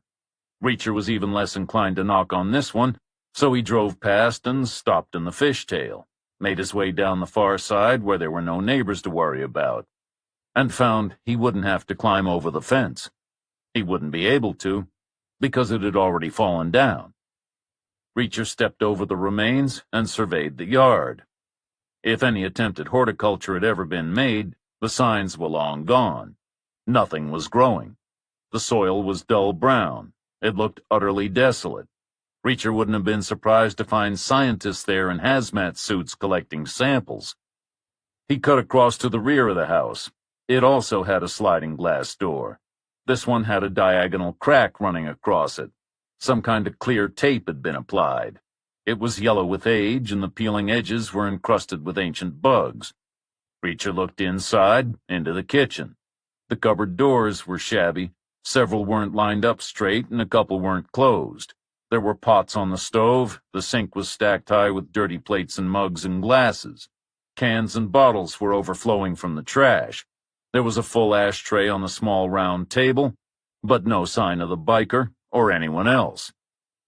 Reacher knocked on the glass. He heard a scraping sound above him, a window opening. He moved closer to the wall. "Whoever you are, they're not here." It was a woman's voice, raspy from cigarette smoke. "Now get out of my yard." "I need to talk to Zach," Reacher said. "I told you he's not here." "His bike's out front." "So talk to the bike. Zach's not here. None of 'em are. Come in and look if you don't believe me, if your shots are up to date." "So where are they?" "At the workshop, obviously, trying to fix up that dumbass car." "Got an address on the workshop?" "If you don't know that, you don't know Zach. What do you want him for?" "To talk about a job." The woman let out a little shriek. You really don't know Zach if you think he wants a job." "He wants this one, trust me." The woman paused. "Is there money involved? As in actual cash you can spend at the store?" "There's plenty." "Okay, here's the deal. I'll tell you where Zach's at. You tell Zach half of what he earns comes to me, or I'll kick his ass out. Again." Reacher followed the woman's directions. They took him due west on a straight road, wide in places, narrow in others, flanked by telephone poles, with fields on either side. Some had drainage ditches, some a hazy covering of green. None had any sign of purpose. Maybe they'd once been cultivated. Maybe they'd been earmarked for development into more houses. But whatever had been planned was long forgotten, and they'd descended into a state of permanent disuse. Reacher continued for 19 miles until he came to a crossroads. The woman had said 20, but he figured that was close enough. Most people work in round numbers. He saw a single building on the far side of the intersection on the right. The workshop, positioned to be convenient for traffic approaching from the east or north. Maybe a random choice, maybe the result of some in-depth study of traffic patterns and emerging demographics. Either way, not enough to guarantee a long-term future. The structure was about as simple as you could get. There were columns at the corners and in the center of each wall, steel presumably encased in concrete. The sides and back were solid, the roof was flat, and the front had two vehicle-width doors, both rolled up. Originally, they would have led to two bays. The right-hand one was still in commission. It had a lift, bank of tools, pneumatic lines, the whole 9 yards. A car was raised up with its wheels at head height, a two-door coupe with a long hood, maybe from the late 60s or early 70s. It was bright orange. A guy was standing under it, fiddling with something. 4 others were next to it, giving advice. To the side of them, the other bay had been converted into some kind of clubhouse. There were 3 leather couches. None of them matched. A fridge, a table made out of 3 tires stacked on their sides with a circle of glass on top. And there were posters on the walls, some of cars, some of women, some of cars and women. Outside, 5 trucks were lined up on the forecourt. They were all American brands. All were black with chrome wheels and knobbly tires, and all had versions of orange flames painted down the sides. Reacher pulled up at the end of the row. He got out and looked at the guys in the vehicle bay. Their ages ranged from late 20s to early 40s, he guessed. 2 were wearing black leather pants and vests. 2, jeans and t-shirts. 1, the guy under the car, was wearing black coveralls. All were pale, all were blonde, all were broad and stocky. Reacher could imagine them working out together, maybe with some kind of improvised equipment, maybe at one time in a prison yard. maybe more than one time. Another thing they had in common was that none of them was Zack. Problem with your car, friend? The coveralls guy took a step forward. Can't help you here. Sorry, private club, not a commercial operation. I'm here for Zack, Reacher said. The guy glanced at his buddies. Don't know any Zack. Sorry. A door opened at the back of the clubhouse area, maybe from a storeroom, maybe from a bathroom. Zack stepped out. He was still wearing his bandana and shades. You don't? Reacher said. Here he is now. Want me to introduce you? Funny guy, Zack said. He made his way to the threshold. What do you want? To talk. About what? Henry Klosterman. Don't know any Henry Klosterman, do we, boys? The others shook their heads and grunted. Sure you do, Reacher said. He has some business up for grabs. There was a misunderstanding. You wound up on the back foot. I get that. But Mr. Klosterman doesn't like quitters. You should give it another shot. And here's the good news. I can help you, if you help me first. Bullshit, Zack said. Nope, it's the truth. But I guess if you don't want to work with Mr. Klosterman... If you know Mr. Klosterman, you must be in the Brotherhood. So why haven't I seen you at any meetings? Reacher shrugged. I spend a lot of time on the road. So you are in the Brotherhood? Prove it. I don't need to prove anything. I'm Mr. Klosterman's business associate. We just closed a deal today, as a matter of fact, at his house. I've been there more than once. That's where I saw you. I overheard what happened. Just confirm a couple of details for me and I can get you back on the books in no time. You can take your business deals and stick 'em in your ass. The Brotherhood, are you a member? Yes or no? Because we all are. Show 'em, boys. As one, the guys with T-shirts lifted them. The guys with vests opened them. And the guy with the coveralls undid the tunic buttons. They all had the same tattoo. On the left side of their chests. A bald eagle holding arrows in both talons, not just one. And across the center of the bird's body, in place of the stars and stripes, there was a round shield containing a black swastika on a red background. The blurry image that had been in Reacher's head since talking to Wallwork snapped into focus. The white flowers in Klosterman's living room. They were Edelweiss, Adolf Hitler's favorite, which told him what Klosterman was hiding. His father had arrived from Germany in 1946, with at least one valuable painting to use as collateral to start a new life. He was a war criminal, a Nazi, and Henry was carrying on the family business. Well, that simplifies things, Reacher said. I had thought there were two ways this could go. Now I see there's only one. Lift your shirt, Zack said. Show us yours. Reacher didn't move. Zack closed his vest and turned to his buddies. He must be Antifa. Mr. Klosterman said they'd be on our trail. That's why he needed our help. Help with what? Reacher said. Tying his shoelaces? I guess if you all worked together you might be able to do it, if you had a couple of days and a dark room to lie down in afterwards. The six guys stepped forward as one, drawn by the insult. Fellas, slow down, Reacher said. You're failing to use the resources available to you. Look around. There are wrenches, hammers, tire irons, all kinds of sharp, heavy things. The guys looked at each other. They were confused.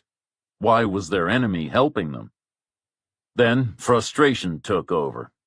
Now that Reacher had suggested using the tools as weapons, that was the last thing they could do. They would lose too much face. Reacher looked at them. They were lined up, bubbling with aggression, gripped by ideological fury. The pack versus the infidel. He was the infidel. And he'd found out what he needed to know, the core of it anyway. He had a car. He could drive away. That'd be the smart thing to do. But Nazis? He thought of his mother, a child during World War II, in occupied France, often hungry, often cold, sometimes in danger. This was no time to walk away. The 6 guys were standing in a line about a foot apart, 10 feet away from Reacher, advancing slowly. It was a straightforward problem. The goal was to reduce their numbers as quickly as possible. Reacher's usual tactic was to goad his opponents when he was outnumbered, make them come at him fast.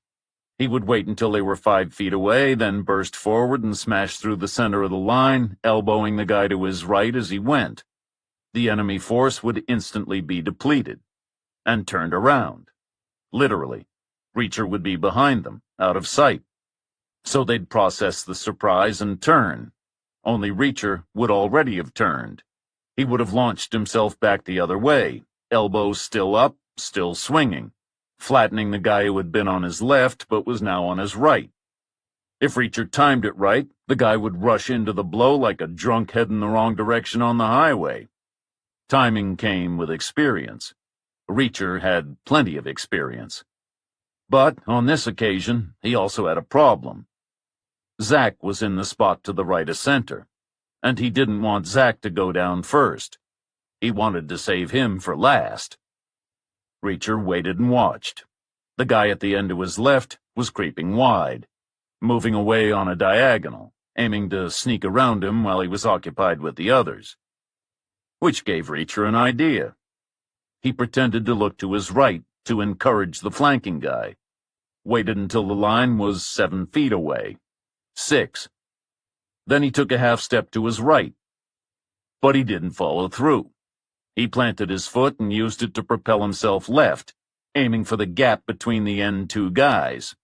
He found it, raised both elbows as he moved, swung them forward, caught one guy below the chin, the other full in the face. Both went down like planks. Reacher spun back clockwise, leading with his right elbow. The blow missed the next guy in line, but its momentum fueled the roundhouse punch Reacher was aiming with his left. His fist connected with the side of the guy's head. 3 down. Half his opponents were out of the game, and the remainder were no longer facing him broadside, where their numbers could be brought to bear. They were lined up single file, as if asking to be knocked down one at a time. A single solid punch to the first guy's face might even account for all of them, more than likely 2 of them. Reacher was tempted to try it. But there was a problem. The next guy in line was Zach, so a different approach was called for. Reacher feinted a jab toward Zach's face, and when his guard was raised, kicked him in the knee. Zach flopped down, and Reacher kicked him again in the solar plexus, driving the air out of his body and leaving him curled up on the ground, gasping. The last 2 guys pulled back and fanned out. Reacher could practically see the cogs spinning in their heads. What had just happened? What should they do now? Run? Fight? How? He used the momentary respite to stap on Zach's hands, in case he had a hidden gun or blade, then stepped forward. "I gotta tell you this, even though I'll hate myself for it," he said. "The fight is over, guys. You lost. You should walk away. Spare yourselves a pain." The guys glanced at each other. Neither spoke. Then they spread wider, forming a triangle with Reacher at the tip. Reacher was calculating the angles, assessing the geometry, concluding that the next shape would be a straight line, with him in the center, so that the guys could rush him simultaneously, present 2 targets, 2 threats, making it hard to defend. If he allowed it to happen, it was likely he would at least get hit. And Reacher was opposed to getting hit. Not out of vanity, not out of an aversion to pain, but because it reduced efficiency. His normal response was to let a pair of attackers close in, gain pace, then he would lunge to his left. One would be driven back in surprise, the other would be pulled forward, a hunter pursuing its prey. Then Reacher would reverse, and reverse again, catching each attacker by surprise. But this time there was a problem. The guys were moving too slowly. They were creeping cautiously forward. Reacher's plan required pace, momentum. So he changed it. He sprang to the side and grabbed the larger guy by his right arm. He continued to turn, dragging the guy with him, then pivoted into a full 360-degree spin. Reacher planted his feet and used his weight like a hammer thrower so that when he was 3/4 of the way around, the other guy's feet were off the ground. And when he was all the way around, the guy's feet were waist high. They slammed into his buddy like a double roundhouse kick, sending him sprawling. Reacher set his guy down, waited a moment to make sure he was steady on his feet, then punched him full in the face. It was a massive, savage blow, landing like a sledgehammer, smashing all kinds of bones and cartilage and teeth. The other guy was trying to crawl away, so Reacher went after him and kicked him in the head. Normally, he would have used his left foot in a situation like that, where the guy was already down, his weaker foot. But this guy was a Nazi, so he used his right. And he didn't hold back. Reacher crossed to where Zach was rolling and whimpering. He grabbed him by the hair, dragged him to the nearest truck, and propped him up against its wheel. "Man, you broke my leg!" Zach's voice was an octave higher than before. "You broke my hands!" "That's possible," Reacher said. "A few of the smaller bones, anyway. But there are plenty left. So the question is, do you want me to break those too? Or are you ready to share a little information?" "I'll tell you anything you want to know." "The event Klosterman is organizing. What is it?" "Some kind of rally. Honestly, it's stupid. I'm glad I got disinvited. He doesn't even have a real venue. Just some half-assed idea to point a bunch of lights up in the air, like they'd make pretend walls. It's dumb." "I don't know. A little Austrian guy used to do that. I heard it was quite effective." "Huh?" "Don't worry about it. Where will this rally be?" "Some field. A friend of his owns a bunch. I don't know which one." "When?" "Not till next year. April 20th. Ages away. But he was definite about the date. I don't know why." "You really are a moron, aren't you, Zach?" "Huh?" "How do you get tickets for the rally?" "It's invitation only. 2 people from each state plus a bunch of locals." "How does Klosterman decide who to invite?" "I don't know. But I heard each year it's going to get bigger. 2 from each state the first time, then 4, then 8, like that." "Okay. And what was your role going to be?" "Security. I was going to pick a team and be on duty at all times in case Antifa found out and tried to shut us down." "I have some news for you, Zach. You're getting shut down anyway. You can count on it. Only not by Antifa. I know some other people who'll be happy to do it. People who work for Uncle Sam." Reacher left Zach for a moment and went to drag the unconscious bodies into a pile near the road. He picked up Zach and put him on top of the heap, writhing and screaming. He checked the trucks. The key was in each one, so he moved them over to the building and parked them as close to the walls as possible. Then he went back to talk to Zach. "Have you got a phone?" "Yes." "Does it record video?" "Yes. Why? What are you going to do?" Reacher tore the T-shirt off the nearest guy's inert body. "Go ahead," he said. "Start filming. Because you're officially resigning from your brotherhood. Anytime you think about rejoining, watch the movie. And remember, next time it'll be your house, with you in it.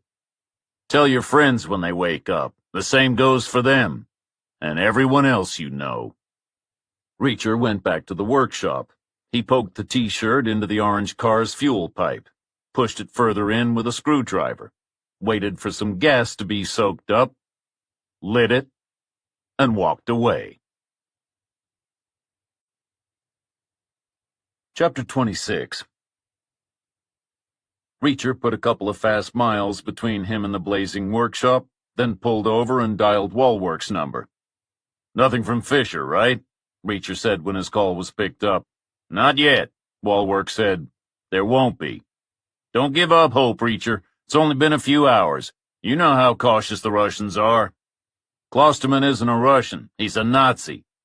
"There's something wrong with the line. It sounded like you said Klosterman's a Nazi." "I did. Talk about the ultimate bait and switch. Run it for me." "I just talked to the biker. Seems Klosterman's father was a war criminal. That's why Klosterman wanted the server. There must be some kind of incriminating record on there. And the event he's organizing with the guys he met this morning? Are you ready for this? Because you're going to make some serious headlines when you stop it. He's reenacting the Nuremberg rallies, complete with his own Cathedral of Light. If you're joking, Reacher, stop now. This is no joke. Where does a biker fit in? Klosterman sold him on providing security, just in case Antifa shows up. Okay, so Klosterman's organizing a little off-piste violence. That's my guess. You know how those guys love violence, especially when it has an us-versus-them flavor to it. They need their demons. Thanks, Reacher. I'll get some people onto it. The biker and his asshole buddies had tattoos on their chests, eagles with swastikas. They said they were part of a brotherhood. That might help track the rest of them down. But there's no immediate rush. The rally's not until April 20th, Hitler's birthday. They love their symbolism, too. The Sentinel is much more urgent right now. Klosterman's not Russian, so the Russians don't have a copy of the server. They'll still come after Rutherford, and they could still panic and pull their agent out of Oak Ridge. We have the server, at least. Have the pointy heads got anywhere with it yet? No. Then we need a new plan B. Their new guy from Moscow is due here in under 24 hours. I know. Leave it with me. I'll think of something. And if inspiration strikes you, don't be shy. I won't be. And in the meantime, I'll get Rutherford to try to find whatever Klosterman could be embarrassed about in the town records. That reminds me, we have a name for Klosterman's mother. Natalia Matusak. We're thin on detail. She may have been married once before. We're still checking. Not that it probably matters now. Sands was asleep when Reacher got back to the motel. She was lying on top of the duvet on the bed Reacher hadn't used. Reacher could see her eyes moving behind her lids. She was dreaming. About boats, he hoped. He crept outside and went to the office to fetch coffee and cinnamon rolls. Sands didn't wake up when he came back into the room. But she did a minute after he placed a cup and a plate on the nightstand. They ate and drank, and Reacher brought Sands up to speed on what he'd found out. She had a tough time processing it. With her ex-FBI hat on, she was thrilled at the prospect of smashing a neo-Nazi network, particularly one that was trying to recreate Hitler's Cathedral of Light in rural Tennessee. But she was also worried about the implications of losing the Sentinel to the Russians, and scared for Rutherford and Fisher. She'd developed some kind of bond with the agent, even though they'd never met. In the end, she slid off the bed and made for the connecting door. Come on, She said, we can't change anything by sitting around. Let's get to work on the server. See if we can find old man Klosterman's smoking gun. Rutherford was still out for the count in room 19. He was curled up at the top of his bed under the covers. His laptop was sitting at the other end, tethered to the other pieces of equipment. Sands sat cross-legged and fired it up. He didn't stir. There was no sign he knew she was there, even when she started hammering on the keyboard. Reacher stood and looked over her shoulder. One by one, a series of images appeared. Some were mildly interesting. Most held no appeal at all. None had any relevance to Klosterman's father. And none gave any clue about Russian spies. However, laterally, Reacher tried to think about what he saw. Okay, Sands said after a few minutes. I'm starting to get an idea of how they put this together. The scans were done in loose chronological order. There are a few outliers, ones that were misfiled or found later or whatever. And they kind of branch into rough categories. Property records, meeting minutes, that kind of thing. They do seem to cover the right period. 1946 to 1952, correct? When the father arrived? To when he bought the spy house. That should do it, Reacher said. I'll keep looking. There are hundreds of files, though. Don't feel like you have to stay. I'm weird. I like this kind of thing. Reacher stuck it out for another 10 minutes, then made his excuses and went back to room 18. He took a long shower. Then he put his shirt and pants under his mattress and got into bed. He listened to a few of his favorite songs in his head, counted to 3, and didn't drop right off to sleep. Something was bothering him. It was the damn flowers, he realized. The Edelweiss. Something about his memory of them still wasn't right. Reacher did finally get to sleep. He woke up again at 2:30 in the morning. Or, more accurately, something woke him up. Like a switch being thrown. From sound asleep to completely conscious in an instant. An instinctive response. Something had triggered a warning, a sound. He heard it again. Something metallic. It was coming from the door, to the courtyard, not the next room. Someone was picking the lock, trying to get in. Reacher took one of the captured Berettas from under his pillow and moved it beneath the duvet. Then he lay completely still. The door opened a quarter of the way. A slim figure darted inside. The door eased back into place. Only one person had come through. Small, wearing black, with a tactical backpack. Reacher? It was a woman's voice, and she was whispering. Reacher, you in here? Please say you are, or I'm going to be mighty embarrassed. Fisher? Reacher said. Thank God. Your crappy old phone is hard to track. Walworth couldn't say for sure if you were here or next door. I'm here. Reacher sat up and switched on the bedside light. I'm supposed to be. It's my room. The question is, what are you doing here? There's a problem. I have new orders. The guy from Moscow is in the country already. He's ramping things up, going after the server even harder than before. That's not much of a surprise. No, but maybe this is. Going after the server means going after Rutherford. And since none of the Russians know where Rutherford is, the new guy wants to flush him out by going after his mother. Reacher said nothing. You see the issue here, Fisher said. We can't do anything to protect her. If we did, the Russians would know there's a leak. And aside from what that would mean for me personally, as in a slow and agonizing death, which I'd rather avoid, they would pull their agent out of Oak Ridge. We would never find out if they got a copy of the Sentinel. It would be a disaster all around. You have to do something, Reacher said. That's why I'm here. I'm assuming you know where Rutherford is? Let's say I do. Good. Then I need you to do two things. First, get Rutherford to make another copy of the server. Second, bring him to the diner opposite his building. I need him there at 6 a.m. with the server in a car parked outside. Any questions? You're resurrecting the original ambush idea? I'm adapting it. I know what the objective is now, and where it will be, but I have to truncate the timescale. I need it done and dusted, including Rutherford's apparent suicide, before noon. That's still the Moscow guy's ETA in town. It won't work. It has to. Time will be tight, and it's not without risk. Mainly for me. I have to go against orders, try to pass it off as an initiative, combined with a desire to redeem myself in the eyes of my superiors. The fact that I'll get the server this time ought to be enough to save my bacon. It better be. All Rutherford has to do is play along. He'll be fine. And it's better than the alternative. No, it's not possible. Rutherford's down with a migraine. He couldn't copy a shopping list, let alone a server. And he can't move. That's not funny, Reacher. Tell me you're joking. It's no joke. Then we're screwed. The whole operation's shot to hell. There's no way to save it. Don't panic. The fat lady's not singing yet. Let's say I have another way to get the copying done. How? Doesn't matter. There's no security risk. That's all you need to know. How will I get my hands on it and make that look convincing? I'll give it to you, in place of Rutherford. Reacher, you already stopped a kidnapping by me and 5 other people. I couldn't grab you now with the 3 I have left. It wouldn't be believable. You're right. You couldn't take it from me, but you could buy it. How would you come to be selling it? Here's the story. It all began with a journalist. Convince your people I was working with her. She told me about the server, not what was on it specifically, just that it was valuable.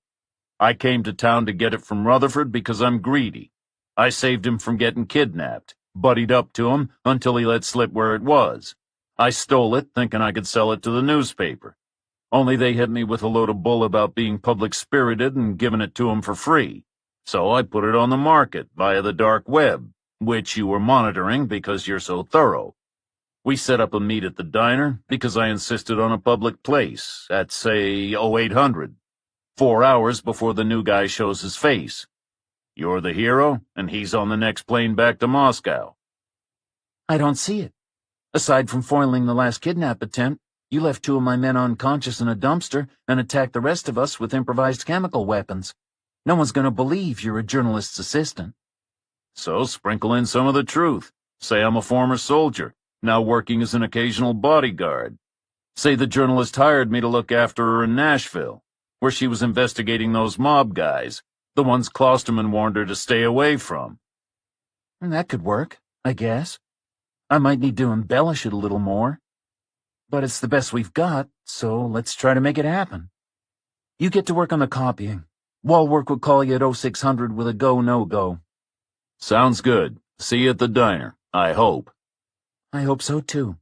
Oh, and Reacher, one other thing. Before 0600, charge your damn phone. Fisher let herself out, then Reacher switched off the light and lay back down. He was annoyed with himself. He had just broken the soldier's most basic rule. Never volunteer. He should have known better. But on the other hand, what choice did he have? It was either go himself or leave Rutherford's mother in the firing line. He didn't know anything about her. Maybe she could handle herself. Maybe she was a former Marine, ready to teach this Moscow guy what happened to anyone who messed with her son. It was possible, but he didn't know. So the safest thing was to take care of business himself. Reacher turned the light back on, slid out of bed, and let himself into room 19 to search for the bag with the phone charger in it. He tried to be quiet, but Sands woke up anyway. He talked her through the developments, and she agreed to take care of copying the server. She made a start right away. Reacher figured that since he and Sands were both awake, he might as well make his way to the diner as soon as the server was ready. Then he changed his mind. Getting there ahead of time would be pointless. He had to go through with the exchange come what may. Even if the Russians had replaced the entire waitstaff with paratroopers and locked all the customers in the basement, he still had to make sure they got the server. Otherwise, their attention would turn back to Rutherford's mother, the path he'd already ruled out. And there was another reason for playing it dumb. Fisher knew who he was, but the rest of her cell didn't. They needed to see a not-very-bright part-time bodyguard chasing an easy payday. Any hint that he was something different, and the whole house of cards could collapse. So he went back to bed, plugged in the phone, took 3 deep breaths, and fell back to sleep. Reacher opened his eyes 30 seconds before his phone rang. It was Walwork, checking in as agreed. "We're good to go," he said. "Fisher sold him on it. Should be a piece of cake. Better than the ambush in the end. Less complicated. No need for the fake suicide." "Okay. Let's keep radio silence from here on in, except for emergencies. I'll call you when it's done." Reacher hung up and swung his legs over the side of the bed just as Sands came through the connecting door. "How's Rusty?" Reacher said. No change, she said. He's totally out of it. But the good news is the copying went without a hitch. The clone is on the bed next to Rusty's laptop. "Thanks, Sarah. I appreciate it." Don't thank me. Just be careful. Come back in one piece. Reacher paid a quick visit to the truck stop's main building after he left the motel. He wanted something to carry the server in for the last part of his journey, when he would be on foot. The best he could find was a giant tote bag. It was made of coarse, brightly striped nylon with fluorescent yellow handles. The luggage equivalent of hiding in plain sight, Reacher thought. He picked up a cup of the extra-strong trucker's coffee on his way out, continued to town, and parked 4 blocks behind Rutherford's building. Reacher timed his walk so that he arrived at the diner at 0802. He spotted one of the Russians on the street, acting like he was looking in a store window on the far side of the alley. Reacher pretended not to notice him and went inside. 4 of the booths were occupied. Agent Fisher was in Reacher's favorite, the one midway along the right-hand wall beneath the turquoise Chevrolet. Then there was the other female Russian agent, evidently recovered from her exposure to the chlorine, alone, reading a magazine. A man in a suit tucking into a mound of scrambled eggs and bacon, and a group of 3 women. They looked very similar, with maybe 25 years between each one. 3 generations of the same family, Reacher thought. Maybe in town for a reunion or a wedding. Reacher waited for Fisher to beckon to him, then took the seat opposite her in the booth. "Reacher?"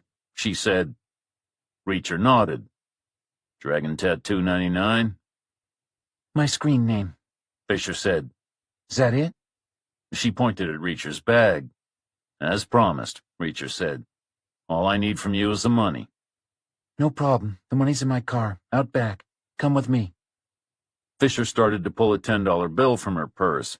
She paused when it was a quarter of the way out, making sure to keep her body between it and the Russian woman in the next booth. 3 words were printed in the margin, in pencil. Ambush. Play along. She pulled the bill the rest of the way out and went to leave it on the table, but ended up dropping it in her water glass instead. Damn it, I'm so clumsy today. Give me 1 second. She grabbed a wad of napkins from the dispenser by the wall, fished out the bill, and dabbed at it until it was almost dry, and completely free of handwriting. Fisher led the way to the door that opened onto the alley. She pulled the handle, then stood aside to let Reacher go through. A vehicle was waiting 3 yards away. A black Lincoln town car, the old square model. A retired limousine, Reacher thought, or a stolen one. A guy climbed out of the passenger seat. The specialist from Moscow, no doubt. Arrived early. A huge slab of a man crammed into a black suit and tie. Like an unfinished waxwork. He must have been 6'5", easily 300 pounds.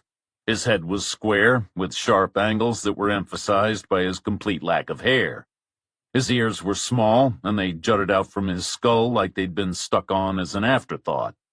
He had no eyebrows, bright blue eyes, a nose that had been broken a couple of times, a mouth that gaped open in a cruel smile, revealing several uneven brown teeth, huge arms that hung straight down from his massive shoulders, and thighs that were wider than some people's waists. The primitive part of Reacher's brain took in all the subliminal cues. It assimilated them in an instant, and flashed a warning in return. Amber, not red. The guy would present a challenge, it said. Significant, but not insurmountable. Normally, Reacher would be reassured by that kind of assessment. But he wasn't that day, due to a 21st century reality that his ancient cortex was not wired to appreciate. This wasn't a fight to the death. It was a ploy, and it would only work if Reacher didn't blow his cover, which meant he couldn't kill anyone, or even seriously hurt them, which turned the situation into a very big problem indeed, particularly if he was to avoid getting killed himself. The Russian Reacher had knocked out appeared in the mouth of the alley to his left. The guy he'd thrown through the Toyota's window appeared to his right. Fisher was behind him. He felt another presence join her, the other Russian woman. And straight ahead, the Moscow guy took a step closer. Reacher was surrounded. The Moscow guy took a key fob out of his pocket and clicked a button on its remote. The Lincoln's trunk lid slowly rose until it was vertical. The inside of the trunk was shiny. Someone had taped black trash bags over every surface. The guy put the key fob away and took a pistol out of his jacket pocket.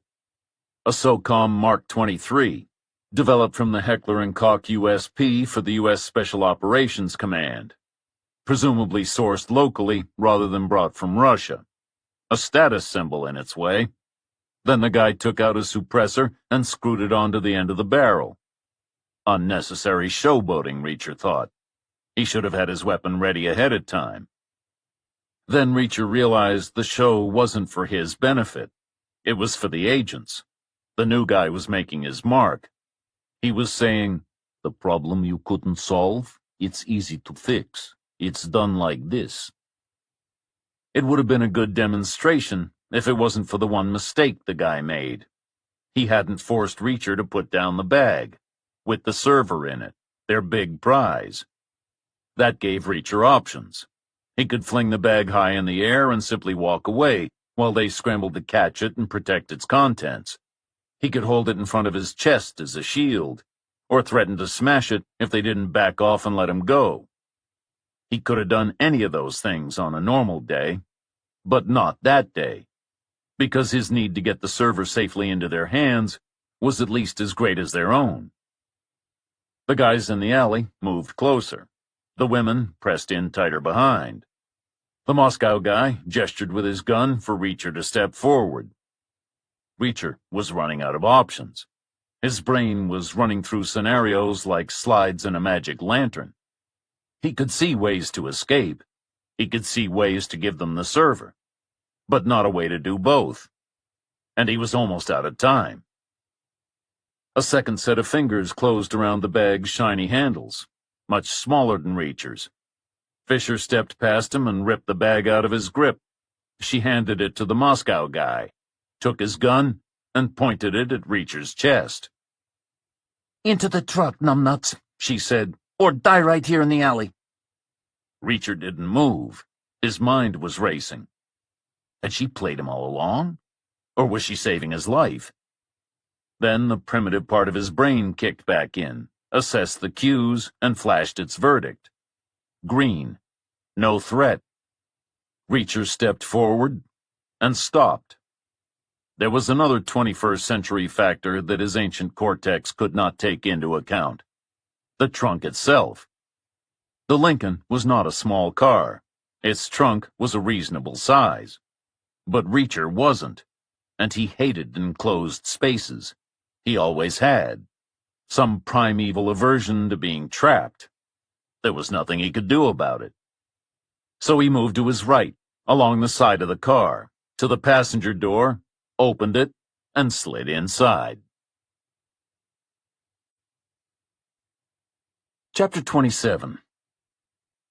Reacher had spent plenty of time in places he didn't want to be, mostly during his army service, places that were too hot or too cold, where everything that moved wanted to bite him, or where everyone he met wanted to kill him. But in those days, he didn't have a choice about where he went. He was following orders, and at least he was getting paid. Reacher didn't want to be in the Lincoln. He wasn't getting paid, and he did have a choice. The Moscow guy had secured Reacher's wrists with plastic cuffs before firing up the engine, but that was no kind of an obstacle. It'd be the easiest thing in the world for Reacher to wait until the car slowed at the mouth of the alley, open the door, step out, and walk away. It would be more satisfying to elbow the Moscow guy on the side of the head and then get out. But given the role he was supposed to be playing, a not very bright part-time bodyguard, a more prudent option would be to leap out and add a little drama to his performance. Act panicked, zigzag down the sidewalk and dive into the nearest store, or dash headlong into the traffic. Reacher knew he could make it look convincing. He wasn't worried about that. He settled back in his seat. The car started to move. A few more seconds, a few more yards, and the game would be won. Reacher wasn't worried, not until Fisher leaned forward and jammed the tip of the SOCOM suppressor into the base of his skull. "I know what you're thinking," she said. Fisher's hand seemed to twitch slightly, not enough to pull the gun away from Reacher's skin, nothing that the other woman would notice from the other side of the back seat, nothing that would catch the Moscow guy's attention, but enough for Reacher to feel the variation in pressure. 3 short jabs, a slight twitch, or an S in Morse code. "You're wondering if you could escape," she said. Her hand twitched again. One long push. A T. "Well, you can't," she said. A jab and a push. An A. "That would be a mistake," she said. A push, a jab, and 2 more pushes. A Y. "You could get hurt," she said. 4 jabs. An H. "And there's no need anyway," she said. 1 jab. An E. "We just need to check that the server's the real deal," she said. A jab, a push, and 2 more jabs. An L. "That won't take long. Then we'll give you your money," she said. A jab, 2 pushes, and another jab. A P. "And then, and this is the truth, you can go," she said. Reacher put the letters together. Stay. Help. Me? Reacher said. I'm not going anywhere. Not without my money. The Moscow guy drove west for 8 miles. Not too fast, not too slow. and 12 minutes later, he pulled up outside the room furthest from the office at a motel that Reacher thought must be a similar vintage to his own. It had a similar mythical bird on its sign lit up with neon, similar wood cladding, the same selection of vending machines, a familiar rhythm of window and door, window and door. Only this place was built in a straight line, not around a courtyard. It had half the number of rooms. And when the Moscow guy led him into number 18, Reacher saw there was already someone inside. A woman in her late 30s. She was wearing a pale knee-length skirt, a peach-colored polo shirt with a logo. Her hair was cut in a neat bob. Her face was plain but earnest. She was sitting at a large wooden table with a laptop computer. A thick blue wire led to a 3-foot-high equipment cabinet with reinforced edges and heavy-duty casters, parked next to her chair. She was the Russian's version of Rusty Rutherford, Reacher figured, there to assess the server, and she was already in place. Reacher appreciated the efficiency. Beyond the woman at the table with her computer, Reacher could see that the space was much larger than his motel room. It was more like a suite. There were doors leading to a pair of bedrooms, a small kitchen, and a sitting area with a couch and a TV. The Moscow guy pushed Reacher a couple of yards further forward.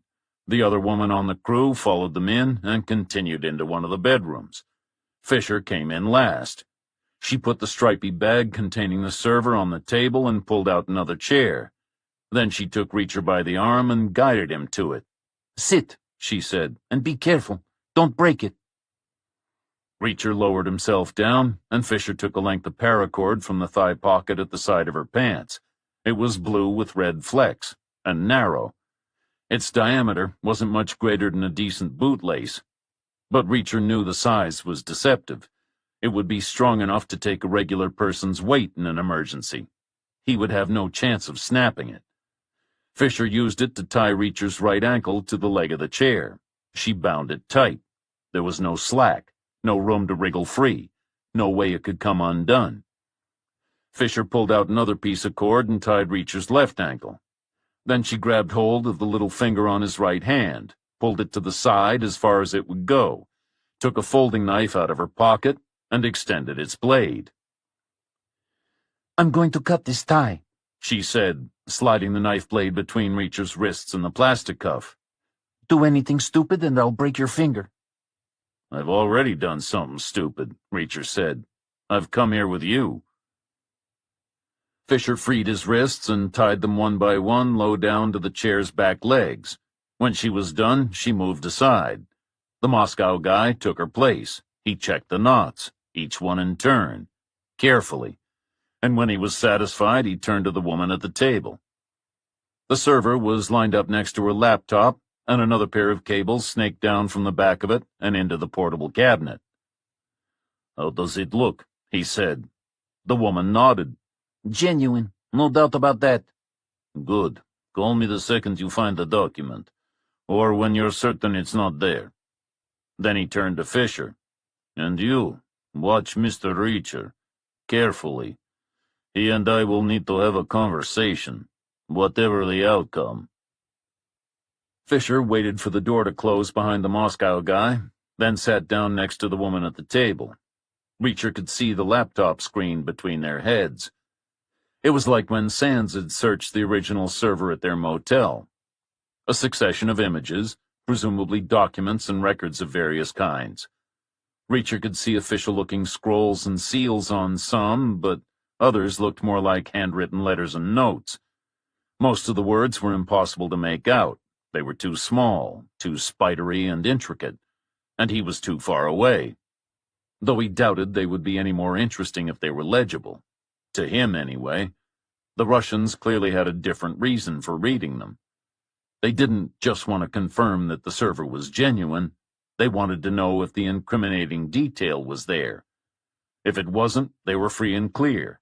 There would be nothing that could help the FBI expose the spy, and they'd have no further use for Reacher. If it was there, though, that would be a different story. There would be a chance for Fisher to save the Sentinel, and then the question of copies would come into play.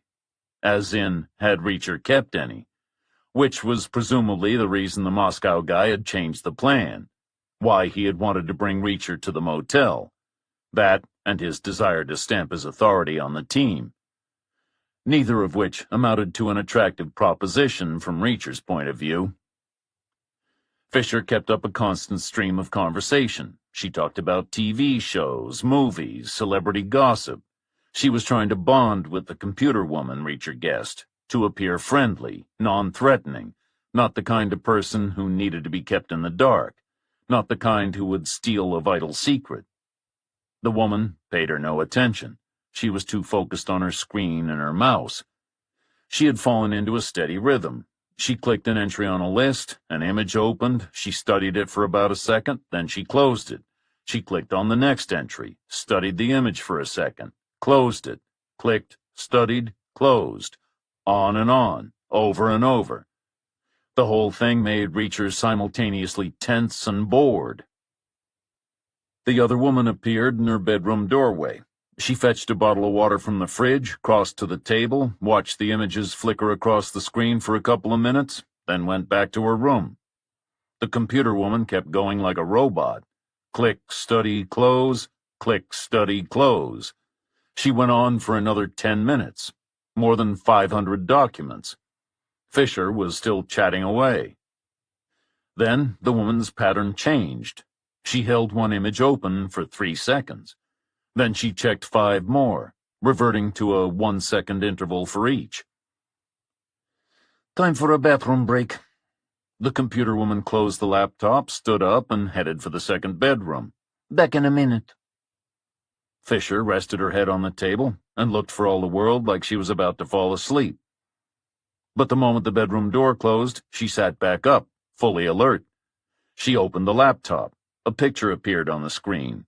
A church, all bright colors and twisty onion-shaped domes.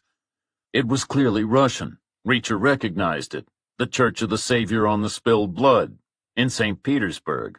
Reacher had visited the city on a trip after the Soviet Union fell. He remembered it because it was the first major church to be designed from the outset for use with electric light. A box popped up in the center of the screen. There was a line of Cyrillic characters and a bar at the top. Reacher assumed it was asking for a password. Fisher typed something. Reacher couldn't tell what because each keystroke was represented by an asterisk. But whatever she entered, it worked. The church gave way to the list of files. Fisher used the mouse to select the entry 5 places above the one that was highlighted. An image appeared. Fisher pulled a small folding cell phone out of her pocket. She opened it and took 2 photographs of the screen.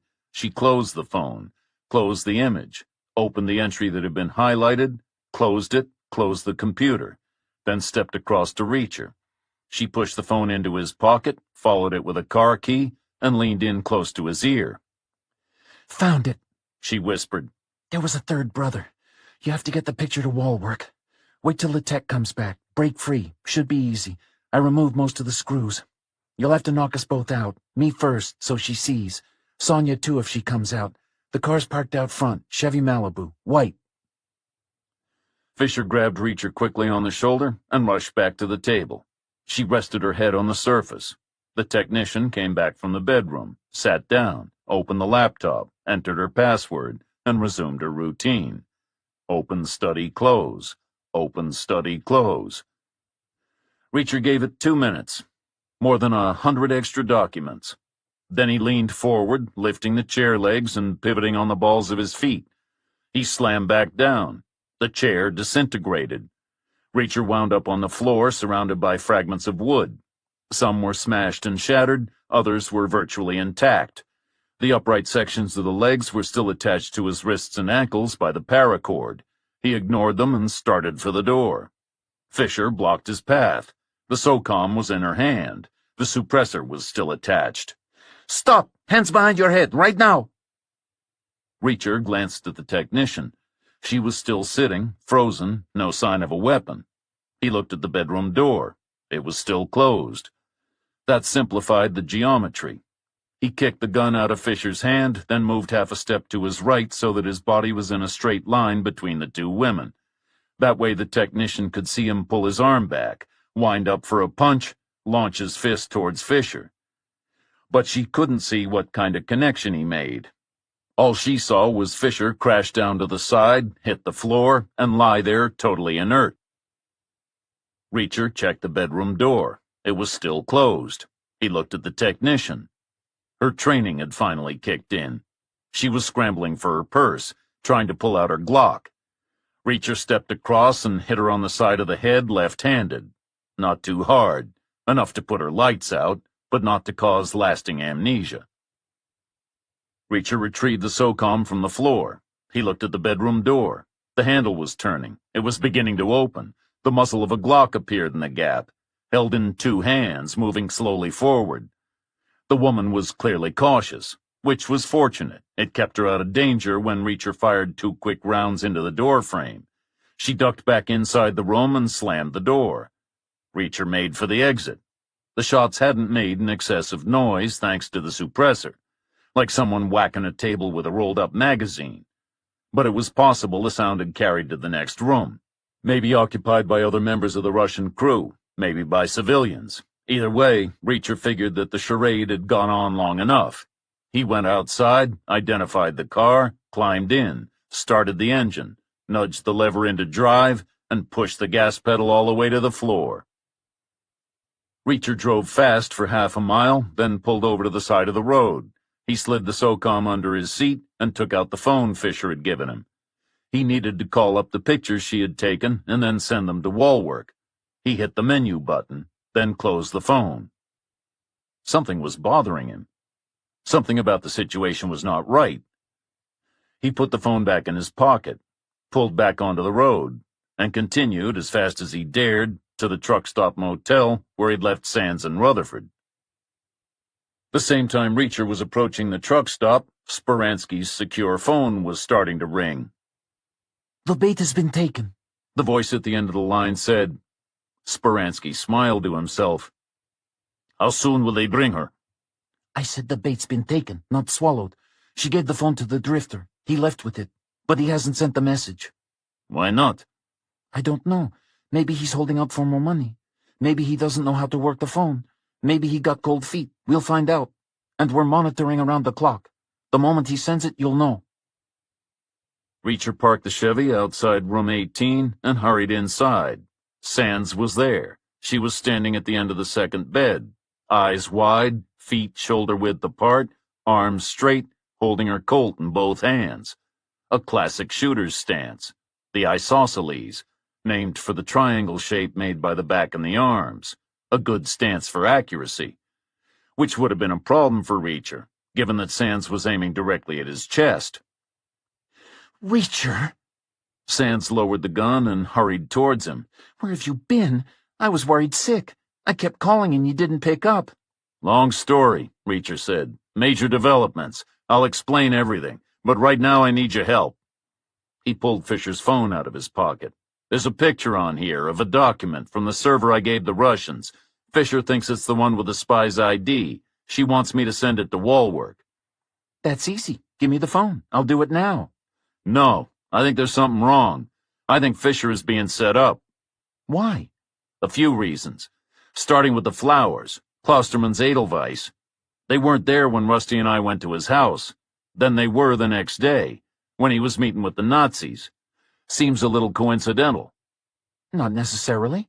Could be lots of reasons for not having flowers every day." "There's also the money.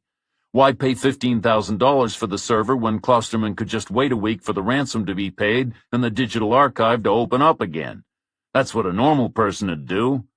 And why pay Tony Garza to go looking for the server the moment the ransomware attack happened? It's like he knows the archive won't be unlocked." "It won't be unlocked, according to Agent Fisher."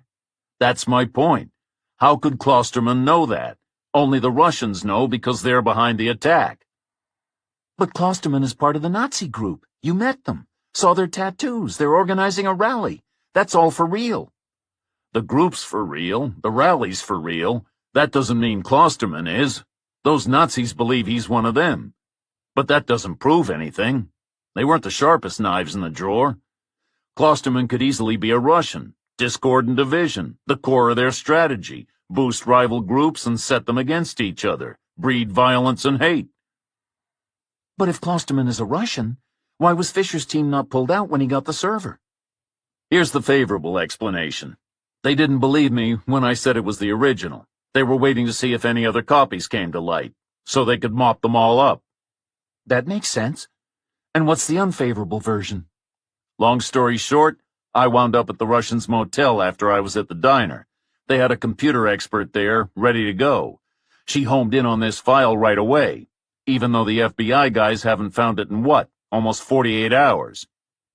She knew what she was looking for. The FBI guys didn't. Maybe, but this expert, she practically signaled to Fisher that she found it. Then she left the room, making it mighty easy to get a copy. And as for my escape, I just strolled out of there. So here's what I'm worried about. They left her team in the field specifically so that Fisher would see the document. They planted it? Why? To misdirect the FBI, to protect their agent by setting up a second disposable asset to take the fall. You know what that means.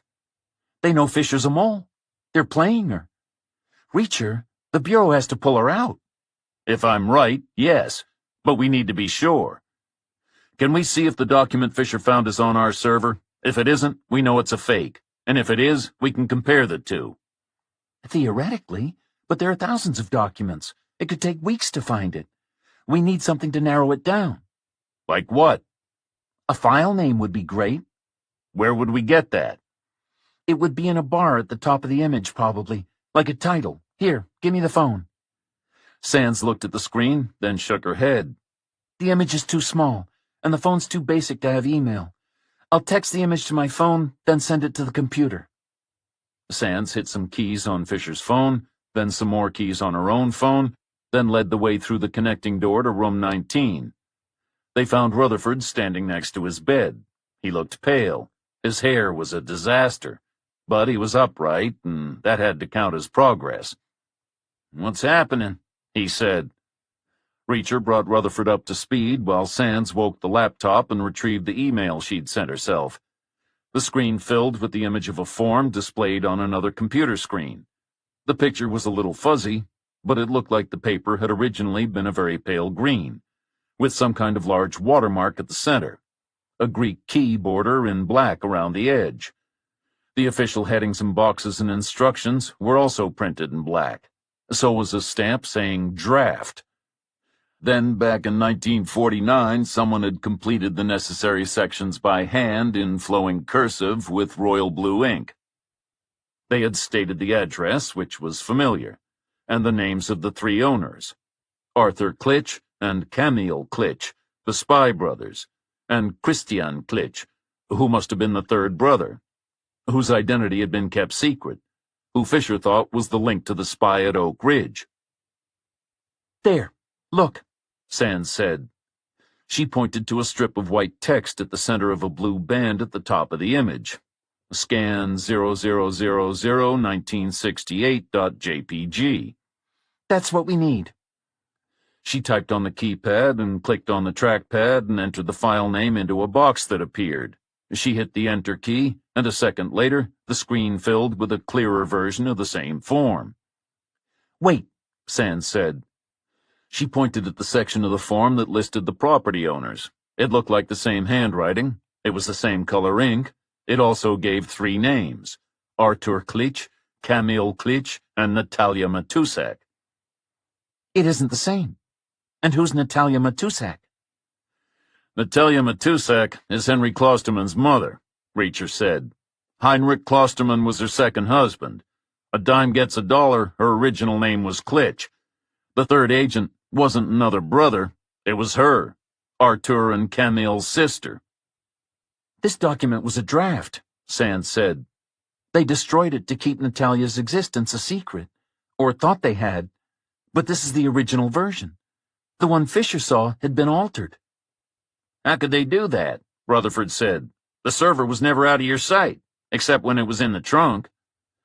They must have gotten a copy of the document from the server we sold Klosterman.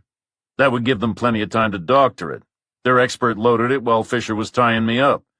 Then she made sure Fisher saw it, knowing she would pass it to the FBI, who would miss the connection to Klosterman and jump to the wrong conclusion about the identity of the spy at Oak Ridge. How would that help them? If the third brother is made up, there can't be a trail leading to anyone. There absolutely can. The Russians will have planned for this. There'll be a perfect trail, complex enough to seem real, not so convoluted that the average agent couldn't follow it. It'll lead to a patsy, someone sitting in Knoxville right now, probably with a copy of the Sentinel hidden in their shoe, waiting to run and to get caught and to confess. Why would anyone do that? They could think they're making a noble sacrifice for a worthwhile cause, or to get a big payday for their family back home, or to stay out of the gulag, who knows? But if the evidence is fake, how can the Bureau figure out the right identity? Rutherford said. They're back at square one. They're not, Reacher said. They can start with Klosterman. He mentioned having a son. He might have grandkids by now. The angle was never followed up because no one knew his mother was a spy. That makes sense, Sands said. The Bureau wanted the server because the Russians knew it could reveal the spy's identity. The link in that document is to Klosterman, so Klosterman must be linked to the spy. Not using the Klosterman name, obviously, Reacher said, or someone would have noticed. Maybe Matusak, since that's the name they were trying to hide. Okay, Rutherford said. I see that. But take a step back. The journalist found the document in the archives. The document showed there was an extra branch to the Spy Brothers family tree. The Russians didn't want anyone to know about that because it would lead to Klosterman and his son, and maybe grandchildren. So they destroy the physical archive, lock up the digital one, and get hold of the server. The wild card. Why not leave it at that? All their tracks were covered. Why set up Agent Fisher with this red herring ID? The FBI knew the Russians had a spy at Oak Ridge, Reacher said. If the Russians had destroyed the records and left it at that, the FBI would have kept on digging, maybe found some other clue. If the Russians' plan had worked, the FBI would have thought they'd caught the spy, and stopped digging. There's no need to search for something you already have. Speransky was pacing around his living room when his secure phone rang again. The bait has been swallowed, the voice at the end of the line said. The message has been sent, but not to the Bureau itself, to a former agent who is now a cybersecurity expert. The Americans must believe it's genuine. So, Natasha? She's outlived her usefulness. The center says you may do with her as you please. Reacher left Sands and Rutherford looking through other random records on the server and went next door to call Wallwork. He told him Fisher's cover was blown, and about the two possible leads to Oak Ridge, one likely fake, one likely real. Wallwork wasn't too worried about the difference. We'll find them both, he said, even if one's only a decoy, and we'll nail them both, then pull Fisher out, make sure she's safe. No, Wallwork, Reacher said. You gotta pull her out right now. We can't do that. If Fisher disappears right after seeing the records on the server, the Russians will be suspicious. They'll pull their agent out of Oak Ridge. We'll never know if the Sentinel is compromised. What we have to do is coordinate her exfiltration exactly with the arrests. You're wrong. You're still looking at the mission from your original position, that Fisher's identity was unknown to the Russians, but they do know about her. They're using her as a conduit for misinformation. So they're not going to let her live until their patsy is arrested. Right now, Fisher believes what she sent is genuine. She was focused on finding it for months, so when it was dangled in front of her, she bit. It was a reflex. But when the heat of the moment has passed, and all the coincidences line up in her head, they won't run that risk. They'll kill her as soon as they're confident you've received her information. In other words, now. So you've got to act, immediately. Wallwork didn't reply right away. Reacher could hear him fiddling with a pen. He pictured the guy, the pieces falling into place in his head. Him not liking the picture that was produced. Okay, Wallwork said after another minute. You're probably right. We have a small window. But we're lucky in a way. How things worked out with her giving you the phone. How's that lucky? Reacher said. I think you're right that they'll kill her as soon as they know her information has been sent. But how will they know it's been sent? By monitoring her phone. Fisher wouldn't use a Russian-issue phone. Of course not. She procured a clean one, specially for the purpose. They'll have cloned it. That's what I would do in their shoes. It's easy, and it will tell them the moment a message is sent, or a call is made. But we don't have that problem. You didn't send me the picture, and you called me from your own phone. But a message was sent from her phone just now. Why? Who to? We needed a file name to trace the original document, to compare. The picture was too small to read on the phone. We needed to see it on the computer. There was another pause. Reacher heard Walwork fiddling with his pen again. Then there was the sound of breaking glass. Well, congratulations, Reacher, Walwork said. You just killed Margaret Fisher. Sands drove Reacher to the Russian's motel. Walwork had warned him not to go. He promised to send in the cavalry himself. But then he mentioned procedures, levels of classification, clearance protocols. Reacher knew what words like those added up to. Delays. So he figured it was an outside chance, but if Fisher was still there and still alive, maybe he could do something more direct. Something that didn't involve warrants or sign-offs or permissions of any kind. All the cars had gone from the end section of the building. When they swung by, they could see the drapes in room 18 were open. No one was visible. So Sands stopped the Chevy right by the office door and went inside with Reacher. They went straight to the counter. A guy was sitting behind it, maybe 30 years old, with a plain baseball cap and a gray shirt with red piping and the name Chuck embroidered in an oval on his chest. Sands pulled out her worn black wallet. Federal agents, she said. We're looking for the people who were renting room 18. Are they here? They were, Chuck said. The same group had 15, 16, and 17 as well. The 4 rooms all the way at the end. Anyway, they're gone now. They checked out a few minutes ago. Did they say where they were going? No, ma'am. And one of them didn't seem well. One of the women. I think she was sick or drunk. Fisher, Reacher thought, drugged so that she'd be easier to manipulate. Okay, Sands said. Never mind. We need to see inside the rooms. No problem. Chuck took 4 keys from a pegboard on the wall and set them on the counter. Just bring these back when you're done. They started in 18, as that had been Fisher's room. Then they moved on to the others. The rooms were pristine. Reacher had checked into places that weren't as clean. Even the bullet holes he'd made in the bedroom door frame had been spackled over. There was no trash. Nothing of any kind had been left behind. Not by accident. Not hidden by Fisher. Reacher looked under the mattresses and between the folded towels and inside the toilet rolls and in the cupboards and drawers and wardrobes. He tried everywhere he'd ever heard of anything being found in all his years in the military police. He even ran hot water in the basins in the bathrooms in case Fisher had left a message on any of the mirrors. He didn't find as much as a hair. Nada, Sands said as they finished up in 15. What now? Call Walwork back, Reacher said. See if he has anything to add. They ducked into the office to drop the room keys on the way to the car, and Chuck beckoned them closer. I was thinking, ma'am, he said. I don't know where those people went, but I know what they went to do. Would that help you at all? It might, Sands said. What? They went golfing. Sands crossed her arms. Golfing? Are you sure? Pretty sure. I heard 2 of them talking. They were speaking Russian. I know a little because my grandparents were from St. Petersburg. Anyway, one of the people used the word bunkir. It means bunker. Where do you get bunkers? Golf courses. There are a few around here. The second guy said something about it having been there forever, so it must be an old one. Golf? Reacher said when they were back in the car. What an idiot. He was wrong about the golf, Sands said. That's for sure. But I think he just told us where the Russians took Fisher. He did? Where? When you were on the phone with Walwork, Rusty and I pulled up some of the old records. We found a few for the lot next to the spy house. The Klitsch brothers bought it about the same time they bought the land for the house. They filed a bunch of construction permits, some more than once. And there were file notes about neighbors complaining about noise, from excavators and cement trucks.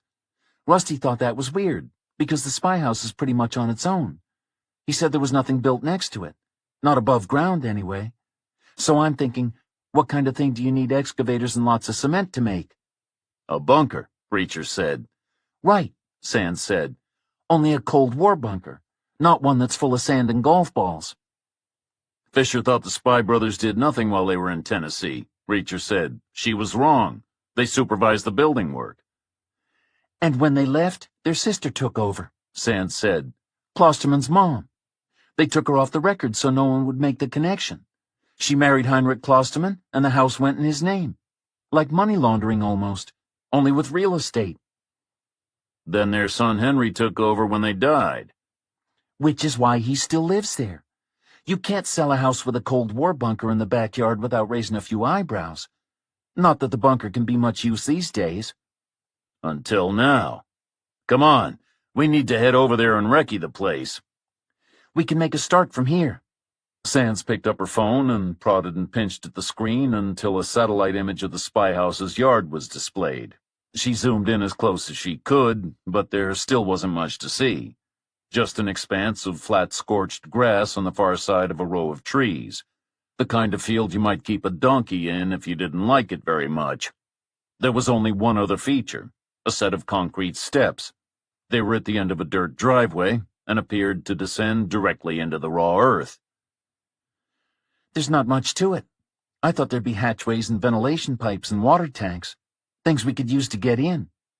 Reacher shook his head.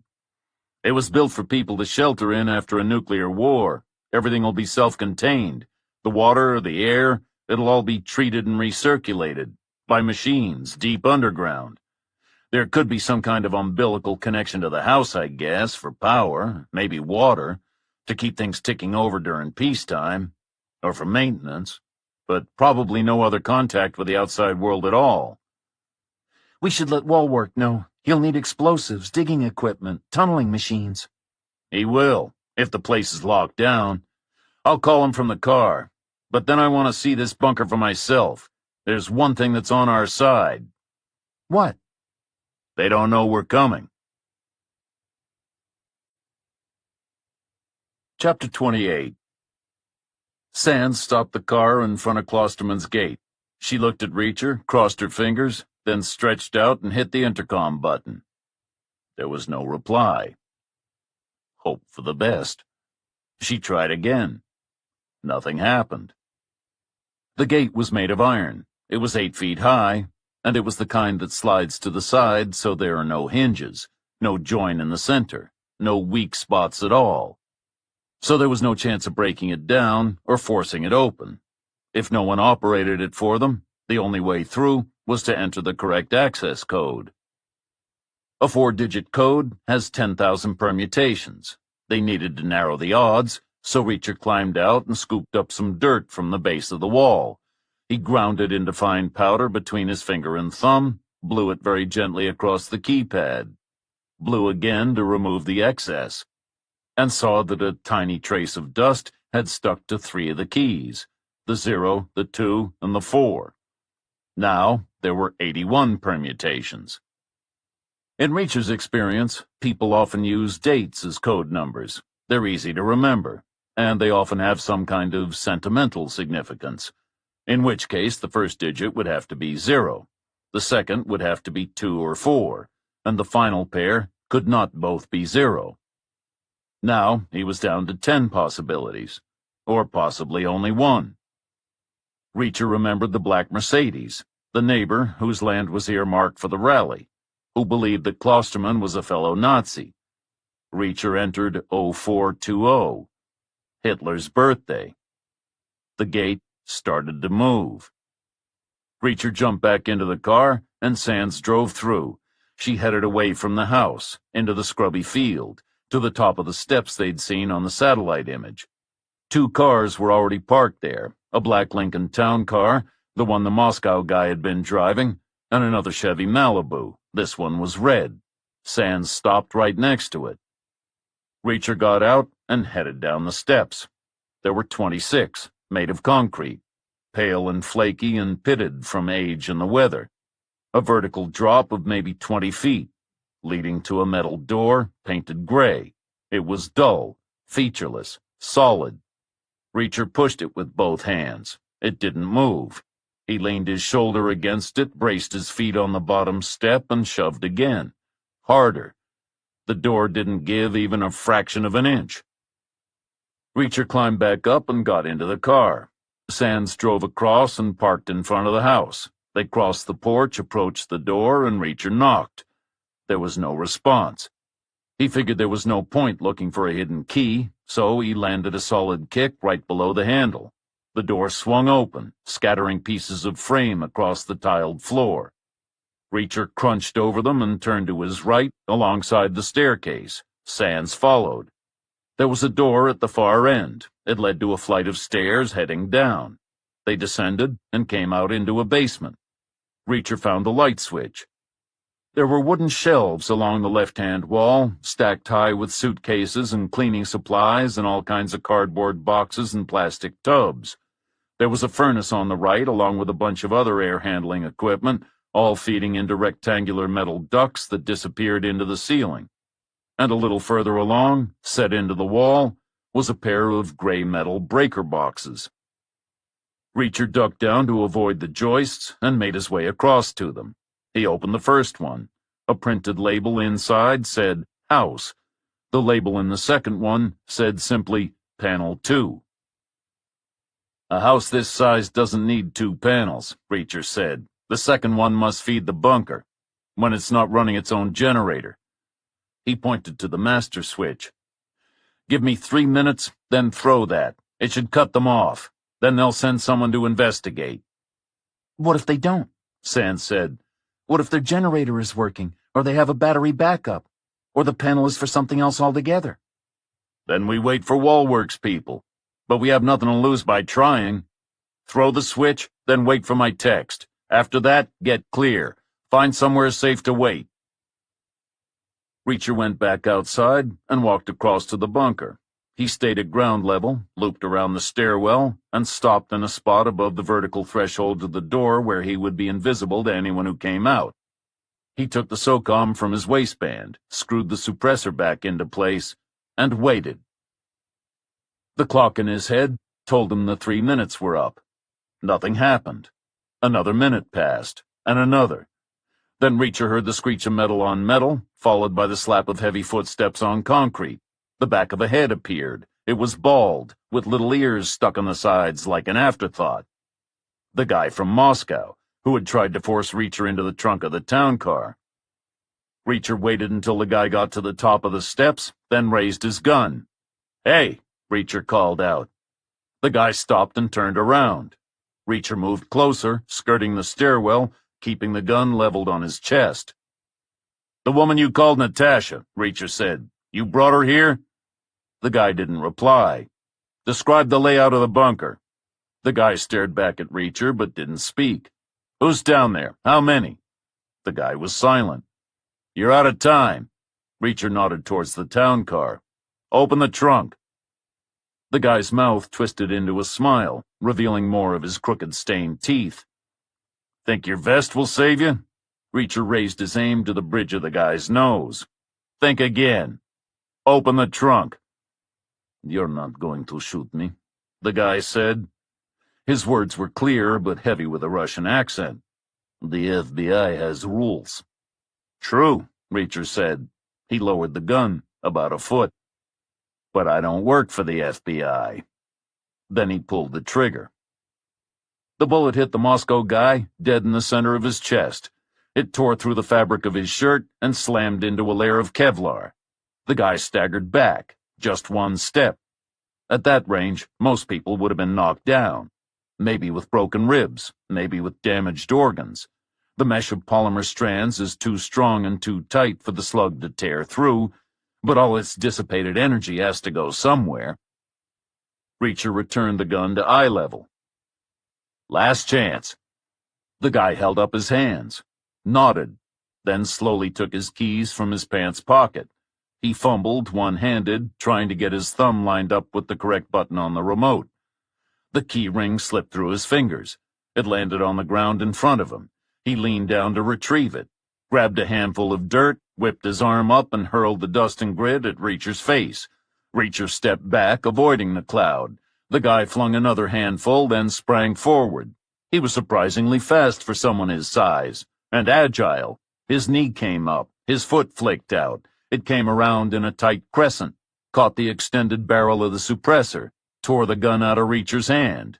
and sent it spinning away in a slow, looping, lazy arc. Reacher heard it rattle and clatter down the concrete steps. The guy glanced down at the hole in his shirt, at the pancaked remains of the bullet.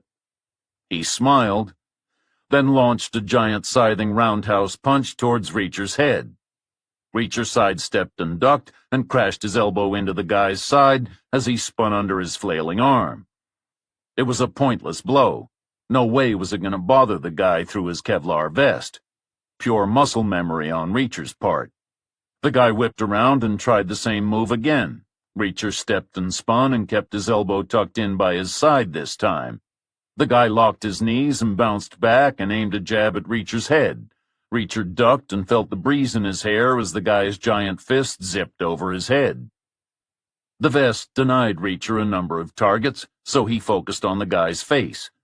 His nose was crushed and bent. It had obviously been broken in the past, maybe more than once, which revealed a vulnerability. Reacher darted forward. He feigned the wind-up for a roundhouse punch with his left arm, and jabbed his right fist square into the guy's face. It was a beautiful blow, powerful, accurate. It rocked the guy's head way back, bending his neck and straining his ligaments. It would have put a regular person on his back, maybe kept him there. The Moscow guy just shook his head and straightened up. There was no sign of blood, no ragged breath sounds. So Reacher hit him twice more, with the same fist, in the same place, with every ounce of power he could muster. Then he pulled back to assess the damage he'd caused. There was no sign of damage. The Moscow guy was bouncing on the soles of his feet, grinning like he was having the time of his life. Then he sprang forward and launched punches with both fists at once. Reacher blocked one blow. He started to counter, muscle memory again, a reaction to seeing the other guy's face and body completely unguarded. Then he recognized the danger, adjusted, went to parry the second blow, but was late, by a fraction of a second. The guy's fist flashed past Reacher's raised forearm and piled into his chest, just inside his left shoulder. The force spun him around and knocked him sideways. He went down on one knee and only just recovered before the guy followed up with a kick aimed at his gut. Reacher arched around it and crashed his right fist into the guy's temple. The guy staggered to his left, regained his balance, took 4 more steps, then reversed direction and came at Reacher, fast, aiming to charge into him, to knock him down. A schoolyard maneuver, brutally effective against the unwary, but not against someone with Reacher's experience. The guy was leading with his right shoulder. Reacher stepped to his left, to place himself behind the guy as he passed, away from the danger of a right jab or a left hook, or a forearm smash. Only the guy didn't pass. He jammed his right foot into the ground, locked his knee, pushed back, spun around counterclockwise, and slammed his left elbow flat across Reacher's chest. The force lifted Reacher off his feet, and this time he went down on his back. His head hit the ground. The air left his lungs. The Moscow guy loomed over him, lifted his right foot, held it high, ready to stamp down on Reacher's head, or throat, or gut, or groin. Whichever he picked, that would be the end, or the beginning of the end. Only the guy hesitated. Maybe he was spoiled for options. Maybe he wanted to make his victim sweat. But whatever the reason, it gave Reacher time to flip over onto his front, push down with his hands, pull his knees forward, plant his feet flat on the ground, and spring up, locking his legs and driving the top of his head into the base of the guy's jaw, just where it narrowed under his chin. The guy went up and back and down, and wound up sprawling and winded in the dirt, with Reacher looming over him. And Reacher did not hesitate. He was a street fighter at heart, a brawler. He knew the first rule. When you get your guy down, you finish him, right there, right then. So he kicked the guy on the head as hard as he could. Then he kicked him again, and again. And then he knelt on his chest and punched him in the throat with all his weight and strength. Reacher stood back to survey the damage. He took a moment to get his breath back. Then he dragged the guy's body over to the town car. He searched his pockets for spare ammunition for the SOCOM. He didn't find any, so he used the remote to pop the trunk, heaved the guy up, and folded him inside. Then he opened the driver's door, leaned in and wrenched the rearview mirror off the windshield, texted Sands, "Switch on," and started back towards the steps. He was on the third one down when his phone rang. It was Walwork. "News," he said, "from Oak Ridge. You were right about Klosterman having a kid who works there, but not a son, a daughter, Diane, and she doesn't go by Matusak. She's married, uses her husband's name, Smith, the most common last name in America. Useful thing for a spy, right? Anyway, we're watching her now. First clear chance, we'll grab her. She could be a useful bargaining chip." Reacher ended the call and continued down the steps. He retrieved the SOCOM, paused at the bottom, pushed the heavy door, and went through. The space was tiny and low, like a cubicle in a clothing store fitting room. Maybe adequate for normal-sized people, but very tight for Reacher. The floor and walls were made of concrete. The ceiling was lined with massive steel joists. Ahead was another door, also gray, with a giant wheel in the center in place of a lock. Reacher pulled and the door opened. He went through into another space, slightly larger but still uncomfortable. Steel joists continued to support the ceiling. The walls were plain concrete. And there was a hatch set into the floor. Reacher had expected something like this, some kind of vertical shaft. If someone was waiting at the bottom with a weapon, it would be game over. But there was no way around it. If he was going to find Fisher, he would have to go down. Reacher held the SOCOM in his right hand and lifted the hatch with his left. He swung it all the way open, then took out the mirror he'd removed from the town car. He held it over the opening and angled it so he could look down. The shaft was cylindrical. It was lined with curved concrete sections, precisely lined up. No gaps, no cracks. The drop was 20 feet deep. There were D-shaped metal staples set into the wall to act as rungs, 4 dim lights and wire cages, and no sign of anyone lurking at the base. Reacher put the mirror back in his pocket and tucked the SOCOM into his waistband. He figured the space lower down would be limited, likely with solid walls, a bad environment for ricochets. The area at the bottom of the shaft was twice the width as at the top. There was another hatch set into the floor to the right, presumably leading to a lower level, and a gray metal door in the wall ahead of him. He opened it a crack and used his mirror to look through. It led to a corridor. There were more gray surfaces, lots of precise right angles, but no people. Reacher opened the door the rest of the way and stepped through. Fisher was struggling to focus. Her head felt like it was filled with sand. She was suddenly cold, wet, conscious of being upright, but not exactly standing. Her arms were above her head. She tried to bring them down. Couldn't. Realized she was hanging from them. Her shoulders started to protest. There was pain in her wrists. Something was biting into them, something metal. And her feet were bare. Only her toes were on the floor. The surface felt rough beneath them. She shook her head, and a guy swam into her view. He was old. He had white hair, masses of it, all curly and wild. He put something down, a bucket. He reached to his side, to a metal table. There were things lined up on it, tools with blades and jaws. He picked one up, like scissors, only larger, maybe sharper. He held it up in his right hand in front of her face and pulled the hem of her shirt towards him with his left. "Now then, my dear," he said, "let's get you out of these damp clothes." Reacher could see another door straight ahead at the far end of the corridor, 3 doors on the left and 2 on the right. He opened the first door on the left. It led to a bedroom. It was small, utilitarian. There was a metal cupboard against one wall and a metal-framed cot. No other furniture. No home comforts of any kind. The first door on the right opened onto a bathroom.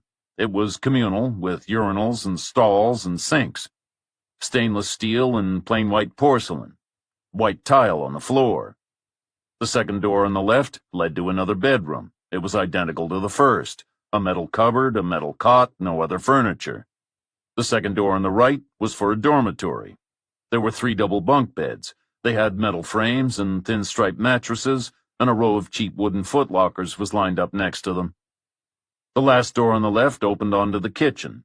There were refrigerators and freezers, cabinets and countertops, tables and chairs, 2 sinks, and a painting on the wall of a window with billowing drapes and a view of trees and flowers and grass. The final door led to a square room. It was as big as all the others combined. There was a dining area to the right with a pale wooden table and 8 chairs, a sitting area to the left with 2 couches and 2 armchairs. Bookcases lined the walls, some full, some empty, some holding stacks of board games, some with stacks of magazines.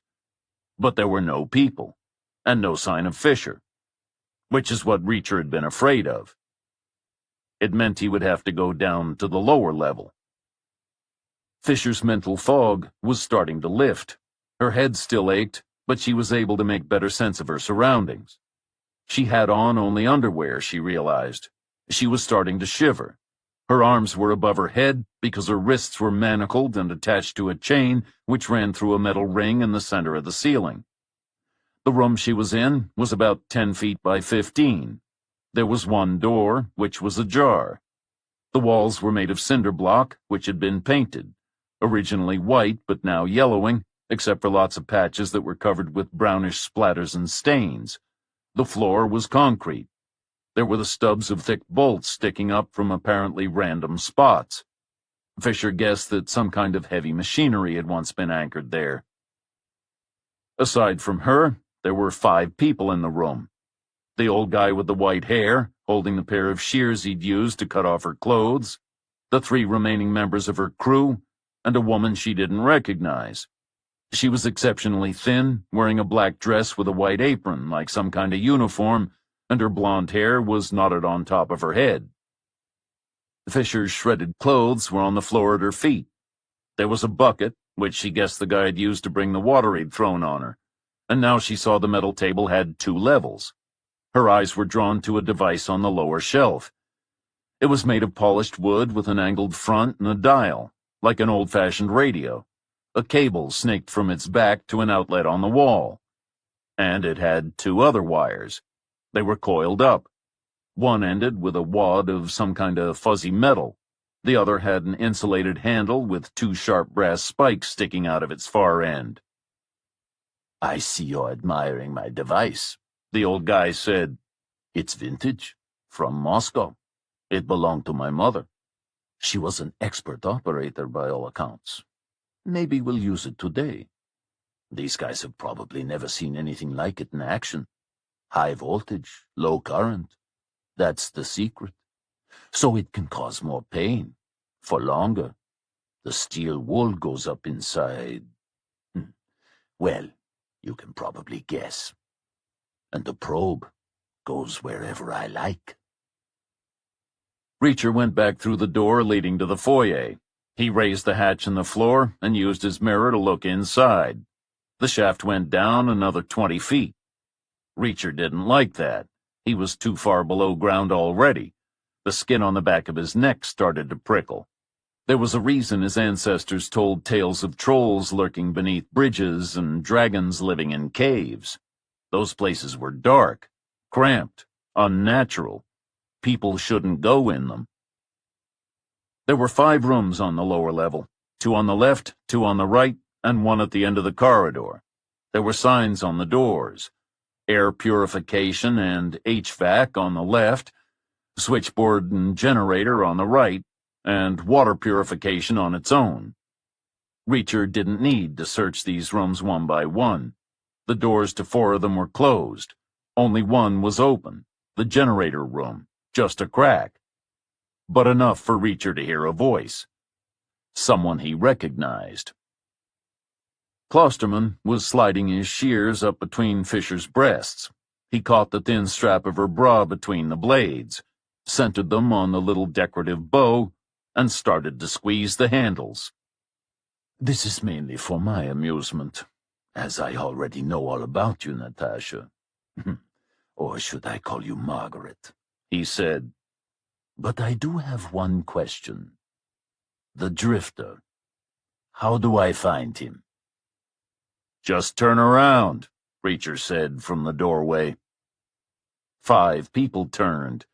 2 backed away towards the far wall. Klosterman and his housekeeper. 3 drew their weapons. The Russian agents. They were to Reacher's right, about halfway into the room. In a straight line, shoulders almost touching. The men on the outside, the woman sandwiched between them. Reacher stepped towards them. They raised their guns.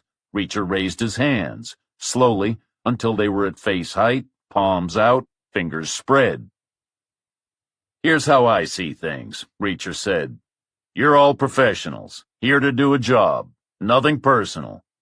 So if you put your guns down, lie on the floor, and put your hands behind your heads, I won't kill you. I'll hand you over to the authorities. They'll ask you a bunch of dumb questions, give you crappy food for a few months, and then trade you for the next Americans who get caught in your country. You'll likely be home by the end of the year. What do you say? None of the Russians responded. This is a limited time offer, Reacher said. It expires in 3 seconds. Ready?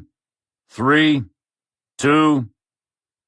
Reacher shot both hands forward, his fingers closing into fists as they moved, and punched both men in their throats.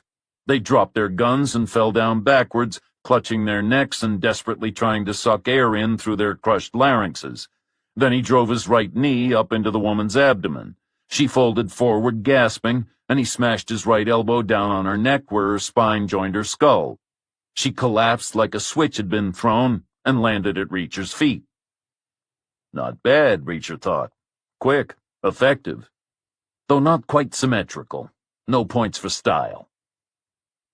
The housekeeper zipped forward. Reacher hardly saw her leg move, but he felt the side of her foot when it hit his cheek. He lunged for her, but she danced back towards the corner, twisting and weaving, too fast for him to grab. He moved towards her, crowding her, aiming to trap her in the corner and nullify her speed. She dodged to the side, pulling something from her hair as she moved. A pin, more like a blade, 6 inches long, slender, razor sharp. She slashed at Reacher as she passed, caught him on the chest, sliced his shirt, and his skin, not too deep, but enough to draw blood. She slashed the opposite way, missed, and ran for the door. Reacher followed, looked down the corridor, saw she was already halfway to the end. He took the SOCOM from his waistband, aimed, and fired 3 shots, going for her center mass, but hitting the end wall, high and left. The suppressor must have gotten bent when the gun tumbled down the steps. His instinctive side screamed, "Chase her." His rational side said, "She's too fast, forget her, she's gone." Reacher went back into the room and found Klosterman just inside the door. He kicked him in the balls. Klosterman doubled over and went down on all fours, puking and gasping and moaning. Reacher crossed to Fisher. He stretched up and unfastened her manacles. Fisher steadied herself for a moment with a hand on Reacher's chest. Then she wrapped her arms around herself. "I'm freezing," she said. "I'm dizzy." Reacher stepped back over to the Russian woman's body, hauled it into a sitting position, and wrestled her shirt over her head. He handed it to Fisher, then went to work removing the dead woman's boots, socks, and trousers. He left Fisher to finish getting dressed, walked across to Klosterman, and helped him into a sitting position against the wall. "I want you to tell me 2 things, Reacher said. "I've seen how you get information from people. Do I need to get busy with your toolkit? Hang you from the ceiling? Fire up your electric toy?" "No." Klosterman's voice was barely louder than a whisper. "Good. Now these are things I already know, but I want to hear you say them. First, Tony Garza, the journalist. You killed her?" "Yes." "And tortured her?" Klosterman nodded. "And Marty, the guy who drove me?" "He's dead." "You killed him too?" "No. I had them do it." Klosterman gestured towards the Russians' bodies. "Okay, thank you for being honest. And while the spirit of sharing is upon us, I have a couple of things to tell you. For a start, your plan to use Fisher to feed false information to the FBI, it failed." "I don't know what you're talking about." "All it did was alert them to the real agent." Klosterman stiffened. "They're gonna arrest her real soon." I don't believe you. It's true. Otherwise, how would I know her name? Diane Smith. Diane Klosterman before she got married. Klosterman didn't react. He sat perfectly still. For 10 seconds. 15. Then he lunged for his ankle. His fingers closed around the grip of a little pearl-handled .22. But he never got it out of its holster, because Reacher grabbed a handful of his wild hair, pulled his head forward, and smashed it back into the wall. Just once. That was all it took. Reacher took 2 phones from Klosterman's pockets, a plain vanilla burner and one with all kinds of extra buttons and icons. He figured someone at the FBI would be interested in that one, so he handed it to Fisher. Then he led the way out of the room, down the corridor, and through the door to the lobby. Fisher took a step towards the ladder, then sank down into a crouch. I'm not feeling good, she said. Whatever that drug was they used, it's messed me up. I don't think I can climb. I'm not leaving you down here, Reacher said. That's for damn sure. He hoisted her over his shoulder, climbed to the next level, and squeezed through the hatch. See? No problem. One more flight and we're home free. Reacher climbed the next 5 rungs and stopped. Something was wrong up at the top of the shaft. It was too dark. He continued to the space at the top, gently lowered Fisher down, and rested her against the wall, closed his eyes, and tried the door. It didn't move. Not even a fraction of an inch. Reacher was trapped, underground, in a small space. The only thing since childhood that could give him nightmares. His worst fear. The only thing he couldn't fight. I don't get it, Fisher said. Why is there no handle? It's on the other side, Reacher said. He was focused on continuing to breathe. It's a kind of airlock, with 2 doors. He paused. They should never be open at once, so the handles are on the same side. Then one guy can control them both. So someone locked it from the other side? Who? My money's on Klosterman's housekeeper. Reacher pressed his back against the door and slid down until he was sitting on the ground. The skin between his shoulder blades was beginning to prickle. He was starting to sweat. The skinny woman? Who ran? But you shot her. I heard it. No. Wait. Fisher shook her head, trying to clear the lingering fog. She pressed her fingers against her temples. Her body wasn't in the corridor. She got away? Reacher shrugged. The way she fought? Fisher said. The way they let her take part in the torture? She's not just a housekeeper. She's one of them. She'll report what happened. The Russians will pull their agent. We've got to warn Walwork. He's on his way, Reacher said. He should be. I told him you were here. We can't wait. We have to warn him now. Reacher took out his phone. It had no signal. They were near the surface, but behind too much concrete, too much steel. The same things that were keeping them in were keeping the radio waves out. Reacher tried Klosterman's phones. Neither of those could connect either. Okay, Fisher said. Then we have to stop her. How? Reacher said. This door is the only way out. It's impossible to open. There must be another way. Where the utilities come in? Some kind of pipe or duct? Reacher shook his head. These places are self-contained. The water is processed and recirculated. Same with the air. What about power? The generator? It's gone now, but there must have been one. This place was built when, the 1950s? Reacher nodded. What kind of generators did they have back then? Fisher said. Diesel, probably, Reacher said. And diesel engines require air to run, which would have to come from outside. Come on. Fisher struggled to her feet. Back to the generator room. We'll start looking in there. Reacher looked at the mouth of the shaft. It was the last place in the world he wanted to go. But where he was, trapped behind that massive door, was the last place in the world he wanted to stay.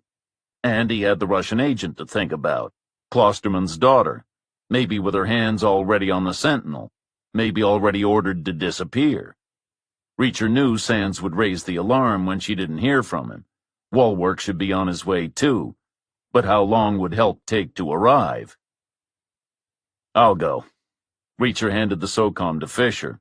Someone might come. They might open the door. If they do, make sure they don't close it again. Reacher climbed down the first ladder, one rung at a time, nice and slow and calm. Then the second ladder. Then he walked down the corridor to the generator room, went in, glanced at the bodies on the floor, and turned his attention to the ceiling. He surveyed every inch. There was nothing that looked like it could have been a vent or an air supply. He moved down to the walls. There were two filled-in circles that could have been pipes, in which case they were doomed. They were only 9 inches across, which left 2 square panels set into the opposite wall. Reacher walked over and knocked on one. It sounded solid. He tried the second. It was hollow. He tried to tear it off, but couldn't get any kind of purchase. It had been painted around, sealing up any gap, not even leaving enough space to jam his fingernails into. He went to the metal table, scanned the top level, the line of ghastly tools, found a chisel and a hammer, tried not to think about why Klosterman had wanted them, or what he'd used them for. Reacher took them back to the panel. He started at the top left corner and hammered the tip of the chisel between the wood and the wall. He worked his way all around the perimeter, then knocked the chisel in further, 3 inches, 4, and started to lever the handle away from the wall. He felt the panel move. He kept heaving until the gap grew larger, and finally he was able to wrench the wood away altogether. It had covered a square hole in the wall 3 feet by 3. The space also went back 3 feet, forming a cube. Reacher felt inside. The floor was solid, so were the walls. But the top wasn't. A circular shaft rose out of it, 3 feet in diameter. He tried to look up inside it, but it was pitch dark. Reacher crawled into the space, then stretched his arms above his head, hunched his shoulders, and clawed his way upright. Nothing obstructed him. He felt the sides of the shaft.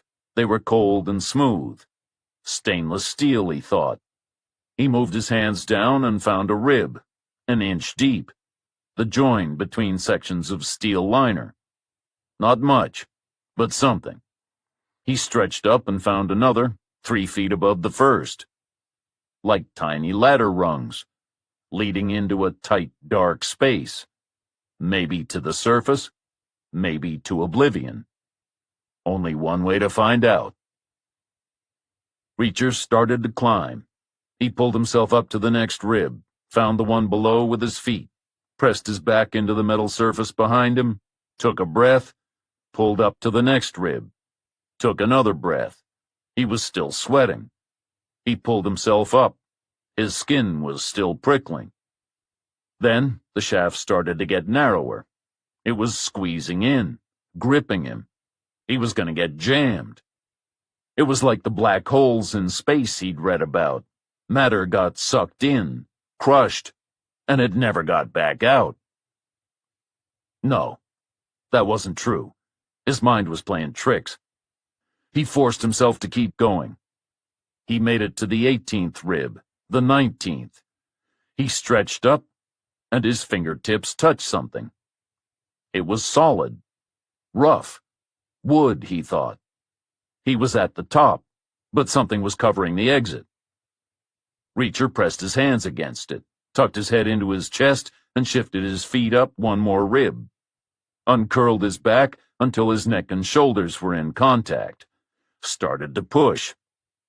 And his left foot slipped. He fell sideways. His head hit the metal lining of the shaft, disorienting him in the dark. He scrabbled with his hands, pushed sideways, stabilized himself, got his bearings, caught his breath, and tried again. He hunched over, pressed up with his shoulders and neck, slowly built the pressure, and felt the thing above him move, very slightly. He pushed harder. It gave a little more. He wriggled and twisted and pushed and managed to slide it to the side. An inch, 2 inches, enough to see light, to breathe fresh air. He pushed harder, twisted further, kept going until he'd made a space wide enough to climb through. Then he hauled himself out and collapsed on the rough, scrubby grass, covered in sweat, staring up at the sky. Reacher sat and pulled his phone out of his pocket. It vibrated in his hand, and 2 words appeared on its screen. New message. He hit the button to make the message play and lifted the phone to his ear. It was from Walwork, with news from Oak Ridge.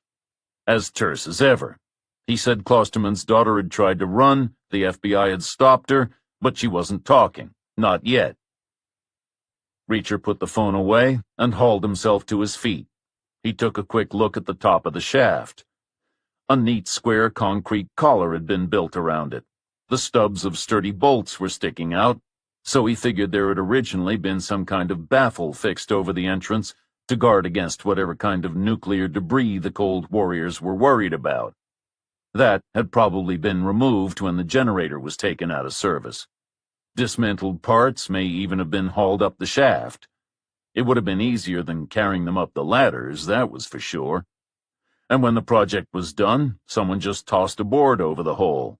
Over time, the board got covered with soil, and the soil grew scrappy grass like the rest of the field, which is why nothing showed up on the satellite photo. Reacher hustled across to the steps. He got all the way down and saw someone beyond the first door, hunched over, with her ear to the second. It was Klosterman's housekeeper, back from raising the alarm, no doubt wondering about the fate of her comrades. "You're wasting your time." Reacher stepped through the doorway. "They're all dead. Your agent's been caught. So do the smart thing. Give up." The housekeeper turned around. Her mouth gaped open. Her eyes stretched wide. She pressed herself back, and at the same time she pulled the pin from her hair. Reacher moved closer, and she jabbed at him, slashing back and forth. He swatted her arm aside, knocking the pin from her grip. Then he grabbed her by the neck with his left hand, turned the wheel with his right, and opened the door. He waited for Fisher to come out and get to the top of the steps. Then he shoved the housekeeper through the doorway. Maybe she fell down the shaft. Maybe she didn't. Reacher didn't feel the need to check. He just closed the door and spun the wheel. Reacher and Fisher sat on the hood of the red Chevy and waited for Sands to arrive. She appeared after 3 minutes, pulling up in the same spot she'd used earlier. She got out, hugged Fisher, helped her into the passenger seat, then came back to talk to Reacher. "I should take Agent Fisher to the hospital," She said. "You coming?" "No," Reacher said. "There's something I have to do here." "And after that, will I see you again?" Reacher said nothing.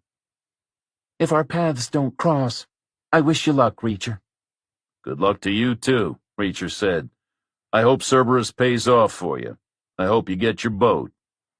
"Thanks. I hope you get whatever it is you need, too." Sands came closer. She stood on tiptoe and kissed Reacher's cheek. Then she turned towards the car. "Sarah?" Reacher took his phone out of his pocket and handed it to her. "Give this to Rusty for me. I don't need it anymore."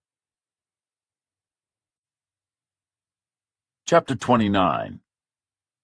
It was the calm before the storm, Reacher thought.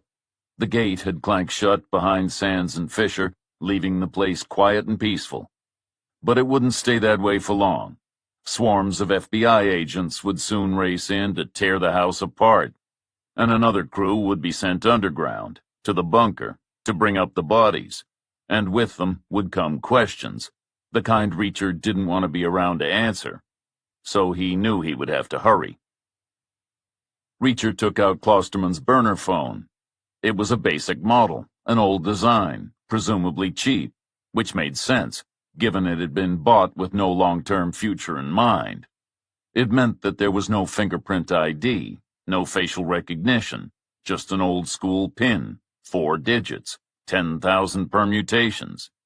No time to try 'em all, so Reacher scooped up some dirt, ground it into dust, sprinkled a little over the keys, blew the excess away, held the phone sideways to the light, and found that none had stuck. He tried again with a little more dirt. None stuck. The technique gave him no help this time, but it had told him something at the gate. Klosterman had used 0420, Adolf Hitler's birthday, a subtle reinforcement for the people he wanted to convince he was a Nazi. Which he wasn't. But his choice did reveal a possible affinity with dates. So what would Klosterman pick? The opposite of a Nazi? Reacher tried 0505 for Karl Marx. The phone buzzed angrily and refused to unlock. He tried 0422 for Lenin. The phone refused to unlock. He tried 1107 for Trotsky. The phone refused. Then Reacher refined his thinking. Klosterman had been born in 1950. He grew up during the height of the Cold War. His parents were Soviet agents. His uncles were Soviet agents. Who from that era could inspire lifelong loyalty? Reacher entered 1218, Joseph Stalin's birthday. The phone unlocked. Reacher worked his way through the phone's menus until he found a list of received calls. There were 4 different numbers. 3 of them each appeared only once, the other 4 times. Reacher started with it. He highlighted it and hit call. It was answered after 3 rings. Yes? It was a man's voice. Reacher was fairly sure he recognized it. He thought he heard a door close in the background as well. A word to the wise, Reacher said. Henry Klosterman is dead. FBI agents are on their way to search his house. ETA 20 minutes. Reacher hung up and started walking towards the house. He crossed the porch, went inside, crunched over the pieces of shattered door frame, made his way down the corridor, past the photographs, and continued all the way to the end. He knew the last door on the right was the living room, which gave him 3 to pick from. He tried the last on the left, and found what he was looking for straight away. Klosterman's study. The room was square with windows on 2 sides. There was a desk in front of the one on the right, facing into the room. It was big and oppressive, made of polished mahogany, with a green leather inlay on top. Behind it was a green leather captain's chair with a row of heavy brass studs around its edge. There was a bookcase next to the door, and a line of waist-high filing cabinets against the 4th wall. Hanging above them was a framed portrait in oils. It was of Stalin. He was wearing his World War II military uniform. Reacher took it down. There was a different image on its other side. Adolf Hitler. Reacher replaced the picture with the Nazi leader facing out. Reacher checked the drawers in the desk and the cabinets. All were locked. He considered breaking in, but decided against it. He would have been interested in any historical artifacts unique to Klosterman's life and times, but the FBI was welcome to the job of sifting through papers and documents. He looked behind the books on the shelf out of pure habit, found nothing, then settled in next to the bookcase to wait. 5 minutes passed in silence, then Reacher heard footsteps in the corridor. Someone medium weight, he thought, wearing sturdy shoes, trying to be discreet, but also in a hurry. The sound came closer. It paused outside the door. The handle turned. The door began to swing. Slowly. Its leading edge moved about a foot, then stopped. The muzzle of a gun appeared in the gap. A whole barrel came into view.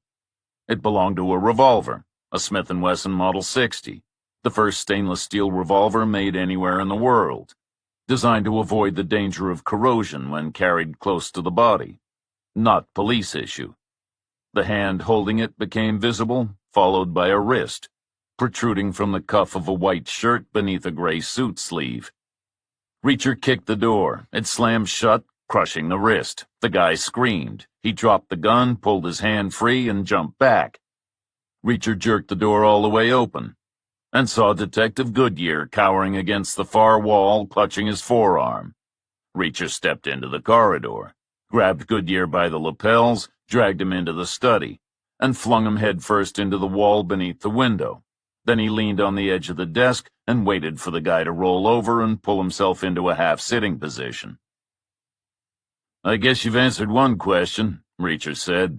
"The one I asked you at the courthouse when we first met, about why you were so desperate to sweep Rutherford's attempted kidnapping under the rug." Goodyear didn't respond. "That means there's one question left," Reacher said. "Why were you helping Klosterman? Money? Blackmail? What? Principle, Goodyear spat back.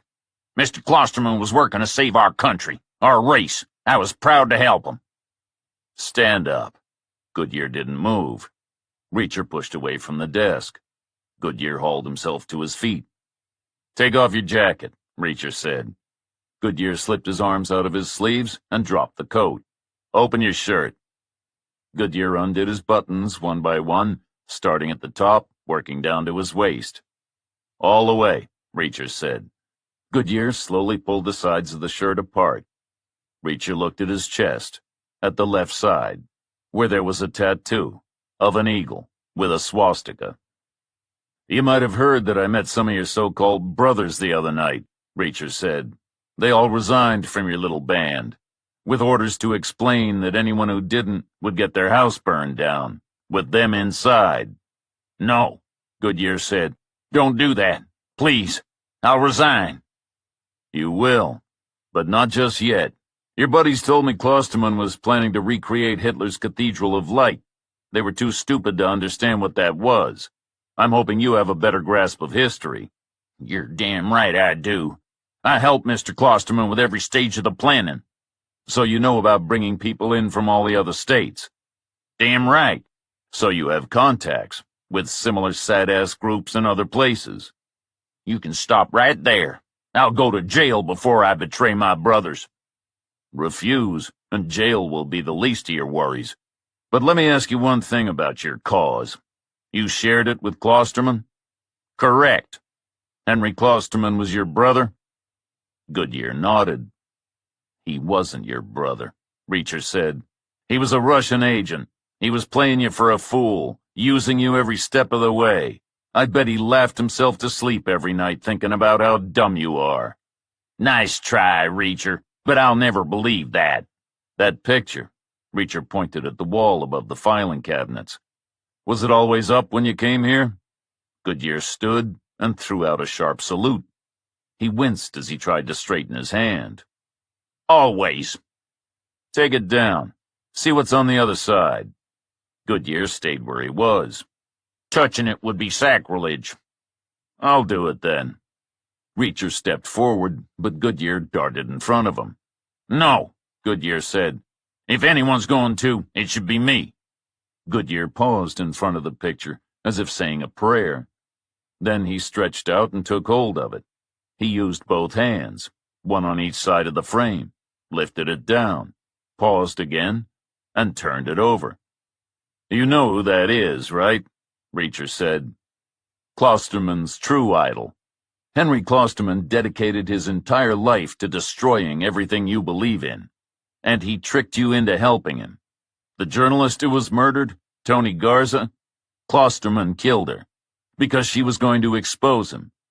Only you buried the investigation, because he told you to. You helped him get away with it. Goodyear shook his head. I don't believe you. Doesn't matter if you believe me or not, Reacher said. The FBI will explain it to you. I wasn't lying when I told you the agents are on their way. You can stay and help them round up the other groups, which would be doing your brothers a favor, honestly.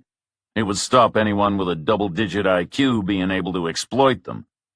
Or if you don't like that idea, we can go to your house. Reacher pulled a cigarette lighter out of his pocket. We can pick up some gas on the way. Goodyear sank back down onto the floor. No. I'll stay. Take out your cuffs, Reacher said. Goodyear pulled them from a leather pouch on his belt. Secure yourself to a filing cabinet, to the drawer handle. Goodyear did what he was told. Okay, Reacher said. 2 last things before I go. First, he took the painting and smashed it over Goodyear's head, leaving the frame hanging like a necklace. Then Reacher punched Goodyear in the face. Normally, he would have used his left hand. Maybe dialed back the power a little, too. But making an exception seemed the right thing to do. Reacher left Klosterman's burner phone on his desk. There were 4 numbers in its call log. Goodyear's, which was accounted for, Marty's, which was a dead end, literally. But that still left 2 for the FBI to track down. 2 more crooked cops, maybe, or 2 more suitcase carriers. Whatever they turned out to be, they needed to be stopped. He checked that Goodyear was breathing, then made his way out of the house and across to the red Chevy. He figured he would drive to the truck stop, leave the car in a parking lot, walk over to the gas station, to the truck side, and go wherever the first driver willing to take him was heading.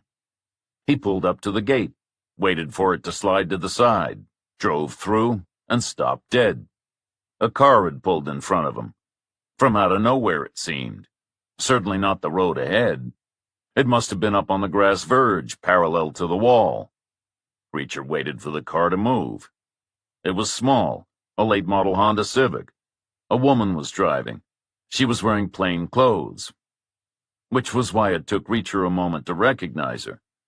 It was Officer Rule. Rule recognized Reacher at the same moment. She climbed out of the Honda and walked around to Reacher's door. He rolled down his window. "Reacher," Rule said. "what are you doing here?" "Leaving," Reacher said.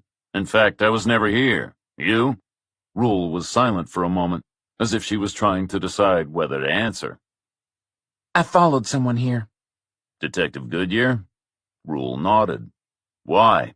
Reacher said. "I figured something weird was going on. Something wrong." "There was. How did you know?" Rule shrugged. Call it a cop's instinct. I saw Goodyear take a call on a cell phone, then hurry into his office. Only it wasn't his regular phone. We've all had to use our own while the department phones have been down. And I know he has an iPhone, the latest kind. But several times now, he's used this other one. It's old, and he's often seemed kind of furtive. I've always ignored it before. Then I thought, this is it. I have to know what his deal is. "This was at the courthouse where he took the call?" Right. "So why aren't you in uniform? And how come you're using your personal vehicle?" I was at the courthouse to hand in my notice. I quit. I'm sick of the place. I mean, think about it. You're a stranger drifting through town, and you cared more about stopping crime here than our detective. You've already helped me more than anyone in the department ever did. I've had enough. It's time for a fresh start somewhere else." "Your letter. Will anyone have read it yet?" I doubt it. Why? "You might want to get it back. Why would I want to do that? The town has a vacancy for a new detective." We only have one detective position, and it's taken. "Not anymore. Goodyear just resigned." Are you serious? Why? "Call it a personal crisis. So he'll have to be replaced. They could bring someone in from the outside, I guess, but someone local would be better. Someone who cares about the town, who has a string of recent arrests to her name. You know anyone like that?" Rule thought for a moment. Time for me to get back to the courthouse. Make that letter disappear. She got halfway around the hood of her car, then turned back to Reacher. What about you? Where are you going? "I have no particular place in mind." How about my place? You know where it is. It's Friday evening. We could get some carry-out. I have some beer, some wine. "What about your neighbors? They would be bound to see me." Screw them. What are they going to do? Mess with the town's soon-to-be only detective? Chapter 30. Rusty Rutherford emerged from his apartment on Monday morning, exactly 2 weeks after he got fired. He wasn't normally the type of guy who dawdled in his local coffee shop. He went to the same one every day, purely for the caffeine. He didn't go in search of conversation. He wasn't interested in finding new company. He stood quietly in line, placed his order, collected his drink as soon as it was ready, and left. Even after the week he spent with Jack Reacher, it proved a difficult habit to break. The adjustment process wasn't made any easier by the response he received from the other patrons. Everyone was pleased to see him. He felt like a magnet with the right polarity. The surrounding customers crowded in closer than usual. By the time he reached the counter, he had exchanged kind words with a dozen other people. And he had seen how the barista dealt with the 2 men in front of him when they stepped up to order. She had slammed their cups on the counter, slopped coffee into the saucers, then slid them forward, spilling even more.